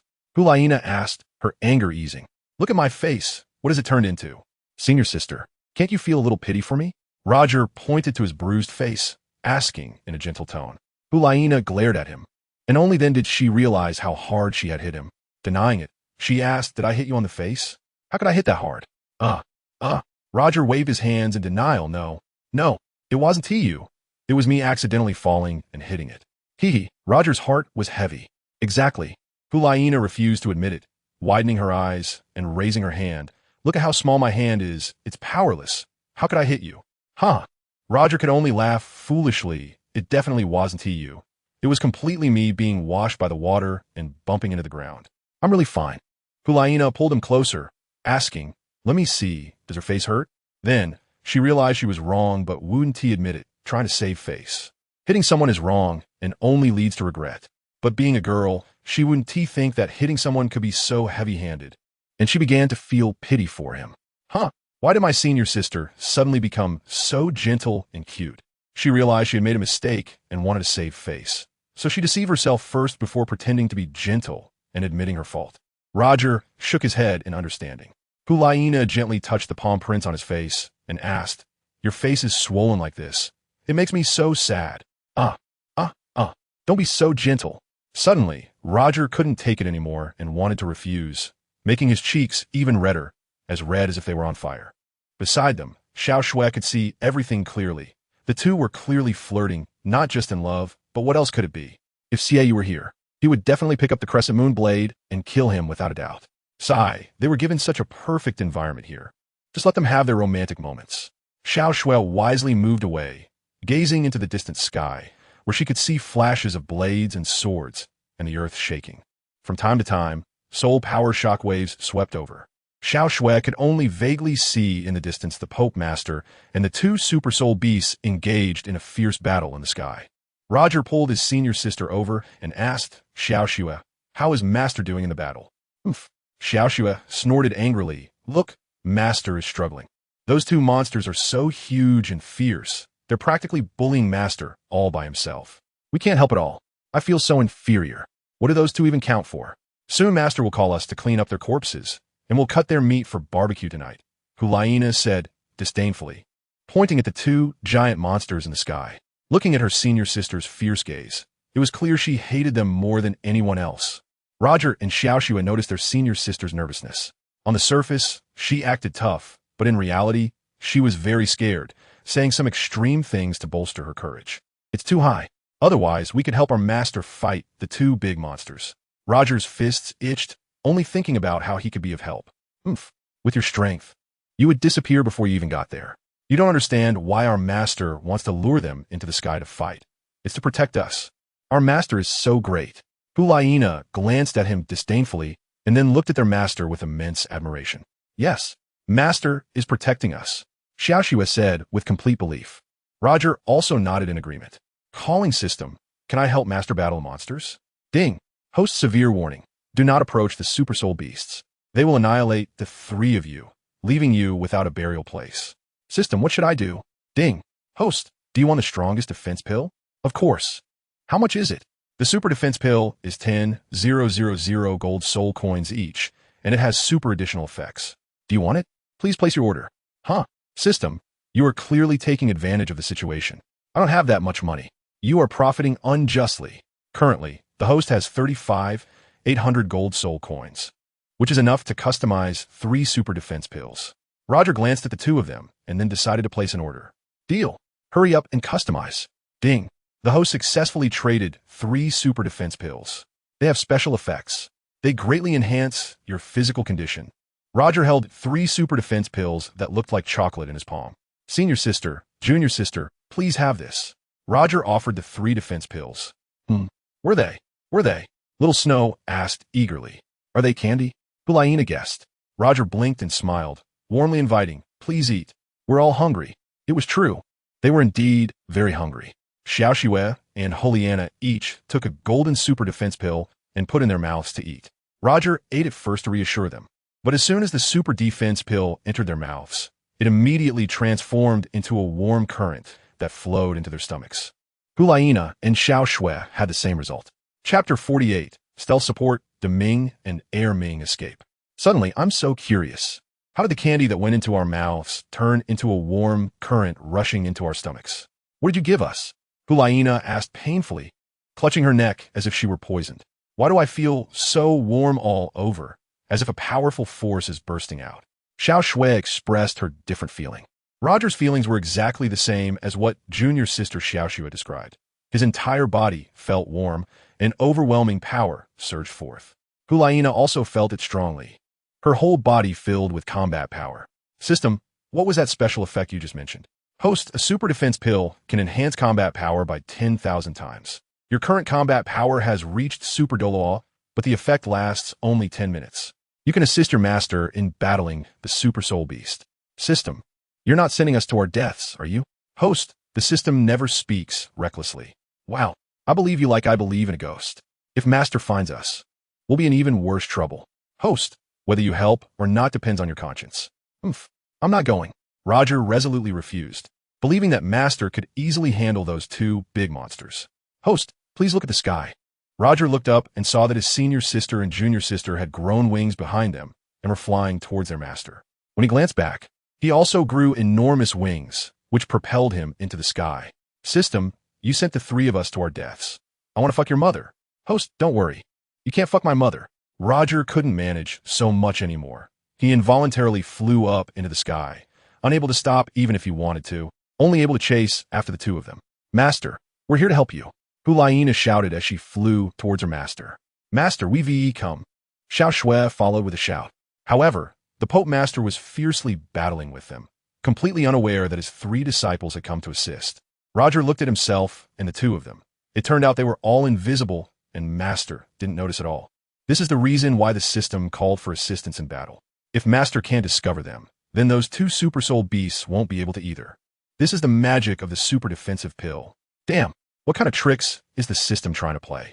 Roger's body was out of control, only wanted to fight with all his might. The first soul skill of the Celestial Vine, Bind. The second soul skill, Soul Devouring Parasite. Hulaina unleashed her ultimate move. The first soul skill of the Demon Fox, Mist and Shrouded.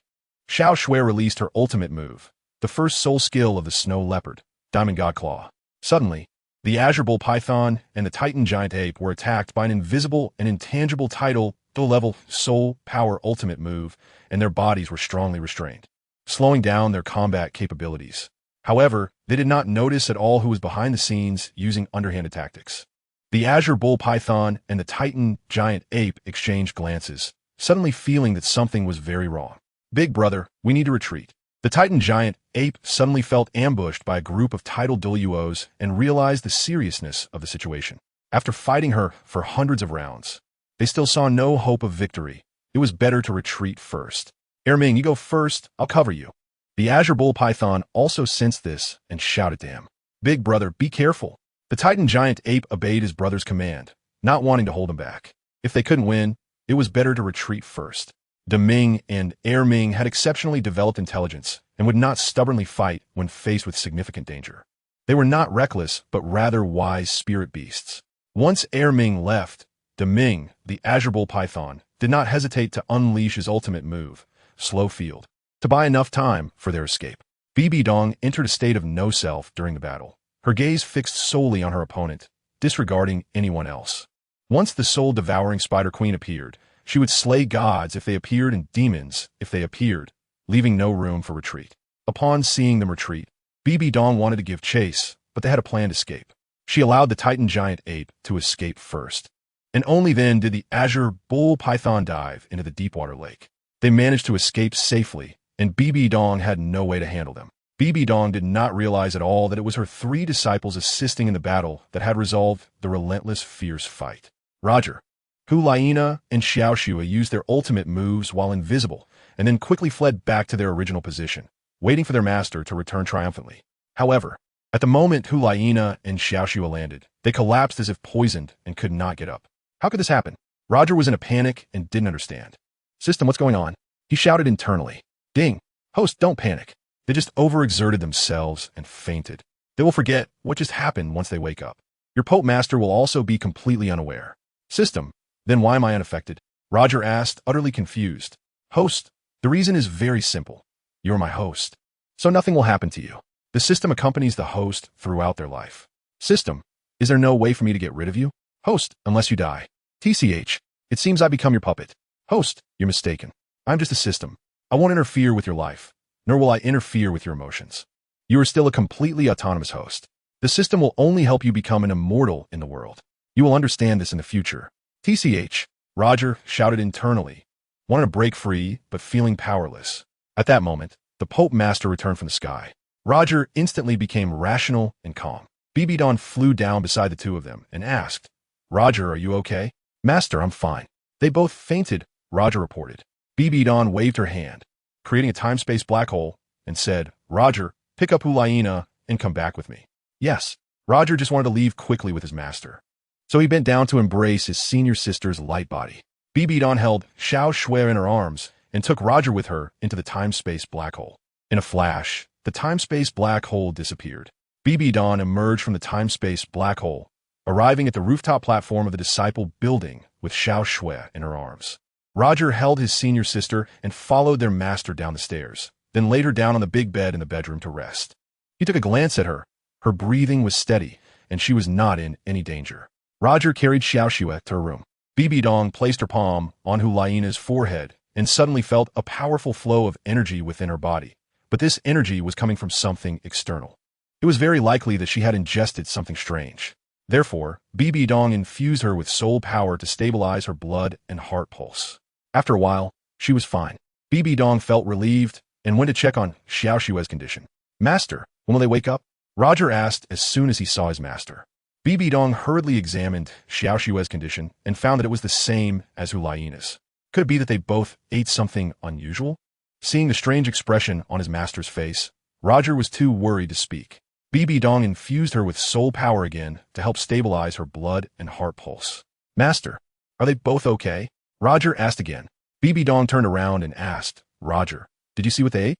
Roger had a sudden inspiration and replied, it seems like they've eaten some red fruit, a type of fruit I don't recognize. They're eating it happily. Master, I didn't eat any. They thought it was delicious, so they didn't give me any. That fruit should be a spirit fruit. It shouldn't be a big deal. They were fine after they woke up. You stay here and watch over the two of them. Bibi Dong felt relieved and said yes.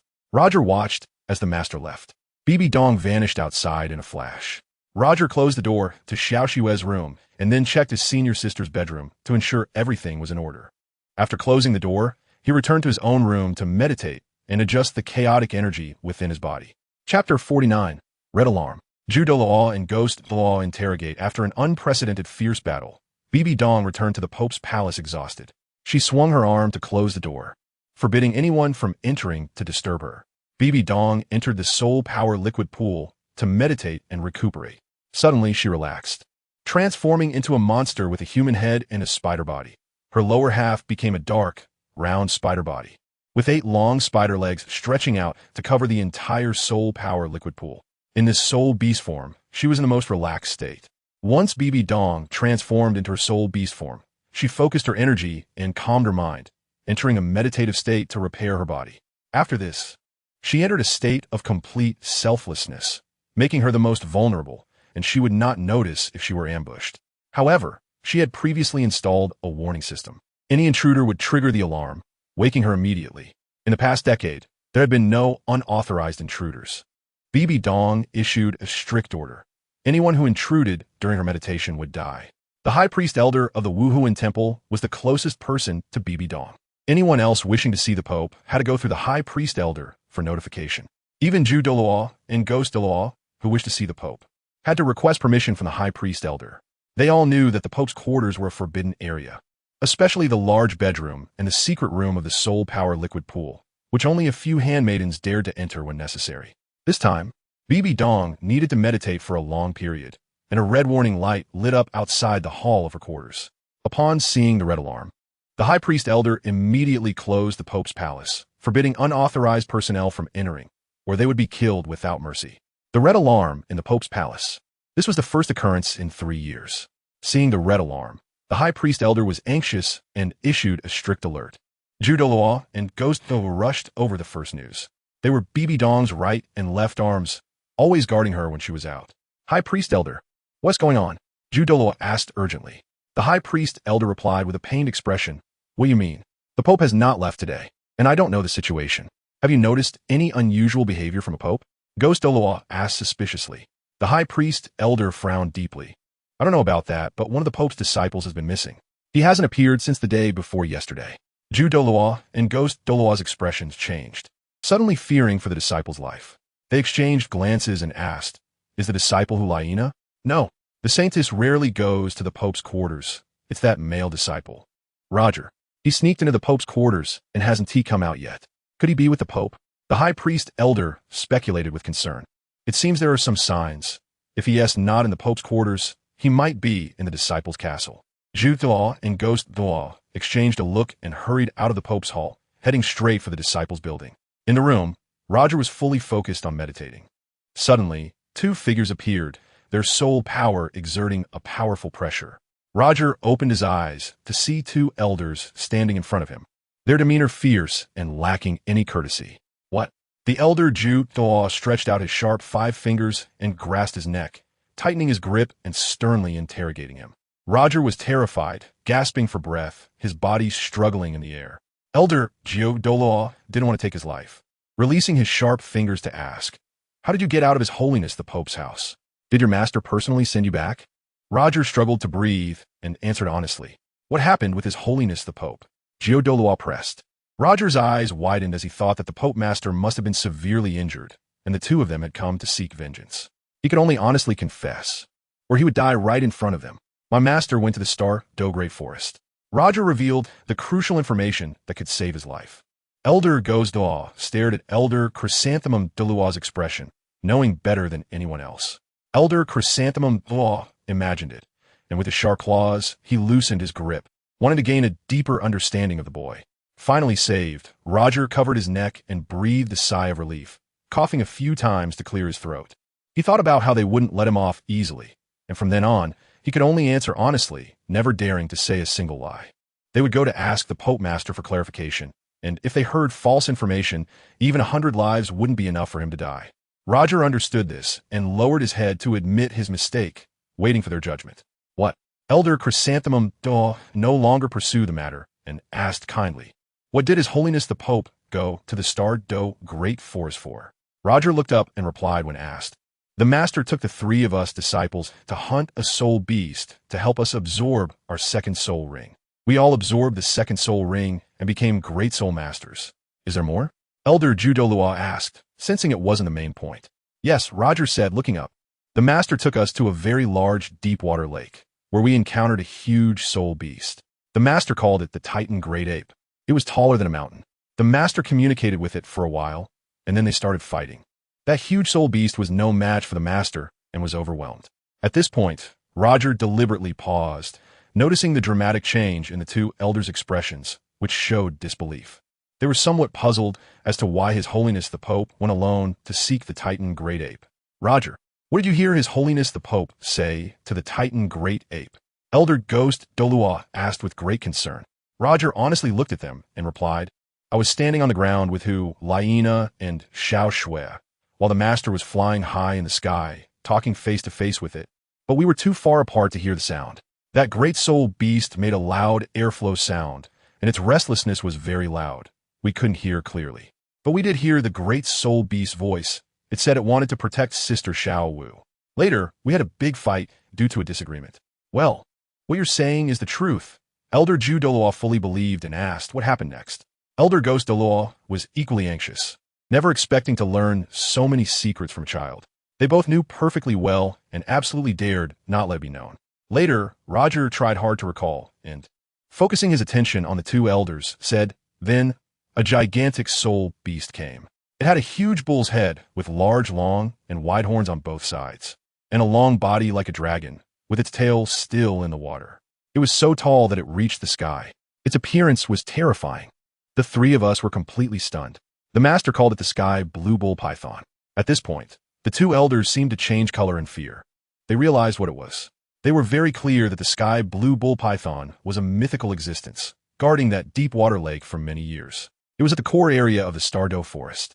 They had never truly seen its true appearance. Once he mentioned it, they could completely imagine it. "Child, please continue."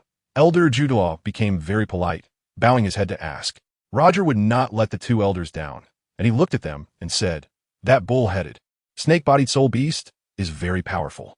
Its breath seems to stop space and time, making my master's movements appear very slow. The Titan Great Ape is unaffected at all.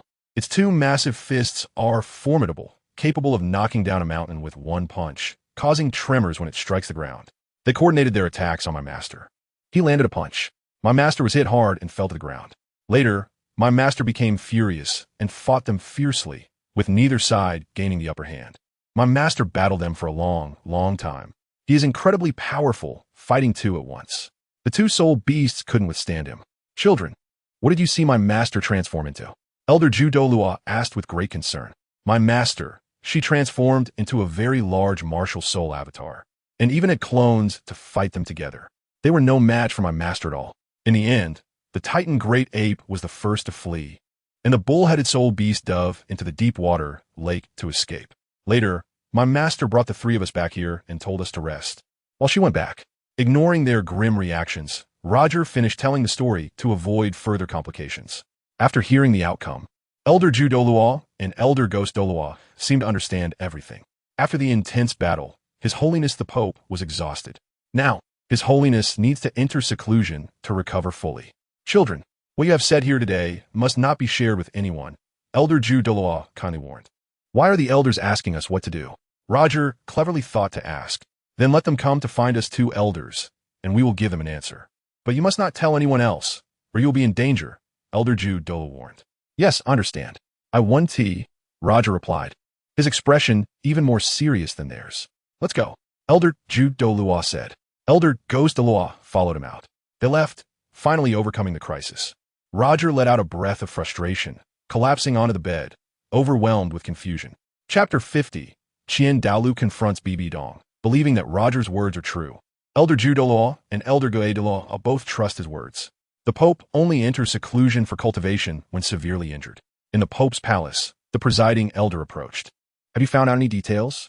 Elder Ju Douluo and Elder Gui wore tense expressions, revealing ominous information to the presiding elder. Seeing their expressions, the presiding elder nodded in understanding, indicating there was no need to inquire further. Some things are better left unclear, the presiding elder instructed them. Strictly guard the Pope's palace. No one is allowed upstairs, Elder Ju Douluo declared. Elder Gui Douluo agreed and stood by to enforce. The presiding elder relayed the orders down again. Soon, hundreds of elite soul masters surrounded the spirit hall and the Pope's palace, forbidding entry to anyone but Douluo and elders. After hearing the news, Xiaoyu and Yin intended to go to the Pope's palace to find Hulaina, but were stopped by the elite soul masters. No one but Douluo and elders were allowed in. Xiaoyu was extremely furious, punching a pillar. Yin was equally enraged, unable to comprehend the situation. They clearly knew that they were the closed-door disciples of two Douluo elders, yet they wouldn't let them through. Did they not regard Elder Ju and Elder Gui? Xiaoyu had no choice but to return to the academy. Boss, can't we think of a way? Yin asked anxiously. What way? If you don't want to die, don't think of any, Xiaoyu replied harshly. Don't you want to find out what happened? Yin asked stubbornly. Xiaoyu shot him a look. Who are we supposed to ask? Let's ask our master. Are you stupid or just foolish? Can our masters come out from the Pope's palace? Xiaoyu angrily slapped his head. Yan's head was hit hard several times, and he didn't dare retaliate. He realized he should never get angry at his boss. Let's go back to the academy. Do whatever you want. In a few days, we'll be free to move around, Xiaoyu said clearly. You're right. There's no need to rush. Yin finally understood and followed his boss back to the academy.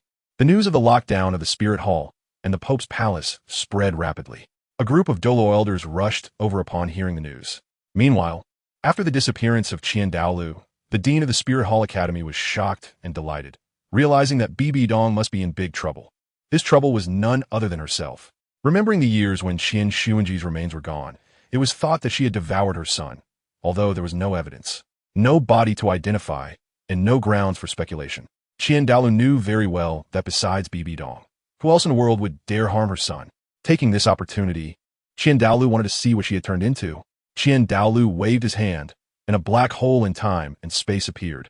Holding a scepter, he stepped inside.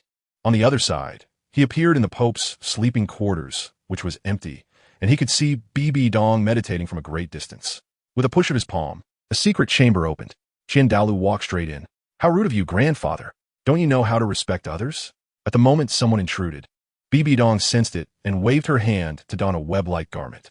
Now in her soul beast form, she hadn't completed her seclusion and couldn't afford to stop midway. Knowing Douluo had come, she prepared herself. Douluo, you're the peak Douluo at level 99 on the Douluo Continent, and also the strongest Douluo, only a step away from the divine realm.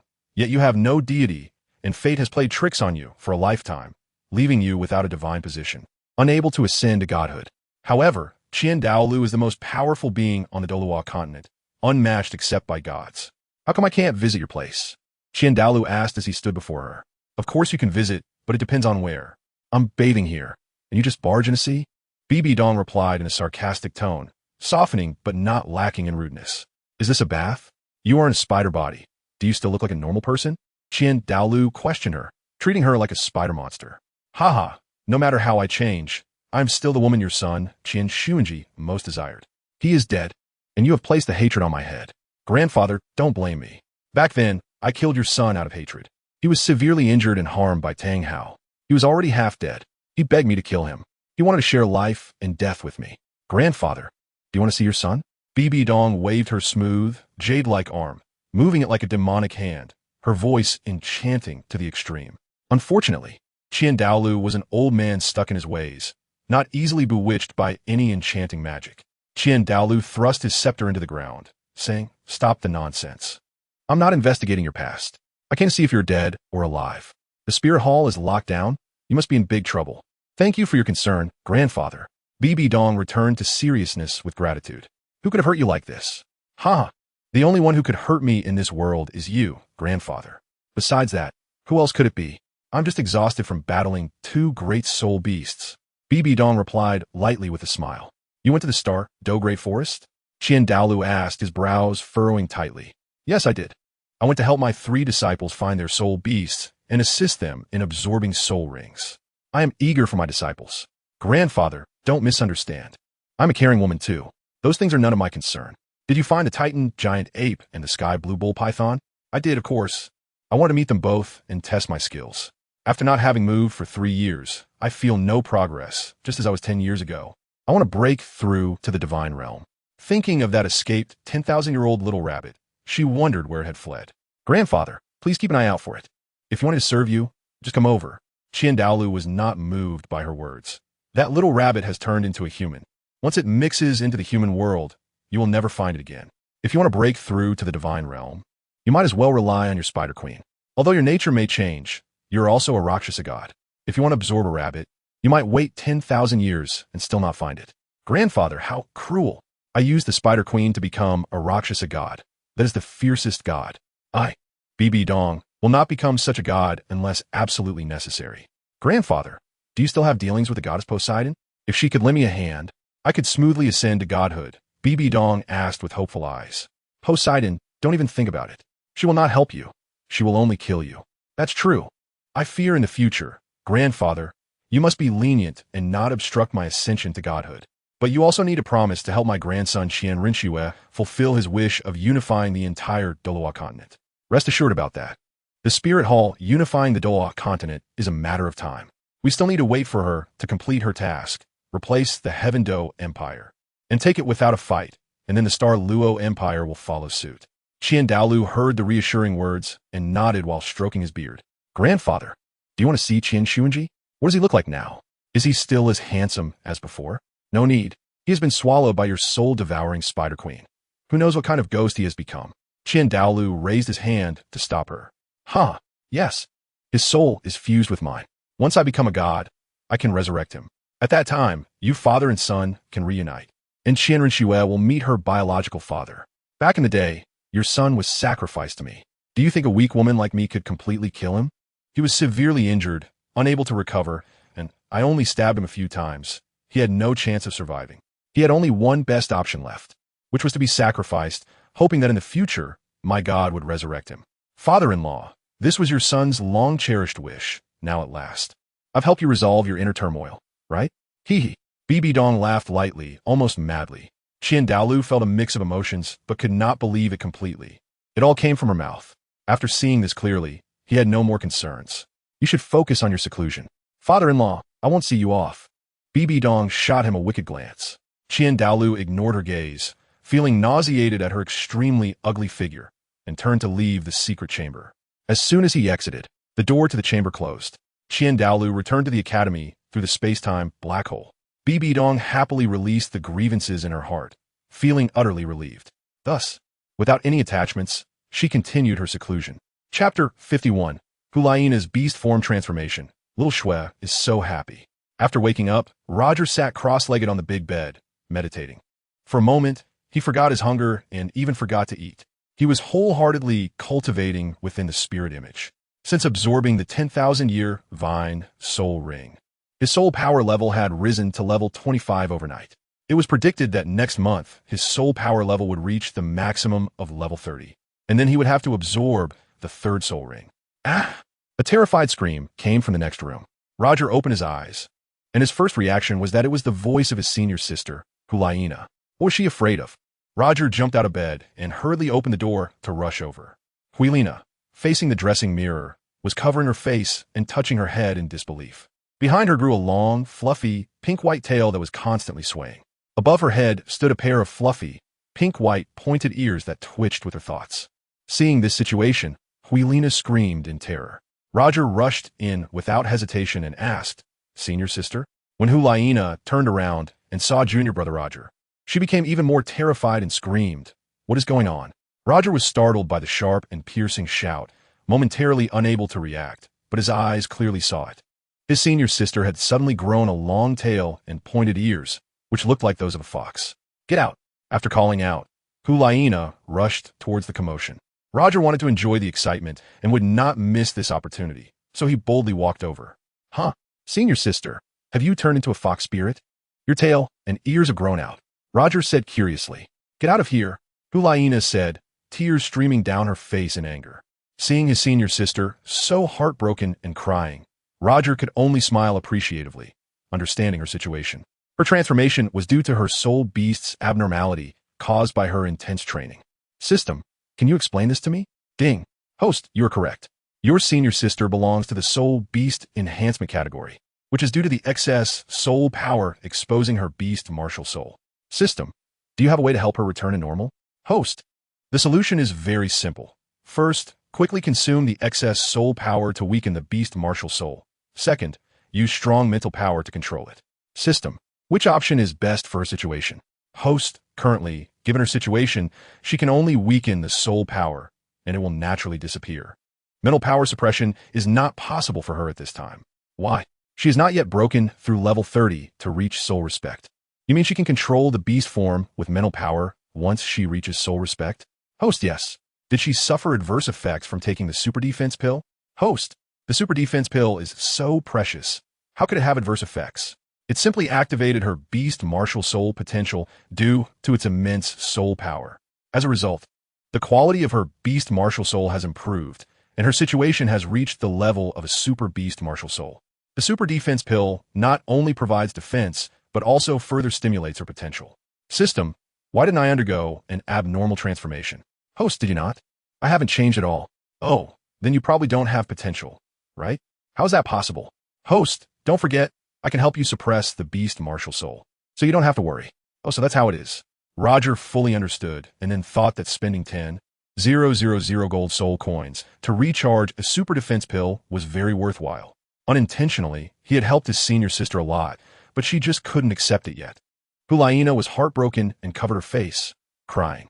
Suddenly, cheerful singing came from outside the door. Da, la da, la da la. Xiao Shui hummed a tune as she appeared. "Hey, senior sister, senior brother, what are you doing?" Xiao Shui asked cutely from the doorway. Roger was even more surprised after seeing her beast form. She was even more powerful than Hulaina, almost turning into a snow leopard girl. Roger could only stare in shock, not daring to speak. Hulaina noticed this between her fingers and immediately curiously released her hand, carefully examining her. How did she become even more powerful than herself? She had truly transformed into a leopard girl. Little Snow jumped into the room and asked, "Do you think my ears and tail are cute?" Roger felt awkward and could only say, "So cute." Xiao Shui rushed to the front and cutely asked, "What about this nail? Do you think it looks good?" Wow. Roger was so scared that his soul seemed to leave his body. His hair stood on end as he stared at the sharp claws at the tips of her fingers, which were over 3 inches long. She wasn't scared at all. Instead, she felt proud and happy about it, seeing how frightened her senior brother was. Xiaoxue nonchalantly showed off her own sharp claws to her senior sister. Sister, look at my sharp claws, aren't they impressive? Helena was incredulous at Xiaoxue's display, thinking it was simply unbelievable. Not wanting to upset her cute junior sister, Helena forced a smile and said, they are very impressive. Sister, look at your fingers and compare with mine. Xiaoxue said curiously and happily, noticing that her senior sister had the same changes as she did. Fingers? Compare what? Helena seemed to understand, raising her hands only to discover that her 10 fingernails were long and sharp, instantly filled with disbelief and fear, almost screaming out loud. Fortunately, she managed to catch her breath and held it in. Wow, sister, your claws are so impressive. They're just as sharp as mine. I love having such sharp claws. During a fight, I can tear their faces apart and rip their butts, making them all bloom. Xiaoxue said cleverly and adorably. Hee hee. Roger couldn't help but laugh at this. Xiaoxue was truly a unique character, completely different in personality from her senior sister. What are you laughing at? Helena menacingly extended her sharp claws in front of him to scare him. Roger immediately shut up and dared not laugh anymore. Xiaoxue pulled her senior's hand and said, don't worry, they can be retracted, see? After saying this, Xiaoxue wiggled her fingers, and in an instant, she disappeared and then perfectly reappeared. How did you do that? Hulaina asked curiously. It's just that when I want to retract, I can, and when I want to release, I can, Xiaoxue replied. Is that true? Hulaina muttered in doubt. However, after learning the method, Hulaina was really able to achieve the freedom of retraction and release. Senior, your ears are so beautiful. Look, my ears aren't as big as yours, Xiaoxue compared. She dared to say that, which made Hulaina furious. But upon seeing that Xiaoxue's ears indeed weren't as pretty as hers, her anger dissipated instantly. Xiaoxue touched her long tail and dissatisfiedly said, look, senior, my tail is much blacker than yours, and the fur is much shorter too. Seeing her a bit unhappy, Roger asked, are you sad about this too? I wish I had a tail as beautiful as my senior's, Xiaoxue replied with disappointment. Can I touch your tail? Roger suddenly couldn't help but ask. No. Xiaoxue hurriedly dodged and cried out. Roger's sudden interest is not a joke. It comes from a genuine desire to know if her tail is real. Little Snow is so scared that she runs around everywhere. Roger followed and chased everywhere. Bang! Roger bumped into his senior sister's chest and also hit his forehead. This was done by Xiaoxue pushing him from behind with a palm. Are you looking for death? Hulaina raised her fist and punched him, then swept his legs. Bang! Roger fell to the ground, looking up at the sky. Xiaoxue rushed over and said, let's beat him together. Huilina followed Xiaoxue and joined in without mercy, swinging her fists and hitting him relentlessly. Roger suffered in agony and screamed. Chepter padisadva, beaten up, Huilina srivent. They hit not the body but the face. However, Huilina and Xiaoxue only struck Roger's face, one slap, one smack, one punch, relentlessly beating him to the brink of death. They only stopped when Huilina and Xiaoxue could no longer continue. Roger transformed into a flower-faced figure full of bumps right under their noses. Why are you being so harsh? Roger asked sadly with his swollen mouth. Who told you your face is even better looking than mine? This is a repayment for your artificial respiration, Helena replied with a painful grunt. Listening to what the senior sister said were all just excuses, Roger admitted defeat. However, he never expected that the soft and sweet little junior sister would also turn into a violent person, and her punches were not soft at all. Roger looked at her in confusion. Why did you have to molest the senior sister? I saw you perform artificial respiration on her with my own eyes, and your face is too handsome and beautiful, making me feel ashamed. I wanted to hit you for a long time, Xiaoxue said angrily, pointing at his eyes and nose. Wow, what a powerful reason the junior sister has. Roger stared blankly, not daring to say a word, swallowing a million grievances and not wanting to argue with the two girls. Let's go. We're going to have dinner. Huilina was particularly pleased this time, grabbing her junior sister's hand and walking away. Xiaoxue glanced back with a smile, looking especially happy on her face. Roger met Xiaoxue's joyful gaze and managed to force out an awkward smile despite feeling tongue-tied. They left. Roger got up and followed them from a distance. System, I want to buy painkillers. Ding. The painkillers are on the way. System, did you see what I looked like after that? Host, you misunderstood. For them. Hitting you is pain. Scolding is love. Just accept it slowly. System, I don't need love like this. Host, please take the pain relief pill to ease the pain. Roger took a painkiller and swallowed it. After a while, he felt no pain in his whole body and face. There's a large dining hall in the Papal Palace where Jelena, Roger, and Xiaoxue can go to eat. When they arrived outside the building, Jelena and Xiaoxue were a bit stunned, not knowing what major event had happened at the Papal Palace. There were guards everywhere, and many more patrol teams had been added. Roger also saw them, and immediately sensed that something had happened to the Pope Master. They were all guarding the Pope's palace, not allowing any assassin attacks. What was going on? Roger pretended not to know and asked. Jelena glanced back and said, "Let's go." The senior sister and junior sister didn't dare to say anything, and Roger obediently walked beside them. They recognized the Pope's closed-door disciples and would respectfully bow when they saw them. Jelena gained their respect and became quite arrogant. When they reached the entrance of the Pope's palace, Xiaoxue quickly turned around and stood behind her senior brother. What was she trying to do? What was she afraid of? Roger noticed that his junior sister was nervous. She had seen several Douluo elders. They were stationed in the main hall, scrutinizing and interrogating those who entered. Hulaina was not afraid of them, as she was used to appearing in front of them. Xiaoxue followed closely behind her senior brother, as all eyes avoided the few Douluo elders, fearing their intimidating gazes. Roger faced them, who were all curiously looking around. Among them, Elder Ju Douluo and Elder Gay Douluo's eyes were particularly obvious, warning not to go upstairs. "Don't speak," Hulaina reminded as she stopped. Little Snow shrank her neck and hunched her body, lowering her head. Hulaina took her junior brothers and sisters to the Pope's palace dining hall. When the several maidservants saw the Pope's disciples coming for dinner, they brought the dishes to the table. Roger and the two of them were only focused on having dinner, not daring to say a word. After finishing their meal, Roger followed them out of the side door of the Papal Palace, preparing to head back to the disciples' building of the small castle. "Shall we go play at the academy?" Huilina asked, having nothing to do after eating. "Sure." Xiaoxue immediately agreed. Roger didn't want to go to the Diong head. "Hello, Roger, why aren't you speaking?" Juliana asked loudly. "Do you think my face can be seen by others?" Roger asked arrogantly, looking up. "Do you two dare to show yourselves? Aren't you afraid they'll find out you have long ears and tails? Just now, the Douluo elder noticed your problems. We can disguise ourselves to hide them," Juliana said confidently. "Have you hidden my tail well?" Xiaoxue asked, twisting her butt. Roger noticed her tail hidden under her long skirt, while Hulaina's pink and white tail looked like a decorative piece for her dress. And her pair of white ears on top of her head resembled a fox demon costume, something they hadn't noticed earlier. "You're so clever. I'll go change into a long skirt and wear a hairpin and a flower to hide it." Hulaina thought of a solution. "You guys go ahead.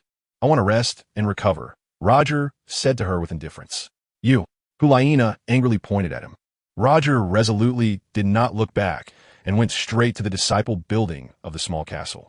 Seeing that his senior brother was going to play, Xiaoxue also considered the possibility that the long-eared, long-tailed creature might appear in front of Brother Xiue. Would he think of it as a monster? That would be too risky. "Senior sister, I'm not going either." Xiaoxue waved her hand at her. Hulaina was furious. She initially wanted her brother to see her in her beast form to spark his curiosity, but now seeing the two of them disobeying and becoming traitors, she stood with her hands on her hips, fuming. Xiaoxue caught up with her senior brother and asked, "What are you doing upstairs?" "I'm going to meditate and cultivate in my room." "You should also cultivate a bit. Once you reach level 30, you can completely control and suppress your beast form." Roger shared a secret with her. "Really?" Xiaoxue asked, full of trust. "I have no reason to lie to you." I believe my senior brother is not lying to me. As long as you can trust me, she believe me. Come on, let us hurry up, so senior sister doesn't see us."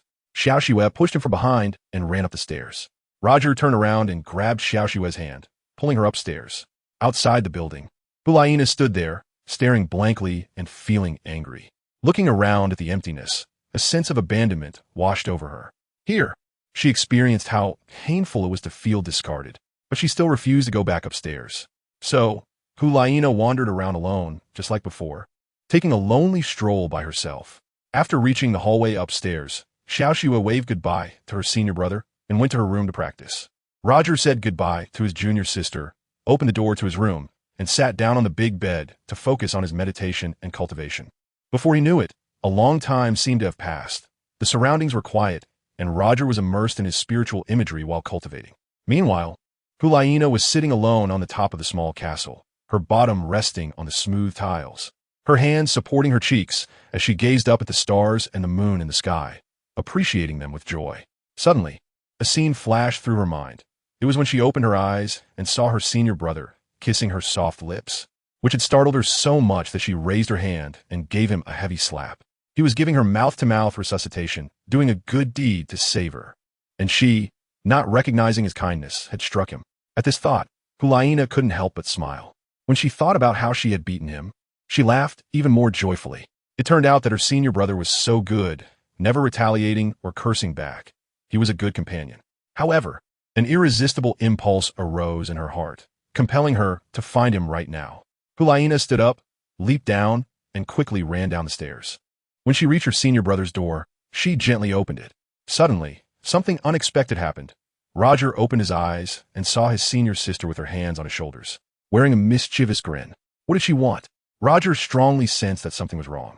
He wanted to ask, but didn't dare to speak out loud, fearing that the girl next door, Xiaoxue, would hear him.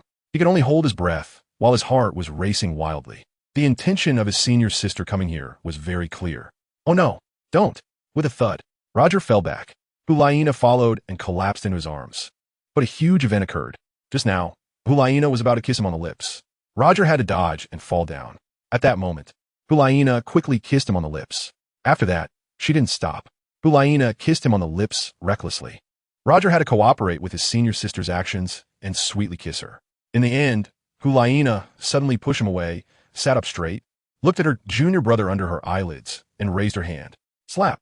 A heavy slap landed on his face. Roger was stunned, his eyes wide with surprise, as he saw his senior sister go down. This is a return gift for your artificial respiration. For every moment you kiss me, I will return it to you the same. From now on, we owe each other nothing, so don't let me lose sleep over it. Roger lay still, and in the haze, he heard his senior sister say a word of disappointment before she left. How could this happen? Roger covered his painful face, starting to feel incredulous as he struggled to recall what had just happened. System, quickly give me a healing mask. Ding. Host is good. You are too likable. From now on, Hulaina will look at you with new eyes. She will only like you from now on. Stop talking nonsense. You will only gloat and watch the show. Host, please receive the healing mask. Roger put the mask on his face and closed his eyes to rest, unable to think. Senior sister, why does she just hit people whenever she wants? How tragic. Roger closed his eyes and felt like crying. Chapter 53. The tail disappeared. Seeking the reason. The next morning, warm sunlight shone into the windowsill. After waking up, Xiaoxue first touched the triangular ears on her head. As if they had vanished into thin air, only soft hair remained.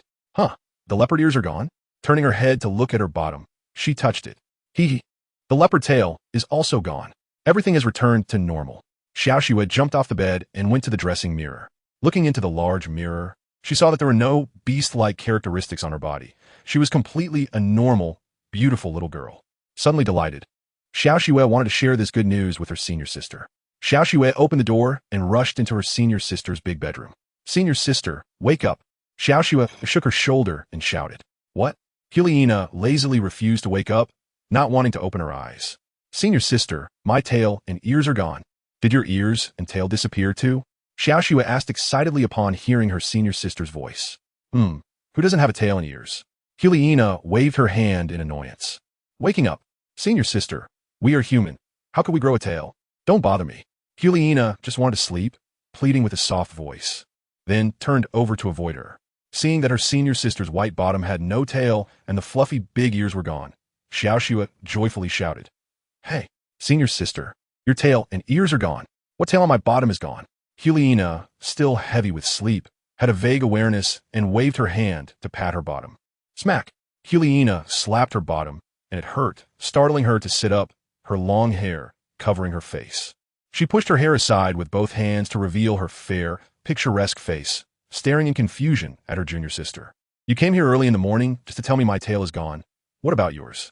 Hulaina recalled the question clearly. Xiaoxue turned her bottom to show. Look, my tail is gone. Hulaina saw it, and it was indeed true. So, Hulaina carefully touched her bottom. That fluffy long tail was gone, completely disappeared. Hulaina suddenly felt a great disappointment and began to cry. Wah, my tail is gone. Huh? Senior sister, what's going on? Aren't you happy? She's crying so sadly. Xiaoxue asked in confusion. I wanted to show my brother my long tail today. How can I make him believe me now that I have no tail? Helena cried out loudly. Xiaoxue had a flash of inspiration and said, Senior brother Roger told me that as long as you reach level 30, you can freely control your form.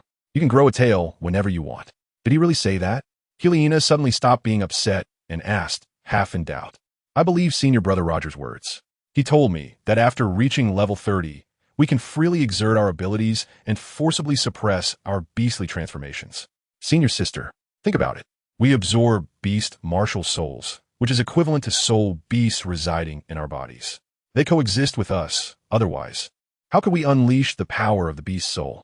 Xiaoxue spoke cleverly, forming a complete set of reasoning. Is that true? Helena asked, finding it hard to believe. If you don't believe it, we can ask Senior brother Roger. He is a guy, so he knows more than we do. All right then, let's go. Helena was no longer sad, but she wanted to clarify one reason. Was what Xiaoxue just said true? Xiaoxue took her senior sister's hand and they went out together. Roger was lying in bed, sound asleep, completely unaware of anyone's arrival. Senior sister, wake him up, Xiaoxue asked her. Upon seeing him, Helena immediately recalled the kiss from last night, and her face turned red with embarrassment as she quickly turned away, pushing her junior sister forward and saying, You wake him up. We hit him yesterday. He might hold a grudge today. Xiaoxue thought of Roger as a really good person who never got angry for no reason. So she reached out and pinched his nose. Squeeze a little harder, Helena reminded from behind her. Listening to her senior sister, Xiaoxue tightened her grip on his nose. Suddenly, he couldn't breathe. Someone was pinching his nose. Roger woke up with a start, his eyes flying open, and he saw Xiaoxue's hand on his nose. Then quickly noticed the two of them. Both of them were wearing tight-fitting underwear, their figures looking very cute and graceful, which made him feel nervous. Instantly, Roger's face turned bright red. Senior brother, you're awake. Seeing his startled, flushed face, Xiaoxue couldn't help but laugh out loud. Helena's face was also red. And pointing at him, she asked, Aren't you getting up? Roger quickly got up, kneeling on the bed and asked, What do you two want from me? Senior brother, didn't you say that once we reach level 30, we can freely control our tails and ears? Xiaoxue asked straightforwardly. Yes, that's right. Once you strengthen your training to level 30, you'll understand, Roger replied confidently. Hearing his certain answer, Helena had no reason to doubt it and pulled Xiaoxue, saying, All right, let's go back. I'm so embarrassed to be seen like this without clothes on. Roger glanced and said, What do you mean I'm not wearing clothes? I am wedding shorts. Your little elephant trunk is pointing up to the sky. Don't you know how to be shy? Helena pointed at Xiaoxue and said. Roger understood the meaning and was startled, quickly pulling out a blanket to cover himself, holding it tightly with both hands. When Xiaoxue saw her senior brother's reaction, she realized something was off, and her face turned red with embarrassment as she covered her face with her hands, saying, I didn't see anything. Helena dragged Xiaoxue out with her. After Roger finished washing up, he changed into clean new clothes. He hadn't been to the Spirit Hall Academy for 2 or 3 days. Helena missed her brother. Xiaoxue also really wanted to see Brother Xiue to show him her refreshed self. Now she was no longer the same, and even he couldn't defeat her anymore. Both of them had the same purpose of wanting to meet someone. Roger originally thought he could avoid the Spirit Hall Academy forever, focusing solely on training with his master, the Pope. However, since they were companions and part of the same sect, he had to listen to his senior sister. Otherwise, he would face endless suffering in the future. Now, his senior sister was very different from before. She would strike when she wanted and aim for the most painful spots. After a night of rest, Roger's facial injuries had completely healed, and he looked even more handsome and fair, making his senior and junior sisters envious. Xiaoxue followed her senior sister out of the west gate of the Spirit Hall. When they reached the bridge, she turned back to take a look and suddenly noticed something. Senior sister, have you noticed that Brother Roger's face has become whiter? His injuries disappeared overnight. Does he have some kind of self-healing ability? He must have many secrets he hasn't told us. Should we force him to reveal them tonight? Xiaoxue whispered to her senior sister. Is that true? Helena, who hadn't noticed it until now, turned around to look when she heard this. Seeing her senior sister stop to wait for them, Roger quickly walked a few steps forward. What do you mean by pointing at my face? He asked, feeling wronged. Did your facial injuries heal? Helena pointed and finished her question. All healed. Roger sensed danger and, as he answered, dashed away, desperately trying to escape so that he wouldn't be caught. Well, he dares to run. Helena, furious, was determined to chase him down. So, Helena ran after him with all her might. Xiaoxue wouldn't fall behind either and chased after the two of them. 3 senior male students saw the 3 of them coming and turned to report. Boss, those 3 are coming. Xiaoyu, having received the report, finally waited for his opportunity. He exchanged a glance with Yin.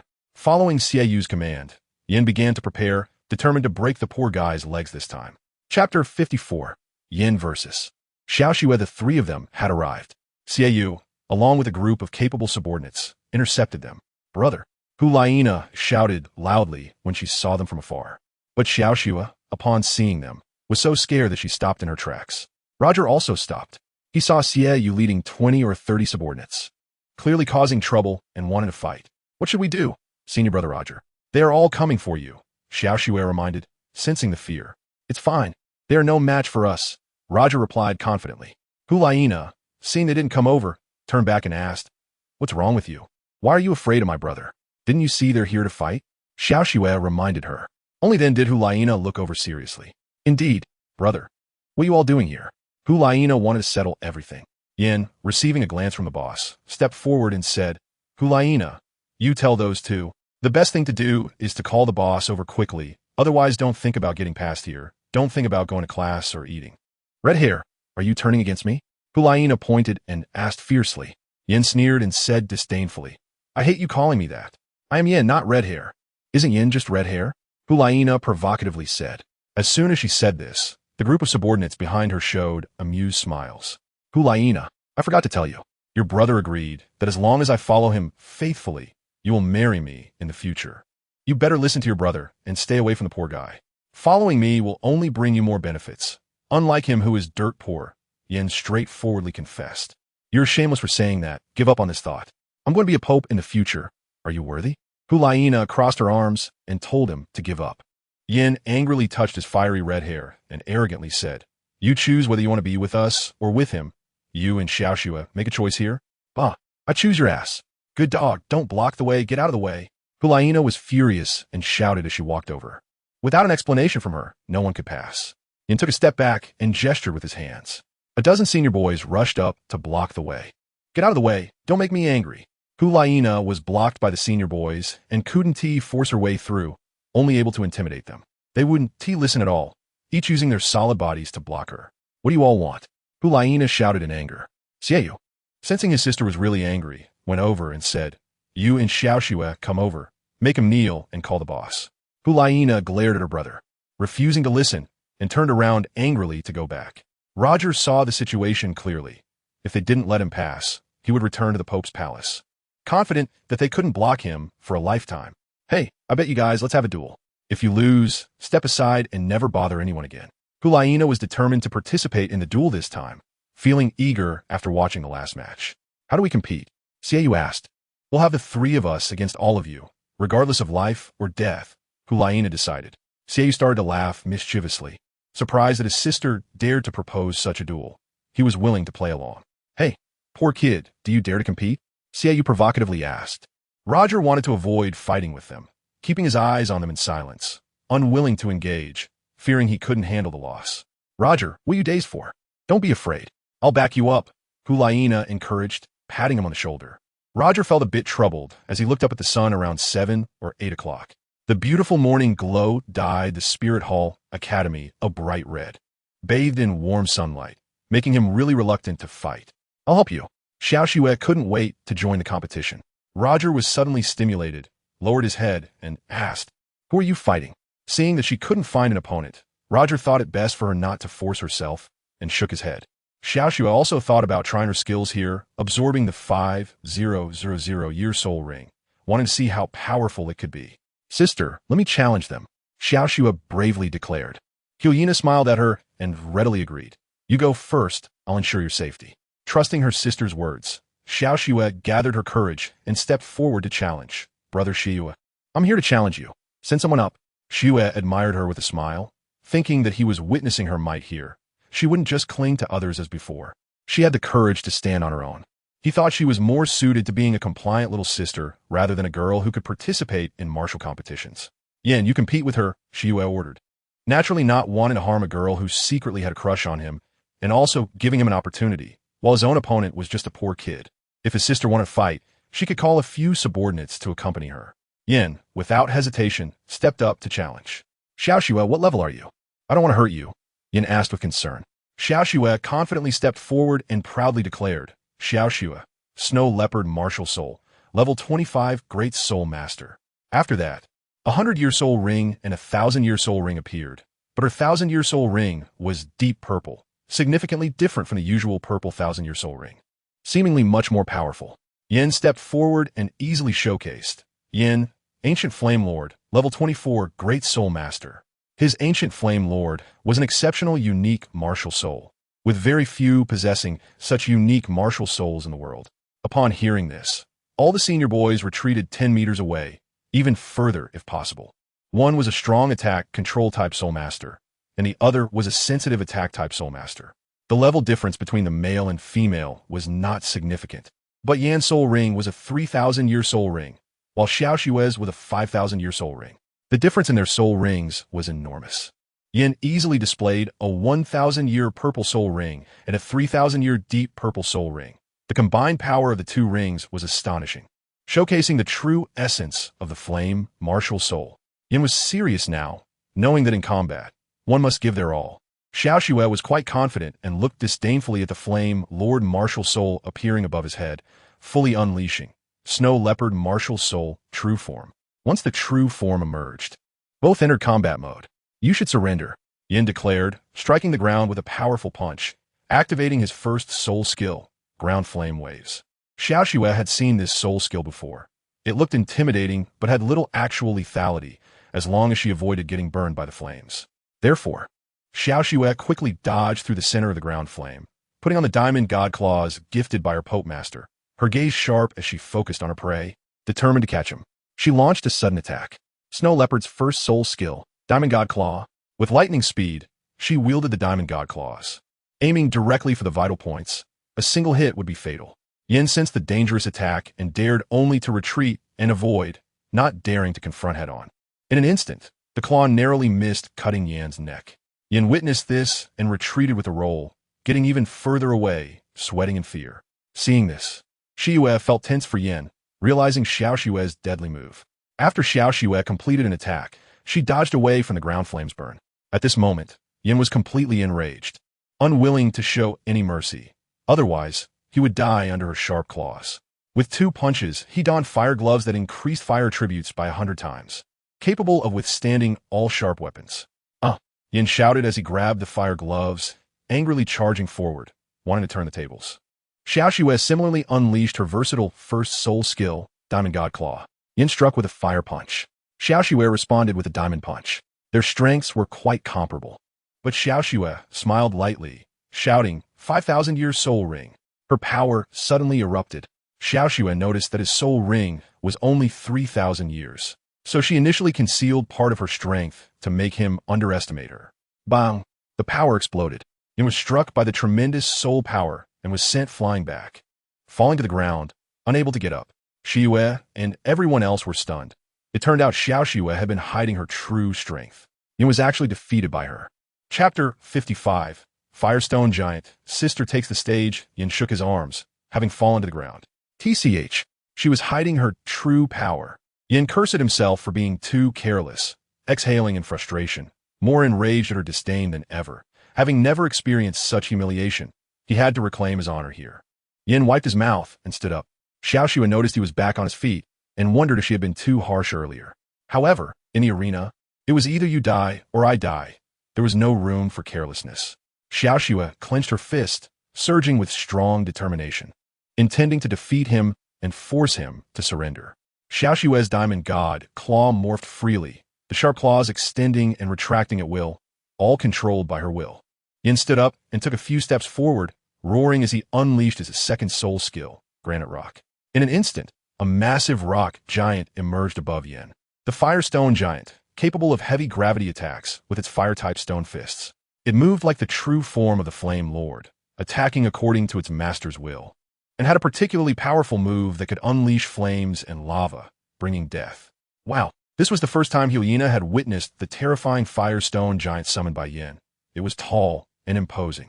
It was a gigantic fire rock giant, its entire body ablaze, connected by flames, capable of attacking from 360 degrees without any blind spots. Xiao Xue, junior sister, is going to suffer a big loss this time. After Roger saw it, he was indeed taken aback, but he quickly thought that his junior sister, Xiao Xue, should not be afraid of his flames. With her quick and agile offensive, she should not be hit. Just as Roger thought, Xiao Xue grew braver as the battle went on. When she saw him unleash his second big move, the flame stone puppet, her sharp claws gleamed, and 10 sharp claws extended to over a foot in length. They could shred the flame stone and even sever its true form, tearing it apart. To defeat it, she first had to take down the flame stone giant's core yin. Xiao Xue swung her claws, propelled herself forward, and struck like lightning. Yin swung his arm to intercept her attack, but she dodged with incredible speed, his punch missing, while he launched another attack. This time, she had nowhere to run. Xiao Xue used her claws to bounce off Yan's flaming punch, leveraging the force to fly into the air. The flame stone giant noticed her, and a massive flaming fist came crashing down. It was fast, fierce, and relentless like a mountain collapsing. Xiao Xue had no choice but to dodge. In midair, she took a quick step back, retreating 10 meters. The ground was ablaze. But Xiao Xue had soul power to defend against the flames, so she wouldn't be burned immediately. However, the high temperature accelerated her soul power consumption. It was not suitable to stay long at the center of the flames, so Xiao Xue steadied herself, catching her breath. And her gaze turned icy as she stared at Yin and the flame stone giant's every move. They were like a master and servant attacking in coordination. One misstep could lead to her demise under their flaming punches. Good job. Xiyue cheered loudly. Xiao Xue glanced at Xiyue, realizing he actually wanted her to lose and fall to his hands. She never expected that the boy she had liked all along would betray her. Did he not want to see her win? Suddenly, filled with immense anger, Xiao Xue stood up unafraid of the flames. At this moment, she had to unleash her immense power to prove to him that she was not to be trifled with. Xiao Xue activated her second soul skill, Deadly Divine Claw.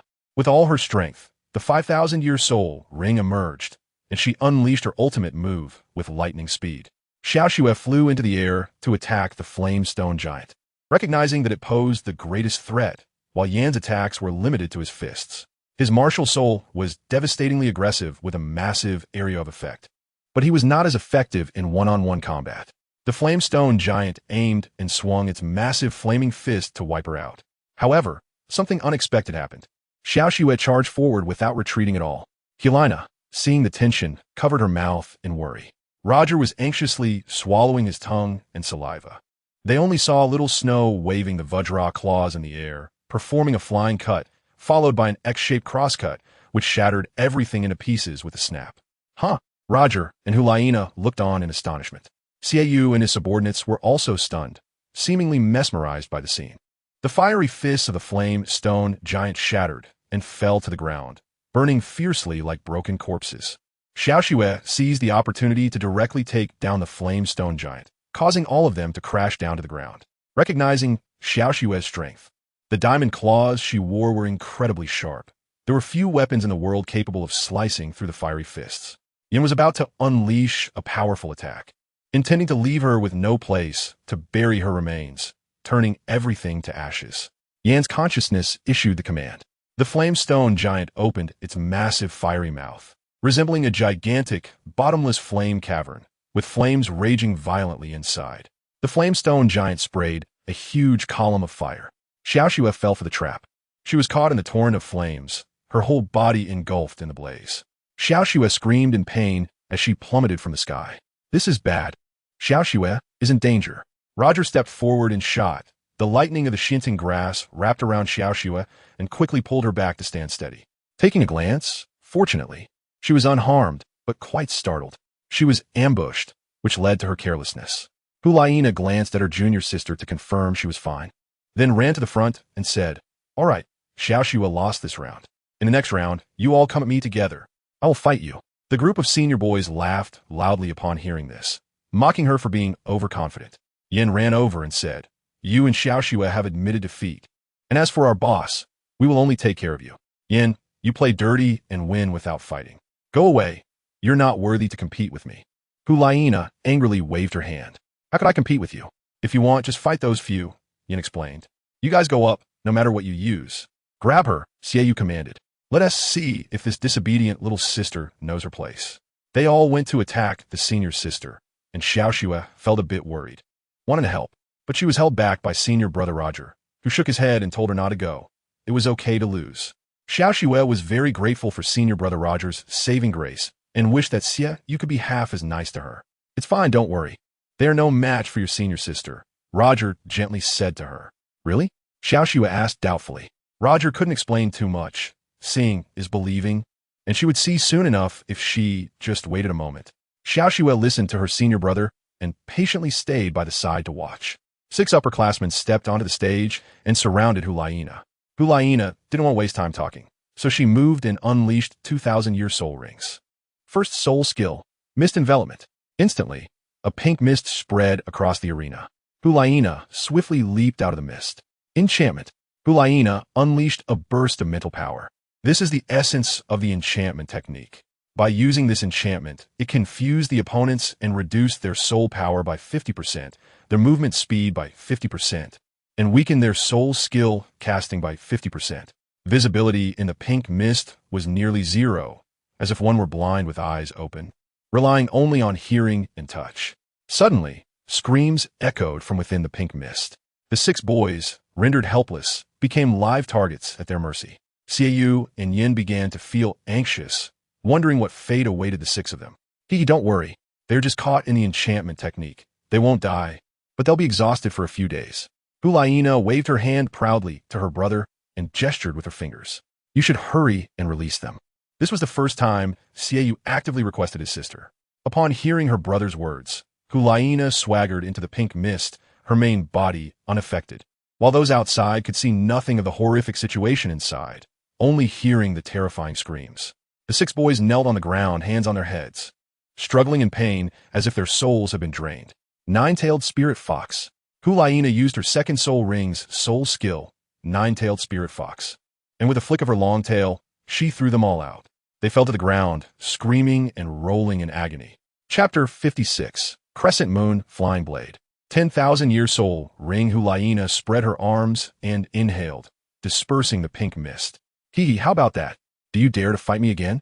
Hulaina asked the upperclassmen who had not participated in the match.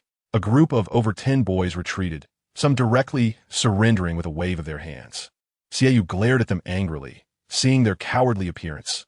Thankfully, they surrendered to his sister, or they would be in for it. You are all scared. Hulaina laughed heartily. Well then, you lost. Brother, let us pass. Xiaoyu stepped forward, saying, Who said you could pass? Except for him, you all can go. Xiaoxue, come over here. He tried to give orders, but Xiaoxue hesitated, finding it difficult to move. Xiaoxue, don't listen to my brother. Just listen to me. Hulaina stopped her brother's domineering behavior. Hulaina, do you want to go against me? Xiaoyu gritted his teeth in anger. Hey, who wants to go against you? Brother, you are the one going against us, okay? Hulaina jumped up to retort. You're not my real sister. I want to teach you a lesson now. Xiaoyu threatened viciously. Yay! Hulaina proudly wiggled her hips at her brother, saying, Brother, can you really teach me a lesson now? You should look at those guys. Dare to teach me a lesson? Look at their fate. Isn't it the same as yours? This is the divine skill of enchantment taught to me by my Pope Master. Even title Douluo can't handle it. You all, great soul masters, don't know your place and dare to provoke me? Oof. Those who provoke me will not have a good ending. They will need several days to recover.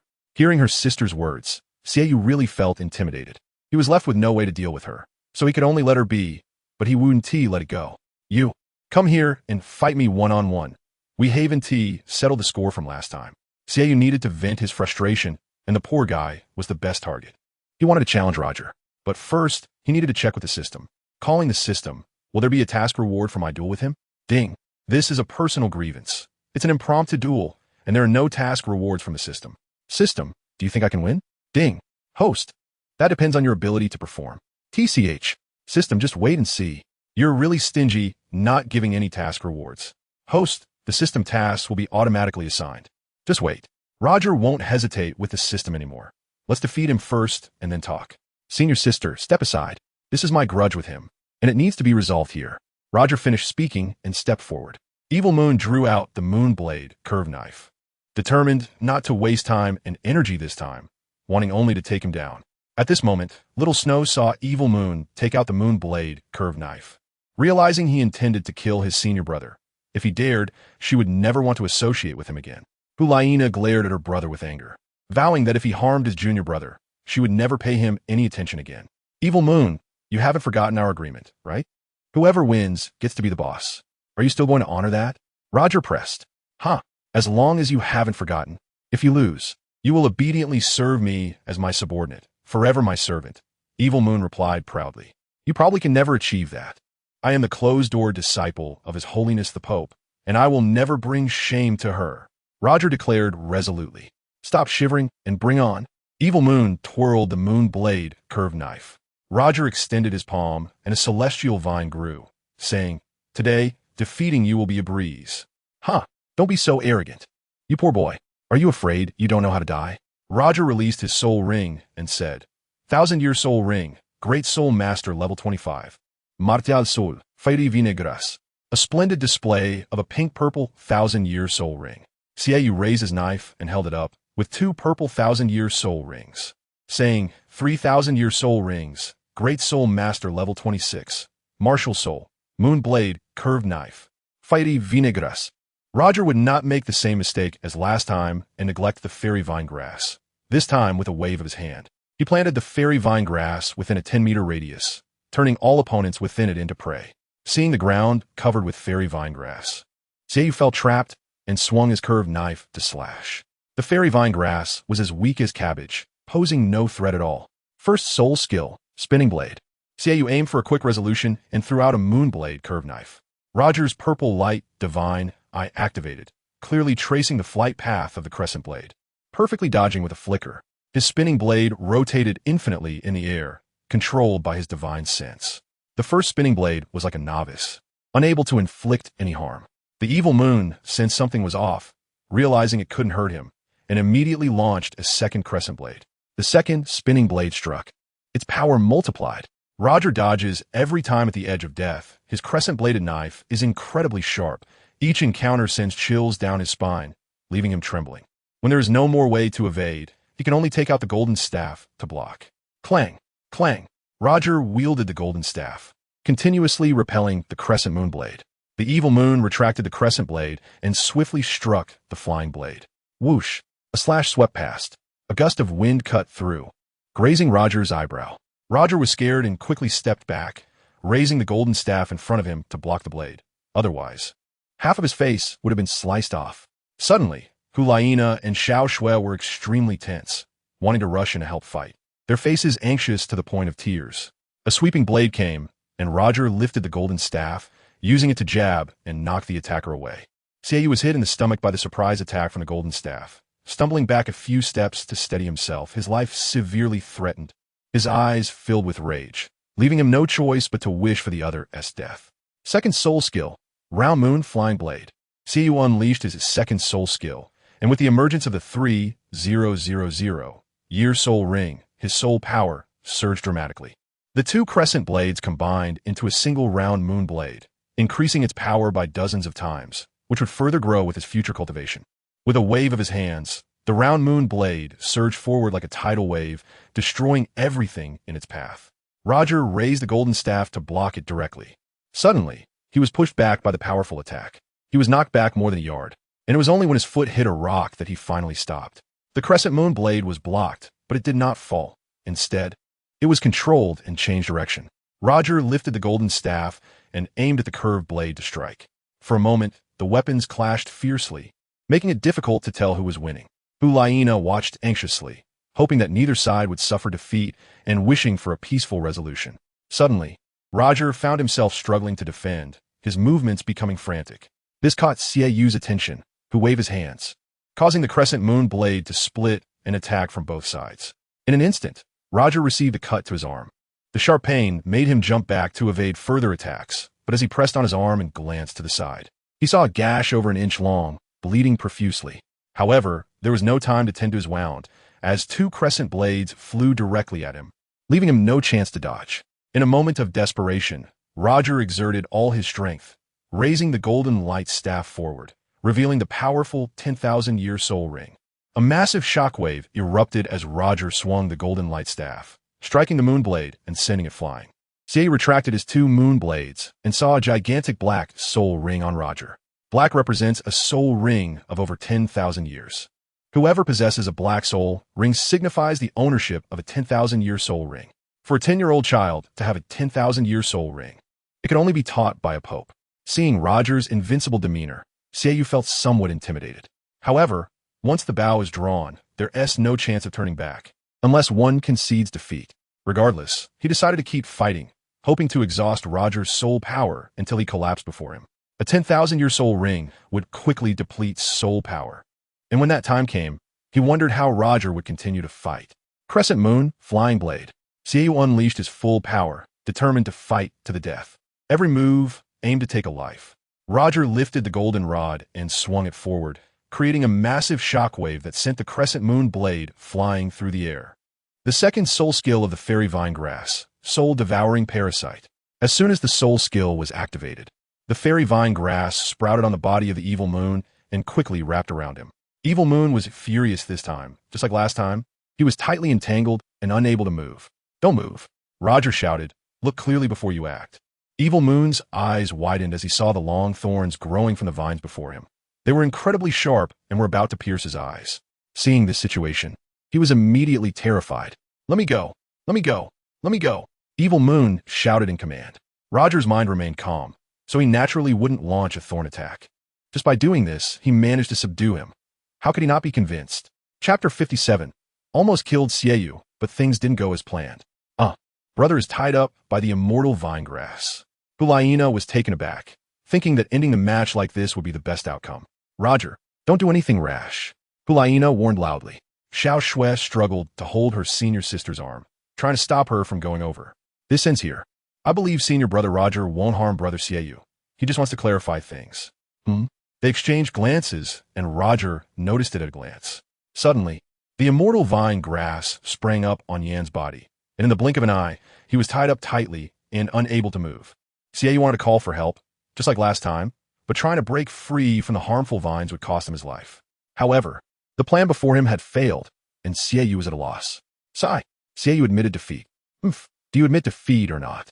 Roger's anger erupted as he pointed at his nose and loudly questioned. It was the first time Xiaoyu had someone threatening him like this, and he suddenly felt his legs go weak, indeed intimidated by his dominance. But he would rather die than admit defeat. "What do I have to admit defeat for?" Xiaoyu stubbornly turned his head away. Roger would not let him off this time. The golden rod pointed to his forehead and asked, "Do your words count?" What did I ever say that? What did I say?" Xiaoyu stubbornly refused to admit it. "Don't treat me like I'm deaf. You said it, you lost, and I get to be the boss. Do you stand by your words?" "What did I lose? I haven't lost anything." Xiaoyu still stubbornly played tricks. "You? Do you dare? I'll poke your eyes out. You said it. Killing here has no consequences. I'm the Pope's disciple, so what if I kill you? Does your master dare to hold my Pope master accountable? Look at who's the master here. Your master wouldn't even dare to say a word. Do you accept this?" Roger laid out the reasoning, making him question whether he accepted it or not. "I don't accept. I haven't lost to anything." Xiaoyu was even less willing to bow his head and admit defeat. Roger wouldn't let him go, fearing that if he did this time, there would be a next time. Bang! Roger hit him with a stick. Xiaoyu screamed in agony, falling to the ground. Bang, bang, bang. Roger struck him 3 more times. Xiaoyu cried out in pain, loud enough for even his mother in the underworld to hear. Xiaoyu, the elder brother, was beaten so badly that his tongue was sticking out in pain. The group of senior boys watched, stunned and speechless, unable to move. "Do you admit defeat? Do you submit?" Roger raised the golden stick, ready to strike again, and asked. Xiaoyu could only cry out in pain, not knowing how to concede. Throwing away Roger's words. Bang! Roger struck again. Crack! Xiaoyu let out a horrific scream, then realized his arm was broken, rolling on the ground in agony. Wow! Xiaoyu, the elder brother, is in such a bad state.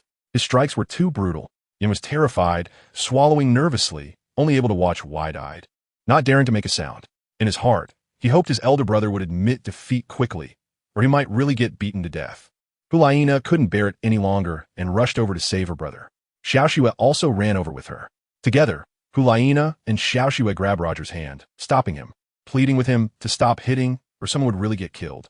Roger stopped beating after being forcibly restrained by his senior sisters, angrily raising his golden staff and glaring at him with a vengeful and imposing demeanor, reminding him that a gentleman's revenge is never too late. and that those who commit unjust acts will surely meet their demise. Xiaoyu was filled with fear, pretending to be pitiful and scared of being hit. When he saw his sister and Xiao Shui coming to rescue him, he finally felt relieved. Suddenly, Xiaoyu's eyes went dark and he fainted. Brother! Hulaina cried out in pain. Xiaoyu lay on the ground, limbs sprawled out as if dead. Brother, what's wrong with you? Hulaina asked, her voice trembling with the urge to cry. It looked as if he was dead. Xiao Shui rushed down to check and fell for his breath at his nose. Relieved to find he was still breathing and stayed by his side. Yin, bound and lying on the ground, witnessed the eldest brother seemingly dead and shouted in anger for help. The group of older boys was so scared they scrambled to run away, each afraid of getting into trouble. Xiao Shui, feeling pitiful and disappointed, said to him, Brother Roger, why haven't you let him go yet? Why are you still tying him up? Roger was a bit stunned, thinking he had really killed someone, forgetting what he was supposed to do. Now, hearing Junior's sister Xiao Shui, he quickly reached out his hand to retract the fairy vine grass. Hulaina had been calling out sadly. Yin rushed over as soon as the fairy vine grass was loosened. Quick, help me take him to the medical room. Yin thought about rescuing the boss first. Hulaina knew her brother had fainted from pain, so she helped lift him onto her back. Xiao Shui followed her senior sister to escort him to the medical room. After they left, Roger scratched his head in confusion and asked himself, did I hit him too hard? Wasn't he pretty strong? He fainted after just a few hits. How boring. Is it only allowed for him to bully others, but not for me to hit him? How is that fair? Call the system. Did I do something wrong? Roger sought help from the system when he faced difficulties in his heart. Ding. Host, you did nothing wrong. In this Douluo world, the strong are kings, and the weak are despised. You taught a lesson to someone who deserved it. He had it coming. Host, please don't blame yourself. Is that true? Why are Hulaina and Xiao Shui so nervous about him? He didn't do anything at all. I went easy on him. I just taught him a painful lesson, not aiming for his vital points. Host, you don't need to be too hard on yourself. Think about it. If it were you, how would he treat you? If it were you lying down, what kind of punishment and beating would you suffer? Xiaoyu, he bullies the weak. It is right for you to teach him a harsh lesson. System, what if he comes looking for trouble with me in the future? Host, I have told you before. Douluo Continent is a place where power reigns supreme. Being strong means you hold ultimate power. Everyone will obey you. If you are weak, who can bully you, humiliate you? You must deeply understand this principle. You're right. From now on, I will only be a strong person. My Pope Master became the Supreme Pope precisely because she is powerful. Host, you are thinking correctly. Go check on your senior sister and Xiao Shui. They are the most important people in your life, and they will be yours in the future. Yes, system, I understand. I will go find them now. After chatting with the system in his mind, he suddenly had a breakthrough in his thoughts and remembered his saying, treat enemies like autumn winds sweeping away fallen leaves. One must never show mercy, as leniency will only lead to endless troubles. Roger felt relaxed and quickly ran to the academy's infirmary. When he arrived at the door, he ran into them as they were coming out. Moreover, Xiaoyu looked completely unaffected. Was he just pretending to be dead earlier? Roger wanted to ask, but when he encountered Hulaina's hateful gaze, everything came to a halt. Her furious look seemed ready to sever ties with anyone. Xiao Shui, like his girlfriend, carefully supported his arm. As they passed by, only Xiaoyu's furious glare sent chills down their spines. The senior and junior sisters brushed past without acknowledging them, not even glancing their way. Finally, Yin suddenly threatened by extending a fist, glaring with an intimidating look that warned of a future enmity. How could this be? Couldn't they accept the outcome of a bet? Roger then deeply understood that in this Douluo world, only the strong can possess supreme power, making everyone obey. Chapter 58, Bibi Dong's Demon Spider Abnormal Form. Hulaina, it's understandable that she ignores others. She's obviously angry after getting hurt by her own brother. As for Xiao Shui, it's also understandable that she ignores others. She's obviously angry after her crush got hurt. Roger stared disappointedly at the backs of his senior and junior sisters, feeling very uncomfortable inside. Although he understood their indifferent behavior, he couldn't help but think that they shouldn't be like this. Everything was done out of necessity. They had all left without a trace. Roger waited quietly for a long time, hoping for a miracle, to see his senior sister run back and say, "It's fine now." Unfortunately, reality did not meet his wishes. Roger could only endure silently. When he arrived at the academy classroom, he became the target of everyone's hatred all of a sudden. Unable to bear their behavior, Roger left the classroom in anger, not even glancing at his senior and junior sisters as he brushed past them, heading straight out of the academy and back to the disciples' building of the Pope's castle. Out of sight, Out of mind, and with a peaceful mind, Roger thought that living depends on one's face, so he decided not to dance with them. In his heart, as long as he had the Pope as his master, that was enough. On his big bed, Roger focused on meditating and practicing the 9 transformations heart method. With a calm mind, Roger was accompanied by the celestial vine and the golden-haired monkey in the spiritual realm, wholeheartedly cultivating. Time passed quickly. By midnight, Roger had completed his training. When he opened his eyes, he expected to see his senior and junior sisters, but was met with disappointment. They truly ignored him. Sigh, forget it. Who told him to hurt the 2 people they liked? Roger sighed inwardly, lamenting that an unimaginable event had occurred for 1,000 reasons, making it hard to bear. Why is this happening? He shouted silently within. No, he couldn't wait for them to come.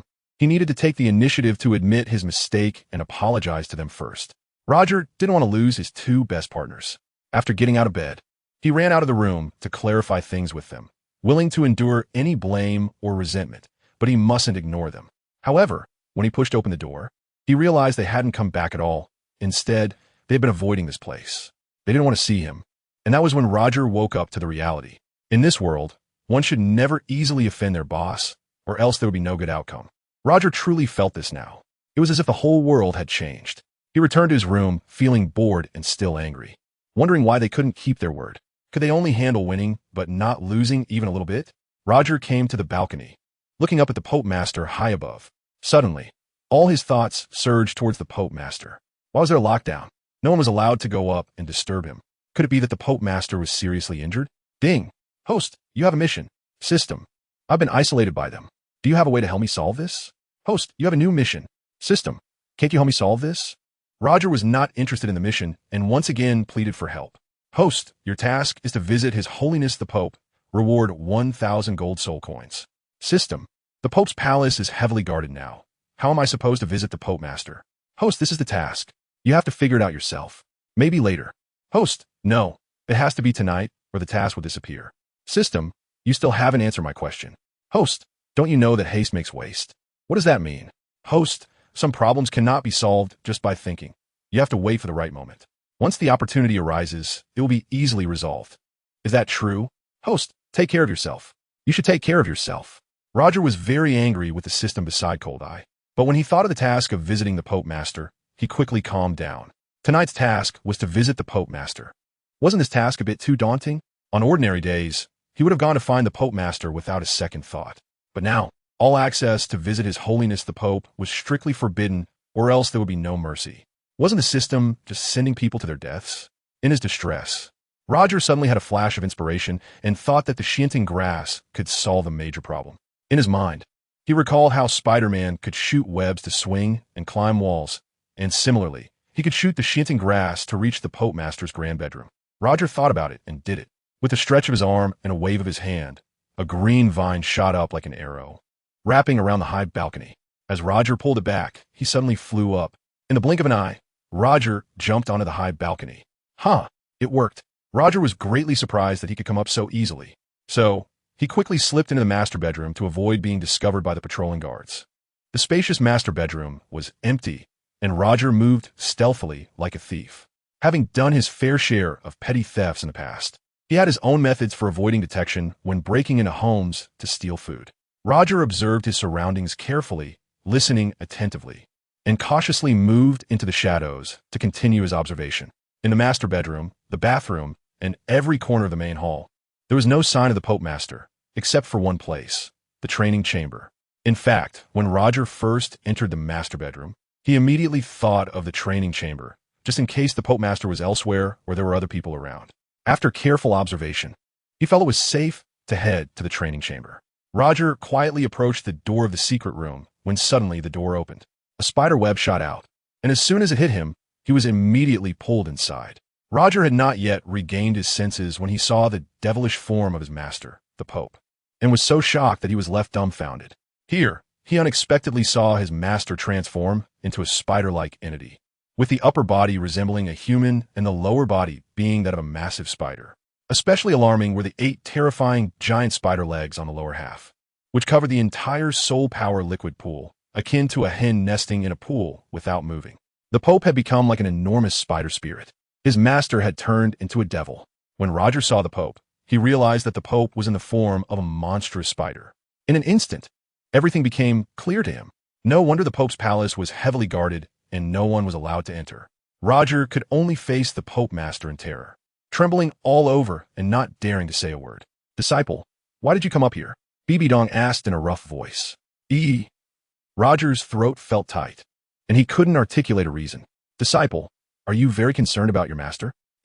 Upon hearing the Pope Master's voice become much more gentle and heavy, and noticing that it was a serious inquiry without a hint of killing intent, he immediately responded. Bibi Dong saw through her disciple's heart and retracted her finger, causing the web to loosen and fly back in her palm. Roger saw that the spider web binding him had disappeared, and he felt a sudden sense of relief instead of fear. He had long known that the Pope was a devil transformed into a spider-like creature. Now that he thought about it, he knew his master wouldn't blame him, so he felt at ease. Roger became a good disciple who only listens obediently and cares for his master. "Disciple, come here." Roger cautiously walked over to the sound. "Wow, I'm so scared." Roger saw more clearly up close, and immediately felt his heart race with fear as he beheld his master's alluring body, which only intensified his terror. He thought he was going to die for seeing something he shouldn't have. However, the Pope Master did not blame him. Instead, she looked at her disciple with sincere eyes. Her gaze seemed to be asking for help. "Is something troubling the Pope Master?" After a moment of understanding, Roger quickly returned to normal and asked with concern, "Master, what is wrong?" Bibi Dong lifted her eyes and shot him a bright gaze, saying, "I am evolving." Evolving? Roger certainly understood that his master was advancing, raising his cultivation level again. "Master, what level have you reached?" Roger asked timidly and cautiously. "Level 99, super title Douluo, just one level away from peak Douluo." Bibi Dong answered gently, with tears in her eyes. "Master, that is the highest level, right?" Roger asked with admiration and joy. "The highest level should be becoming a god. And I still have a long way to go," she replied. "Disciple, advancing a level as a title Douluo is as difficult as ascending to the heavens. The cultivation is very arduous, not like your current beginner stage." "Yes, master. I understand. What did you come here to find me for?" After chatting with the Pope for a few words, Roger relaxed and replied while scratching his head, "I was just worried and curious about you. So I couldn't help but fly up to the balcony and come in. They didn't even notice I was here." Bibi Dong smiled with satisfaction and said, "You're clever. You thought to care about your master, which made me see you in a new light. From today on, I will focus on cultivating you. Master, if you cultivate me, won't you also cultivate Hulaina and Xiao Shui?" Roger asked, thinking of them. "Of course I will cultivate them, but you are different. You have shown me a broader and greater future." Roger liked this very much and couldn't help but touch his head. "Disciple, are you scared to see me like this?" "Yes, I was scared at first, but now I'm not scared at all, not at all," Roger replied cleverly, making it hard for his master to find a reason to be angry. "Am I ugly?" "Not ugly at all." Roger stepped forward and said, "Master, not ugly at all. I think you're very sexy, very beautiful." Bibi Dong, receiving the compliment, naturally smiled happily. "Disciple, come here." Roger moved a little closer, almost within arm's reach of his master, clearly feeling the strong aura emanating from her. He could almost touch her beautiful, fair face. After carefully admiring her up close, Roger couldn't help but feel that his master looked increasingly beautiful, and he couldn't stop smiling at her. Chapter 59. Receiving Favor 6 years later. Roger is no longer afraid of his master, who is transformed into the Spider Queen Devil, and even swallows his saliva in appreciation. Bibi Dong notices her disciple's gaze and casually asks him, "Disciple, do you want to feel how your master's body has changed?" Roger listened to his master's words and nodded sincerely. "Come here," Bibi Dong called out. Roger had already stood in front of his master, understanding the meaning in her gaze, but tremblingly hesitating to touch her. Seeing her disciple being so cautious and fearful, appearing outwardly unafraid while being terrified inside, Bibi Dong thought it necessary to let him truly feel the situation. She took hold of his small hand, letting him feel the intense beating of her heart, then moved to his face, to his lips, and then caressed his ears, neck, and shoulders. "How is it? Are you still afraid?" Bibi Dong asked sincerely as she released his hand. At that moment, she only wanted her disciple's approval, hoping he wouldn't see her as a monster, but rather as a beautiful woman. After asking, Bibi Dong awaited his answer. "Master, you are so sexy and beautiful." Roger replied with a bright smile. Bibi Dong allowed her disciple to give her a meaningful look. Roger was taught by the Pope to wholeheartedly accept him, later treating him like her own child, receiving meticulous love and care. In the future, Roger became the beloved child in Bibi Dong's heart, receiving all her affection and even making Hulaina extremely jealous. She somewhat blamed her master for favoring him and not her. Hulaina had deep prejudices against Roger and somewhat hated him for taking away the love of the Pope. Roger became the most favored person of the Pope Master, and even Douluo and the elders had great opinions about it. They could no longer stand it, thinking that in the future, the entire Wuhuan Hall would belong to the poor kid Roger. They could only hate it in their hearts while watching it unfold. Time passed like smoke, and in the blink of an eye, 6 years had gone by. Roger is 16 years old now. He has turned into a tall, handsome young man. Hulaina no longer feels jealous about vying for his affection as she used to. Instead, she likes him 100 times more. But that genuine affection is something she dares not express and feels shy about, fearing it might be discovered. Hulaina, just as she dreamed of in her childhood, has grown up to become an extraordinarily beautiful person, like a Pope Master. Hulaina is an unparalleled beauty. She is sexy and graceful, with curves that complement her figure and thighs, captivating the world with every smile. She has a pair of uniquely large eyes, enchanting and soul-stirring. Just a flirtatious glance can make someone's heart skip a beat. Hulaina has mastered her enchanting skills to perfection, capable of captivating souls anywhere, anytime. This morning, she woke up, moving her charming body, stretching her smooth, delicate arms, lifting her proud chest and calling out, "I'm getting up." The saintess has awakened. Four extraordinarily beautiful maids came to greet her. They are beautiful, but none can compare to the saintess Hulaina. They carefully helped the saintess get out of bed. Hulaina went to the large bathroom for a morning bath, starting the most beautiful day. After bathing, she stood before a wall mirror, admiring her body, as if Roger were standing in the mirror, admiring her with her. Here, Hulaina pointed to her snow-white chest, remembering it was Roger's favorite spot, then touched her lips, thinking it was the place he most wanted to kiss. But those were things from childhood. Suddenly, Hulaina recalled the most unforgettable memory of pushing Roger down and kissing him. But now, that's impossible. Hulaina has grown up and can only hide her deepest affection, keeping it forever in her heart unchanged. Feeling intoxicated, Hulaina blew a kiss to the mirror, sending a pink kiss circle flying up, bursting with a little excitement. After Hulaina finished her bath, the four maids presented her with clothing and helped her dress. No matter how stunning her figure, it still needed adornment. Hulaina put on a magnificent outfit, radiating beauty. She tied a pink silk scarf around her neck, and as she walked, it danced in the wind. Hulaina took queenly steps to meet her brother, accompanied by maids along the way.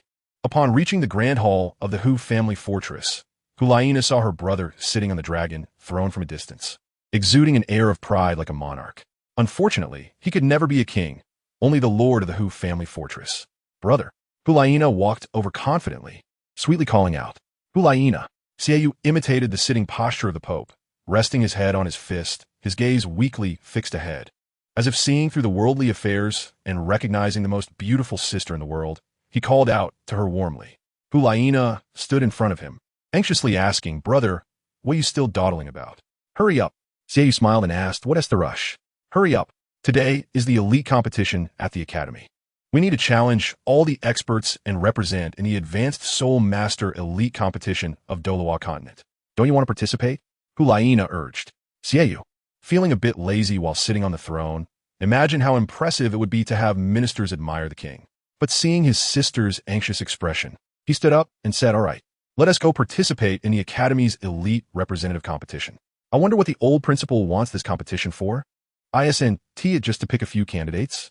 Hulaina linked her arm with her brother's and said, "It's for fairness, to give everyone chance. Besides, we can both represent the Academy at the worldwide Advanced Soul Master Elite Competition. Just think about it. Isn't it exciting? We'll be invincible." Xiaoyu replied disinterestedly, "As long as we can take down a few people. Okay, stop thinking about killing." Hulaina affectionately linked her arm with her brother's as they headed to the Wuhuan Temple Academy. As Xiaoyu moved, it was like a king stepping out, surrounded by a group of attendants and maids escorting him out the door. "Brother, what do you want to be in the future?" Xiaoyu asked as they sat in the carriage. He glanced out the window and cautiously replied, "What if one day I become a king?" "You?" Xiaoyu was suddenly surprised, seriously asking while pointing at his nose, "You really want to be a king? Is that not possible?" "Can I?" Xiaoyu asked confidently. "Then you need to marry a wife like the Pope. Otherwise, you really can't become a king." Hulaina suggested sincerely. Xiaoyu took his sister's words to heart, fantasizing about a beauty like Pope Bibi Dong, believing only someone like her could match him. As for Xiao Shui, if she wanted to aim high, let her dream on. Hulaina became anxious, wanting to see Roger immediately, and urging them to hurry up and leave. Chapter 60. Xiao Shui and Roger have grown up. Wow. The beautiful dream is over. Waking up with a sweet heart, Xiao Shui stretched her delicate, snowy white arms, opening her embrace to greet the beautiful day. She celebrated her happiness, then threw off the covers and ran barefoot into the bathroom. Her perfect figure made her want to show off.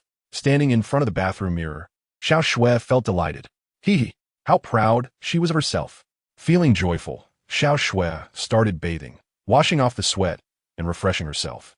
Under the cool, clean water, she hummed a happy song, twisting around, snowy white bottom as she danced.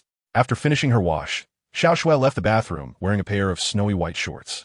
In front of the tall, fitting mirror, she raised 2 fingers to examine a white B-cup bra, wondering if it would provide enough support. Hesitating, she decided to put it on, and it fit perfectly. They look so good when worn. Xiao Shui slipped on leggings to show off her long legs, pairing them with a fitted, short dress that perfectly displayed her slender figure and proudly upright upper body, standing out in her own way. Xiao Shui preferred simple and convenient clothing, showcasing her beauty magnificently. Beautiful. Xiao Shui made a cute expression of praise. Tajdashtada. Xiao Shui opened the door, humming her self-composed, joyful song, dancing gracefully, swinging her arms, and striding boldly. Upon reaching her brother's door, she kicked it. Bang! The door slammed against the wall, producing a sound that echoed throughout the castle. Roger, big brother, I'm here. Xiao Shui kicked the door as she announced her arrival.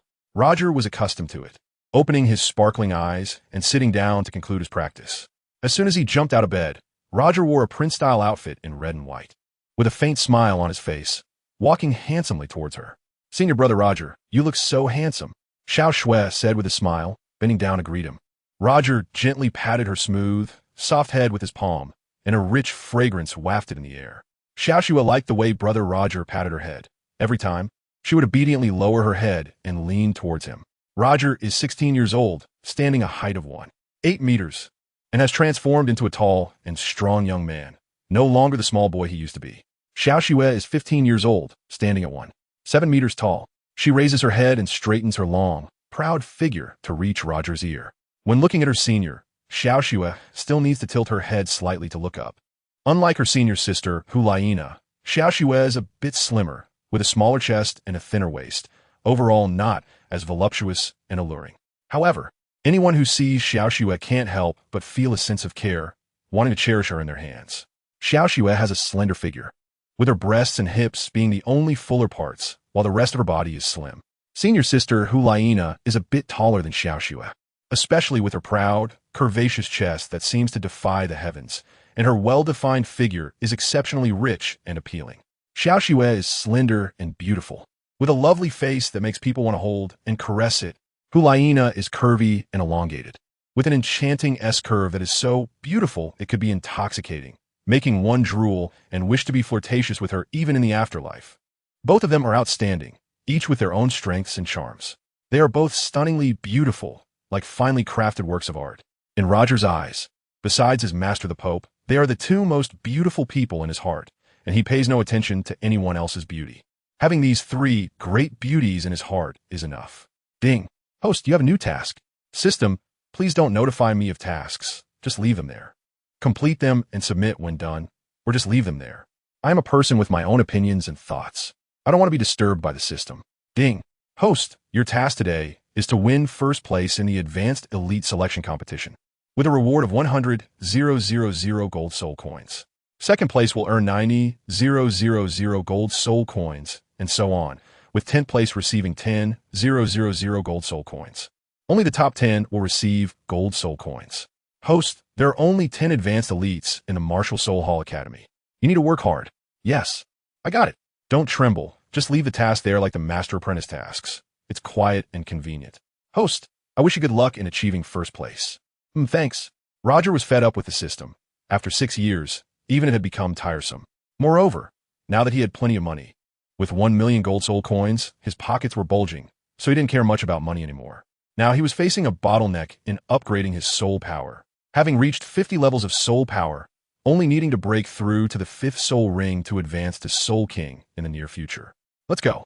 Little Snow called out with a cute invitation. Roger straightened his body, hands in his pockets, and walked forward. Little Snow danced joyfully ahead, her beautiful hips swaying enticingly. Her long hair flowing like a waterfall, glancing back with a smile to show Roger, her senior brother, the wonderful mood of the moment. Hurry up. Don't keep senior sister waiting for breakfast. Little Snow turned at the stairway and waved cutely. Roger maintains his consistent kingly demeanor, neither hurried nor slow, taking every standard step at 30 centimeters, neither more nor less. The reason for this is that Roger does not want to embarrass his master, the Pope, and he does not want to lose his own identity. Only by being high profile can he earn everyone's respect. When one shrinks back like a turtle, anyone can bully them. When going down the stairs, Xiaoxue likes to spread her arms and run down quickly, like the wind, like a bird, like a fairy flying. When Xiaoxue runs fast, she has a feeling of flying, especially when she swings her body. It makes her very happy and free, and at that moment, she is the happiest. Xiaoxue is about to reach the hall downstairs, and Roger won't make her wait long. So he quickly jumps down from the air, arriving at the hall even faster than her. Haha! Xiaoxue runs into the hall and joyfully leaps towards him. Roger picked her up and gently set her down. Don't do that next time. It's not good if someone sees us. Every time Roger held her supple waist, he would blush and his heart would race, fearing that anyone might find out. Haha! Xiaoxue covered her mouth with 2 fingers and chuckled softly. Roger gently patted her head, treating her like a younger sister. Xiaoxue obediently listened and stopped smiling. Don't worry.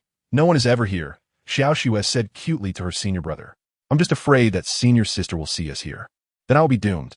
No, that won't happen. Xiaoxue waved her hand in assurance. I won't let her find out. Hee. She would get jealous. Roger recalled the jealousy of his senior sister.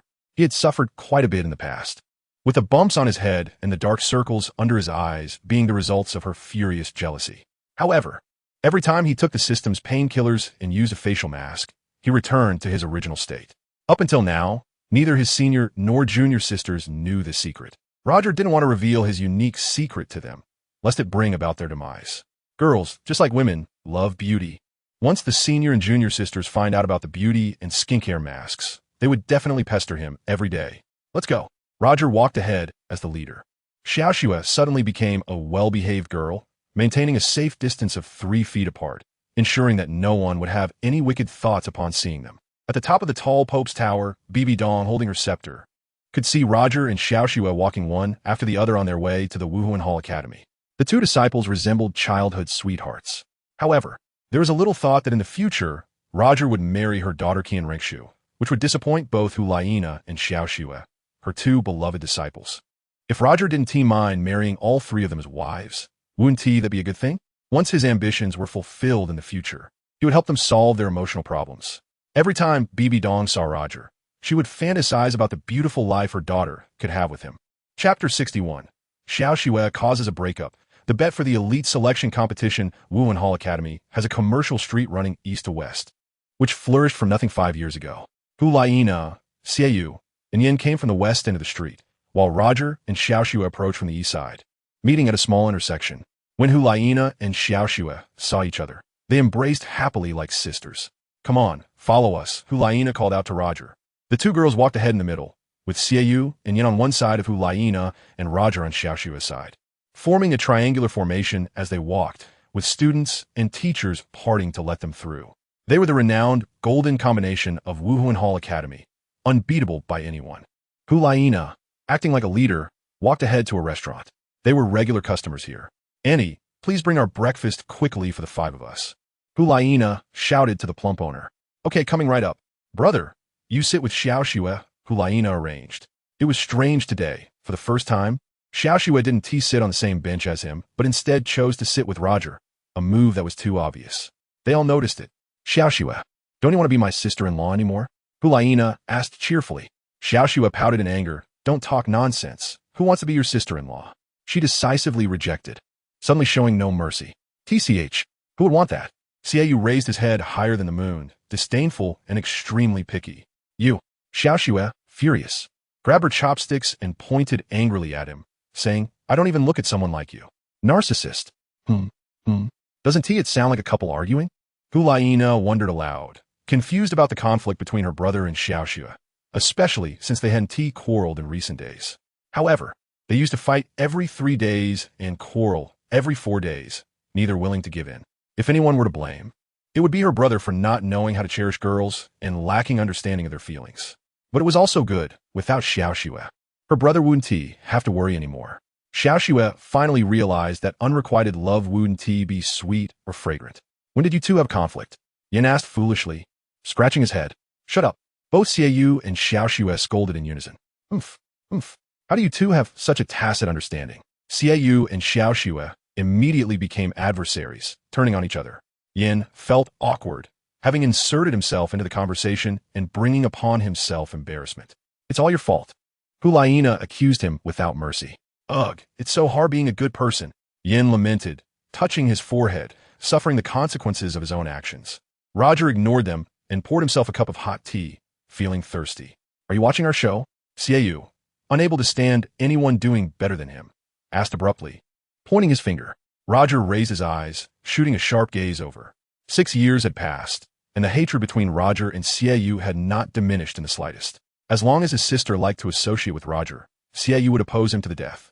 Helena was well aware of her brother's good intentions and had moved back to Hu's castle from the Pope's disciple castle 3 years ago, separating from her fellow disciples. This seemed to give her junior sister an opportunity. Helena often worried that her junior sister would steal Roger away. So she kept a watchful eye and tried her best not to be adversarial with Xiaoxue, even wanting to help them become a real couple. Even thinking about locking them in a room together at night to encourage them to take their relationship further. For the sake of Xiaoxue and her brother, Helena racked her brain, but she couldn't understand why her brother still looked down on Xiaoxue. Often, good intentions turn into bad outcomes, causing them to be even more unhappy and turning against each other. Suddenly feeling that being a good person was so difficult, Helena was distressed by her well-meaning actions gone wrong. Today, Xiaoxue acted up again. She mentioned breaking up with her brother, and who knows how long it will be before she tries to win him over again. She was unwilling and foolishly cute. No, she still needed to find an opportunity to talk, so Xiaoxue wouldn't give up on her brother. She had been calling her sister-in-law for several years. Everyone knew Xiaoxue was her brother's girl and future wife. With her brother around at the Wuhuan Palace Academy, who would dare to provoke Xiaoxue? Brother, what are you doing? My junior brother Roger didn't provoke you just now, so why are you directing your anger at him? Helena immediately asked protectively. Xiaoyu tilted his head and snorted, TCH. Can we make a bet? Roger put down his teacup and said, A bet? Xiaoyu's eyes lit up, intrigued by his proposal. It had been many years since they last made a bet, and since he brought it up again, he was ready to go all the way. No betting. Helena waved her hand to stop them. You're the one who doesn't want to bet, pig. Xiaoyu pointed at her nose. I'm afraid of pigs. Roger decided to go ahead and bet. Yin, remember what was said here and tell them later that I made a bet with him, Xiaoyu said, getting excited. Roger poured tea and said, It's not me competing with you. What are you betting on? Xiaoyu asked curiously. Today, the Academy is holding an elite selection competition. You will have a match with Xiaoxue, and whoever loses has to listen to the other. Roger made a wise decision. Huh, what does that mean? Hulaina did not quite understand, but Xiaoxue understood it clearly. All right, Xiaoyu, I will compete with you. If I lose, I will listen to you. If I win, you will listen to me. Xiaoxue slammed the table and decided on the bet. TCH, no matter whether I win or lose, I won't listen to you, Xiaoyu confidently stated. Xiaoxue, furious, said, If I win, I will never bother you again. Is that what you said? Xiaoyu clapped the table in approval. However, if you lose, you can't act like the boss in front of us. You have to call me sister. Xiaoxue made a strict agreement because she was afraid he would intentionally lose. Xiaoyu suddenly found this unacceptable. If he lost, he wouldn't be able to hold his head up in front of her. Yan, let's pretend we didn't hear anything here. Only the 5 of us will know. Xiaoyu retracted her command. Yes, I understand. Yan cleverly thought of a way to fully obey the boss's orders. Seeing that the bet was unstoppable, Hulaina proposed a higher bet, saying, I propose that among the 5 of us, whoever comes in first in the Academy's elite selection competition will be our boss. I will be the first to obey. After saying this, Hulaina raised her hand high. I agree. Roger immediately raised his hand in agreement. Hulaina winked and smiled at her junior brother, who understood her best. I agree. Xiaoxue followed her senior brother's decision. I also agree. Yan believed the boss would definitely be first. Xiaoyu thought deeply and considered that among the 5 of them, his strength was the strongest. Even if he and Yan teamed up, they might not be able to defeat him. Plus, his sister wholeheartedly supported him. If he got first place, he would truly be the boss. Seeing her brother hesitate to raise his hand, Hulaina cleverly said, "The minority obeys the majority." There are 5 votes in total. 4 in favor and 1 abstention. It's passed. Xiaoyu fiercely glared at his sister, thinking he had a veto power. But he didn't expect to be shut down by her words. "Sai, a sister who will eventually marry out is like water that's been spilled. You can't pull it back." "All right, I agree." Xiaoyu certainly did not dare to abstain. Roger saw that he had fallen into their trap. They would never guess who would come in first place. He chuckled to himself, already knowing the answer. "Excuse me, have you 5 gentlemen finished your discussion?" The landlady, Aunt Fat, couldn't wait any longer and was worried that if they didn't reach a consensus, they might explode in anger and smash the tables and shop. Such incidents had happened before, not just once, but multiple times. Although there was compensation afterward, it was truly unacceptable for them to cause trouble in the shop again. "It's fine. We've reached an agreement. Bring out the breakfast," Roger replied impatiently. Aunt Fat quickly called for the breakfast to be served. Steamed buns, dumplings, fried dough sticks, beef noodles, vermicelli, and porridge were all brought to the table at once. Xiaoxue drank porridge and ate steamed buns. Huilina, Shiyue, and Yin had beef noodles and fried dough sticks. Roger is eating vermicelli noodles and dumplings. They each quietly have their breakfast. Once they are full, they will go to participate in the elite selection competition held by the Academy at 9 o'clock in the morning. Chapter 62 Elite Selection Challenge, Part 1. In the Douluo Continent, the Pope of the Spirit Hall, Bibi Dong, initiated the Academy Senior Soul Master Elite Competition, which will be held as scheduled. The Soul Master teams first complete their selection or challenges within their respective academies. The preliminary rounds for the Soul Master teams are held at the Douluo Arena in the Tiando Empire. The finals are completed at the Spirit Hall. The team that wins the championship in the finals will receive 3 Supreme Soul Bones as a reward. The Supreme Soul Bones will be personally awarded to the champion team by His Holiness Pope Bibi Dong. The list of Soul Master teams from the Spirit Hall Academy is completed through a fair and reasonable selection challenge, consisting of an elite team made up of the top 10 Soul Masters. They represent the Spirit Hall Academy to participate in the Douluo Continent Academy Senior Soul Master Elite Competition, and each representative team member must not exceed the age of 20. Roger, Hulaina, Xiaoxue, Xiaoyu, and Yin signed up for the selection challenge. After having a hearty breakfast, the 5 of them walked into the Douluo Arena of the Wuhuan Palace Academy like an elite team, receiving cheers from the crowd. Their eyes were almost entirely focused on the proud and graceful saintess Hulaina, who was met with overwhelming enthusiasm and applause. "Hulaina, I love you. Hulaina, I really like you. Hulaina, I dream of you." There were also shameless and oblivious admirers shouting loudly. "Hee hee." Hulaina sensed their affection and covered her bright lips with her fair fingers, bursting into waves of joyful laughter. Xiaoxue waved cutely to the audience, radiating happiness. Xiaoyu, wielding the sharp crescent moon blade, looked imposing and powerfully pointed at the audience, warning them not to be arrogant. Anyone who dared to insult his sister would face a terrible fate. Yin followed Xiaoyu, trying to look impressive but seeming a bit timid, as all the spotlight was taken by his leader. Roger walked into the Douluo Arena with a calm expression. Then they arrived at a large VIP box, specially designed for important figures. The 5 of them were well known and had booked the box early due to their wealth. Xiaoxue rushed to the front of the box to see the entire Douluo Arena and the spacious audience area, which was filled with teachers and students from the Spirit Hall Academy, creating a bustling and exciting atmosphere. Encountering such an exhilarating scene for the first time, Xiaoxue exclaimed in surprise. Hulaina sat down in the front row to rest for a while, calming her boiling enthusiasm. Xiaoyu sat next to his sister. Yin stood beside the leader, Xiaoyu. Roger stood at a distance on the other side. "You see there?" Little Xue keenly spotted it and stretched out her arm to point in that direction. Hulaina and the others looked over as well. In that VIP box on the podium were 2 extraordinarily important figures, Qian Daolu, the head of the Elder Hall and the Academy of the Spirit Hall, and His Holiness Pope Bibi Dong. Their simultaneous appearance on the audience platform shook the entire world. All 8 Douluo elders from the Elder Hall were present. They surrounded Headmaster Qian Daolu and His Holiness Pope Bibi Dong, glaring majestically at the Douluo Arena. When Yin saw the headmaster, the Pope, and the Douluo elders, he couldn't help but grin widely, understanding like everyone else that the opportunity to shine had arrived. "Boss, our chance has come," Yin called out to Elder Xiaoyu. "With a chance here, let's go all out." Xiaoyu was equally excited. Do we really need to say go all out? Hulaina stared at her brother, noting his unusual mood, fearing that some opponents might meet a dire fate. Roger was relaxed and natural, treating everything before him as just a grand event, as long as it brought joy. This time, he wouldn't disappoint Master Pope and would defeat all opponents. A disciple who doesn't aspire to be champion isn't a good disciple. Senior brother, what are you laughing at? Little Snow ran over to ask. Little Snow, who do you want to defeat? Roger encouraged her. I want to defeat all my opponents, she replied, but then looked up with some anticipation and asked, can you go easy on me? Huh? Roger laughed loudly. What are you laughing so crazily about? Xiaoyu looked at him with disdain, feeling extremely displeased. He clenched his fists tightly, feeling that Roger's laughter was too wild. Brother, don't worry, I'll get first place, Hulaina said, placing her hand on her brother's shoulder. Xiaoyu nodded in belief. Senior brother, what are you laughing at?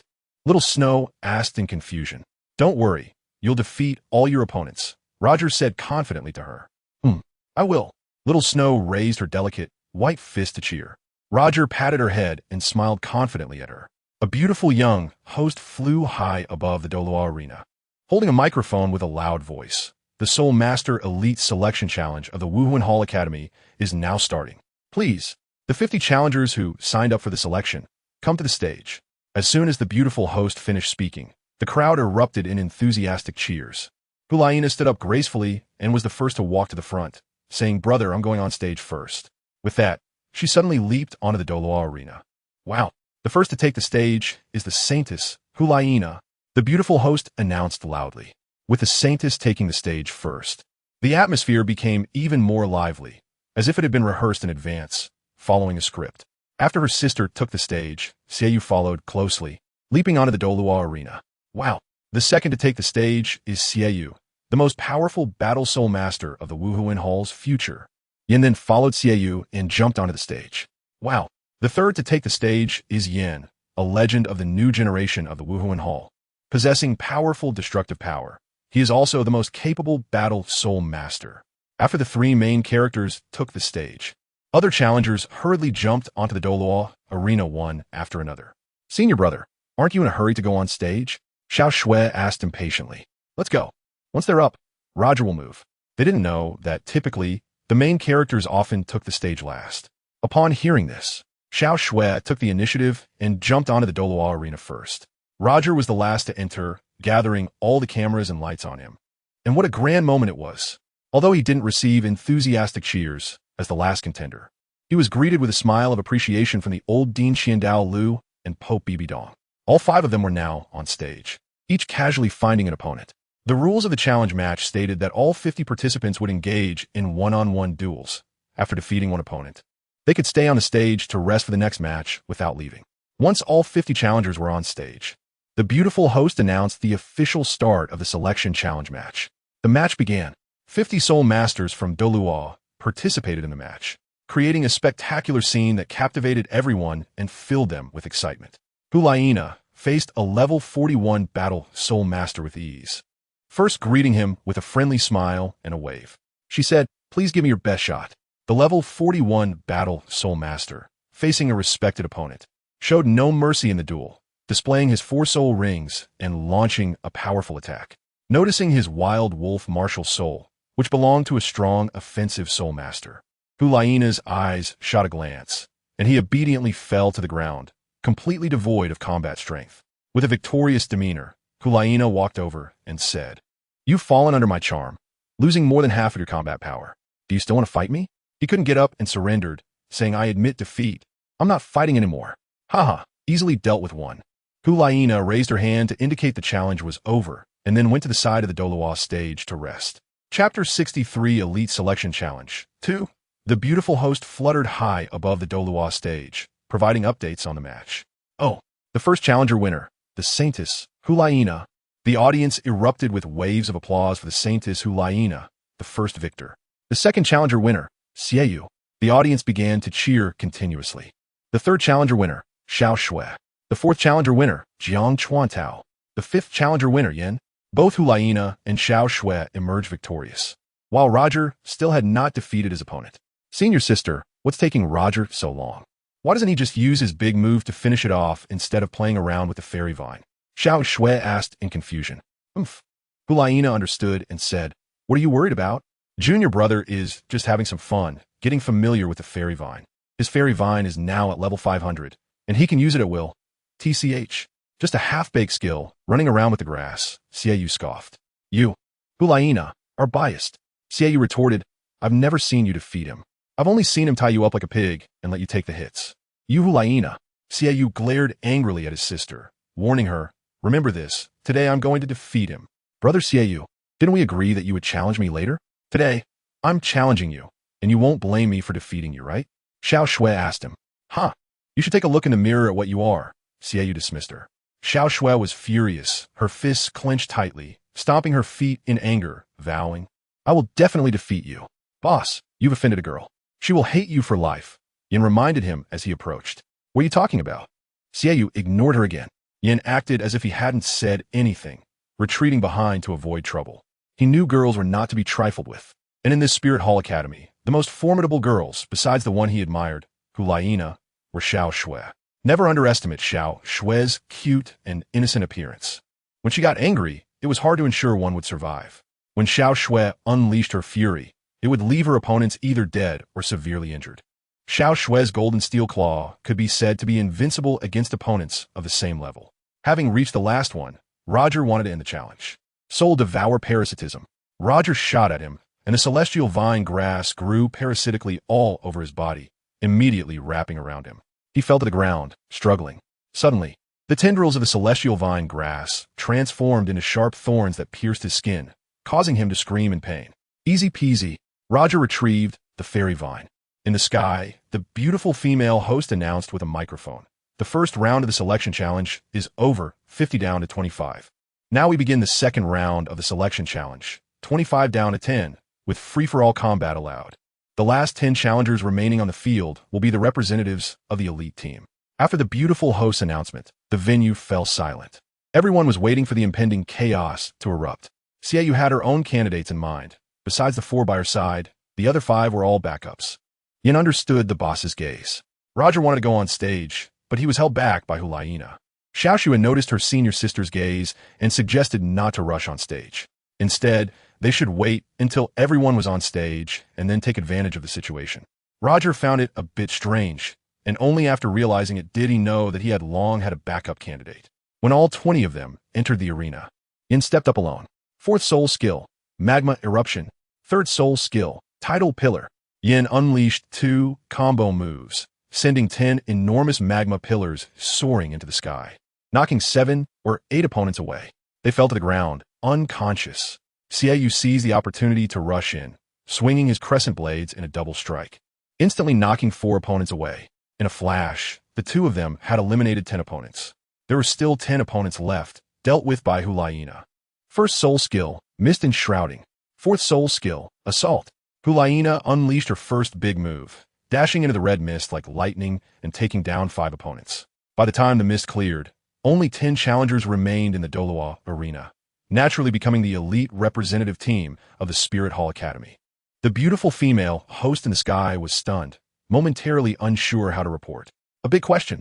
The second round of the intense selection challenge ended so quickly. Isn't that too fast? The audience was also dumbfounded, not knowing what had happened. With just the 3 of them, they had eliminated 15 powerful opponents in the blink of an eye. The remaining 7 contestants had won without even making a move. The second round of the selection challenge ended, and the results came out. They were Saintess Hulaina, Xiaoyu, Yin, Roger, Xiao Shui, Sun Chuantao, Huang Haidong Li Kai, Zhang Ping, and Su Yu. Congratulations to the 10 winners. They will represent the Spirit Hall Academy in the Senior Soul Master Elite Competition of the Douluo Continent. The beautiful female host announced the recently obtained list and displayed the results on various giant screens. The third round of the Strong Challenger competition would be initiated by the top 10 challengers. This would be the most intense challenge of the entire event.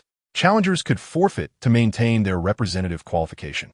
The first place strong contender would be the captain of the representative team. Now, the challenge between strong contenders begins. The first challenger stepped up freely. After the beautiful female host announced the completion, the 10 challengers decided freely. In the grand hall of the Douluo arena, Hope Bibi Dong and Old Qian Daolu remained calm and focused on the battle, showing no signs of emotion, exceptionally indifferent. Although they saw some results, What they wanted to see the most was not these, but the final outcome. In their hearts, they anticipated who the strongest contender would be. Bibi Dong had her candidate in mind. Similarly, Qian Daolu had his candidate. The two of them only had eyes for one. Meanwhile, the Douluo elders watching from the sidelines had very different thoughts. Elder Zhu Douluo confidently believed that Xie Yu was the strongest contender. On the other hand, Elder Gaiduo was equally confident that Yin was also the strongest contender. Let's wait and see. After a while, no one volunteered to step up. Zhang Ping and Su Yu raised their hands to forfeit first. Then Li Kai and Huang Haidong followed suit. Only 6 challengers remained. Hu Laina, Xie Yu, Yin, Roger, and Xiao Shui did not forfeit. They discussed going to the Douluo arena to settle it once and for all. Whoever gets first place would be the boss. And also the captain. Sun Chuantao saw the 4 of them forfeit, but believed in his own strength. So he bravely stepped onto the Douluo arena to accept their challenge amidst cheers. Senior sister, go defeat him quickly. Xiao Shui cleverly encouraged. Hu Laina glanced at her junior sister, Xiao Shui, with a smile on her face, agreeing with the idea. Defeat him first, then challenge the remaining 2. Either brother or senior brother Roger. Losing to either of them wouldn't be embarrassing. Go ahead, you can do it.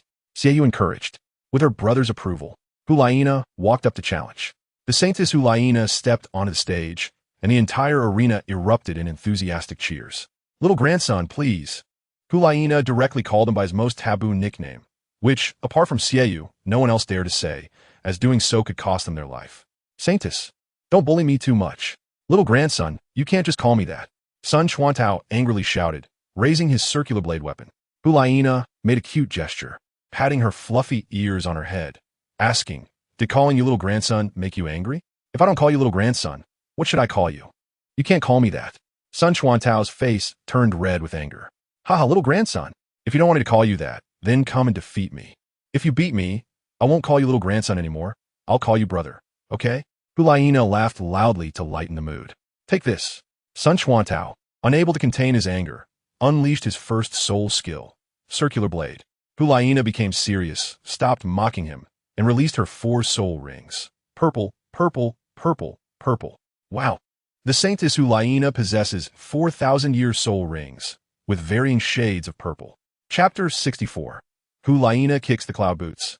Brutally beating the Soul Master Sun Chuantao raised his powerful weapon spirit, Circular Blade. Sun Chuantao, rank 46 attack system Soul Master, weapon spirit Circular Blade, please teach me.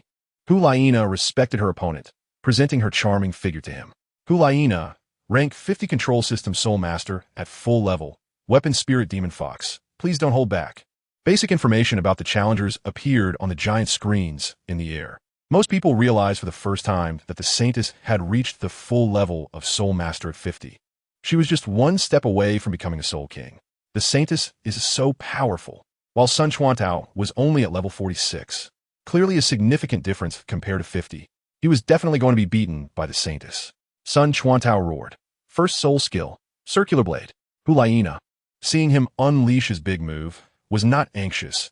She thought using a soul skill big move was simply insulting him. A one-hit kill would be too embarrassing for him. So let's have an intense, real skill competition. Eager to win, Sun Chuantao shot out the Circular Blade, forming a massive whirlwind of killing intent in the air. Sun Chuantao used his powerful mental strength to control the Circular Blade for seamless attacks, intending to force the Saintess to surrender and win. Hu Laina saw through it.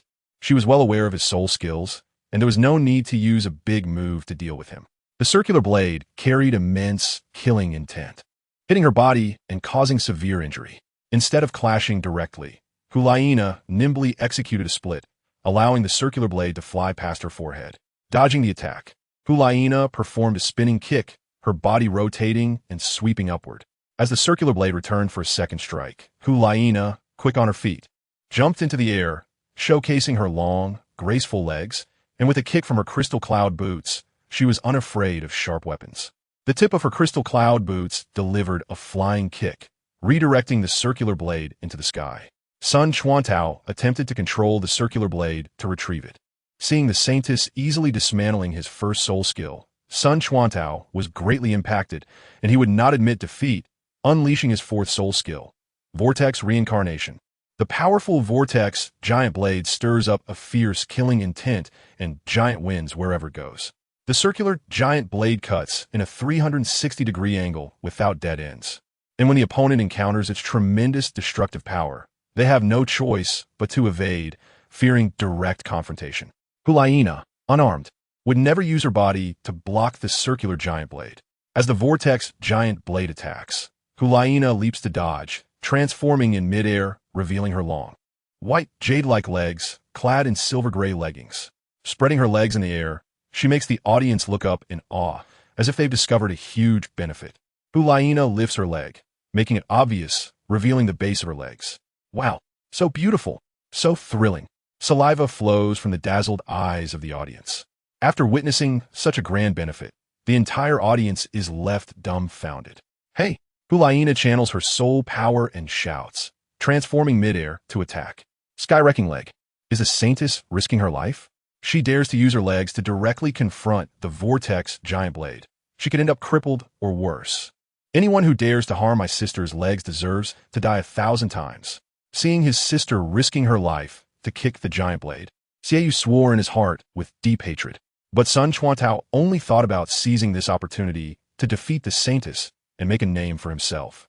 Willing to fight desperately even at the risk of his life, Sun Chuantao didn't weaken his attack, but instead increased it to full power, intending to knock the saintess off the stage with a single blow. Once she steps out, she is defeated. Hulaina extends her leg midair for a direct kick. Bang!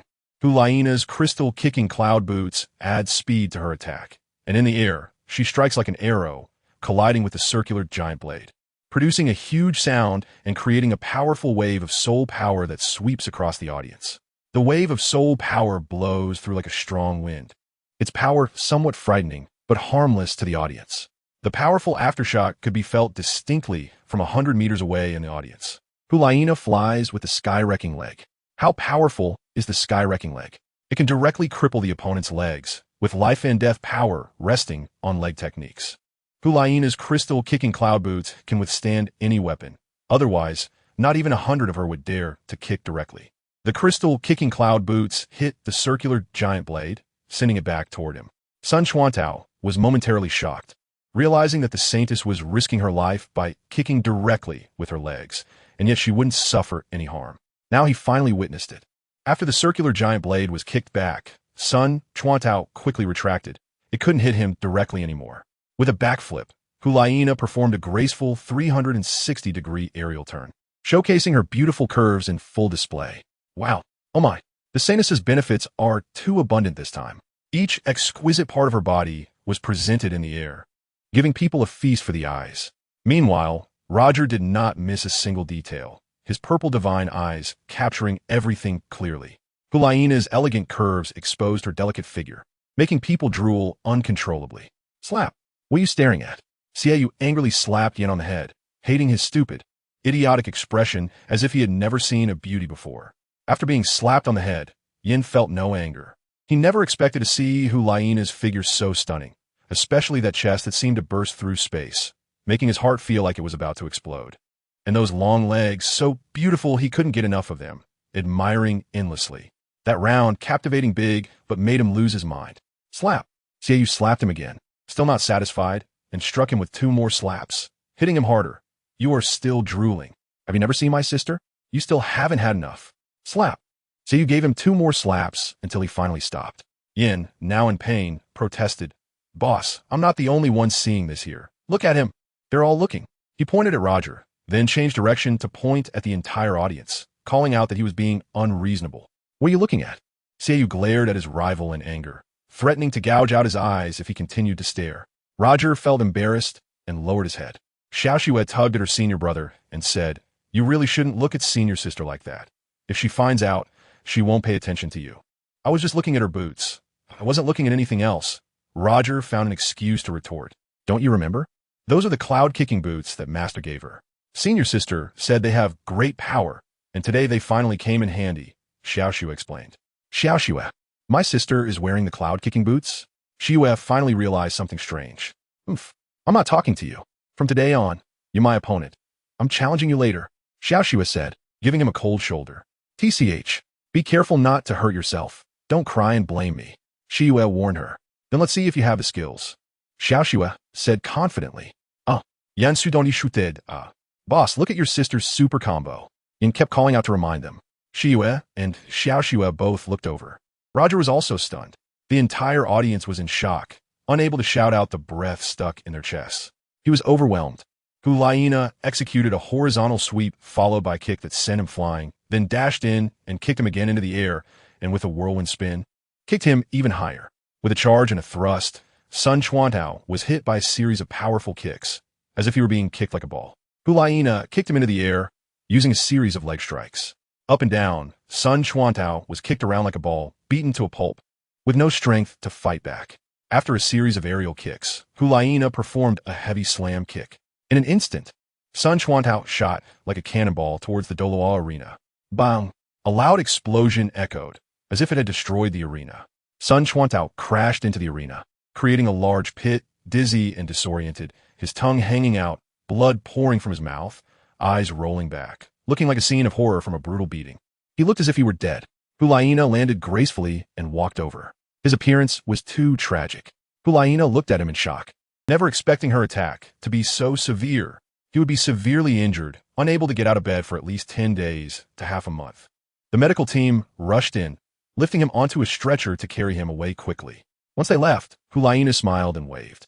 The beautiful host announced in a clear and bright voice, Saintess Hu Laina has successfully challenged and advanced. She then asked who the next challenger would be. It's time. Little Shui raised her hand and shouted loudly. Huh, it's her? The entire audience was stunned in surprise. Chapter 65, Little Shui vs. Evil Moon, Part 1. Little Shui walked onto the Douluo arena. She ran into her senior sister coming down and whispered in her ear, Don't fight with my brother. Hu Laina warned seriously. Little Shui was momentarily startled and fearfully swallowed her determination, then confidently smiled and said, It's okay. I want to have a match with him. Take care of yourself. Hu Laina walked past her in disappointment. Little Shui reached the Douluo arena and suddenly excitedly waved to the audience. The audience loved to watch beautiful girls compete. They cheered more and more enthusiastically. Hey, let me guess, who dares to compete with me? Little Shui tossed her long hair and blinked her beautiful eyes as she asked. It's Yin. It's Roger. It must be Evil Moon. They all shouted loudly. Little Shui smiled with her eyes, clearly hearing them in the breeze, and pointed to the sky. Ding dong. You guessed it right. I announced that the challenger is she really knew how to liven up the atmosphere, making Bibi Dong smile at Little Shui's clever and cute appearance.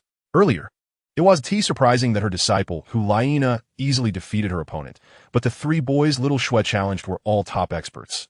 She was likely to lose badly.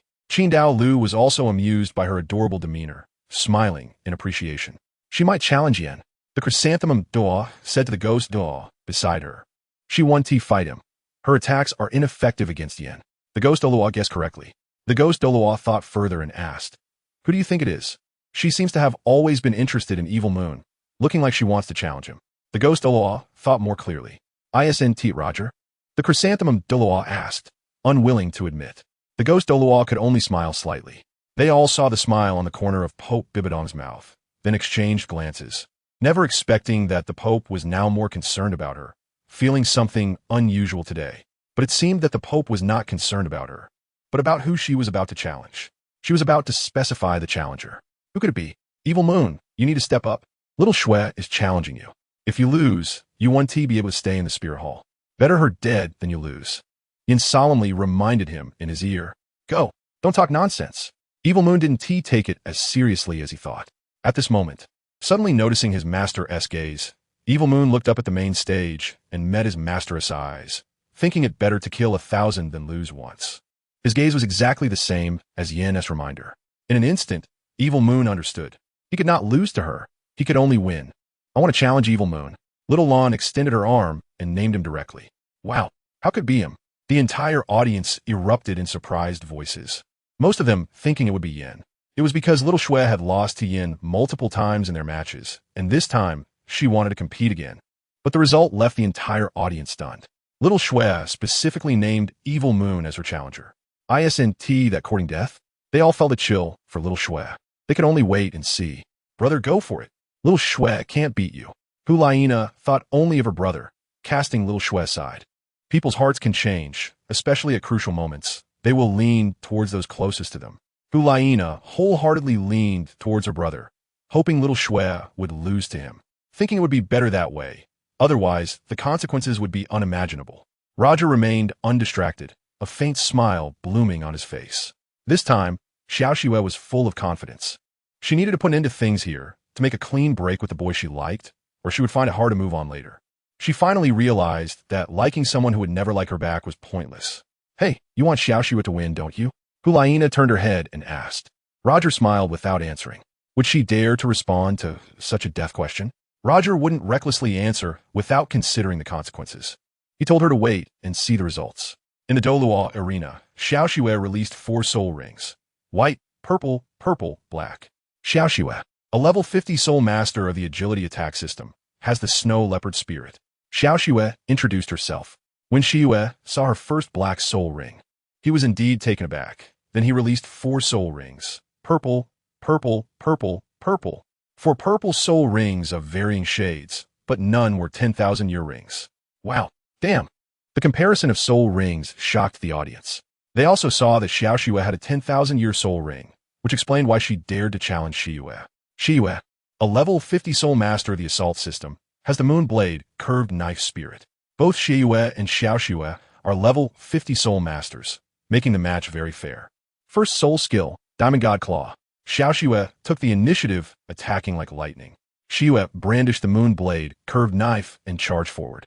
The sound of clashes echoed. Bang, bang, bang, kulang, kulang.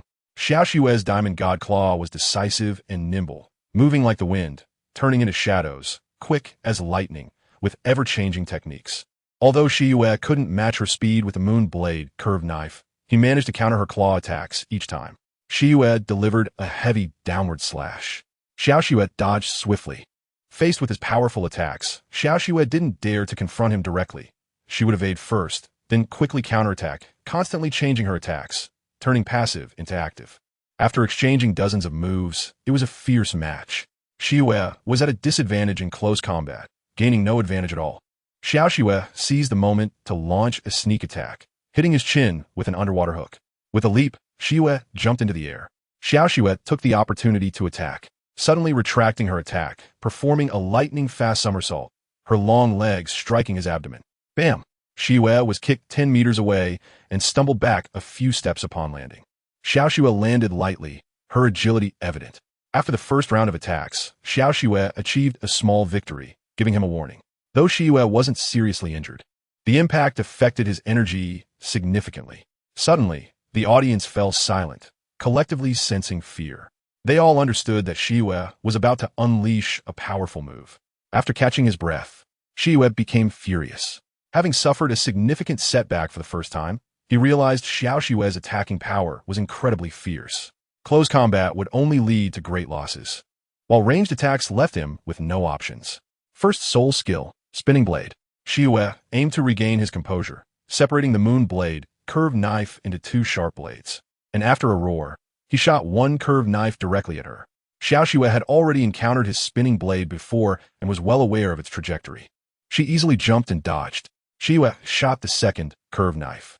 Xiao Xue quickly and nimbly avoided the densely packed spinning blade attacks. Although she had some skills, Xiyue retracted his curved knives. Xiyue, now furious, unleashed his second soul skill. The 2 curved knives in Xiyue's hands merged into a giant crescent moon curved knife. Chapter 66. Xiao Xue vs. Xiyue, Part 2, Second Soul Skill, Crescent Moon Double Blade. The Crescent Moon Double Blade was a powerful move created based on the first soul skill, Spinning Blade, with an overwhelming momentum and greatly increased attack power. Facing the 2 curved knives flying straight at her, Xiao Xue handled it effortlessly. She had anticipated his moves even before he made them. Her confidence in challenging him stemmed from long-term research, allowing her to respond calmly. The moon blade curved knife rotated faster as a crescent moon, with an even more formidable and invincible offensive. Aside from dodging, Xiao Xue dared not meet the force head-on. With lightning-fast evasion, she dodged again and again. Xie, now frustrated, could not believe he couldn't touch her even a little. After more than a dozen failed attacks, Xiyue, in a fit of rage, decided to launch a surprise attack with his ultimate move. Third soul skill, 1,000-mile pursuit. Be careful, Hulaina suddenly shouted in worry. Roger glanced at her, not taking it seriously, as he understood Xiao Xue too well in his heart. Every move he made, Xiao Xue was fully aware of it. The first and second soul skills failed, and the third one was activated immediately. Seeing his close-range sneak attack, Xiao Xue countered with her own moves. The power of the Diamond Claw was not as simple as he imagined. Second soul skill, 100 Bone Claw. Xiao Xue waved her claws in the air, launching 10 light blades towards him. Xue swung his knife wildly, cutting through the light blades, striking back with a powerful force that reached 90%. His attack trajectory was a straight line, a deadly pursuit move. Xiao Xue unleashed her power violently, increasing her soul power, firing the 100 Bone Claw in waves of 10 light blades, not believing he could cut them all. Whoosh, whoosh, whoosh. The light blades could not all be cut through. Xue was injured by the light blades all over his body, suffering immense pain that was unbearable, wishing he could just chop her down. Ah! Xue roared in anger, lifting the crescent moon blade and chopping down directly. Xiao Xue raised her diamond claw to block, swiftly retreating. Xue, furious, had blood streaming from his arms and face. At this moment, a murderous intent arose, and his eyes were filled with a desire for her death. Xiao Xue's gaze was sharp. She would not be intimidated by his killing aura. She retreated a step, stopping firmly on the ground, stubbornly resisting his might, scoffing. Humph. It's nothing special. With a strong pull, Xiao Xue swiped away his curved blade. Crack. Crack. Wielding the diamond claw, the light wave blades shot out like frequent assault waves. Xue was hit directly by her light wave claws, attempting to block with his horizontal blade, but was pushed back step by step. Third soul skill, Deadly Claw. Xiao Xue unleashed her big move. Xue was struck directly, attempting to block with his horizontal blade. With a whoosh, he was sent flying into the air, tumbling over. Xiao Xue jumped into the air, executing a cross slash, sending 10 cross light waves flying directly at him. Xue had no choice but to block with his horizontal blade against his chest. Brother. Hulaina suddenly felt a sharp pain in her heart, worriedly calling out. Now she was scared, realizing Xiao Xue was the real expert. Bang! A loud sound echoed. Xue crashed heavily to the ground, creating a tremendous noise. Wow! Incredible! The audience was amazed. The legend of Xue, the undefeated king, was defeated today by a delicate young girl. What face did he have left? Elder Ju Douluo, seeing his disciple defeated, angrily waved his hand. Noticing his fury, Elder Douluo exchanged glances with him, urging him to look at the expression of Pope Bibi Dong. Elder Ju Douluo turned his head slightly, stealing a glance at Bibi Dong's face, which showed a slight smile. She was appreciating her beloved disciple's impressive performance, bringing it to the extreme. With that, he calmed down. Elder Ju Douluo dared not show a hint of anger, thinking of her being the beloved disciple of Pope Bibi Dong, only smiling in happiness for her. Xue was heavily injured upon crashing to the ground, suffering severe internal injuries, and a wave of blood spewed from his mouth. Not only was he spitting blood, but his face was also covered in injuries. Hulaina, seeing her brother defeated to such a state, found it unbearable. But her brother did not admit defeat. Instead, he struggled to rise, holding the crescent moonblade, feeling a powerful sense of shame from the audience's murmurs. This time, he vowed not to kill her. He would not be a human if he did. Xue's eyes turned bloodshot, his gaze filled with killing intent. Ah! Xue let out a long, furious roar. Xue was driven to the brink of madness. Xiao Xue snorted lightly, her diamond claw beckoning. Come at me. Let's settle this with one move. She was completely uninjured. It was his great humiliation. Xue, insulted and challenged, was filled with uncontrollable rage. Fourth soul skill, 100 no life. Xue unleashed his killing move. Brother. Hulaina called out worriedly for him. Xiao Xue understood his murderous intent and decided to strike first and fast. Since he had challenged her, he should not consider his own life. He must not die at his hands. Fourth soul skill, Phantom 100 Bone Claw. Both Xue and Xiao Xue unleashed their fourth soul skills, flashing into the air, disappearing. Their figures vanished, moving like the wind, shadows flashing in the air. Hulaina could not see the figures clearly, only observing two black shadows colliding in the air, followed by the glint of blades and light waves flying everywhere. It was a loss, searching for answers. Roger activated the purple light divine eye, clearly seeing their two attacks. Xiao Xue and his every attack were executed with full force, initially evenly matched and difficult to distinguish between. Suddenly, a black 10,000-year soul ring appeared in the sky, causing the entire audience to feel a sense of foreboding. Brother, Hulaina called out sadly. clenching her fists together on her chest in prayer. In the blink of an eye, a black shadow heavily crashed to the ground. Bang! A loud noise created a massive shockwave. Yin crossed his arms over his face to block the shockwave. Hulaina also used her arms to shield her face from the shockwave. Roger blinked to block the shockwave. The shadow was indeed Xiaoyu, who crashed to the ground and was unable to move, lying there as if paralyzed. Meanwhile, Xiao Shui remained in the air, her figure gracefully hovering above. Witnessing the end of the challenge with a great victory, the arena erupted with loud cheers. Xiao Shui gently descended to the ground, admiring her achievement. The beautiful female host flew high above the Douluo platform to announce, Xiao Shui is the winner. Next, please welcome the next challenger to take on the challenge. Yin ran onto the Douluo platform and checked that Xiaoyu had fainted from the battle. He struggled to shake his leader awake. Xiaoyu slightly opened his eyes and said, I won't lose to her next time. Yin helped his leader up. Xiaoyu, feeling dejected, declined his assistance and walked off the Douluo platform. Hulaina welcomed and supported her brother to rest. Xiao Shui won. She joyfully ran down with her arms raised high. Yin stepped onto the Douluo platform and had no intention of backing down. He pointed upwards. Is it him? Does he want to challenge him? This can't be right. Can it? The audience buzzed with surprise. He intended to challenge His Holiness Pope Bibi Dong's male disciple. How bold is he? He is Xiaoyu's sworn enemy, having defeated him multiple times. With Yin declaring his challenge, he had no reason to back down now. Brother, it's your turn to go on stage and defeat him. Good luck, Xiao Shui said excitedly. Roger smiled slightly and nodded at Xiao Shui. Then, Roger flashed and flew onto the stage. Chapter 67 Yin challenges Roger. 1. Roger stepped onto the stage with the demeanor of a challenger. Roger, a 50th level soul master, possesses twin martial spirits. Please give me your guidance.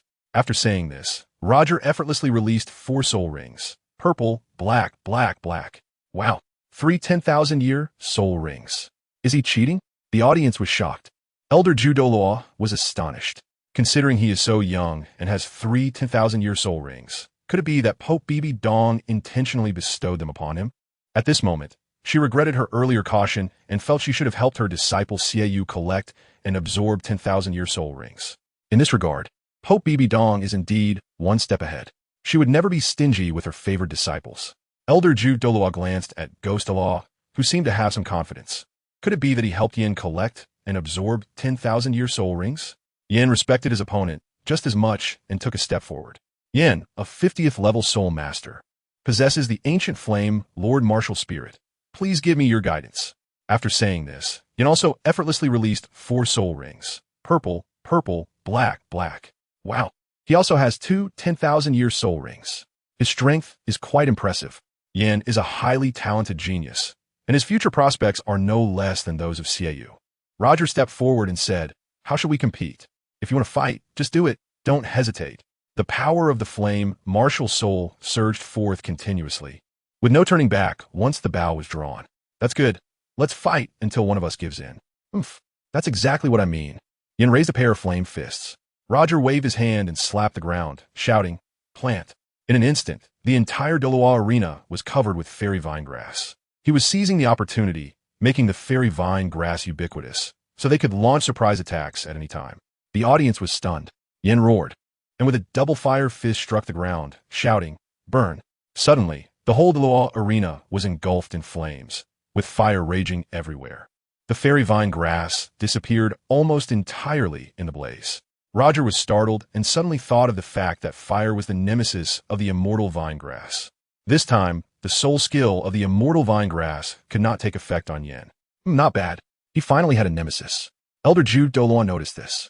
Elder Gay Luo said seriously, don't forget, he has twin martial souls. His mutated martial soul is quite remarkable. Elder Zhu Douluo nodded in agreement.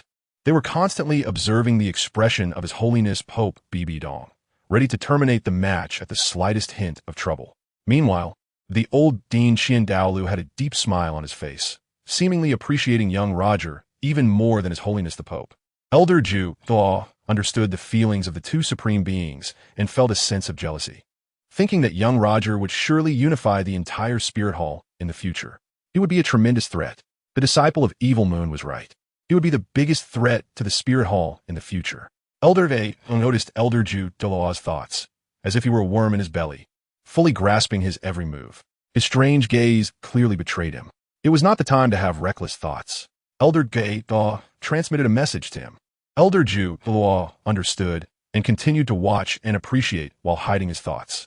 Yin unleashed the ancient Fire Lord's soul skill, Earth Flame Tide. It turned the entire Douluo arena into a lava hell, with the temperature rising rapidly, igniting a large amount of air, creating a scorching breath that made one feel as if they were about to be cooked. Yin stood at the center of the flames, holding a tremendous advantage. Roger first tested the effect of the Xian Ten grass on himself. The first soul skill of the Xian Ten grass bind. As soon as it was released, the Xian Ten grass quickly wrapped around Yan's body, turning to ash and disappearing in the blink of an eye. Roger was not discouraged and released the Celestial Vine again. The third soul skill of the Celestial Vine, Cage. In the blink of an eye, the Celestial Vine transformed into an indestructible bird cage. Yin became the bird trapped in the cage, unable to escape. However, as soon as Yin unleashed his flames, the cage burned fiercely and quickly disappeared. Huh, you think you can defeat me like this? No way. Yin laughed wildly and triumphantly. Don't get too cocky. Your Flame Lord will quickly burn through your soul power. And when that happens, with your soul power exhausted, let's see what you use to fight me. Roger said, standing at the edge of the ground flames. Do you think I will burn out my soul power? You're mistaken. Yin was confident in his own heart. Roger believes that his talent is exceptionally high, far surpassing that of Evil Moon, but he is relatively low-key. The reason is that he possesses destructive power and is afraid to use it lightly. While Evil Moon can flaunt his might anywhere at any time with just a curved dagger, Yin is willing to be Evil Moon's lackey. But there's nothing that can be done about it. Fourth soul skill, Pillar of Heaven. Yin wants to finish the battle quickly and cannot fall into his trap. He unleashes his ultimate move. Roger wielded the golden rod and jumped into the air, raising the big stick and shouting loudly. Take this hit.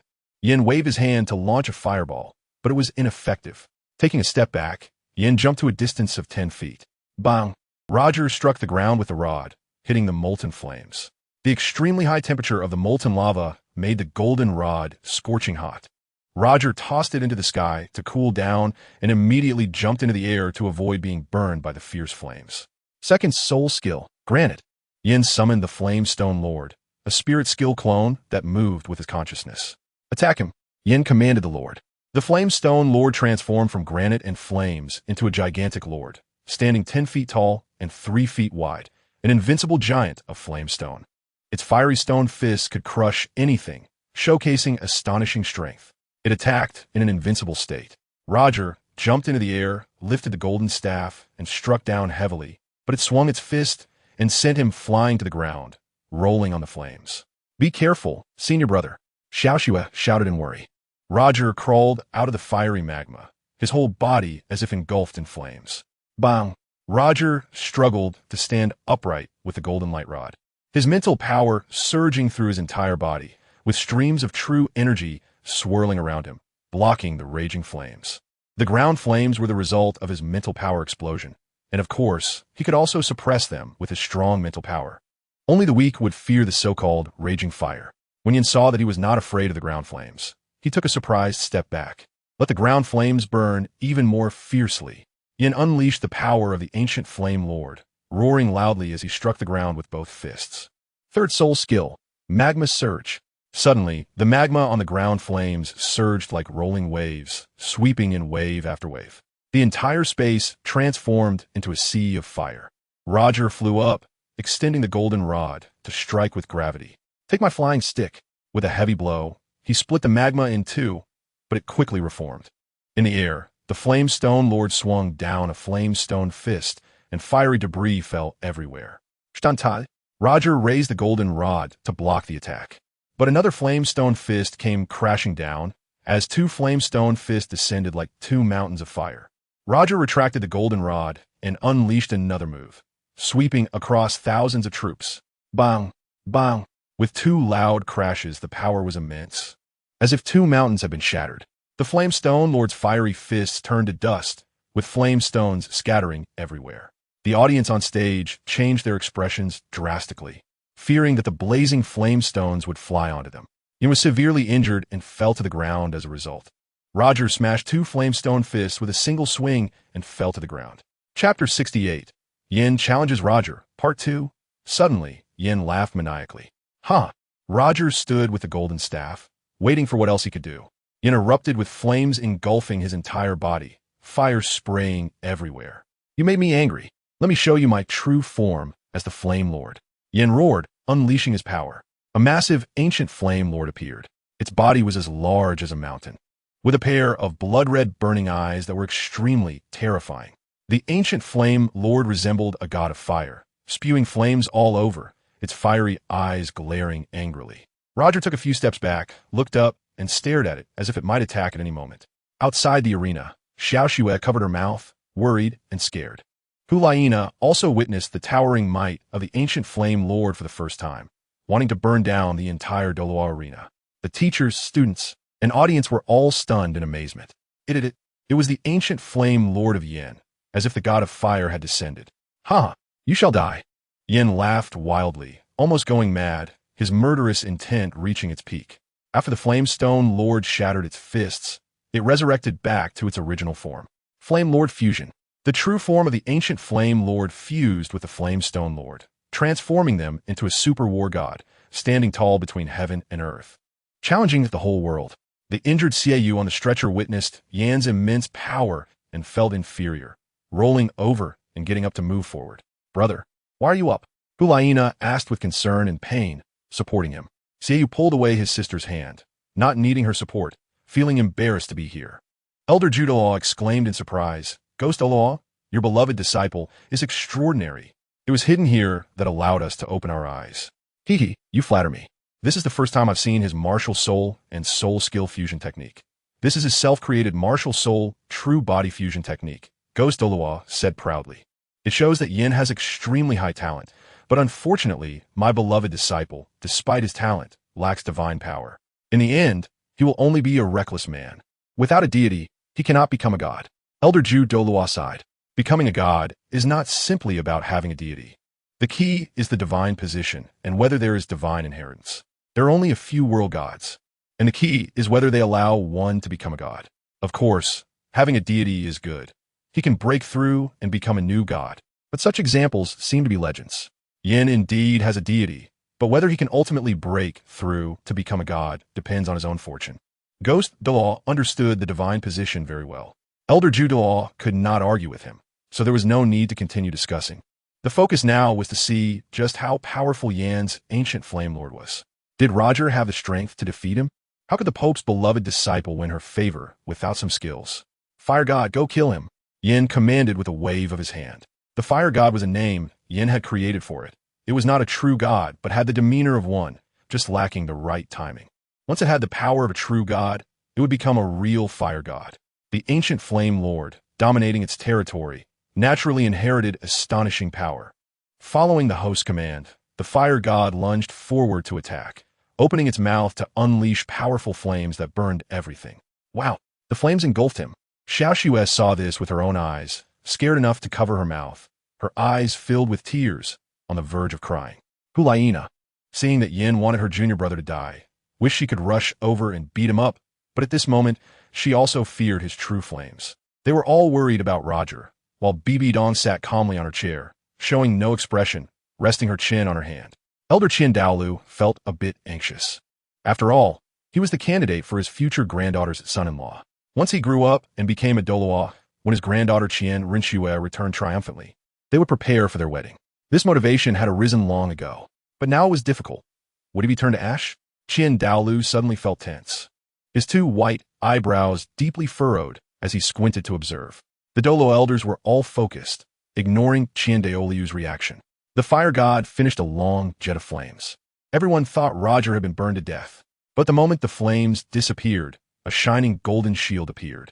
It protected Roger perfectly and intact. At the critical moment, Roger released the diamond shield. It was the invincible true body. Elder Qin Daolu suddenly stood up in joy. His shout caught the attention of all the Douluo elders.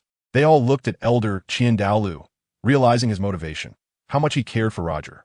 Bibi Dong noticed her father-in-law's feelings and suddenly smiled, saying, "It's not the invincible true body, but the soul-eating diamond shield. It absorbed the 10,000-year soul ring. His is the soul-eating diamond shield, not the invincible true body." Elder Qin Daolu approached with a question. Bibi Dong respected her father-in-law, stepping back a bit, looking at her beloved disciple, and said, Roger is a genius, a rare talent on the Douluo Continent. His future is unimaginable. Who could surpass him? After saying this, Bibi Dong turned to look at her father-in-law. Elder Qian Daolu, holding his staff, walked over and said, Roger is a genius, but growth will not be smooth sailing. He will face even greater challenges in the future. A tall tree catches the wind. Bibi Dong nodded in agreement with her father-in-law's words. The Douluo elders were all astonished. The typically non-communicative Bibi Dong and Elder Qian Daolu surprisingly broke the ice for Roger's sake, as if they had become a family, discussing everything openly. Roger's strong defense isn't enough. He also needs immense attacking power. The fairy vine completely failed in front of the Flame Lord. Unless they can fight, they have no hope of winning at all. Their concerns, just as Roger anticipated, must not be seen as a joke. 100,000 golden rods. Roger shouted loudly, lifting the golden rod and soaring into the sky, striking down towards the head of the flame god. One strike equates to 100,000 strikes. It is a group-killing divine skill, and it was used here. Roger was furious. With one strike, it turned into 100,000 strikes. Yin raised his hand to grab, and the flame god synchronized his hand to grab as well, using all their strength to block the blows. The 100,000 clubs seemed powerful, but the dispersed attack power was very effective against weak minions. Yet it appeared insignificant against a strong opponent. The divine skill of the 100,000 golden clubs failed, and Roger unleashed the 72 sets of the golden light stick technique, but could only execute the first 10 sets in one go, launching a barrage of strikes against the massive flame god stick. However, the flame god was not to be underestimated. It was a demigod. It defended against the strikes as if it were merely being pelted by a light drizzle, feeling as if it had received a gentle massage. Every strike Roger made was easily deflected by the flame god, as if a stick hitting a mountain had any significant impact. Come and die. Seeing the opportunity, Yin smiled and unleashed a heavy blow, a fiery stone fist descending like a mountain pressing down. Roger encountered the flame fist, which was shot into the Douluo arena, causing a huge boom. Roger was hit by 1,000,000 pounds of force, directly smashing into the arena, creating a large pit. Lying in the pit, Roger got up and spat out a breath. Phew! Roger wiped the corner of his mouth, revealing a mouthful of blood. He possessed the true form of the Flame Lord, with flames resembling the 3 flavors of true fire. Against his battle tactics, the only options were to attack fiercely or attack fiercely. Ding! Host, do you want to recharge the super powerful elixir? No, I want to defeat him with my own strength. Roger didn't want to rely on anything. Host, it will be very difficult for you to overcome your opponent. Please shut up. Stop disturbing my will. Host, please conduct yourself with dignity. Roger let out a swift grunt and raised the golden staff, leaping into the air. You're nothing special. Take another hit from me. As Roger struck with all his might, he unleashed a powerful move with his mind. Wondrous staff. Suddenly, the golden staff in Roger's hand became infinitely large. Roger could only lift the enormous golden rod, which had a diameter of 10 meters and a length of 100 meters, with both hands. The striking power reached 100,000 times. This power came from the true chi force in his upper dantian. At the age of 14, when Roger successfully broke through to level 40 soul power, his upper dantian was also filled with true chi, and he opened up his lower dantian, causing the true chi force to increase by millions of times. In an instant, the golden rod in Roger's hand transformed into a colossal object. With one swing, he could suppress the massive body of the flame god. Yin was careless. He thought that after receiving a heavy blow, Roger would be unable to rise, but little did he expect that he would counterattack fiercely. In midair, he unleashed a powerful move, and the golden rod in his hand transformed into a super giant rod, striking down. Yin raised both hands to brace against it. The flame god, along with the same block, resisted the giant rod, its power and weight astonishingly increased by millions of times. Where did he obtain such immense divine power? Yin could never have imagined that Roger would possess divine power. Here he truly experienced it. Roger let out a roar, and the power of the golden rod increased once again, with true energy continuously flowing into it from his dantian until he succeeded in taking it down. Go for it. Xiao Xue suddenly jumped up excitedly and shouted. Xue glanced at her with disdain, unable to distinguish between friend and foe. Xiao Xue shot him an angry glare, mocking the defeated. Xue was indignant and glared at her, wanting to teach her a lesson. Pollyanna saw the opportunity and interjected, Brother, look. Yin can't hold on anymore. He's struggling. Shiyue turned around to see Yin and his true self laboriously holding up the super giant rod, knowing that if it were to fall on him, he would be utterly defenseless. Suddenly, in an instant, boom, a thunderous sound echoed, smoke billowed, and the sky was filled with mist. The entire audience was worried about Yan's life and death. Roger slammed the stick down, and look at him, he has completely defeated his opponent. Then, he retracted the golden stick, which transformed into a shiny, glowing rod in his hand. Suddenly, a beautiful female host appeared in the air holding a microphone. Wow, wow, what an amazing strike. Yan's fate is uncertain now. We are eagerly waiting to see what happens to him. Roger is truly extraordinary. If he wins, who will challenge the position of the team leader next? The beautiful host continued to engage the audience and liven up the atmosphere. As the smoke cleared, Yin crawled up from the pit and raised his hands in surrender. I lost. After saying that, Yin fell down as if he had lost all strength. The Douluo Arena medical team rushed in to rescue him, placing him on a stretcher and carrying him away. He has won. Roger won. The crowd erupted in cheers. Chapter 69, Bibi Dong's proposal, the challenger of the Saintess. He won. Xie was so angry his teeth hurt. Why does he always win? Can't he lose just once? Hulaina didn't cheer as excitedly as Xiao Shui, considering her brother's feelings. Right now, her brother hated him to death, fearing it would be even more unfavorable for him in the future. Sometimes she wished Roger would fail a few times, so he wouldn't provoke her brother and would naturally avoid his jealousy. Sigh. From now on, Brother Roger, it's up to you. Her brother wouldn't let him off easily. Hulaina, it's your turn. Xie wanted his sister to go up and accept anyone's challenge. He couldn't let the position of leader and captain be solely his. Upon hearing her brother, Hulaina was already mentally prepared. She couldn't let Brother Roger shine too brightly and become the leader. It would be better if she took it instead. She had already made a plan during breakfast today. Hulaina jogged up to the Douluo arena. When Roger stepped down, he exchanged a glance with his senior sister, signaling her to understand. After receiving his look, Hulaina stood on the Douluo arena to accept the challenge. The situation was quite clear now. Yin had lost and was powerless to fight again. Xie had also suffered a terrible defeat and was unable to continue. And Roger had just voluntarily forfeited. So, who else would challenge the Saintess Hulaina? Ladies and gentlemen, the Saintess Hulaina is stepping onto the Douluo arena to accept the challenge. The beautiful host floated in the air to announce. The Saintess is on stage. This will be the final match to determine the victor. This will be the last match. The Saintess is accepting challenges. Now, who is willing to challenge? The beautiful host shouted loudly. The audience cheered enthusiastically for the Saintess's victory. Hulaina speculated that this time on stage was merely a formality, after which she would seize the position of leader and representative of the team. She had considered carefully that if Gu became the leader, there would be dissent from the senior and junior brothers. If Roger became the leader and captain, Gu and everyone else would be even less satisfied. As the Saintess, she was the best candidate to oversee the situation. The Saintess as captain sounds good. The Ghost Douluo Elder agreed. The Chrysanthemum Douluo Elder asked with great discontent, why not Xie?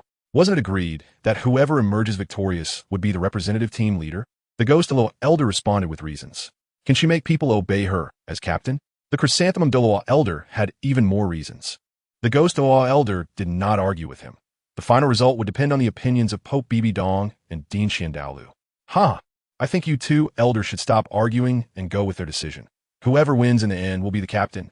Dean Xiandaolu interjected, feeling responsible to clarify. Bibi Dong had no objections and nodded in agreement to the eunuch. I have found the first generation of the Spear Hall.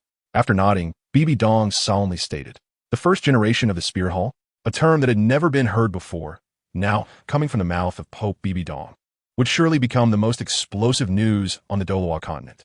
Dean Xiandaolu and all the Douluo elders turned to look at Pope Bibi Dong, curious about her explanation.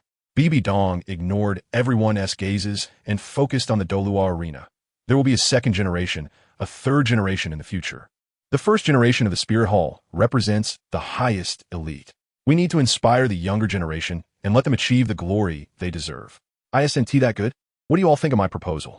The Douluo elders did not dare to agree immediately, each waiting for Dean Xiandaolu's opinion. If he disagreed, then the Pope's proposal would be nullified. The person with the highest prestige in the Spirit Hall is Xiandaolu, not the Pope. Bibi Dong shot a sharp glance and then avoided it. They were all waiting for Xiandaolu's opinion. Xiandaolu, like a proud old man, stroked his long beard. His brows relaxed in satisfaction and laughed loudly. Ha, not bad. The first generation of the Spirit Hall. This suggestion is great. Qian stroked his white beard with satisfaction. Congratulations to Pope Bibi Dong for your brilliant proposal. The Chrysanthemum Douluo elder joined in congratulating them. Bibi Dong's expression was heavy. Realizing the weight of the responsibility ahead, she looked down on the world and accepted their congratulations. May I ask, does the Pope have a candidate for the first generation? The Chrysanthemum Douluo elder could not help but ask. Bibi Dong winked mysteriously, letting them know that she already had a candidate in mind. Let us talk after the match is over. Bibi Dong wanted to see who else would challenge. They followed Pope Bibi Dong's lead and watched closely. It seems no one dares to challenge anymore. Dean Qian noticed this. Not necessarily. Bibi Dong had a premonition that Hu Laina could not easily become captain. Someone would always try to stop her. Who could it be? They were somewhat puzzled, unable to think of anyone who would dare to challenge. Dean Qian was surprised first, then focused his gaze, and indeed, there was someone. It was that girl, Xiao Shui, who was hesitating, waiting for the last moment to take the stage. No one dared to challenge, and the Saintess Hu Laina was the last victor. Now was the countdown. The beautiful host spun in the air for a while, but when no one came forward to challenge, she began to make the final decision. Everybody, let us shout the countdown together. The beautiful host called out to liven up the atmosphere. 10. The beautiful host led the 10-second countdown. 9. The audience followed with loud shouts. 8, 7, 6, 5, 4. Is there really no one challenging? Xiao Shui felt tense as the countdown continued, thinking she still needed to consider. But time waits for no one. This was a once-in-a-lifetime opportunity that could not be missed. 3. Xiao Shui steeled her resolve and jumped into the air, attracting everyone's attention. Suddenly, the countdown stopped. In the moment of Hu Laina's triumph, a challenger unexpectedly jumped out. She is my junior sister. Does she want to be my enemy? Hu Laina could not accept seeing her junior sister leap onto the Douluo arena. Senior sister, please be lenient, Xiao Shui politely said as she jumped onto the Douluo arena. Hu Laina flared with anger, unable to accept her challenge. If she lost, she wouldn't dare to call herself her senior sister anymore. But she wouldn't let her become captain, even less so the leader. She would definitely find a way to stop her. Junior sister, do you really want to challenge me? Hu Laina asked with wide eyes in anger. Yes, senior sister. I'm going to challenge you. Xiao Shui replied decisively. Xiaoyu suddenly exclaimed angrily. If she dares. Roger smelled the anger rising within him and swore to stop it. If you dare to do anything to my junior sister, I will repay you 1,000,000 times over. A poor kid dares to swear like that.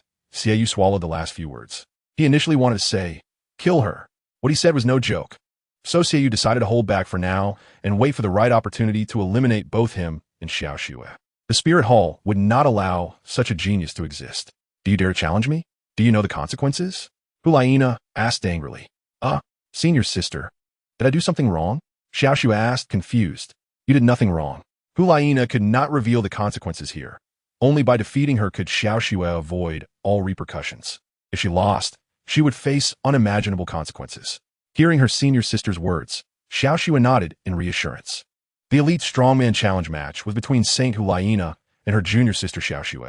Let's wait and see who the final winner will be. After the beautiful host announced the start of the match, she quickly left the Douluo arena.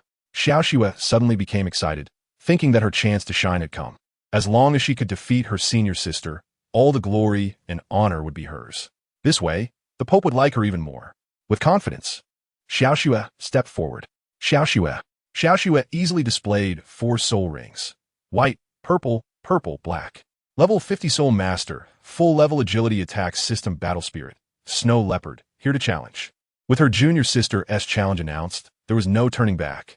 Hu Laina stepped forward. Chapter 70. The final result. Hu Laina approached Xiao Shui, stopping a yard away. Xiao Shui, I will not let you win. If you win, it will only bring you disaster. Senior sister, stop talking nonsense. The victor is king, the loser is a bandit. You're saying that because you can't afford to lose. Your control system can't compete with my agility attack system. I advise you to admit defeat, Xiao Shui retorted. Do you want to be the captain? Hu Laina asked angrily. Why can't I? Just because you can? I'm just as much a disciple of His Holiness the Pope as you are. Everyone is qualified to be the captain. Are you really willing to fight me? Hu Laina asked fiercely one last time. Bring it on. We've never had a serious competition before. Let's settle this here without any complaints.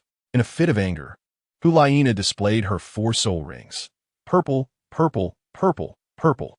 Level 50 Soul Master, full level control system battle spirit Hulaina, Fox Spirit, accepting the challenge.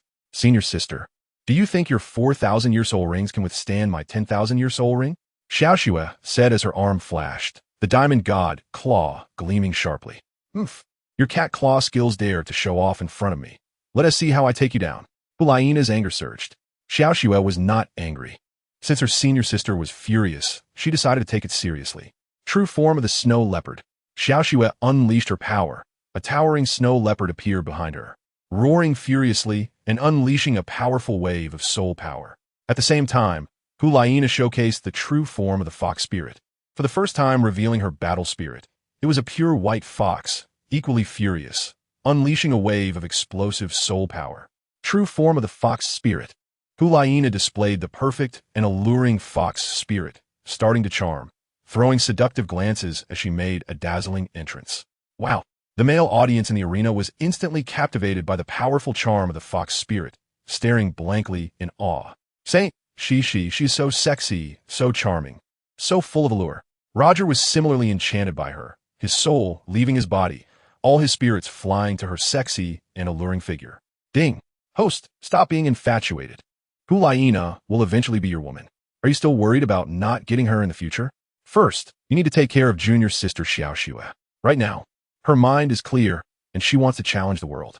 You need to treat her well and not let her be on the edge of disappointment. What is the edge of disappointment? System, don't scare me. Disappointment means your junior sister is heartbroken. She needs your comfort. She is heartbroken. Providing comfort is an obligation.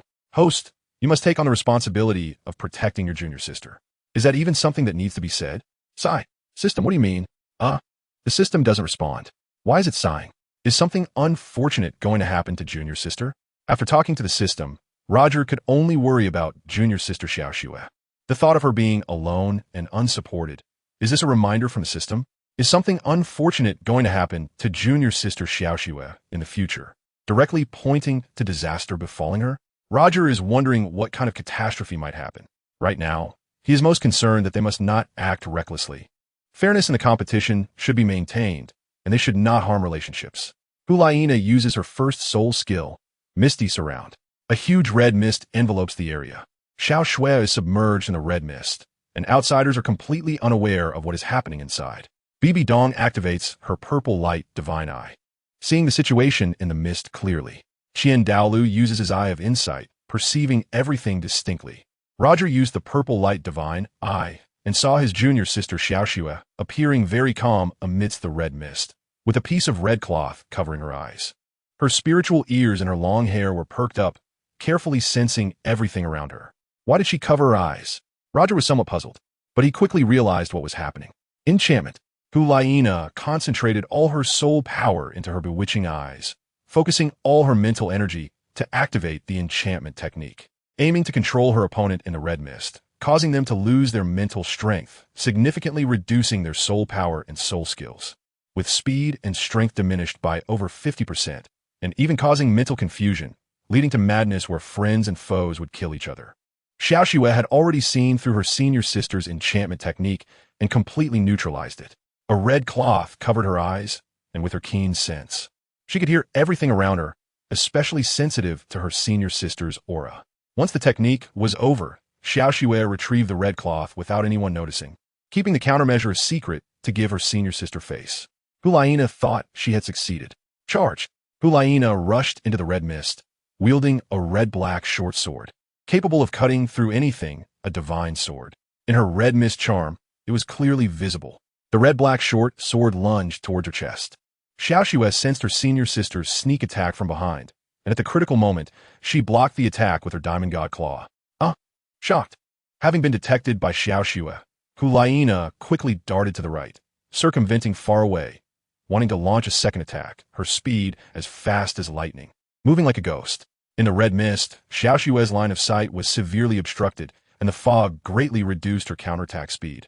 However, with her sharp hearing and touch, Xiaoxue was completely aware of her senior sister's attack route, able to block every sneak attack, even with her eyes closed. Clang, clang, clang. Bang bang kulang kulang. The sound of sharp weapons clashing echoed repeatedly in the red mist. Bright flashes of blades flickered in the red fog. Until now, Xiao Xue had not been defeated, and Xiaoyu suddenly became very worried about her sister, her face changing dramatically, brows furrowed, but unable to understand why the fight continued. What kind of battle was happening in the red mist? After receiving treatment, Yin limped over to Xiaoyu's side and asked, "Boss, how's it going?" He appeared and disappeared mysteriously, startling Xiaoyu, who turned to see his ghostly face, with no part of him unscathed, making him unrecognizable even to his own mother. "Still fighting," Xiaoyu said pessimistically. Yin was surprised and moved closer to observe. "Xiao Xue, how did she become so strong?" "Boss, she is truly hiding her strength. Should we recruit her?" "Oof, it's impossible now." Xiaoyu felt a bit regretful and thought of the consequences. Seeing Xiao Xue's strength today, she should have recruited her back then to turn her into her own. Now, Xiao Xue, stimulated, vowed to become her true self. Once she returned to her true self, she became extremely terrifying. Ghostly Bone Claw. Xiao Xue attacked swiftly in the red mist, making it impossible for her to be caught, with shadowy ambushes that were undefendable. "Ah!" Continuous screams echoed from Hulayina. Suddenly, Hulayina was thrown out of the red mist. She fell heavily to the ground, and the audience watched in shock. Before they could react, a shadow appeared beside the saintess Hulayina. Xiao Xue astonishingly flashed in out of nowhere, her sharp diamond god claw pointed at the saintess's neck, forcing her to remain still. Though Hulayina fell to the ground without serious injury, the scars on her face and the bleeding wounds on her arm ignited a powerful anger within her, shooting her a resentful glare, declaring that they would be irreconcilable from now on. Xiao Xue smiled triumphantly and said, "I apologize. Senior sister, I have offended you here." "Oof." Hulayina angrily turned her head, her gaze filled with hatred, refusing to accept her apology. "Senior sister, you lost," Xiao Xue clarified. Hulayina turned her head away, saying, "I lost, you won." "Thank you." Xiao Xue, not waiting for her senior sister to finish, interrupted her thanks, knowing what she would say and not wanting to let her say it, otherwise it would completely break their relationship. "Oof." Hulayina swallowed her pride, willing to accept defeat. Xiao Xue retracted her diamond god claw, and they disappeared. Finally victorious, Xiao Xue stood up, exhaling in relief, facing all the audience with a triumphant gaze. Seeing her sister's miserable defeat and surrender, Xiaoyu rushed forward to rescue her. Yin also ran onto the Douluo stage with her. The beautiful female host flew into the air above the Douluo stage and announced, "The final victory goes to Xiao Xue. She is the captain of the elite representative team from the Wuhuan Hall Academy." The audience erupted in enthusiastic cheers. Roger was also happy for his junior sister Xiao Xue and walked over to her with joy. "Yay!" Xiao Xue jumped up in celebration. Although Bibi Dong was somewhat disappointed with the final result, she was very satisfied. "Please have the 5 of them come to see me." Then, Bibi Dong left with her staff. "Ha!" Qian Dalu laughed out loud.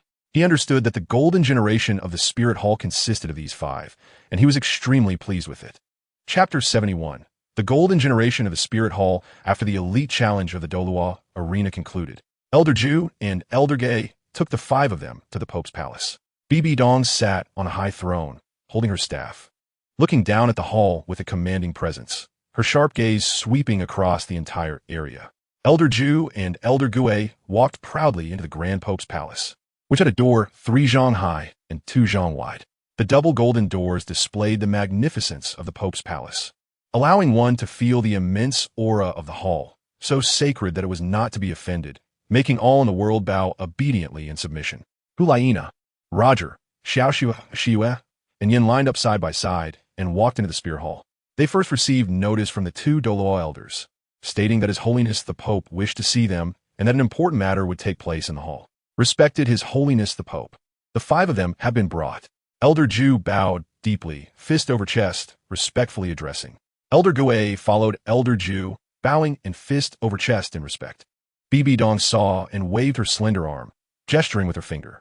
Elder Ju and Elder Gue, upon seeing the Pope's gesture, respectfully stepped aside, paying respects to His Holiness the Pope. Hulayina, Roger, Xiao Xue, and Yin knelt down in greeting, looking up with a loud and clear voice. Bibi Dong responded with satisfaction, "You may rise." "Thank you, Your Holiness." Hulayina, Roger, Xiao Xue, and Yin expressed their gratitude and stood up together. Today, Watching your elite competition did not disappoint. From you, I see a brighter future for the Spirit Hall. To encourage you, I have decided to award you a title. Bibi Dong's expression was cold, and her tone was serious. A title? Hulaina, Xiaoxue, Roger, Shiyue, and Yin exchanged surprised glances, feeling pleased. Roger was as happy as his senior and junior sisters.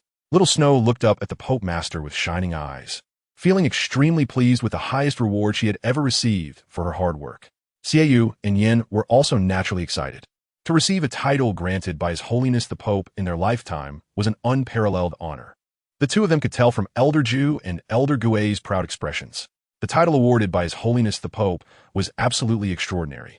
The Douluo elders in the Pope's hall were all envious, wishing they could also obtain such a supreme title. Bibi Dong stood up with her scepter, taking a few steps forward, looking down at the world with majesty and authority. The Douluo elders immediately bowed their heads to His Holiness the Pope, clenching their fists against their chests to show their loyalty. Hulaina led Roger, Little Snow, Xiaoyu, and Yin to bow together, respectfully awaiting His Holiness the Pope to announce an important decision.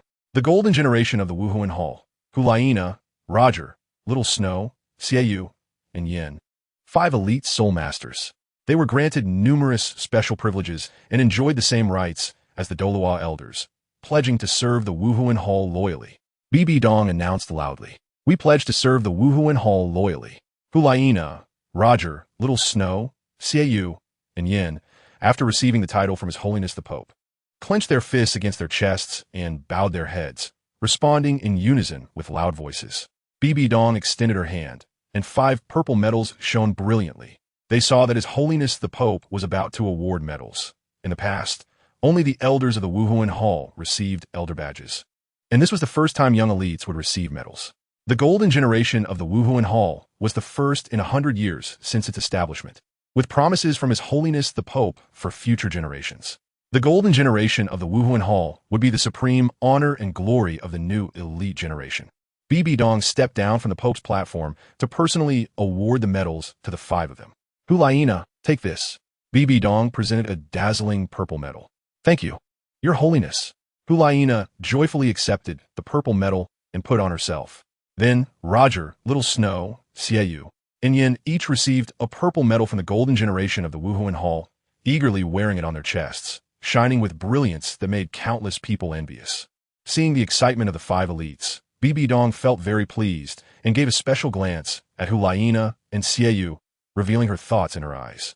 Elder Ju, Elder Gui, Bibi Dong called out. Upon hearing the call, Elder Ju and Elder Gui approached the Pope respectfully, bowing their heads to listen to her instructions. How is your martial soul fusion skill training going? Bibi Dong asked, wanting to know. Elder Ju replied, without needing to look at the Pope's expression, reporting to Your Holiness. Our martial soul fusion skill has reached perfection. May I ask if you have any instructions? Bibi Dong looked sharply at the 2 of them, then elegantly turned to Hulaina and Xiaoyu, giving them a knowing look. Elder Gui was not very talkative and usually let Elder Ju speak on his behalf. This time, he first understood the Pope's glance and nodded in agreement. There are 2 people here more suitable for practicing martial soul fusion skills than you 2. Elder Ju, can you guess who they are? Bibi Dong asked with curiosity. Reporting to Your Holiness, I cannot guess. Please enlighten me. Elder Ju, uninterested in guessing, asked directly. Bibi Dong immediately frowned deeply, finding him too unappreciative of the opportunity given to him. The once proud Ju Douluo was nothing more than a lapdog in front of her. Nevertheless, Bibi Dong cast him a displeased glance, but decided not to make things difficult for him. Hulaina, Xiaoyu, you 2 come forward. They sensed that something significant was happening, but couldn't guess what it was, waiting for the Pope to explain. Your Holiness?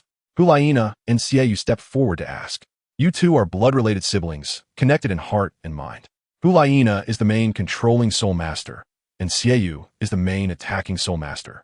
Your cooperation will create a seamless control on the battlefield. Are you both willing to practice the martial soul fusion skill? Bibi Dong asked solemnly. Hulaina and Xiaoyu were somewhat confused, doubting if they could practice the martial soul fusion skill together. Elder Ju, hearing the Pope's clear explanation, immediately felt delighted and first accepted on behalf of his disciples. Thank you, Your Holiness. Hulaina, Xiaoyu, do you agree? Bibi Dong asked seriously again. Hulaina suddenly thought about whether the fusion with her brother would involve that kind of merging, and her face involuntarily turned red. She avoided their gazes, feeling shy. Seeing his sister hesitate, Xiaoyu was also indecisive, but since their master had already expressed gratitude, there was no turning back. I am willing. Xiaoyu accepted his master's gaze and immediately agreed to the Pope. Brother, you don't know that martial soul fusion skill means two people becoming one. That would be too embarrassing, Hulaina said to her brother with a worried expression. Is that what you're worried about? Bibi Dong realized her thoughts. Hulaina shyly nodded in silence. Bibi Dong nodded in understanding and then said to them, Elder Ju, Elder Gay, you two demonstrate the martial soul fusion skill to alleviate Hulaina and their doubts. Upon receiving the Pope's instruction, Elder Ju displayed a proud smile. Elder Gue remained silent, simply following the instructions. They were about to demonstrate the martial soul fusion skill in the Pope's hall, a powerful display that made all the Douluo elders retreat to a safe distance. Bibi Dong stood with the five of them on the Pope's platform to observe. In the Pope's hall, Elder Ju waved his hand to reveal 9 dazzling soul rings, and with his magnificent and vibrant martial soul, the colorful display, alongside the 9 soul rings, looked like blooming flowers, dazzling and eye-catching. Meanwhile, Elder Gue stood still, releasing 9 soul rings. Yellow, yellow, purple, purple, black, black, black, black, black. His martial soul was a ghostly figure, resembling a terrifying specter that would give children nightmares. His soul power exuded a black mist, truly terrifying. Little Snow felt a bit scared after seeing Elder Gue's martial soul. Hulaina simply squinted her eyes, not wanting to see his extremely ugly appearance. Chapter 72. Martial Soul Fusion Skill. The Pope's hall was filled with the aura of soul power and the brilliance of soul rings, opening everyone's eyes. Elder Ju and Elder Gue prepared to release their soul power and soul rings. Martial Soul Fusion Skill. Elder Ju and Elder Gue spoke in unison. At the same time, the space's soul power and soul rings intertwined and fused in a chaotic, magnificent display. In an instant, all the soul rings and soul power energies solidified. Dual static field.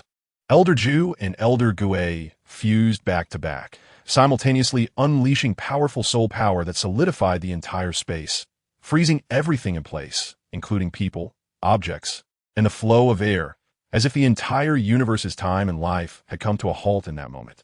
Bibi Dong raised her scepter, creating a golden barrier to protect the 5 members of the Golden Generation from being affected, while the Douluo elders below were completely frozen, unable to move at all. Wow, the spirit fusion technique they released is so powerful. Xiaoxue and Hulaina were curious and wanted to rush over to investigate their spirit fusion technique thoroughly, but they were blocked by a barrier and couldn't get out. Xiaoyu and Yin were stunned in disbelief. Roger understood immediately and was clear about the principle of the martial soul fusion skill. It requires 2 people who are in sync with each other. Otherwise, no matter how powerful they are, they cannot achieve martial soul fusion. The Pope Master has found 2 people who are in sync with each other. Moreover, they are blood relatives. Hulaina and Shiyue are fortunate to be here. Once the 2 siblings successfully fuse their martial souls, they will become the strongest rulers. Bibi Dong is being very thoughtful this time. Roger noticed the flaws in their fusion. It was merely a fusion of martial souls and did not achieve the integration of bloodlines and bodies into one. Bibi Dong pursued true unity. Hulaina and Xiaoyu were the best candidates. In the blink of an eye, their martial soul fusion technique disappeared. Each activation of the martial soul fusion technique consumed a large amount of soul power. If overused, it would cause significant damage to the body, so it would not be activated unless absolutely necessary. With the disappearance of the martial soul fusion technique, everything returned to normal. Elder Ju was overjoyed, which made everyone clearly aware of it. Elder Gue remained expressionless and stood still. Xiaoyu and Yin ran to their respective masters. Master, you were amazing, Xiaoyu said as he ran over. Elder Ju nodded appreciatively at his disciple. Master, you were incredible. I truly admire you, Yin exclaimed excitedly beside his master. Elder Gue nodded without a smile. Other Douluo elders came over to offer their praise. Bibi Dong approached with her 3 disciples. The 2 extremes stillness domain is immensely powerful. Bibi Dong praised. Your Holiness the Pope has previously mentioned that it's truly not appropriate to show off in front of you. Elder Gue humbly replied. How could we compare to Your Holiness the Pope? Elder Ju said, even more humbly than Elder Gue. The 2 extremes stillness domain is a strong defense but lacks offensive power. It can only save lives and cannot kill, which is a significant drawback, as its disappearance could lead to disaster. Bibi Dong made a grand evaluation. Elder Gui accepted the critique with a nod. Your Holiness the Pope is absolutely right. It has strong defensive power but lacks any offensive capability, making it merely a temporary measure. We will use it cautiously. Elder Ju accepted the evaluation. But you two are quite different, Bibi Dong said to the two of them. Is it me and my brother? Hulaina asked, very intrigued by the martial soul fusion technique. This is the best divine technique that Your Holiness the Pope has found for you siblings. In the future, I will be the defeated one, Elder Ju said, making it sound even more inspiring. Really, Master? Xiaoyu asked with excitement. One of you is the main control, and the other is the main attacker. You have both offense and defense, which is the best martial soul fusion technique. Elder Ju understood what Your Holiness the Pope meant, and reiterated it to his disciples. Is it true? Hulaina and her brother, along with their gaze, were all focused on Your Holiness the Pope. I've said it before, your martial soul fusion technique will dominate the entire battlefield. Hulaina's enchanting skills will control the situation. First releasing red mist, then using enchanting techniques to achieve the strongest control, leaving no room for the opponent to perform. Xiaoyu, born to be a strong attacker, will wield the crescent moon blade to defeat the opponent with ease. You both have both offense and defense. When you reach the peak of Douluo in the future, even gods will not be able to withstand it, and you will defeat them thoroughly, Bibi Dong explained in detail to the two of them. Suddenly, there was a sense of dread, and even Elder Ju was very surprised. Bibi Dong, Your Holiness the Pope, spoke so wonderfully, but they truly believed in the power of dominating the battlefield. Their martial soul fusion technique was too powerful. Hulaina imagined the martial soul fusion technique with her brother, and various scenes appeared in her mind. Xiaoyu felt an eager excitement and said, Sister, just rest assured and practice with brother. I will definitely keep you safe and achieve absolute victory. Hulaina, do you still have doubts? Bibi Dong asked again. Your Holiness the Pope, besides my brother, is there anyone else I can choose? Hulaina asked if there was any possibility of practicing with others. What are you talking about, sister? A layer of dark clouds gathered, and it became clear what she was thinking. She didn't want to practice with her biological brother, but rather with the poor boy Roger, which made him feel a deep hatred in his heart. Unless he is removed, her soul will always be tied to him. Xiaoyu secretly despised him, understanding his sister's thoughts perfectly. There is no possibility. Besides your brother, no one can practice the martial soul fusion technique with you at the moment, Bibi Dong replied decisively, making it very clear and extinguishing her thoughts. Is that so? After getting a clear answer, Hulaina immediately gave up. No problem. My brother and I have been in sync since childhood, sharing a bloodline, and practicing with him will definitely yield the best results. I will practice well with my brother. Your Holiness the Pope, will you teach me and my brother? Hulaina happily agreed and asked. Bibi Dong remained silent and did not answer, but said to the two of them, Elder Ju, Elder Gui, their martial soul fusion technique training depends entirely on you two. If there are any questions, please come and ask. You two know more about training than I do. Your Holiness the Pope gave the order. Yes. Elder Ju and Elder Gui immediately accepted the command. You two take them away, Bibi Dong instructed. Elder Ju, excited from head to toe, especially after receiving the task to train the Saintess Hulaina, considered it the best reward from Your Holiness the Pope. From now on, he would be half a mentor to the Saintess, becoming her best teacher, and his status would rise immediately, earning him greater recognition from Your Holiness the Pope. Elder Ju, who was naturally effeminate, loved beautiful women even more than handsome men, and Hulaina was a stunning beauty. Her marvelous figure even surpassed that of Your Holiness the Pope, and having her by his side would bring him more joy. He could also impart his accumulated knowledge of women to her, enhancing her enchanting skills even further. Your Holiness the Pope really knows how to pick people. After Bibi Dong saw Hulaina leave with them, she said, You all may leave. Only Xiaoxue and Roger stay. After receiving the order, everyone respectfully withdrew. Bibi Dong glanced at Xiaoxue and Roger, her eyes conveying a message. Xiaoxue and Roger understood and followed behind as they left the Pope's hall. Walking behind the Pope, Xiaoxue stumbled as she walked. She almost fell down the stairs and was extremely exhausted after 2 intense battles, nearly dozing off while walking. Roger immediately grabbed her and supported her firmly at the waist. Xiaoxue was scared and broke out in a cold sweat. Fortunately, her senior brother came to her rescue. Otherwise, she would definitely have fallen and ended up with a bruised face. She looked at him with immense gratitude. Roger steadied her, making sure she wouldn't fall again. Bibi Dong turned around and asked with concern, I'll carry you, Roger said with a pained expression. No, Xiao Xue summoned her mental strength. She absolutely couldn't show weakness in front of her master, the Pope. Even if she had to crawl, she would climb up the 100-meter-high castle building. The junior sister was very stubborn, and she hurriedly followed her master, the Pope. Roger could only watch anxiously from behind, unable to help, but he was there to protect her. If she fell, she would land in his hands, ensuring her safety. Chapter 73. Doing everything to help junior sister Xiao Xue. The castle of the Pope's Hall is over 100 meters tall, and climbing to the top feels like running a marathon. Xiao Xue reached the last floor, but couldn't climb the last 10 meters. Suddenly, the world spun around her, the ground shook, and she felt dizzy and about to fall. Xiao Xue could no longer hold on to the handrail of the staircase and began to fall backward. Wow, she finally fell. Roger reached out and steadily caught his junior sister Xiao Xue in his arms. "Senior brother, I'm counting on you one last time," Xiao Xue said softly, fully entrusting herself to him as she looked at him for help. Then, Xiao Xue fainted. It was the first time he held Xiao Xue like this.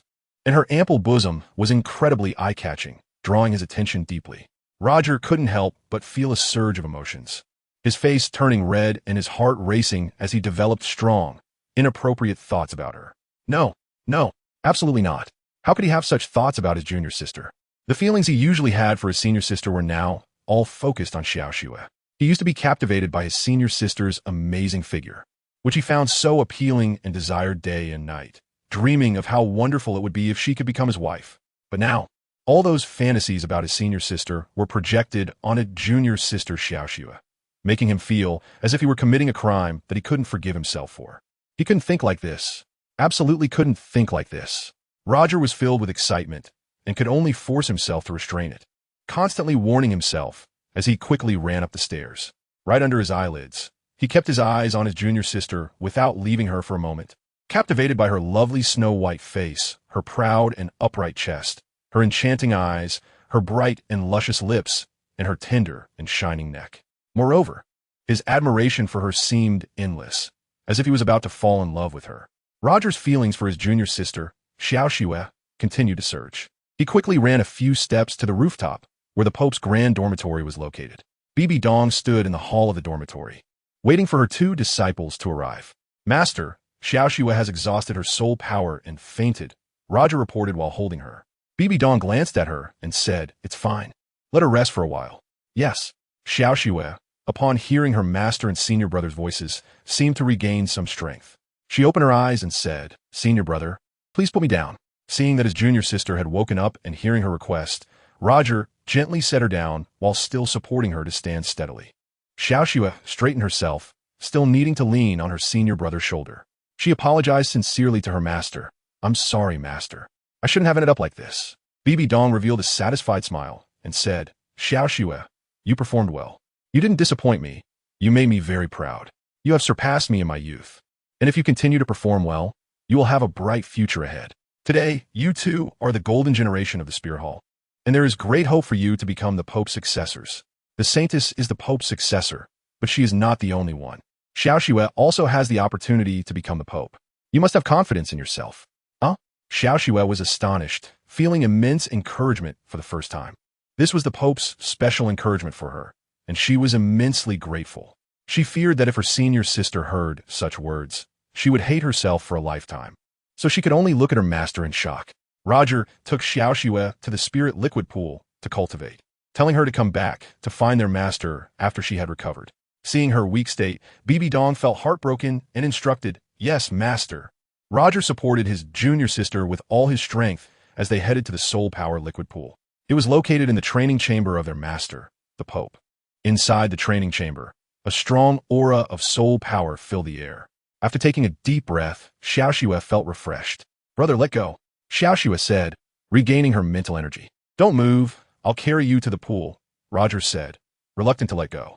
"Thank you, brother," Xiao Xue agreed, allowing him to take her to the liquid pool. "You can meditate here at ease. I'll help you." Thank you, brother." Xiao Xue was eager for that. "Don't speak," Roger said as he helped her sit in the liquid pool. Xiao Xue calmly meditated, focusing her mind and energy. Roger channeled soul energy into his back, gathering enough spiritual energy before slapping it onto Xiao Xue, forcibly pushing the energy into her. With a powerful shove from behind, Xiao Xue was startled. And under the infusion of the strong soul energy, she quickly absorbed the spiritual energy that surged throughout her body, rapidly filling her soul power. After meditating for a while, Xiaoshue's soul power was restored. Roger sensed that Sister Xiaoshue's soul power was abundant, and he withdrew his hands. Senior brother, I'm better now. I can feel that your abilities have greatly improved. You will have strong combat capabilities in the future. Xiaoxue suddenly stood up excitedly and asked, Really? Wow. Sister Xiaoxue has a nice figure. So sexy and beautiful. Roger widened his eyes in shock. When he encountered his senior brother's surprised gaze, Xiaoxue glanced down at her chest, quickly hugged it to cover it, and angrily said to him, Senior brother, where are you looking? You're so bad. Afterwards, Xiaoshue's face turned red. It really is bad. Roger had to admit that he couldn't escape. His nose was bleeding. When Xiaoxue saw him with a nosebleed, she became even angrier. He was simply terrible. What was he thinking? His nose felt weirdly itchy, as if something was flowing out. As soon as the junior sister mentioned it, Roger touched his finger and found it covered in blood. This was serious. He had embarrassed himself in front of the junior sister, and there were 1,000 reasons he couldn't explain. Roger quickly took out a tissue to wipe his nose, then stuffed it into both nostrils, saying, I'm sorry. Don't let the master find out. As soon as he mentioned the master, Xiaoxue became more nervous than anyone else. The clothes she had just worn were soaked, clinging to her skin as if they had turned into transparent paper, leaving her exposed with nowhere to hide. It was okay that only her senior brother had seen her, but she absolutely couldn't let a second person see her. That would be too embarrassing. Even her senior sister and the master couldn't see her like this. Xiaoxue ran to a dark corner beside the spiritual liquid pool and said, You turn around, I need to change my clothes. Roger is very honest. Not only does he turn around, but he also closes his eyes. When he closes his eyes, his mind is filled with the clear image of his junior sister, Xiaoxue, permanently etched in his memory. In a dark corner, Xiaoxue takes out a clean set of clothes from her spatial ring, changes into them completely, and then puts her wet clothes back into the spatial ring. When Xiaoxue appears in her clean clothes, she looks completely refreshed. Senior brother, why don't you change your clothes? Xiaoxue asks upon seeing him. Roger was in a state of panic, completely forgetting some important things. He could have taken off his clothes and entered the spirit liquid pool to transfer his energy to his junior sister. But all he could think about was her, completely forgetting himself. This was something he could only blame himself for, as he had forgotten the important matters in a moment of urgency. In the past, whenever he went to the spirit liquid pool, he would strip completely. This time, he forgot and ended up soaking wet. It doesn't matter that I'm wet. I'll be fine in a bit, Roger replied awkwardly, scratching his head. You didn't bring a change of clothes, did you? I did bring some. Then why don't you change? I already changed. If Master sees that your clothes are all wet, she'll be angry. After being reminded by his junior sister, Roger had no choice but to feel worried, as he didn't dare to change in front of her. Xiaoxue noticed her senior brother's concerns and pointed to a place, saying, You can change over there. I'll be there too. I'll keep watch for you. Roger nodded in agreement, but didn't need her to keep watch. Who could come in here besides the master? When the senior brother reached that dark corner, Xiaoxue turned around to face away, covering her face with both hands. Normally, this wasn't the case. Why was it so strange today? When the Pope Master was here, Roger and Xiaoxue had never felt awkward, but now it had become extremely uncomfortable. Xiaoxue initially had no issues, but as she turned away and covered her face, an overwhelming curiosity surged over her, constantly thinking about sneaking a peek at a secret. Wanted to see him change clothes. In the dark place, Roger realized it was a good spot. It had usually been occupied by the junior sister, and facing the corner, there was nothing to see. Roger took off his wet clothes and took out a clean set of clothes from the spatial ring to change into. Senior brother, can you see clearly? Do you want me to turn on a light for you? Wow, what is this? Roger was startled, and his junior sister appeared like a ghost, stepping right onto his shorts, looking up with a flustered expression. Suddenly, a bright white light shone into his eyes. Roger was suddenly blinded and panicked, flailing around and grabbing onto a soft hand as if it were a lifeline. Bang, bang, bang. A series of events unfolded in quick succession. All he could hear was the sound of collisions and falls, while everything else fell silent. Roger saw it in a daze, one hand covering it, the other pressing on her shoulder with half of his body leaning against her. His mouth touched her soft lips. Xiaoxue, startled, fell down and became a cushion, momentarily losing her breath and spirit due to the pressure, left in a daze, holding a lamp high to illuminate everything in front of her. Roger and Xiaoxue locked eyes. their hearts racing as they breathed and beat in sync, also tasting the flavor of their lips at the same time. Does this count as a kiss? Suddenly realizing, Roger knew he had done something wrong and quickly panicked, hastily putting on his clothes. For a moment, Xiaoxue lay foolishly on the ground, unable to move. Her 3 souls and 7 spirits had not yet fully returned. Chapter 74. The Pope Master's Reward, a technique book and a heart method. Roger turned around and saw his junior sister Xiaoxue still lying on the ground, unmoving, so he walked over curiously. What's wrong with you? Xiaoxue felt a chaotic mix of emotions. Sometimes her heart raced so fast she couldn't breathe, and at other times she felt as if her lips had been bitten and couldn't find where they were. Suddenly, a strange feeling surged in her heart. Was that just now considered first kiss? It didn't seem like it. It felt like her senior brother had kissed her long ago. This time was purely an accident, not a kiss, not a peck, just a brush. Her senior brother came over to take care of her, but when he asked, she didn't know how to respond. His voice made her heart race even more. Was this what it felt like to be moved? At that moment, it felt like the kind of affection she had for the mischievous Yuega, but it was 100 times stronger. You can't get up lying down. Let me help you. My eyes blurred just now, and I accidentally grabbed you and made you fall. Junior sister, I'm really sorry. If you want to vent, just hit me. Roger squatted in front of her, holding her shoulders with both hands, earnestly apologizing. Senior brother, are you responsible for this? Xiaoxue thought wildly in her heart and weakly asked a single question. Huh? Why do you say that? Roger was so scared that he didn't dare to make a sound. Sigh. Xiaoxue suddenly understood that she absolutely could not be overly sentimental anymore. With a self-deprecating sigh, she gathered her strength and sat up, saying, You boys are all the same, looking down on people. Huh? What do you mean? We don't look down on anyone. It's just that we really don't dare to take responsibility. What happened just now was all an accident. How can we treat an accident as something serious? Roger was at a loss for words. It was better to remain silent. Xiaoxue, unable to get the answer she wanted, sighed pitifully and said, I'm fine. I just got startled and lost my soul for a moment. I only got up after retrieving my soul. From now on, I won't meddle in other people's business. Just now, I didn't say anything. Oomph. The junior sister, unable to get the answer she wanted, let out a self-deprecating laugh and went out. Roger watched helplessly as his junior sister stormed out in anger. Sigh, this is really not good. How could he develop unusual thoughts and feelings towards her? If his senior sister found out, it would be the end for him and his junior sister. When his senior sister got angry, it would be absolutely terrifying. Xiaoxue walked out of the training room with resentment, and upon remembering that their master was in the hall, she didn't dare to go alone. Once his junior sister left, Roger followed behind, hands in his pockets, walking out with a straight posture. Senior brother. Roger heard a gentle voice asking for help at the door. She forgave what had just happened and looked over at her. Roger kindly placed her palm on the top of her head, and now they were going to see the master together. Xiaoxue followed behind, turning into a well-behaved little sister, obediently walking with her head down. Bibi Dong spent the majority of her day in the top floor's sleeping quarters, either sleeping or meditating. The remaining time was spent lying on the sofa chair, lost in thought. The Pope Master lay comfortably on the large sofa, propping his cheek in contemplation. That large sofa chair was Sister Hulaina's favorite. Whenever the master wasn't around, she would be the first to rush over, plop down, and stretch her long legs to showcase her status.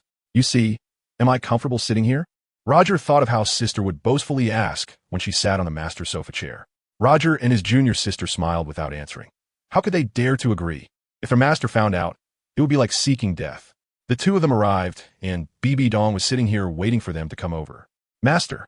Roger and his junior sister stood in front respectfully and called out. Bibi Dong released her fist that was propping up her face and asked, Do you have something to discuss?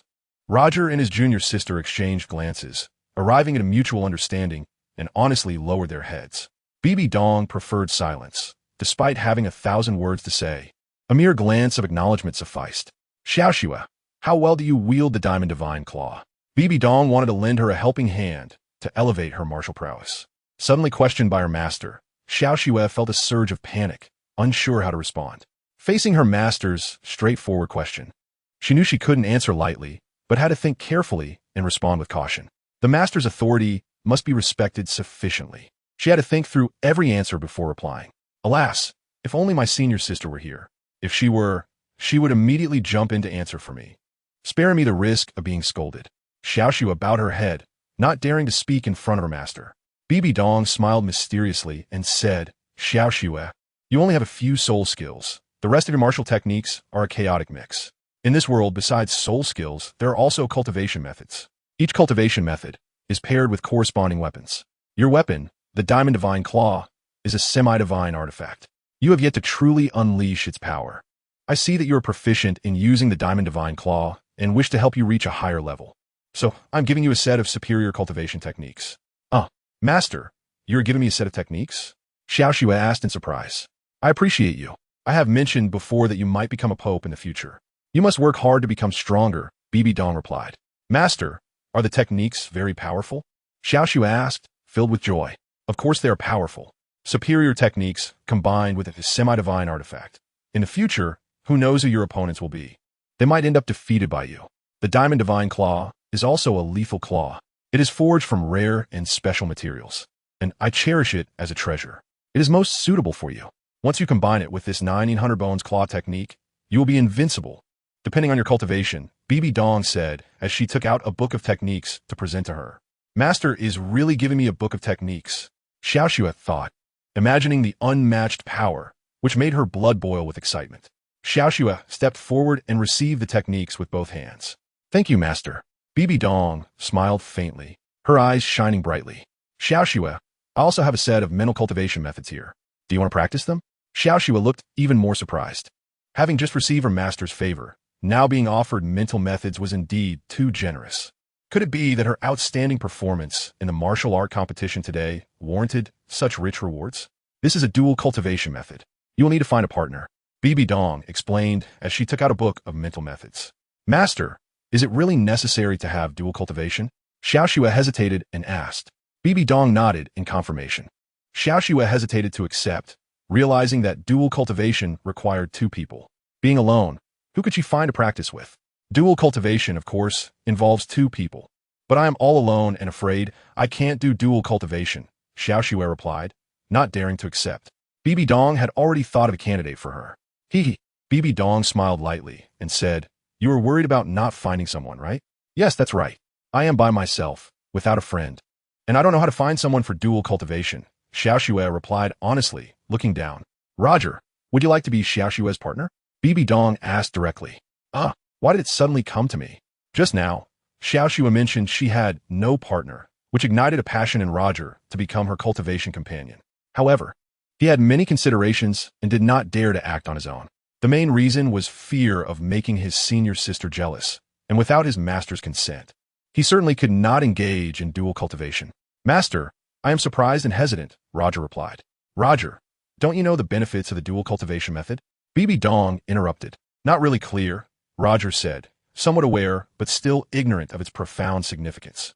The dual cultivation method allows two people to communicate their thoughts, achieving a connection of minds, enhancing their cultivation together, and when they fight as a team, they can coordinate better, unleashing tremendous power in joint combat. Xiao Xue is pure-hearted and kind, careful in her actions, and focused in her cultivation. The dual cultivation method can also enable them to cultivate a martial soul fusion skill. Bibi Dong pointed out the most crucial aspect, making them both intrigued. Master, we can also cultivate a martial soul fusion skill. Roger was thrilled at this prospect, seeing it as an opportunity to openly engage in dual cultivation with Xiao Xue. Xiao Xue's eyes widened in even greater surprise. Bibi Dong nodded, ensuring they both understood. Roger smiled continuously at his junior sister with joy. What is senior brother smiling about? Xiao Xue suddenly felt shy. Her face turned red, making her feel a bit scared. Master, as long as Xiao Xue is willing to cultivate, I have no problem at all. Roger replied enthusiastically. Bibi Dong blinked her beautiful eyes, feeling delighted. He would never disappoint his master. Xiao Xue was constantly nervous in her heart, vaguely guessing what it meant to cultivate together. Could it really lead to an irresistible realm? Is it really like that? Xiao Xue shook her head tightly, trying to block out that shameful imagery. Xiao Xue, you take this back and study it carefully. If you understand and want to cultivate, then find Roger. If he doesn't want to cultivate with you, come to me, and I'll show you how to deal with it. Bibi Dong handed over the dual cultivation technique. Roger smelled his master's warning and could only foolishly smile while touching his head. Xiao Xue carefully picked up the dual cultivation technique. Thank you, master. Xiao Xue was immensely grateful to her master. You are fine now. Please go back and rest. Bibi Dong waved her hand. Roger and Xiao Xue respectfully exited. Bibi Dong watched them leave, smiling broadly. In her heart, she thought that Roger would one day become immensely glorious, able to reach the pinnacle and possess countless halos. However, with so many halos, someone would need to accompany him to enjoy them. Roger needs companions like Hulaina and Xiao Xue by his side. Without their constraints, he would live a very lonely life, just as unhappy as he is. Chapter 75, Senior Brother's Princess Carrie, Dual Cultivation Heart Method. Xiao Xue received a special reward from Pope Bibi Dong, and she was extremely excited, running down the 100-meter-high building as fast as flying. The junior sister ran down the stairs without fear of falling. Roger smiled, which was her usual style. Chasing the wind as she went downstairs gave her a feeling of flying. She received a special reward, and if her senior sister heard about it, she wondered what her reaction would be. But she wouldn't tell her unless the Pope Master and junior sister wanted to tell her. Otherwise, she would never know the secret that happened today. Roger had to protect this huge secret for his junior sister, while also guarding his own secret. The secret was safest hidden in his stomach. It's true that trouble comes from a mouth. Not daring to act recklessly in the Pope's palace, Roger quickly followed his junior sister down the stairs, moving silently like the wind. In the blink of an eye, they reached the grand hall below. Little Snow, like the greatest victor, jumped and stood steadily in the hall, turning around to look for her senior brother. The hall was empty, devoid of any figures. Roger ran up to her and said, "Let's go." It turned out that his senior brother was even more exhilarated than he was, and Little Snow excitedly chased after him. Roger wanted to return to the Disciple Castle Tower, to his own space, and fly freely. "Wait for me," Xiao Xue shouted as she chased into the Disciple Castle Hall. At the bottom of the stairs, Roger stopped to wait for her. Xiao Xue ran to his side and said, "I can't run anymore. Are you hungry?" "Not hungry." Roger, even if he was hungry, couldn't say so. He encouraged her, "Let's eat dinner later. Let's go back and rest first." "Will you pull me?"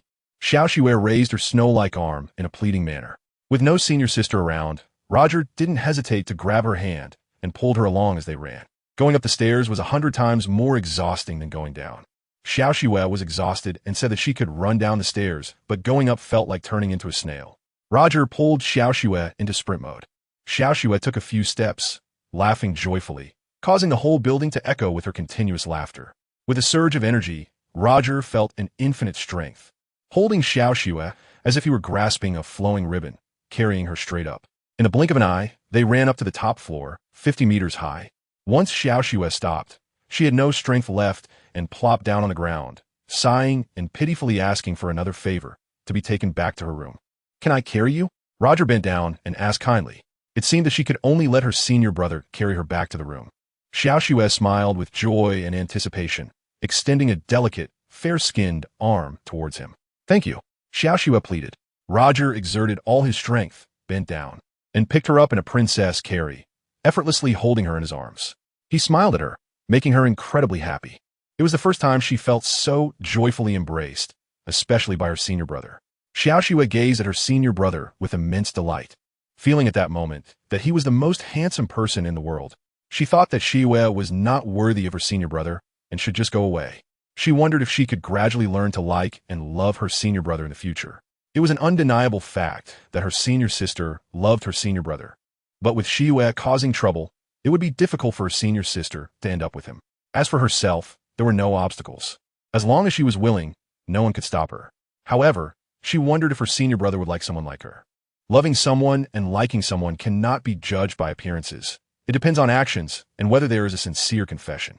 Suddenly, Xiao Xue felt her senior brother's tenderness and warmth, and she lovingly pressed her cheek against him, listening to the joyful beating of his heart. Roger thought to himself that his junior sister would be touched this time, and would treat him better next time, right? Holding the lightweight junior sister in his arms, Roger pushed open the door to her room, deliberately glancing at the large door of his senior sister's room. Could she be in there? "Do you think the senior sister has come back?" "Huh?" Xiao Xue suddenly woke up, looked up in surprise, but the person had already entered the room. Roger gently placed her on the bed and said, "You rest. I'll go take a look at senior sister and then come back to see you." "Mm." Xiao Xue responded. In an instant, her heart calmed down.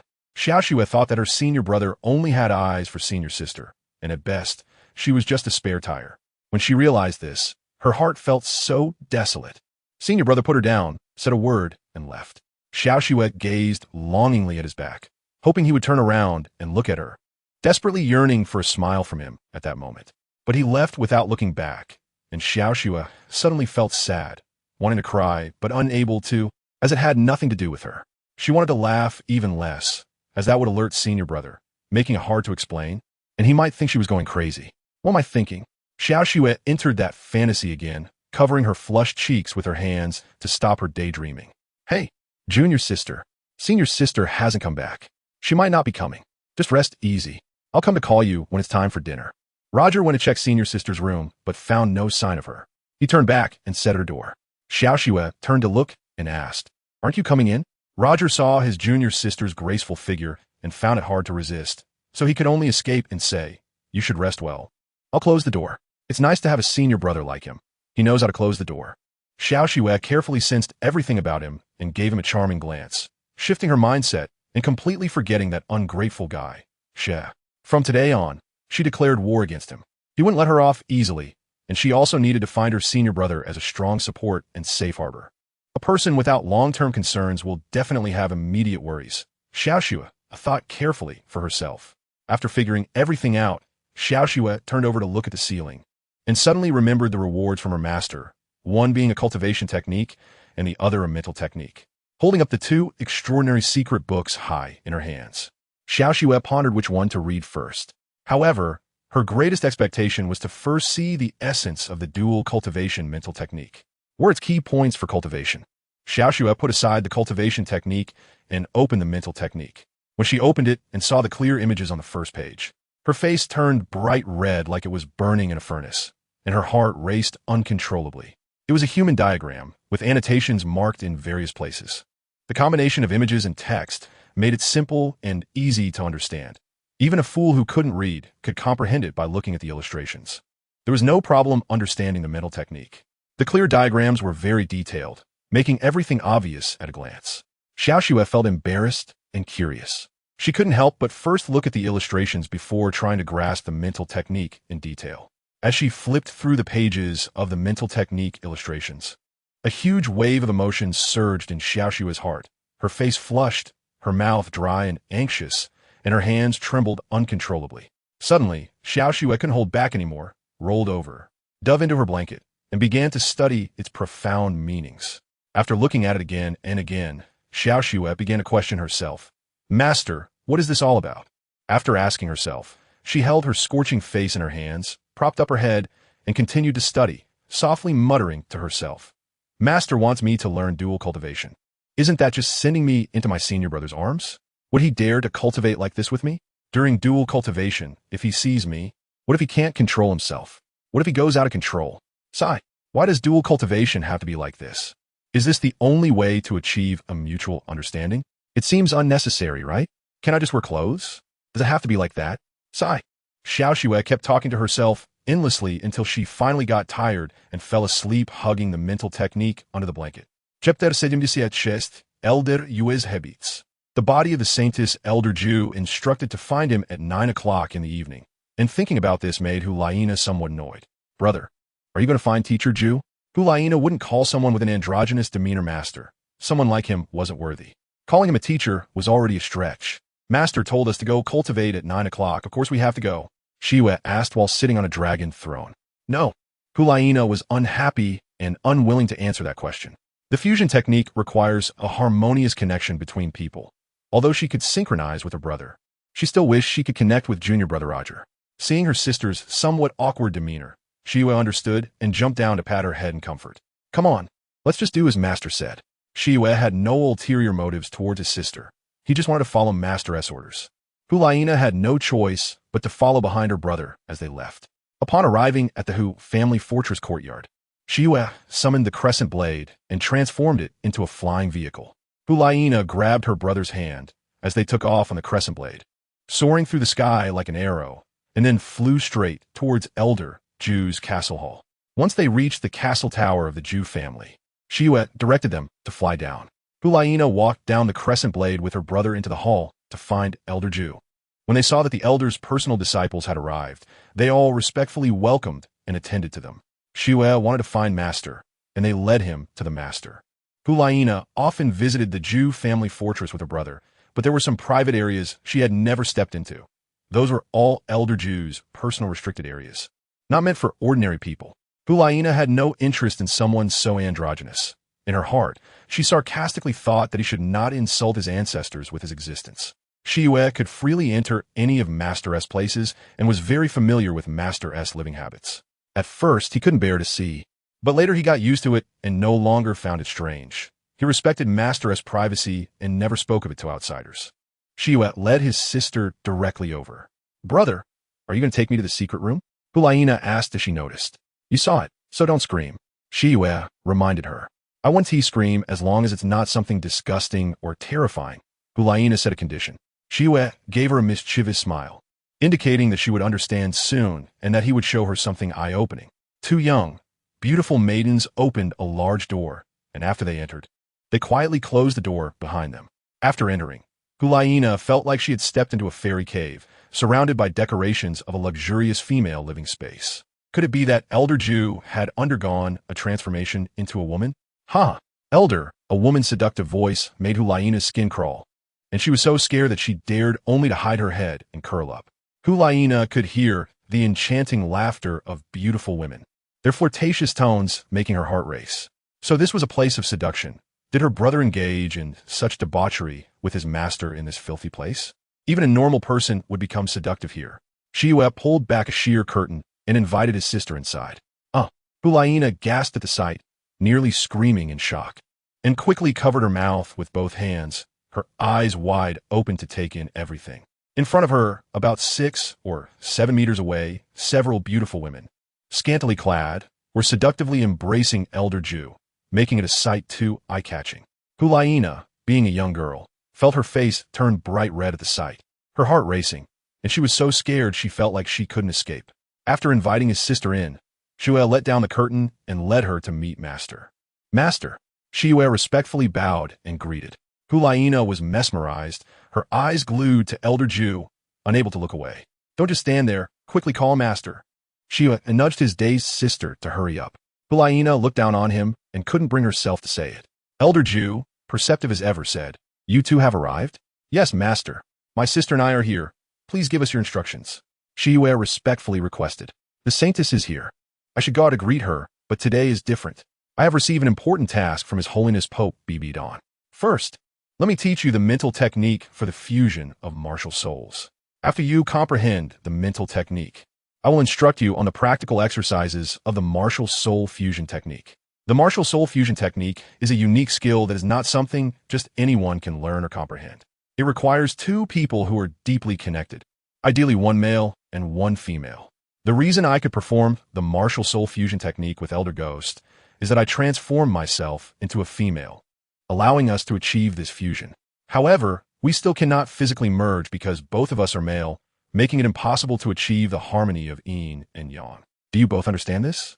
Elder Jew, surrounded by many beautiful women, proudly flaunted her long, sharp claws and taught them the basic principles of the martial soul fusion technique while explaining the characteristics of her own fusion skill. As she spoke, Hulaina instantly grasped the key point. It requires two individuals of opposite sexes, and the martial soul fusion technique cannot be completed by just anyone. For the first time, she understood why he was neither male nor female. It turned out he made some sacrifices for the martial soul fusion technique. "Yes, Master, I understand," responded Sieyu. "Saintess Hulaina, do you have any dissatisfaction with me?" Sieyu noticed she harbored different thoughts. Hearing him call her Saintess boosted Hulaina's self-esteem significantly, and she boldly asked him, "Teacher, I want to know why you don't want to be a righteous man with a masculine demeanor. I am not used to your tone. It does not sound like a man, but rather like a woman with a demonic aura." Sieyu's face changed dramatically, staring in panic, hating her for speaking carelessly, as if she wanted to end her life here. Elder Jew suddenly became very righteous, stood up in her shining attire, walked up to the Saintess, and danced her long sharp fingers with a piercing gaze, intimidating her to see clearly what this was. Hulaina was not afraid of his ghostly expression at all. "Saintess, do you know what my martial soul is?" Elder Jew asked with an evil demonic air. "It's chrysanthemum," Hulaina answered, of course knowing.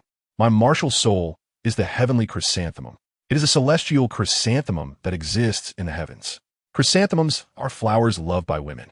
It is natural for women to love beauty, while it is not fitting for men to do so. I inherently lack masculinity. When I activated the heavenly chrysanthemum martial soul, it meant I could only possess the gentleness of a woman throughout my life. My heavenly chrysanthemum transforms into an invisible soul tool that kills without a trace, sealing the throat with blood. I want to become a man full of masculinity. Do you think I can achieve that? Elder Ju spoke gently and kindly to clarify things to prevent further misunderstandings. Hulaina understood and winked at him. Saintess, you possess a naturally enchanting fox martial soul, which is the most tender and charming body in the world, yet you have not fully grasped the essence of your own body. Your body will release an invincible charm that even gods cannot stop. Do you understand the mysteries of your body? Elder Ju circled around her delicate and enchanting figure, drooling, her fingers itching to embrace her and savor her, but her heart dared not. Even with 1,000 guts, she wouldn't dare. Is my body extremely soft and feminine? Hulaina asked. Wrong. It is not an extremely soft and feminine body, Elder Ju decisively replied. Hulaina was suddenly confused. Wasn't that what was just said? What was he trying to say? Master, what kind of body does my sister have? Xiaoyu asked, equally curious. Elder Ju was not in a hurry. Circling around the saintess again, examining her from head to toe, then facing her said, You have an unparalleled and unmatched enchanting body. Saintess, you possess a divine-like physique. It all depends on your comprehension ability in the future. Once you succeed, you will become a demon god, immortal and indestructible for generations to come. In the future, only gods and extraordinary beings will be worthy of you. The other half you possess will be the strongest man in the world. You can assist him in reaching the peak, and you will attain supreme glory. Saintess, once you find that person, you must cherish and love him with your life. Teacher, that kind of person probably doesn't exist in this world, right? It feels like I'm listening to a story. Hulaina found his words too mysterious to believe. Huh. Elder Ju laughed heartily. Whether you believe it or not is up to you. Don't forget your feminine and enchanting body. If you abandon it, you will lose everything. What you said makes me doubt. Hulaina absolutely would not believe his ghostly words and replied seriously. Your charm combined with your brother's dominance is impeccable. You must trust me, and also trust His Holiness Pope Bibi Dong. Go. Elder Ju finished and pushed her with a palm. Hulaina had no time to react and suddenly flew into a group of beauties. They rushed up, touching and grabbing, and Hulaina, wanting to struggle, was entangled. Saintess, this is the special training given to you by the teacher. You must learn well from them how to entangle men, bringing out the innate potential hidden within your body. You will feel extraordinarily different. Elder Ju pointed with her sharp finger. Hulaina felt uncomfortable all over, wanting to break free from their ghostly hands. But it felt like she was poisoned. She couldn't move and could only listen to what he said, beginning to feel half-believing. Practice well, Xiaoyu instructed before leaving. Pointing at his sister, Elder Ju took her beloved disciple out. Once Elder Ju left, the group of over 10 beautiful women began to teach the saintess hands-on, helping her deeply understand what a woman is. They made the saintess aware of the essence of womanhood. Under their ghostly claws, Hulaina was stripped bare, suddenly feeling immense pain, as if she was subjected to great humiliation. No, Hulaina seemed to have fallen into a trap, engulfed and scraped alive by this group of enchanting women, screaming in extreme fear. After a while, the sound of her cries for help faded away. Chapter 77. The Red Mist Formation. Xiaoyu fights to the death. Xiaoyu followed his master into a tall, mysterious training chamber. Today was different from the past.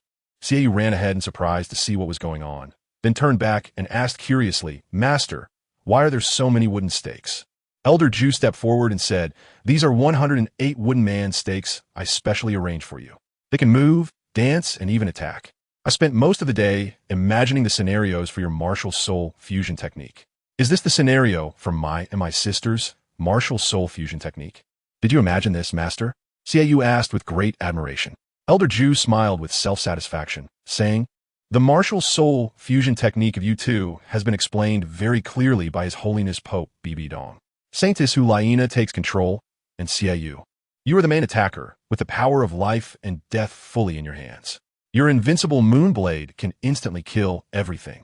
The saintess will control the opponents within the range using the red mist and enchanting techniques, and you will take the opportunity to defeat and kill all opponents. Their lives and deaths are in your hands.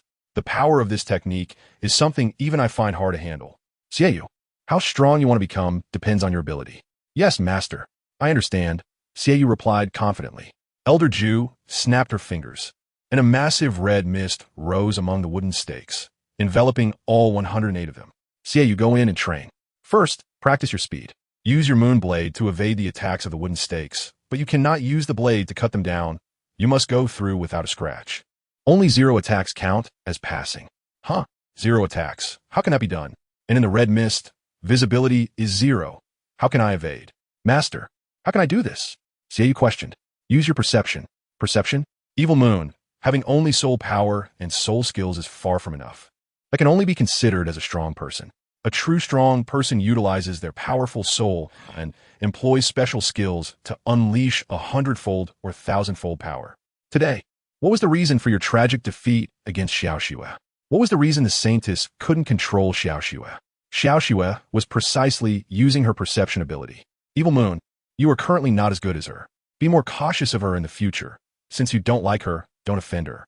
If she kills you out of anger, even I won't be able to help you take revenge. You must be clear about this.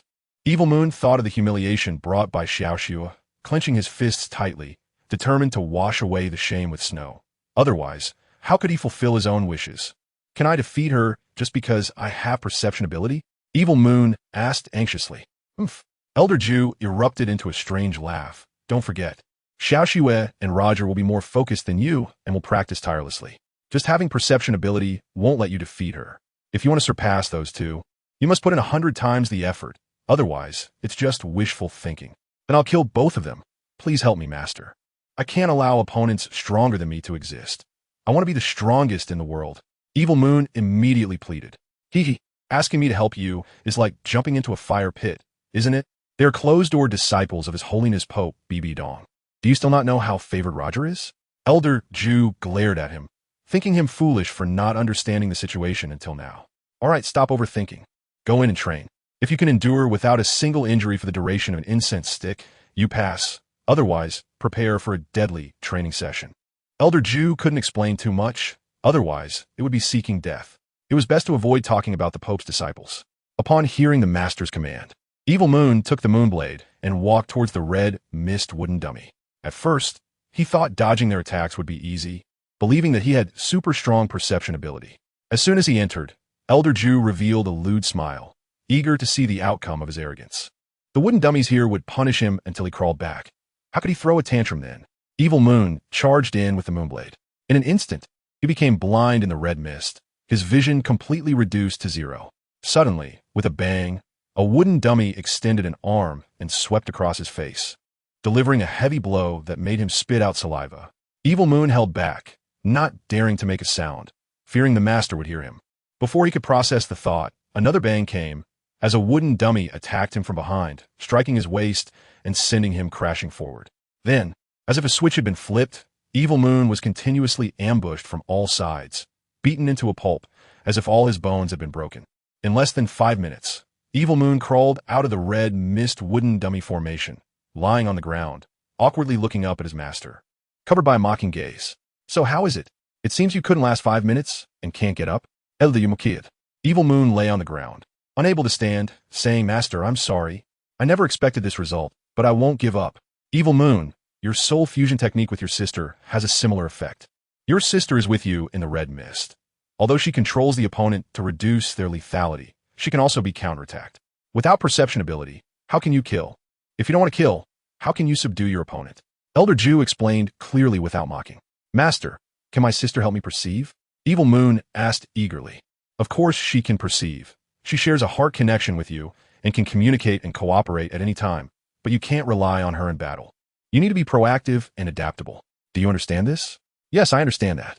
First, meet my requirements, then think about practicing the soul fusion technique with the Saintess. Yes. After Elder Ju finished instructing, he turned to leave upon hearing Evil Moon's promise. Once the Master left, Evil Moon dared to take a loud breath and rest. He had just endured the most brutal attack of his life, completely defenseless. If he could use the knife to slash, it would sweep everything away. Holding the knife, but unable to use it, made him feel very helpless. After catching his breath, Evil Moon lifted his heavy body to stand up, every movement causing excruciating pain, like his bones were being pulled apart and his skin torn. He couldn't help but let out cries of pain. Perception. Evil Moon firmly remembered these 3 words. The master's task was to endure for the duration of an incense stick without a single injury and 0 attacks. It was a daunting task. Surely the master couldn't accomplish it either, right? But to cultivate that mist soul fusion technique, he couldn't think about such nonsense. Deep down, Evil Moon had a stubborn belief that anyone who dared to bully him would have to die. Now that he was severely bullied by the wooden dummies in the mist, he swore not to be human if he didn't complete the task. I have soul talent. I don't believe in evil. Only others believe in my evil. Evil Moon straightened up, glaring hatefully at the red mist formation. He charged and filled with malice. The screams rang out, and Evil Moon was directly struck out of the red mist formation. He fell heavily to the ground, unable to get up, lying there staring at the ceiling. After catching his breath, Evil Moon picked up the moon blade and charged in with rage. The screams became even more intense as he was struck and ejected from the red mist formation again. This time, Evil Moon lay on the ground, on the verge of death, hardly moving for a long time. After a while, he felt as if he was reborn from the dead, gasping for breath, half alive, feeling deflated, seriously doubting whether he had any perception ability at all. Why am I only receiving blows? Why is my talent so poor? 100,000 questions surged in Evil Moon's mind. Chapter 78, The Incredible Sister. The night turned into day. Roger has visited his junior sister Xiaoxue several times, and each time she was deep in sleep. Seeing her sleeping so soundly, he didn't dare to wake her. Yesterday, Xiaoxue experienced the most intense competition of her life. She gave it her all. Now she is so tired that all she wants to do is sleep. Roger, watching her, can only feel heartache. He gently brushes his fingers over the blanket, not daring to touch her smooth, fair face. Xiaoxue's face is as delicate as cream, and he fears that even a light touch could break it. In his heart, Roger can only cherish and protect this lovely junior sister. No one can harm her. Suddenly, he notices that she is holding a book in her arms, guessing that it is either a martial arts manual or a mental training text. Curiosity wells up in him, and he wants to sneak a look at it. Carefully, Roger pinches the corner of the book to pull it out from her embrace.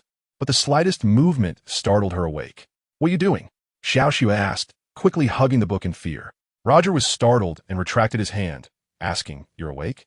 It turned out to be his senior brother. Xiaoxue realized this and wasn't angry, but she immediately decided to hide the dual cultivation manual, as the illustrations inside were too inappropriate. She didn't know how many times her master had seen it. Anyone who looked at this manual would reveal their true nature to her master. Now that Xiaoxue had seen this manual, it would be easy for her master to guess her thoughts, and she wouldn't be able to hide anything in the future. But she couldn't let her senior brother see through her intentions, so this manual absolutely couldn't be shown to him. "Senior brother, how come you're here?" Xiaoxue asked, covering her head with the blanket. "It's dawn. I came to wake you up. I brought you breakfast because I thought you must be hungry. Has sister been here? I haven't even seen her shadow. I think she's with Elder Ju and her brother practicing the martial soul fusion technique. She probably doesn't have time to come here." "Oh, sister won't come here anymore." Xiaoxue felt relieved, squatting up, causing the blanket to fall off her head onto the bed. Her clothes were in disarray, exposing a large portion of her chest, perfectly visible to anyone. Roger glanced over and was shocked to the core, pretending he hadn't seen anything and turning his head away. At the same time, Xiaoxue noticed and covered her face with her hands. "Turn around, don't look at me." Xiaoxue startled herself first, thinking that her senior brother hadn't seen anything, and took remedial measures, telling him to behave and not to look around. Roger turned around and asked, "Hey, Xiaoxue, have you looked over the heart method and skills your master gave you? If there's anything you don't understand, feel free to ask me." Xiaoxue adjusted her dress and returned to her normal form, saying, "What is there for me not to understand? I'm not illiterate. I get it at a glance. Do you want to practice dual cultivation?" Roger, curious about the dual cultivation method, was eager to see its mysteries, so he was looking forward to taking a look. "I won't practice it yet. I'll focus on the skills first. I only have soul power without techniques, and that would lead to big losses. That heart method isn't very important. I'll practice it after I master the skills." "Have you finished putting on your clothes?" "Yes." Roger turned around and jokingly asked, "Why is your face so red?" "What do you mean my face is red?" Little Snow suddenly got angry, raised her fist, and punched his shoulder, then pushed him on the back and shouted, "Get lost." What did he do to offend her? It was just a genuine joke, and she was hitting him with fists and palms. She was being unreasonable. Roger's face turned red, and he stepped back, dumbfounded as he watched her get so angry. "You have to take responsibility if you look at me," Little Snow warned, pointing at him. "I really didn't look at you, okay?" Roger insisted stubbornly with a flushed face. How dare he deny it? Little Snow noticed his attitude, pointed at her face with one hand, jumped off the bed with one foot, and got really angry. Roger didn't dare to run. If he did, he would feel guilty like a thief and wouldn't be able to explain himself clearly. Xiaoxue clung to his neck, supporting her body, and leaned her mouth close to his ear to ask, "Did you see it?" Roger refused to admit it. But as soon as she tugged at his ear seriously, her sharp nails dug into his flesh, causing a sudden, overwhelming pain that connected deeply. "Ah, ah, ah." Roger cried out in pain repeatedly until he finally surrendered, glancing over but seeing nothing at all. "Impossible?" Xiaoxue asked in disbelief. "Fine, I'll take another look and see clearly." "What do you want?" Roger didn't want to play around with her anymore and admitted everything, waiting to see how she would respond. Xiaoxue let go of his ear, mimicking her senior sister style, and unleashed one last round of punches and kicks in frustration. Roger didn't move, letting her hit him as much as she wanted. "Why aren't you fighting back?" Xiaoxue asked, surprised. "The way you're hitting is like tickling. Why should I fight back? It's no fun, I'm done playing." Xiaoxue had won, and it wasn't fun anymore, so she stopped joking around. "Don't you want me to be responsible for you? I want you to marry me and be my husband. But you don't dare. Are you afraid of your senior sister?" Xiaoxue took the opportunity to confess, wondering if he would dare to accept the challenge. "What does it have to do with her? I'm not what you think I am with her. We're so young, and you're already thinking about getting married. Where's your mind going? Why can't I? I'm almost 16, and in 2 years I'll be an adult. Isn't it okay for me to make long-term plans for myself?" Roger couldn't find the words and could only smile happily at her. "Sigh, I'm so disappointed. I've been at the Spirit Hall Academy for 6 or 7 years. And in the end, I don't even have a close boyfriend. That bastard Xiaoyu, isn't he a commitment phobe? Are you hungry? Are you going to eat the breakfast I brought you?" Roger decided not to talk about that anymore. The more they talked, the less secure he felt. After this serious conversation, he finally understood his junior sister's inner thoughts. Her mindset was very mature from the beginning. She hadn't even grown up yet and was already thinking about dating boys. Does she want to marry and have children early? Does she want to enjoy family happiness early? Who says I'm not hungry? I thought it was still yesterday. I didn't realize a whole day had passed. Sister, is she not coming here? Now she's being tightly controlled by her brother. He's afraid you, the pervert, will eat her up. You guys, none of you have a conscience when you talk or act. Am I the kind of person you think I am? I don't understand how girls think. You and your senior sister are both precocious types. Calling me a pervert. Who knows who is worse? You only want to be Xiaoyu's girlfriend, but he's still that kind of blockhead with a heart of stone. Hey, senior brother, can I ask you a question and you answer honestly? Xiaoxue suddenly became serious. Go ahead. What kind of girl does Xiaoyu like? I still can't figure out his thoughts, but I've noticed he is never interested in any girl. Is he a cis-con? What do you mean by that? Roger asked, finding it reasonable. Look, he just wants to protect his sister, and doesn't he allow her to date any boys, right? Didn't he let Yin date her? Yeah, you don't get it.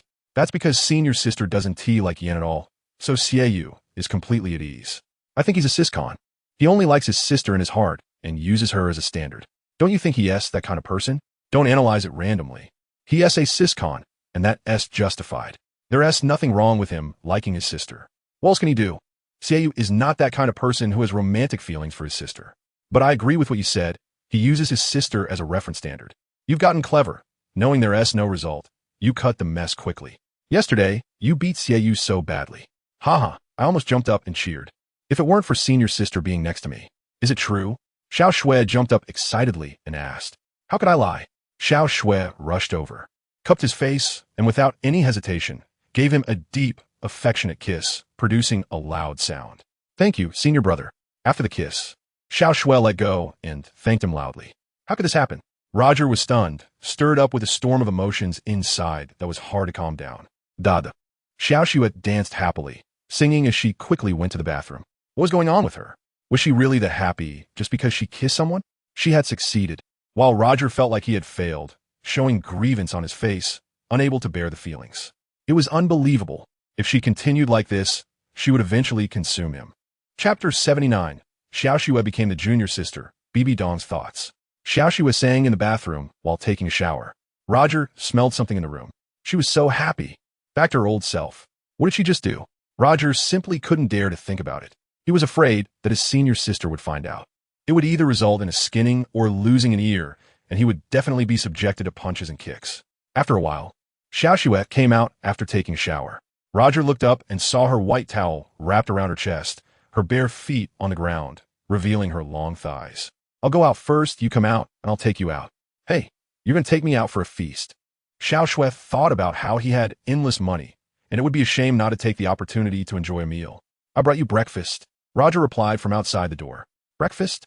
Xiao Shui glanced back, making a funny face and sticking out her tongue, thinking she didn't want porridge and buns today.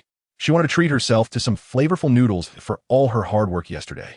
From the top of the wardrobe, Xiao Shui took out a short dress, the kind that showed off her thighs. She first put on a pair of skin-colored tights, changed into a different bra, and then put on a short dress. With a skip in her step, Xiao Shui hopped out the door. Then she lifted her foot and kicked. Bang! It had quite a rhythm to it. Roger was in the bathroom when he heard a loud banging sound, startling him so much that he almost stopped urinating. It was the unique signal of his junior sister kicking the door open. Here, it was just like at her home. She would be so reckless whenever she entered her senior brother's room. However, when she entered her senior sister's room, she would gently push the door open, peek inside, and only enter after getting permission. But when it came to entering her senior brother's room, she was completely unrestrained, coming and going as she pleased. Roger never dared to lock the door, as it would only make the kicking worse. When his junior sister arrived, it was like a fierce beast entering the village. Roger quickly pulled up his pants and rushed out of the bathroom. When he entered the room, he saw his junior sister standing at the door with an angry and domineering expression, glaring at him. Where did he offend her? What a stingy person. Aren't you going to treat me to a big meal soon? Xiao Shui shouted domineeringly. That's just how she is. Once she gains power, she becomes lawless. Roger likes his senior sister a lot in front of Xiao Shui because she never makes unreasonable fusses. The difference of 1 year between them in age reflects in their politeness in dealing with things. What do you want to eat? Can I treat you? When you come in, could you please open the door gently? My little heart is already scared. Roger didn't give her a good look. I'm sorry, I didn't mean to. I was just eager to see you. Wanted you to know I was here. Xiao Shui acknowledged her mistake and apologized in a soft, delicate voice with her head down. With you like this, you can only be my little junior sister. If you want to be my wife, you need to learn more in the future. Roger forgave her and patted her on the head. Really? You want me to be your little wife? Xiao Shui suddenly became overjoyed, jumping up and asking excitedly. It depends on your performance, Roger joked with her. It didn't matter to her whether he was joking or not, unless she could win over her senior sister. Hee, can we sleep together tonight? Xiao Shui made a suggestion to push her luck. Roger pushed her forehead and said, Don't get any ideas. Where do you want to go for a big meal? I'll treat you. After being pushed on the forehead, Xiao Shui took a step back and suddenly opened her mouth to bite down fiercely, even fiercer than a wolf. You're so fierce, Roger said with disdain. Xiao Shui was really angry and raised her hand, ready to hit someone. Roger sensed something was wrong, so he laughed heartily and ran away. As he ran and laughed, his laughter was so cunning, completely mocking and triumphant. Xiao Shui became even more furious and chased after him. Bang, bang, bang. Countless fists struck his back. Roger was caught and hit on the back by her, but he wouldn't stop laughing. Once he stopped laughing, she also stopped hitting. Can this be considered playful banter? Roger and Xiao Shui both didn't think about that question. They both acted on impulse, laughing when they wanted to laugh and hitting when they wanted to hit. They were innocent and playful, just like kittens and puppies wrestling with each other, getting more and more joyful as they played. After laughing and playing, Roger and Xiao Shui became honest and quiet. Xiao Shui crossed her arms and told him he couldn't escape. Roger felt her tenderness and love, and he couldn't be dishonest anymore. Do you really want to be the boss? What boss? Xiao Shui forgot to ask. The bet from yesterday, have you forgotten? Oh, of course I want to be that boss. The master knows and has no objections. Her gaze told me to be cautious. I wouldn't let go of that hard-earned opportunity. I just want to show off in front of Xiaoyu once and see how he dares to confront me. Senior brother, I will rely on you in the future. If he bullies me, you must help me bully him back, Xiao Shui analyzed objectively. I will definitely help you bully them. Whoever dares to touch my little junior sister will have to see who her senior brother is, Roger promised. Xiao Shui looked up with shining eyes, thinking how nice it is to have a senior brother. If she had liked him from the beginning, they could have been sweethearts by now, sleeping together at night. Let us go. I'll treat you to a big meal. Here. Roger took out a bag of money and handed it over. What? Xiao Shui asked in surprise, not understanding. Money? Do you think it's enough? Xiao Shui received the bag of money with both hands and asked, how much? 10,000 gold soul coins. You could spend it as pocket money. When she opened it, it was indeed a bag of gold soul coins, and it was 10,000 gold soul coins. The most generous senior brother had ever been. In an instant, Xiao Shui's heart was boiling with excitement. She turned around and gave him a joyful kiss on the cheek. Then, she ran away. After being ambushed by her kiss, Roger touched the spot where she kissed him and saw her happily running down the stairs, her laughter never ending. Her happiness was his happiness. Roger just wanted to give her a little benefit and never expected her to repay him like this. She is so wonderful. In his heart, she became the happiest and most joyful person. If she wanted to run, he would just pull her back. Roger jumped down directly from the building. She was still halfway up the stairs when Roger smoothly landed in the lobby below. Haha, senior brother, catch me. Xiao Xue ran down the stairs and into the lobby, running over with her arms outstretched. Roger just shook his head at her with a smile. Haha, Xiao Xue jumped into his arms. Roger picked up his light and soft junior sister and spun her around, letting her heart soar for a while. After a turn, Roger gently set her down. Let's go. Let's find something delicious in the city. Today I want to eat to my heart's content and buy many good things. Little Snow thought of the money she had and was overjoyed thanks to her generous senior brother. From now on, she would be the junior sister, and Roger would cherish her like a treasure. Little Snow transformed into a lovely girl, jogging ahead to lead the way. At the window of the Pope's castle, Bibi Dong had been waiting for a long time, eager to see her disciple Roger's figure. They finally appeared, with her running ahead and waving happily, more joyful than ever. Roger followed behind, happier than he had ever been. Did they dual cultivate last night? If they did, their hearts would soon be in sync, and love would naturally arise, leading to deep affection. Suddenly, images of their loving moments surfaced in her mind vividly, making Bibi Dong smile as happiness spread across her face. This was a good deed done by her as a master, and even if Ulaina found out later, it might be too late. As a master, she wanted to see how Roger would handle his relationships with them. After watching their figures disappear, Bibi Dong contentedly returned to her grand bedroom. Chapter 80. The Evil Moon and the Holy Maiden's Charm. 3 days had passed, and Ulaina had not stepped out of the door for a day. The Evil Moon had also not left the training room for a day. Now, she had suffered a great loss. After the 101st attempt at breaking the foggy wooden stake array, the Evil Moon had become a battle soul master who faced repeated defeats. She had just failed again. Although she had innate talent, she was also inherently foolish, unable to comprehend without numerous failures. The Evil Moon felt like her body was broken, and as she wiped the saliva from her mouth, she elbowed the ground to get back up, constantly murmuring 3 words: perception, perception. With an unyielding gaze, the Evil Moon dragged her painfully aching body toward the red foggy wooden stake array, weakly holding the crescent blade in her hand. Perception, perception. I want to comprehend perception. The Evil Moon entered the red fog, repeatedly chanting in her heart, calming her mind to carefully perceive everything around her. Suddenly, she became aware. The Evil Moon understood. She observed with her eyes and realized that there was no need for too much movement. First, she had to familiarize herself with the surrounding atmosphere. The wooden stakes had a presence of movement. As they moved, the spatial aura flowed with them. Taking a deep breath, the Evil Moon decided that rather than seeing anything, it would be better to close her eyes and use her mind and ears to sense everything around her.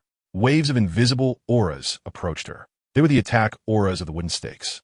The Evil Moon swiftly dodged, then dodged again. She avoided attacks each time, suddenly receiving a punch right to her chest, sending her flying. Smack! She fell heavily to the ground again, saliva spilling from her mouth. Fortunately, she wasn't dead. The Evil Moon rolled over and laughed out loud. Ha! Finally a big improvement, she thought, laughing heartily. After finishing her laughter, the Evil Moon exhaled, turned over, and sat up. Instead of returning to the red fog wooden stake array, she sat down to adjust her internal soul power. She wanted to stay in there one last time until she successfully comprehended perception. After learning from her repeated lessons, she deeply understood that perception was the heart's eye. Why didn't her master make it clear? Did he want his disciple to endure more hardships? The martial soul fusion technique required the heart's eye to function. The Evil Moon finally opened her heart's eye after comprehending this. Once her internal soul power was adjusted, the Evil Moon confidently tried once more. She opened her palm, holding the crescent blade in her hand, and walked into the red fog wooden stake array. This time, she calmed her mind, even blocking out the sound of her heartbeat, only sensing the aura outside her body. She dodged swiftly, jumping, flying, charging, and squatting, moving as fast as lightning to evade the wooden stake's relentless attacks. Her master had said to maintain it for the duration of an incense stick, which was an hour. It was impossible to be completely unharmed. She was already covered in injuries. 0 attacks were very important. She held on to a single obsession in her heart, to persist and persist as time would not rewind. It flew by second. The evil moon forgot the time, continually dodging. All right, that's enough. Suddenly, she heard her master's voice, and, as she opened her eyes, she saw her master right in front of her, realizing that the red fog had almost completely vanished. You have qualified successfully? Elder Ju congratulated her. Haha, finally succeeded. The evil moon thought joyfully within herself. After finishing her laughter, the evil moon, filled with hatred, swung the crescent blade and swept through the wooden stakes, breaking them all in the blink of an eye, hating them to the core. She never wanted to see them again. The evil moon buried her hatred deep in her heart, and when faced with opponents in the red fog in the future, she would remember the countless hardships inflicted by the wooden stakes, venting all her received harm onto her opponents. Disciple, why do you have a grudge against them? Elder Ju asked regretfully. The evil moon let out a deep breath. Master, I have suffered countless injuries from them over the past 3 days. If I don't kill them, my heart's hatred won't be resolved. Wrong. If you train like this for 100 years, you won't become a true Douluo king. In the later stages, it's not about aura, but about the heart. If your heart isn't cultivated well, no amount of soul power can be contained. I have only risen 1 level in so many years, reaching level 95, almost my peak. Why haven't I been able to advance in the past 2 years? It's because of the heart. Disciple, your killing intent is too heavy. If this continues, you won't reach level 90 in your lifetime. Elder Ju shared his experiences with heartfelt teaching. Is that true? The evil moon heard this for the first time. Do you think I would lie to you? Elder Ju glanced at her disdainfully. The evil moon accepted this now. I will restrain my killing intent. I must become the Douluo king and unify the world to become the emperor. Elder Ju could only shake his head in disbelief. Her ambition was too great, and her cultivation was insufficient, leaving only empty dreams. You should rest now. Come find me in the evening. Yes, the evil moon respectfully replied, retracting the crescent blade and dragging her heavy body out of the training room. Watching his disciples back, Elder Ju shook his head helplessly. He wanted to become an emperor. Unless heaven helped him, it was a fool's dream. But there was one possibility. If he won the favor of Bibi Dong's daughter, Qianrenxue, he might achieve his wish. Otherwise, it would be harder than climbing to the sky. Elder Ju paved the way for his disciples' ideals. It would depend on whether he could follow the path laid out by his master. In the future, if his ambitions grew, he could do extreme things. In Bibi Dong's heart, she had chosen Roger as the right candidate for Princess Qianrenxue. In front of him, her disciple had no hope. For now, he should calm his heart and not make mistakes that would lead to further mistakes. Once the Pope got angry, no one could save him. After leaving the training room, the evil moon went directly to pick up her sister to go home. She should be in her master's luxurious palace, a paradise on earth, a place filled with indulgence. How had her sister changed by today? Did she? Shiyue dared not think further, and shook his head to interrupt his speculation. What a wonderful fragrance. In an instant, it felt like he was poisoned. Shiyue's 3 souls and 7 spirits were drawn away by the rich aroma. He pulled aside the pink gauze curtain and saw his younger sister, transformed into a fairy, charmingly posing on a large round bed with an abundance of allure and a strong, seductive vibe. Brother, do you think my sister is beautiful?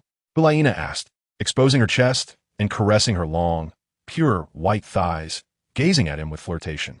Her cherry-red lips were exhaling an enchanting aura, humming a bewitching tune from her throat. Shiyue's soul was captivated, and he took steps towards his sister. Suddenly, he felt an uncontrollable urge, as if he was about to do something unthinkable. Brother, do you think I look beautiful like this? Am I attractive? Hulaina swayed her body even more seductively, her voice even more captivating. Unable to restrain himself, Shiyue reached out, wanting to pull his sister into his arms for an intimate embrace. Brother, you're so naughty, Hulaina teased, playfully exhaling a puff of fairy mist.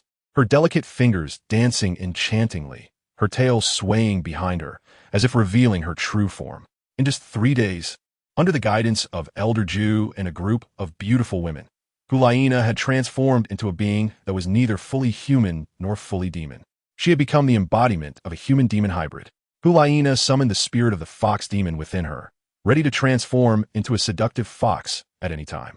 Seeing her own brother so entranced, Hulaina felt a sense of victory and suddenly snapped her fingers to wake him up. Shiyue shook suddenly, his mind clearing, but he had lost much of his soul power and collapsed to the ground. The group of beautiful women watching rushed over. enthusiastically helping him up and taking him to a sofa bed to rest. Hulaina suppressed her allure, returning to her normal form, draping a silk scarf over her shoulder as she approached him. "Brother, how did you get hurt like this?" she asked with concern. I was practicing a fusion technique and ended up like this," Shiyue weakly replied. Hulaina remembered the pain relief pill her junior brother Roger had given her and took it out to offer it to him. "Here, brother, take this pain relief pill." Shiyue opened his mouth and swallowed it. Suddenly, all the pain disappeared, and he felt full of energy. "What kind of medicine did you give me?" Shiyue asked in surprise.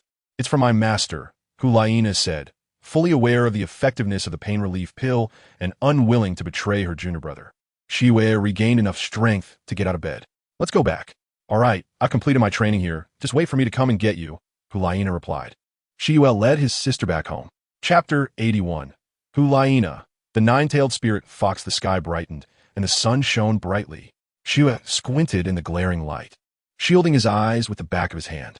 Hulaina supported her brother as they walked out of the Zhu family fortress, taking a carriage back to the Hu family fortress. "Brother, you've been training hard these past few days. Your body and face are covered in injuries," Hulaina asked, her heart aching at the sight. "It's nothing," Shiyue replied, straightening his back and trying to maintain his pride. "My master set up a martial spirit fusion technique scenario for me, and I had to pass through a foggy wooden stake formation with 0 damage and no attacks. I failed over 100 times before finally understanding the heart's eye." "Brother, you don't have a divine eye?" Hulaina asked curiously. "Divine eye? How could I have a divine eye? I've never seen anyone with one." "Have you?" Shiyue replied with a smile. "My master, the Pope, has eyes that change color. She must have a divine eye, right?" Hulaina recalled. "It's expected for her to have a divine eye. In the future, when she becomes a god, she will be immortal. Your hope of becoming Pope is gone." "I never had that idea. I just thought that when my master becomes a god, when will my dream of becoming Pope be realized? It's just a pipe dream, isn't it?" "Sister, as long as you don't get together with Roger, I will agree to anything." "Brother, why are you always so opposed? Now look, you can't even beat Little Snow. You can't even beat her as your senior sister. And you blame me. Now we've both lost face, and all the glory has gone to Little Snow.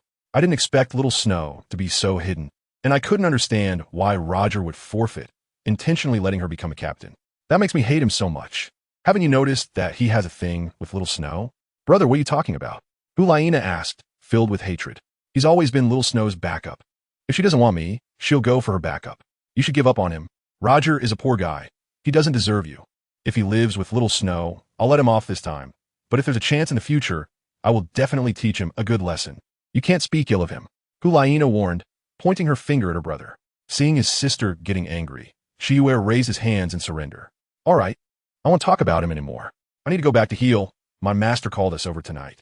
Once Shiyue stopped talking, Hulaina finally let him off the hook, but his words were deeply etched in her mind. Little Snow had given up on her brother and turned her sights on her senior brother. All her previous worries were proven true. No, once she finishes practicing the fusion technique, she needs to have a serious talk with Little Snow. If they can't come to an agreement, she shouldn't blame her for being tough as the senior sister. Returning to the Hu family fortress, Shiyue indulged in a big feast after being hungry for 3 days, finally filling his stomach and lying on a comfortable big bed to let the healer take care of him. Hulaina went back to the castle's second-floor master bedroom. "You all can leave now." The group of maidservants exited. After returning to normal, Hulaina wanted to clarify the strange changes in her body.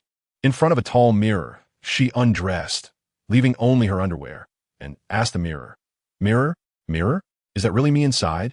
The mirror remained silent, and Hulaina believed that what was inside was indeed herself. Hulaina released 4 soul rings, revealing her true form as a fox demon, growing 9 long, pink-white tails from her back. They swayed behind her, making her look like a 9-tailed fox spirit. "Mirror? Mirror? Is that really me inside?" Hulaina asked in disbelief. The mirror did not respond, and Hulaina began to doubt herself, wondering how she could possibly have 9 tails growing from her backside. If junior brother Roger saw this, he would probably treat her as a fox spirit, binding her with celestial vines and then skinning her to make clothes for his sister. That's disgusting, she thought. Without skin or fur, wouldn't that just be bloody lean meat? So terrifying. Hulaina shivered, feeling a chill run down her spine, her body covered in goosebumps. "Oh no, so cold." Hulaina rubbed her arms, feeling utterly disgusted and terrified. If anyone saw her like this, they would all think she was a 9-tailed fox spirit. and everyone would shout to attack. I can't imagine what would happen next, feeling a severe chill, even stronger than electric shock. However, it seems like I can retract them, only showing one tail, which should look very exquisite and beautiful. Hulaina used her enchanting technique, straining to command her tails to retract. Retract, retract, she instructed, pointing at the long tails in the mirror, but there was no response at all. Retract, retract, retract. Why can't I pull them back? Hulaina was sweating profusely, unable to clean herself up. Suddenly, she became anxious and started pacing around, thinking about what to do. Worried that someone might barge in, she quickly flew over to lock the door. I have 9 tails. They're too many, not cute at all. If someone sees them, they'll definitely think I'm a monster and try to kill me. Hulaina muttered to herself as she wandered. Oh dear, I should ask the mirror. She grabbed the mirror and asked, Mirror? Mirror? Do you have a way to retract my 9 tails? The mirror remained silent. How could it possibly talk? Hulaina was frustrated and let go of the mirror, pondering. How did she end up with 9 tails? It seemed like she first released her spirit rings, then displayed her martial spirit's true form, and then the 9 tails surprisingly grew out. Oh, isn't there the second spirit skill, 9-tailed spirit fox? This requires releasing the second spirit skill in order to retract the tails. Hulaina decided to start over, releasing her spirit rings and her martial spirit's true form. Second spirit skill, 9-tailed spirit fox. Hulaina went through the entire process again, and the 9 tails began to actively attack, wrapping around the mirror. With a whoosh, the 9 spirit tails stretched out and, in the blink of an eye, enveloped the mirror. Retract. Crack. The mirror shattered. Retract. 9 tails come back. They were still swaying above her backside. They kept showing off, indicating that they couldn't detach from the host and would always remain attached. She had previously released 3 long tails, but now it was 9. Was it due to insufficient soul power? Hard to control? Sigh, never mind. I'll just lie down and rest. Hulaina gave up and simply laid down on the big bed. Enchanting? 9-tailed spirit fox? True form of the enchanting fox.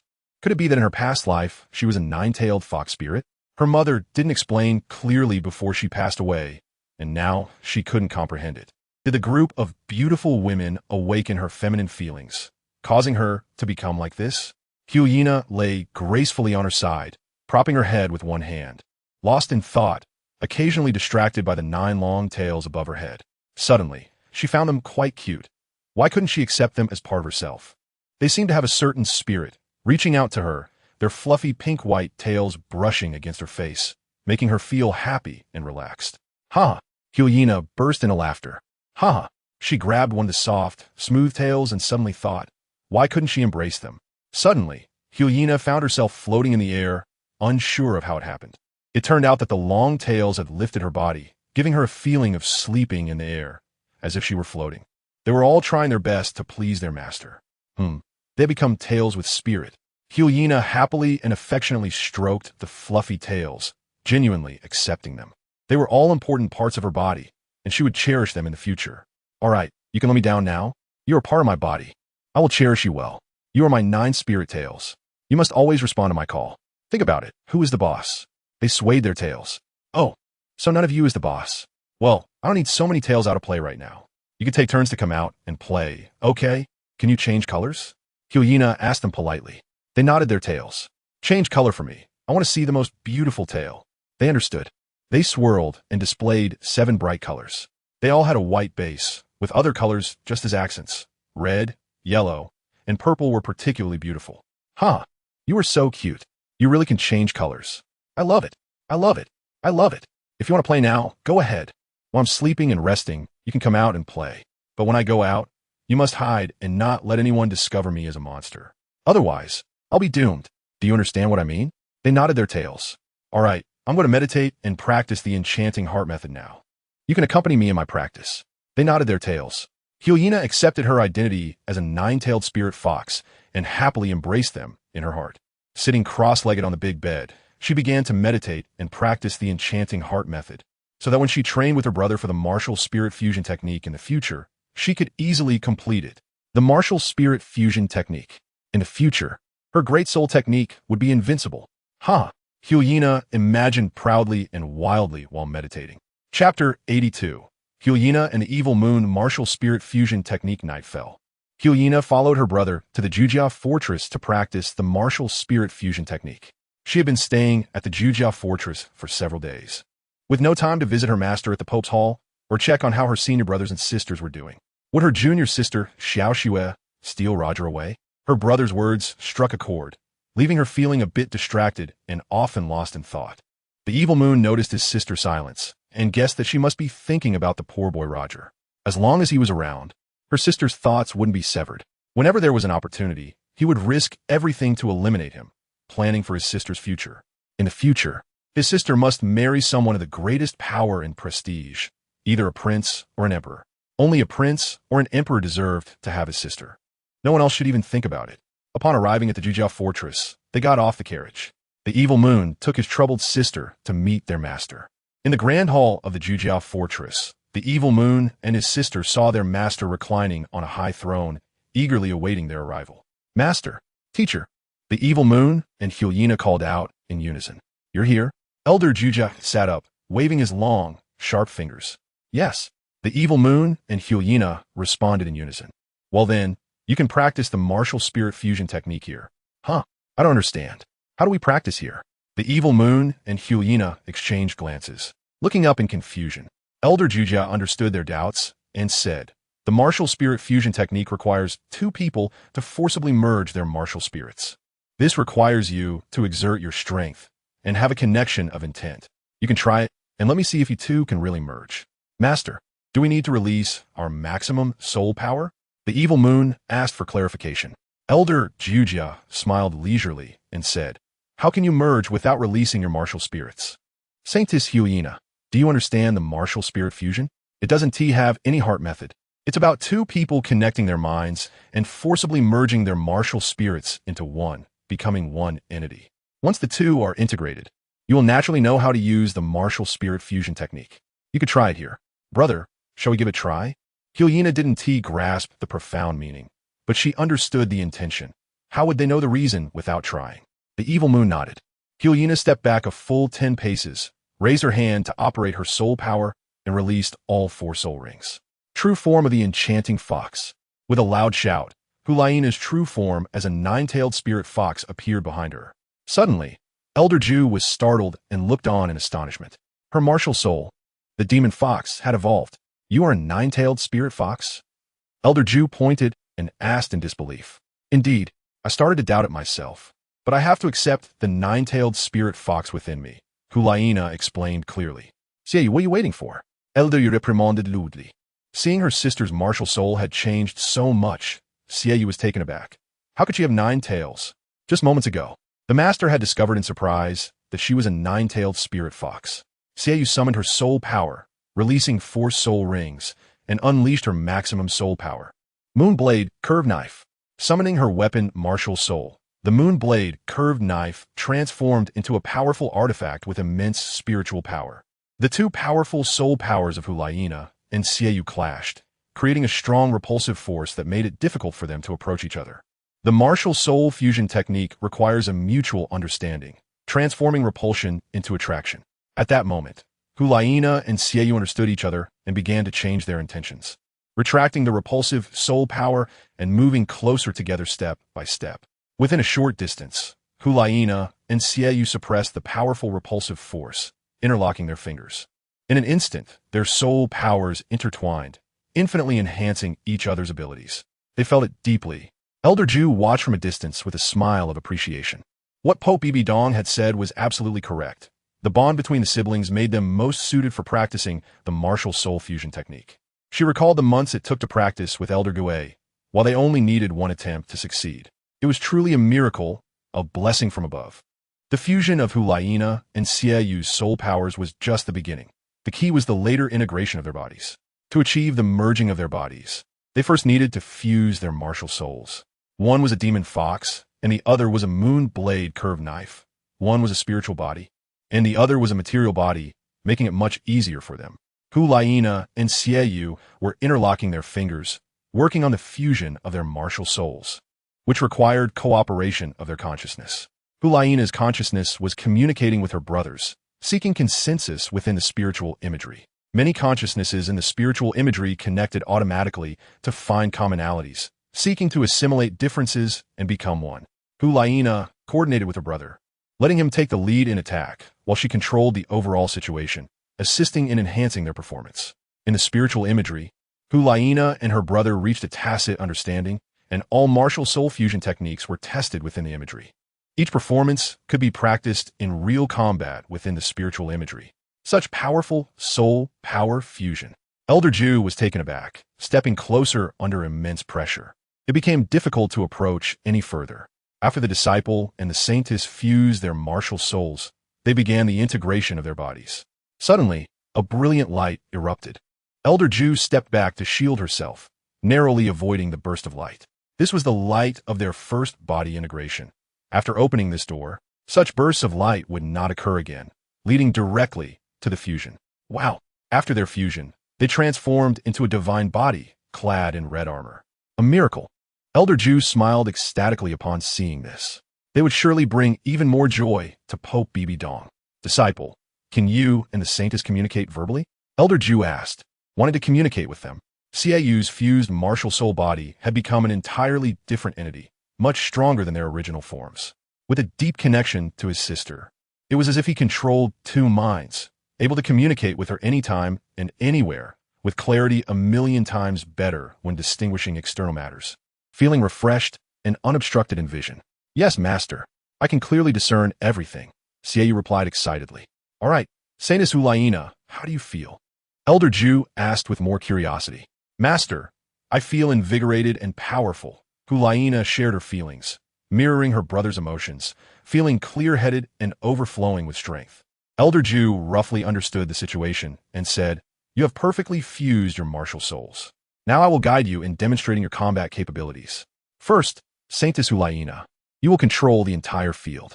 First, use your first soul skill, Red Mist Formation, and then your second soul skill, Enchanting Charm.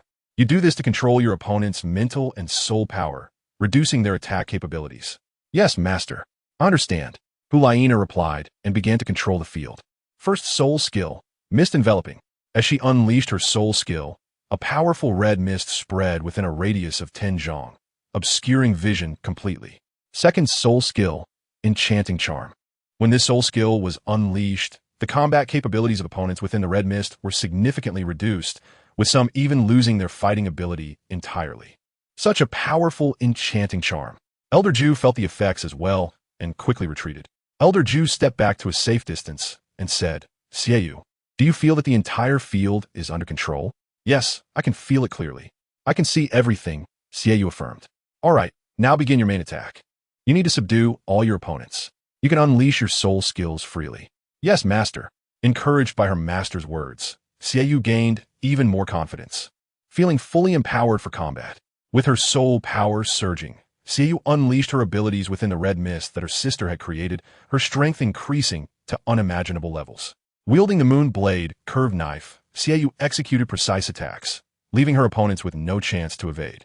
Outside, Elder Ju sensed the immense attacking power as the moon blade, curved knife, surged out of the red mist formation, causing the startled opponents to retreat to safety. Elder Ju returned to her high seat, calming her mind to observe. Within the fusion body, Hulaina constantly reminded and directed her brother to attack. Xiaoyu felt as if she had eyes on her back, with an all-around 360-degree awareness, making the use of the moon blade, curved knife, even more satisfying. After practicing for a while, the martial soul fusion technique had a time limit. It could be automatically undone or forcibly dispelled if one sought self-preservation. Normally, it would automatically dissolve when the martial soul power weakened to its limit. After about a while, when Hulaina and her brother's martial soul fusion technique had exhausted its power, it automatically dissolved. In a flash, Hulaina and Xiaoyu separated and appeared back in their original forms. Elder Ju walked over with admiration. Master, Xiaoyu said joyfully and respectfully. Teacher, how do we look? Hulaina asked expectantly. Elder Ju clapped her hands in satisfaction, saying good, very good, exceeding my expectations. With training, you will be invincible, brother. Is that true? Hulaina asked in surprise. Xiaoyu nodded confidently, saying, we siblings must be invincible in the world. We need to strengthen our training. Of course we need to practice. Our combination is invincible. Hulaina agreed happily. You are invincible. Do you wish to defeat me? Elder Yu reprimanded playfully. We wouldn't dare. Xiaoyu quickly replied respectfully. Teacher, you are overthinking it. To defeat you, we would need to reach level 90. We are not Douluo. How could we have such capability? Hulaina answered even more obediently, saying, once a teacher, always a father. In the future, my brother and I will rely on you. All right. Elder Ju was quite pleased and said, tonight, you can stop your practice here. You need to strengthen your training. 3 days from now, we will take you to present to His Holiness the Pope. Don't let us down. 3 days? Can we do it? Hulaina was worried that the Pope would criticize her, thinking that it would be better to wait 1.5 years before showing him. Shiyue, Saintus, I remind you once again, don't easily showcase your martial soul fusion technique. It should only be used in the right circumstances. What kind of circumstances? Hulaina asked curiously. The elite competition. Accepting this, Shiyue nodded to his sister. You could perform very well there. Hulaina agreed. You can go now. Elder Ju finished speaking and walked up to the high platform. Hulaina grabbed her brother and ran off, eager to return home and feel happy there. Chapter 83. Shiyue's longing. Hulaina's thoughts it was late at night. Hulaina and her brother were riding in a carriage back home. Brother, how do you feel? Shiyue was lost in thought, wondering how Roger, the poor boy, would fare in the mist when faced with the crescent moonblade. He was startled awake by his sister's words. Sister, do you want us to work together to defeat them? Who? The poor boy and Xiao Xue. Brother, I'm getting angry. You can't keep thinking about defeating Roger. Xiao Xue is someone I'll handle. She has no hatred towards you, Hulaina said anxiously. Xiao Xue betrayed me. How can I have no hatred towards her? No way. It would be shameful for a big guy like you to bully a girl. Even if you win, it wouldn't be honorable. My issue with her is a matter of face. You shouldn't keep thinking about how to deal with those two. You should focus on strengthening your martial soul cultivation. You haven't even mastered it yet. You can't even defeat Xiao Xue. It's really embarrassing, Hulaina said, getting increasingly angry. After hearing his sister, Shiyue felt deeply humiliated and lowered his head. All right, brother, don't be angry. Hulaina comforted him by placing her hand on his shoulder. Victory and defeat are common in a soldier's life. If you strengthen your training in the future, you will definitely surpass everyone. She, blushing, looked at her and said, Can I ask you for one thing? What do you want to ask for? You're ordering me around, but you don't listen to me. Brother, when have I not listened to you? Well then, Shue straightened his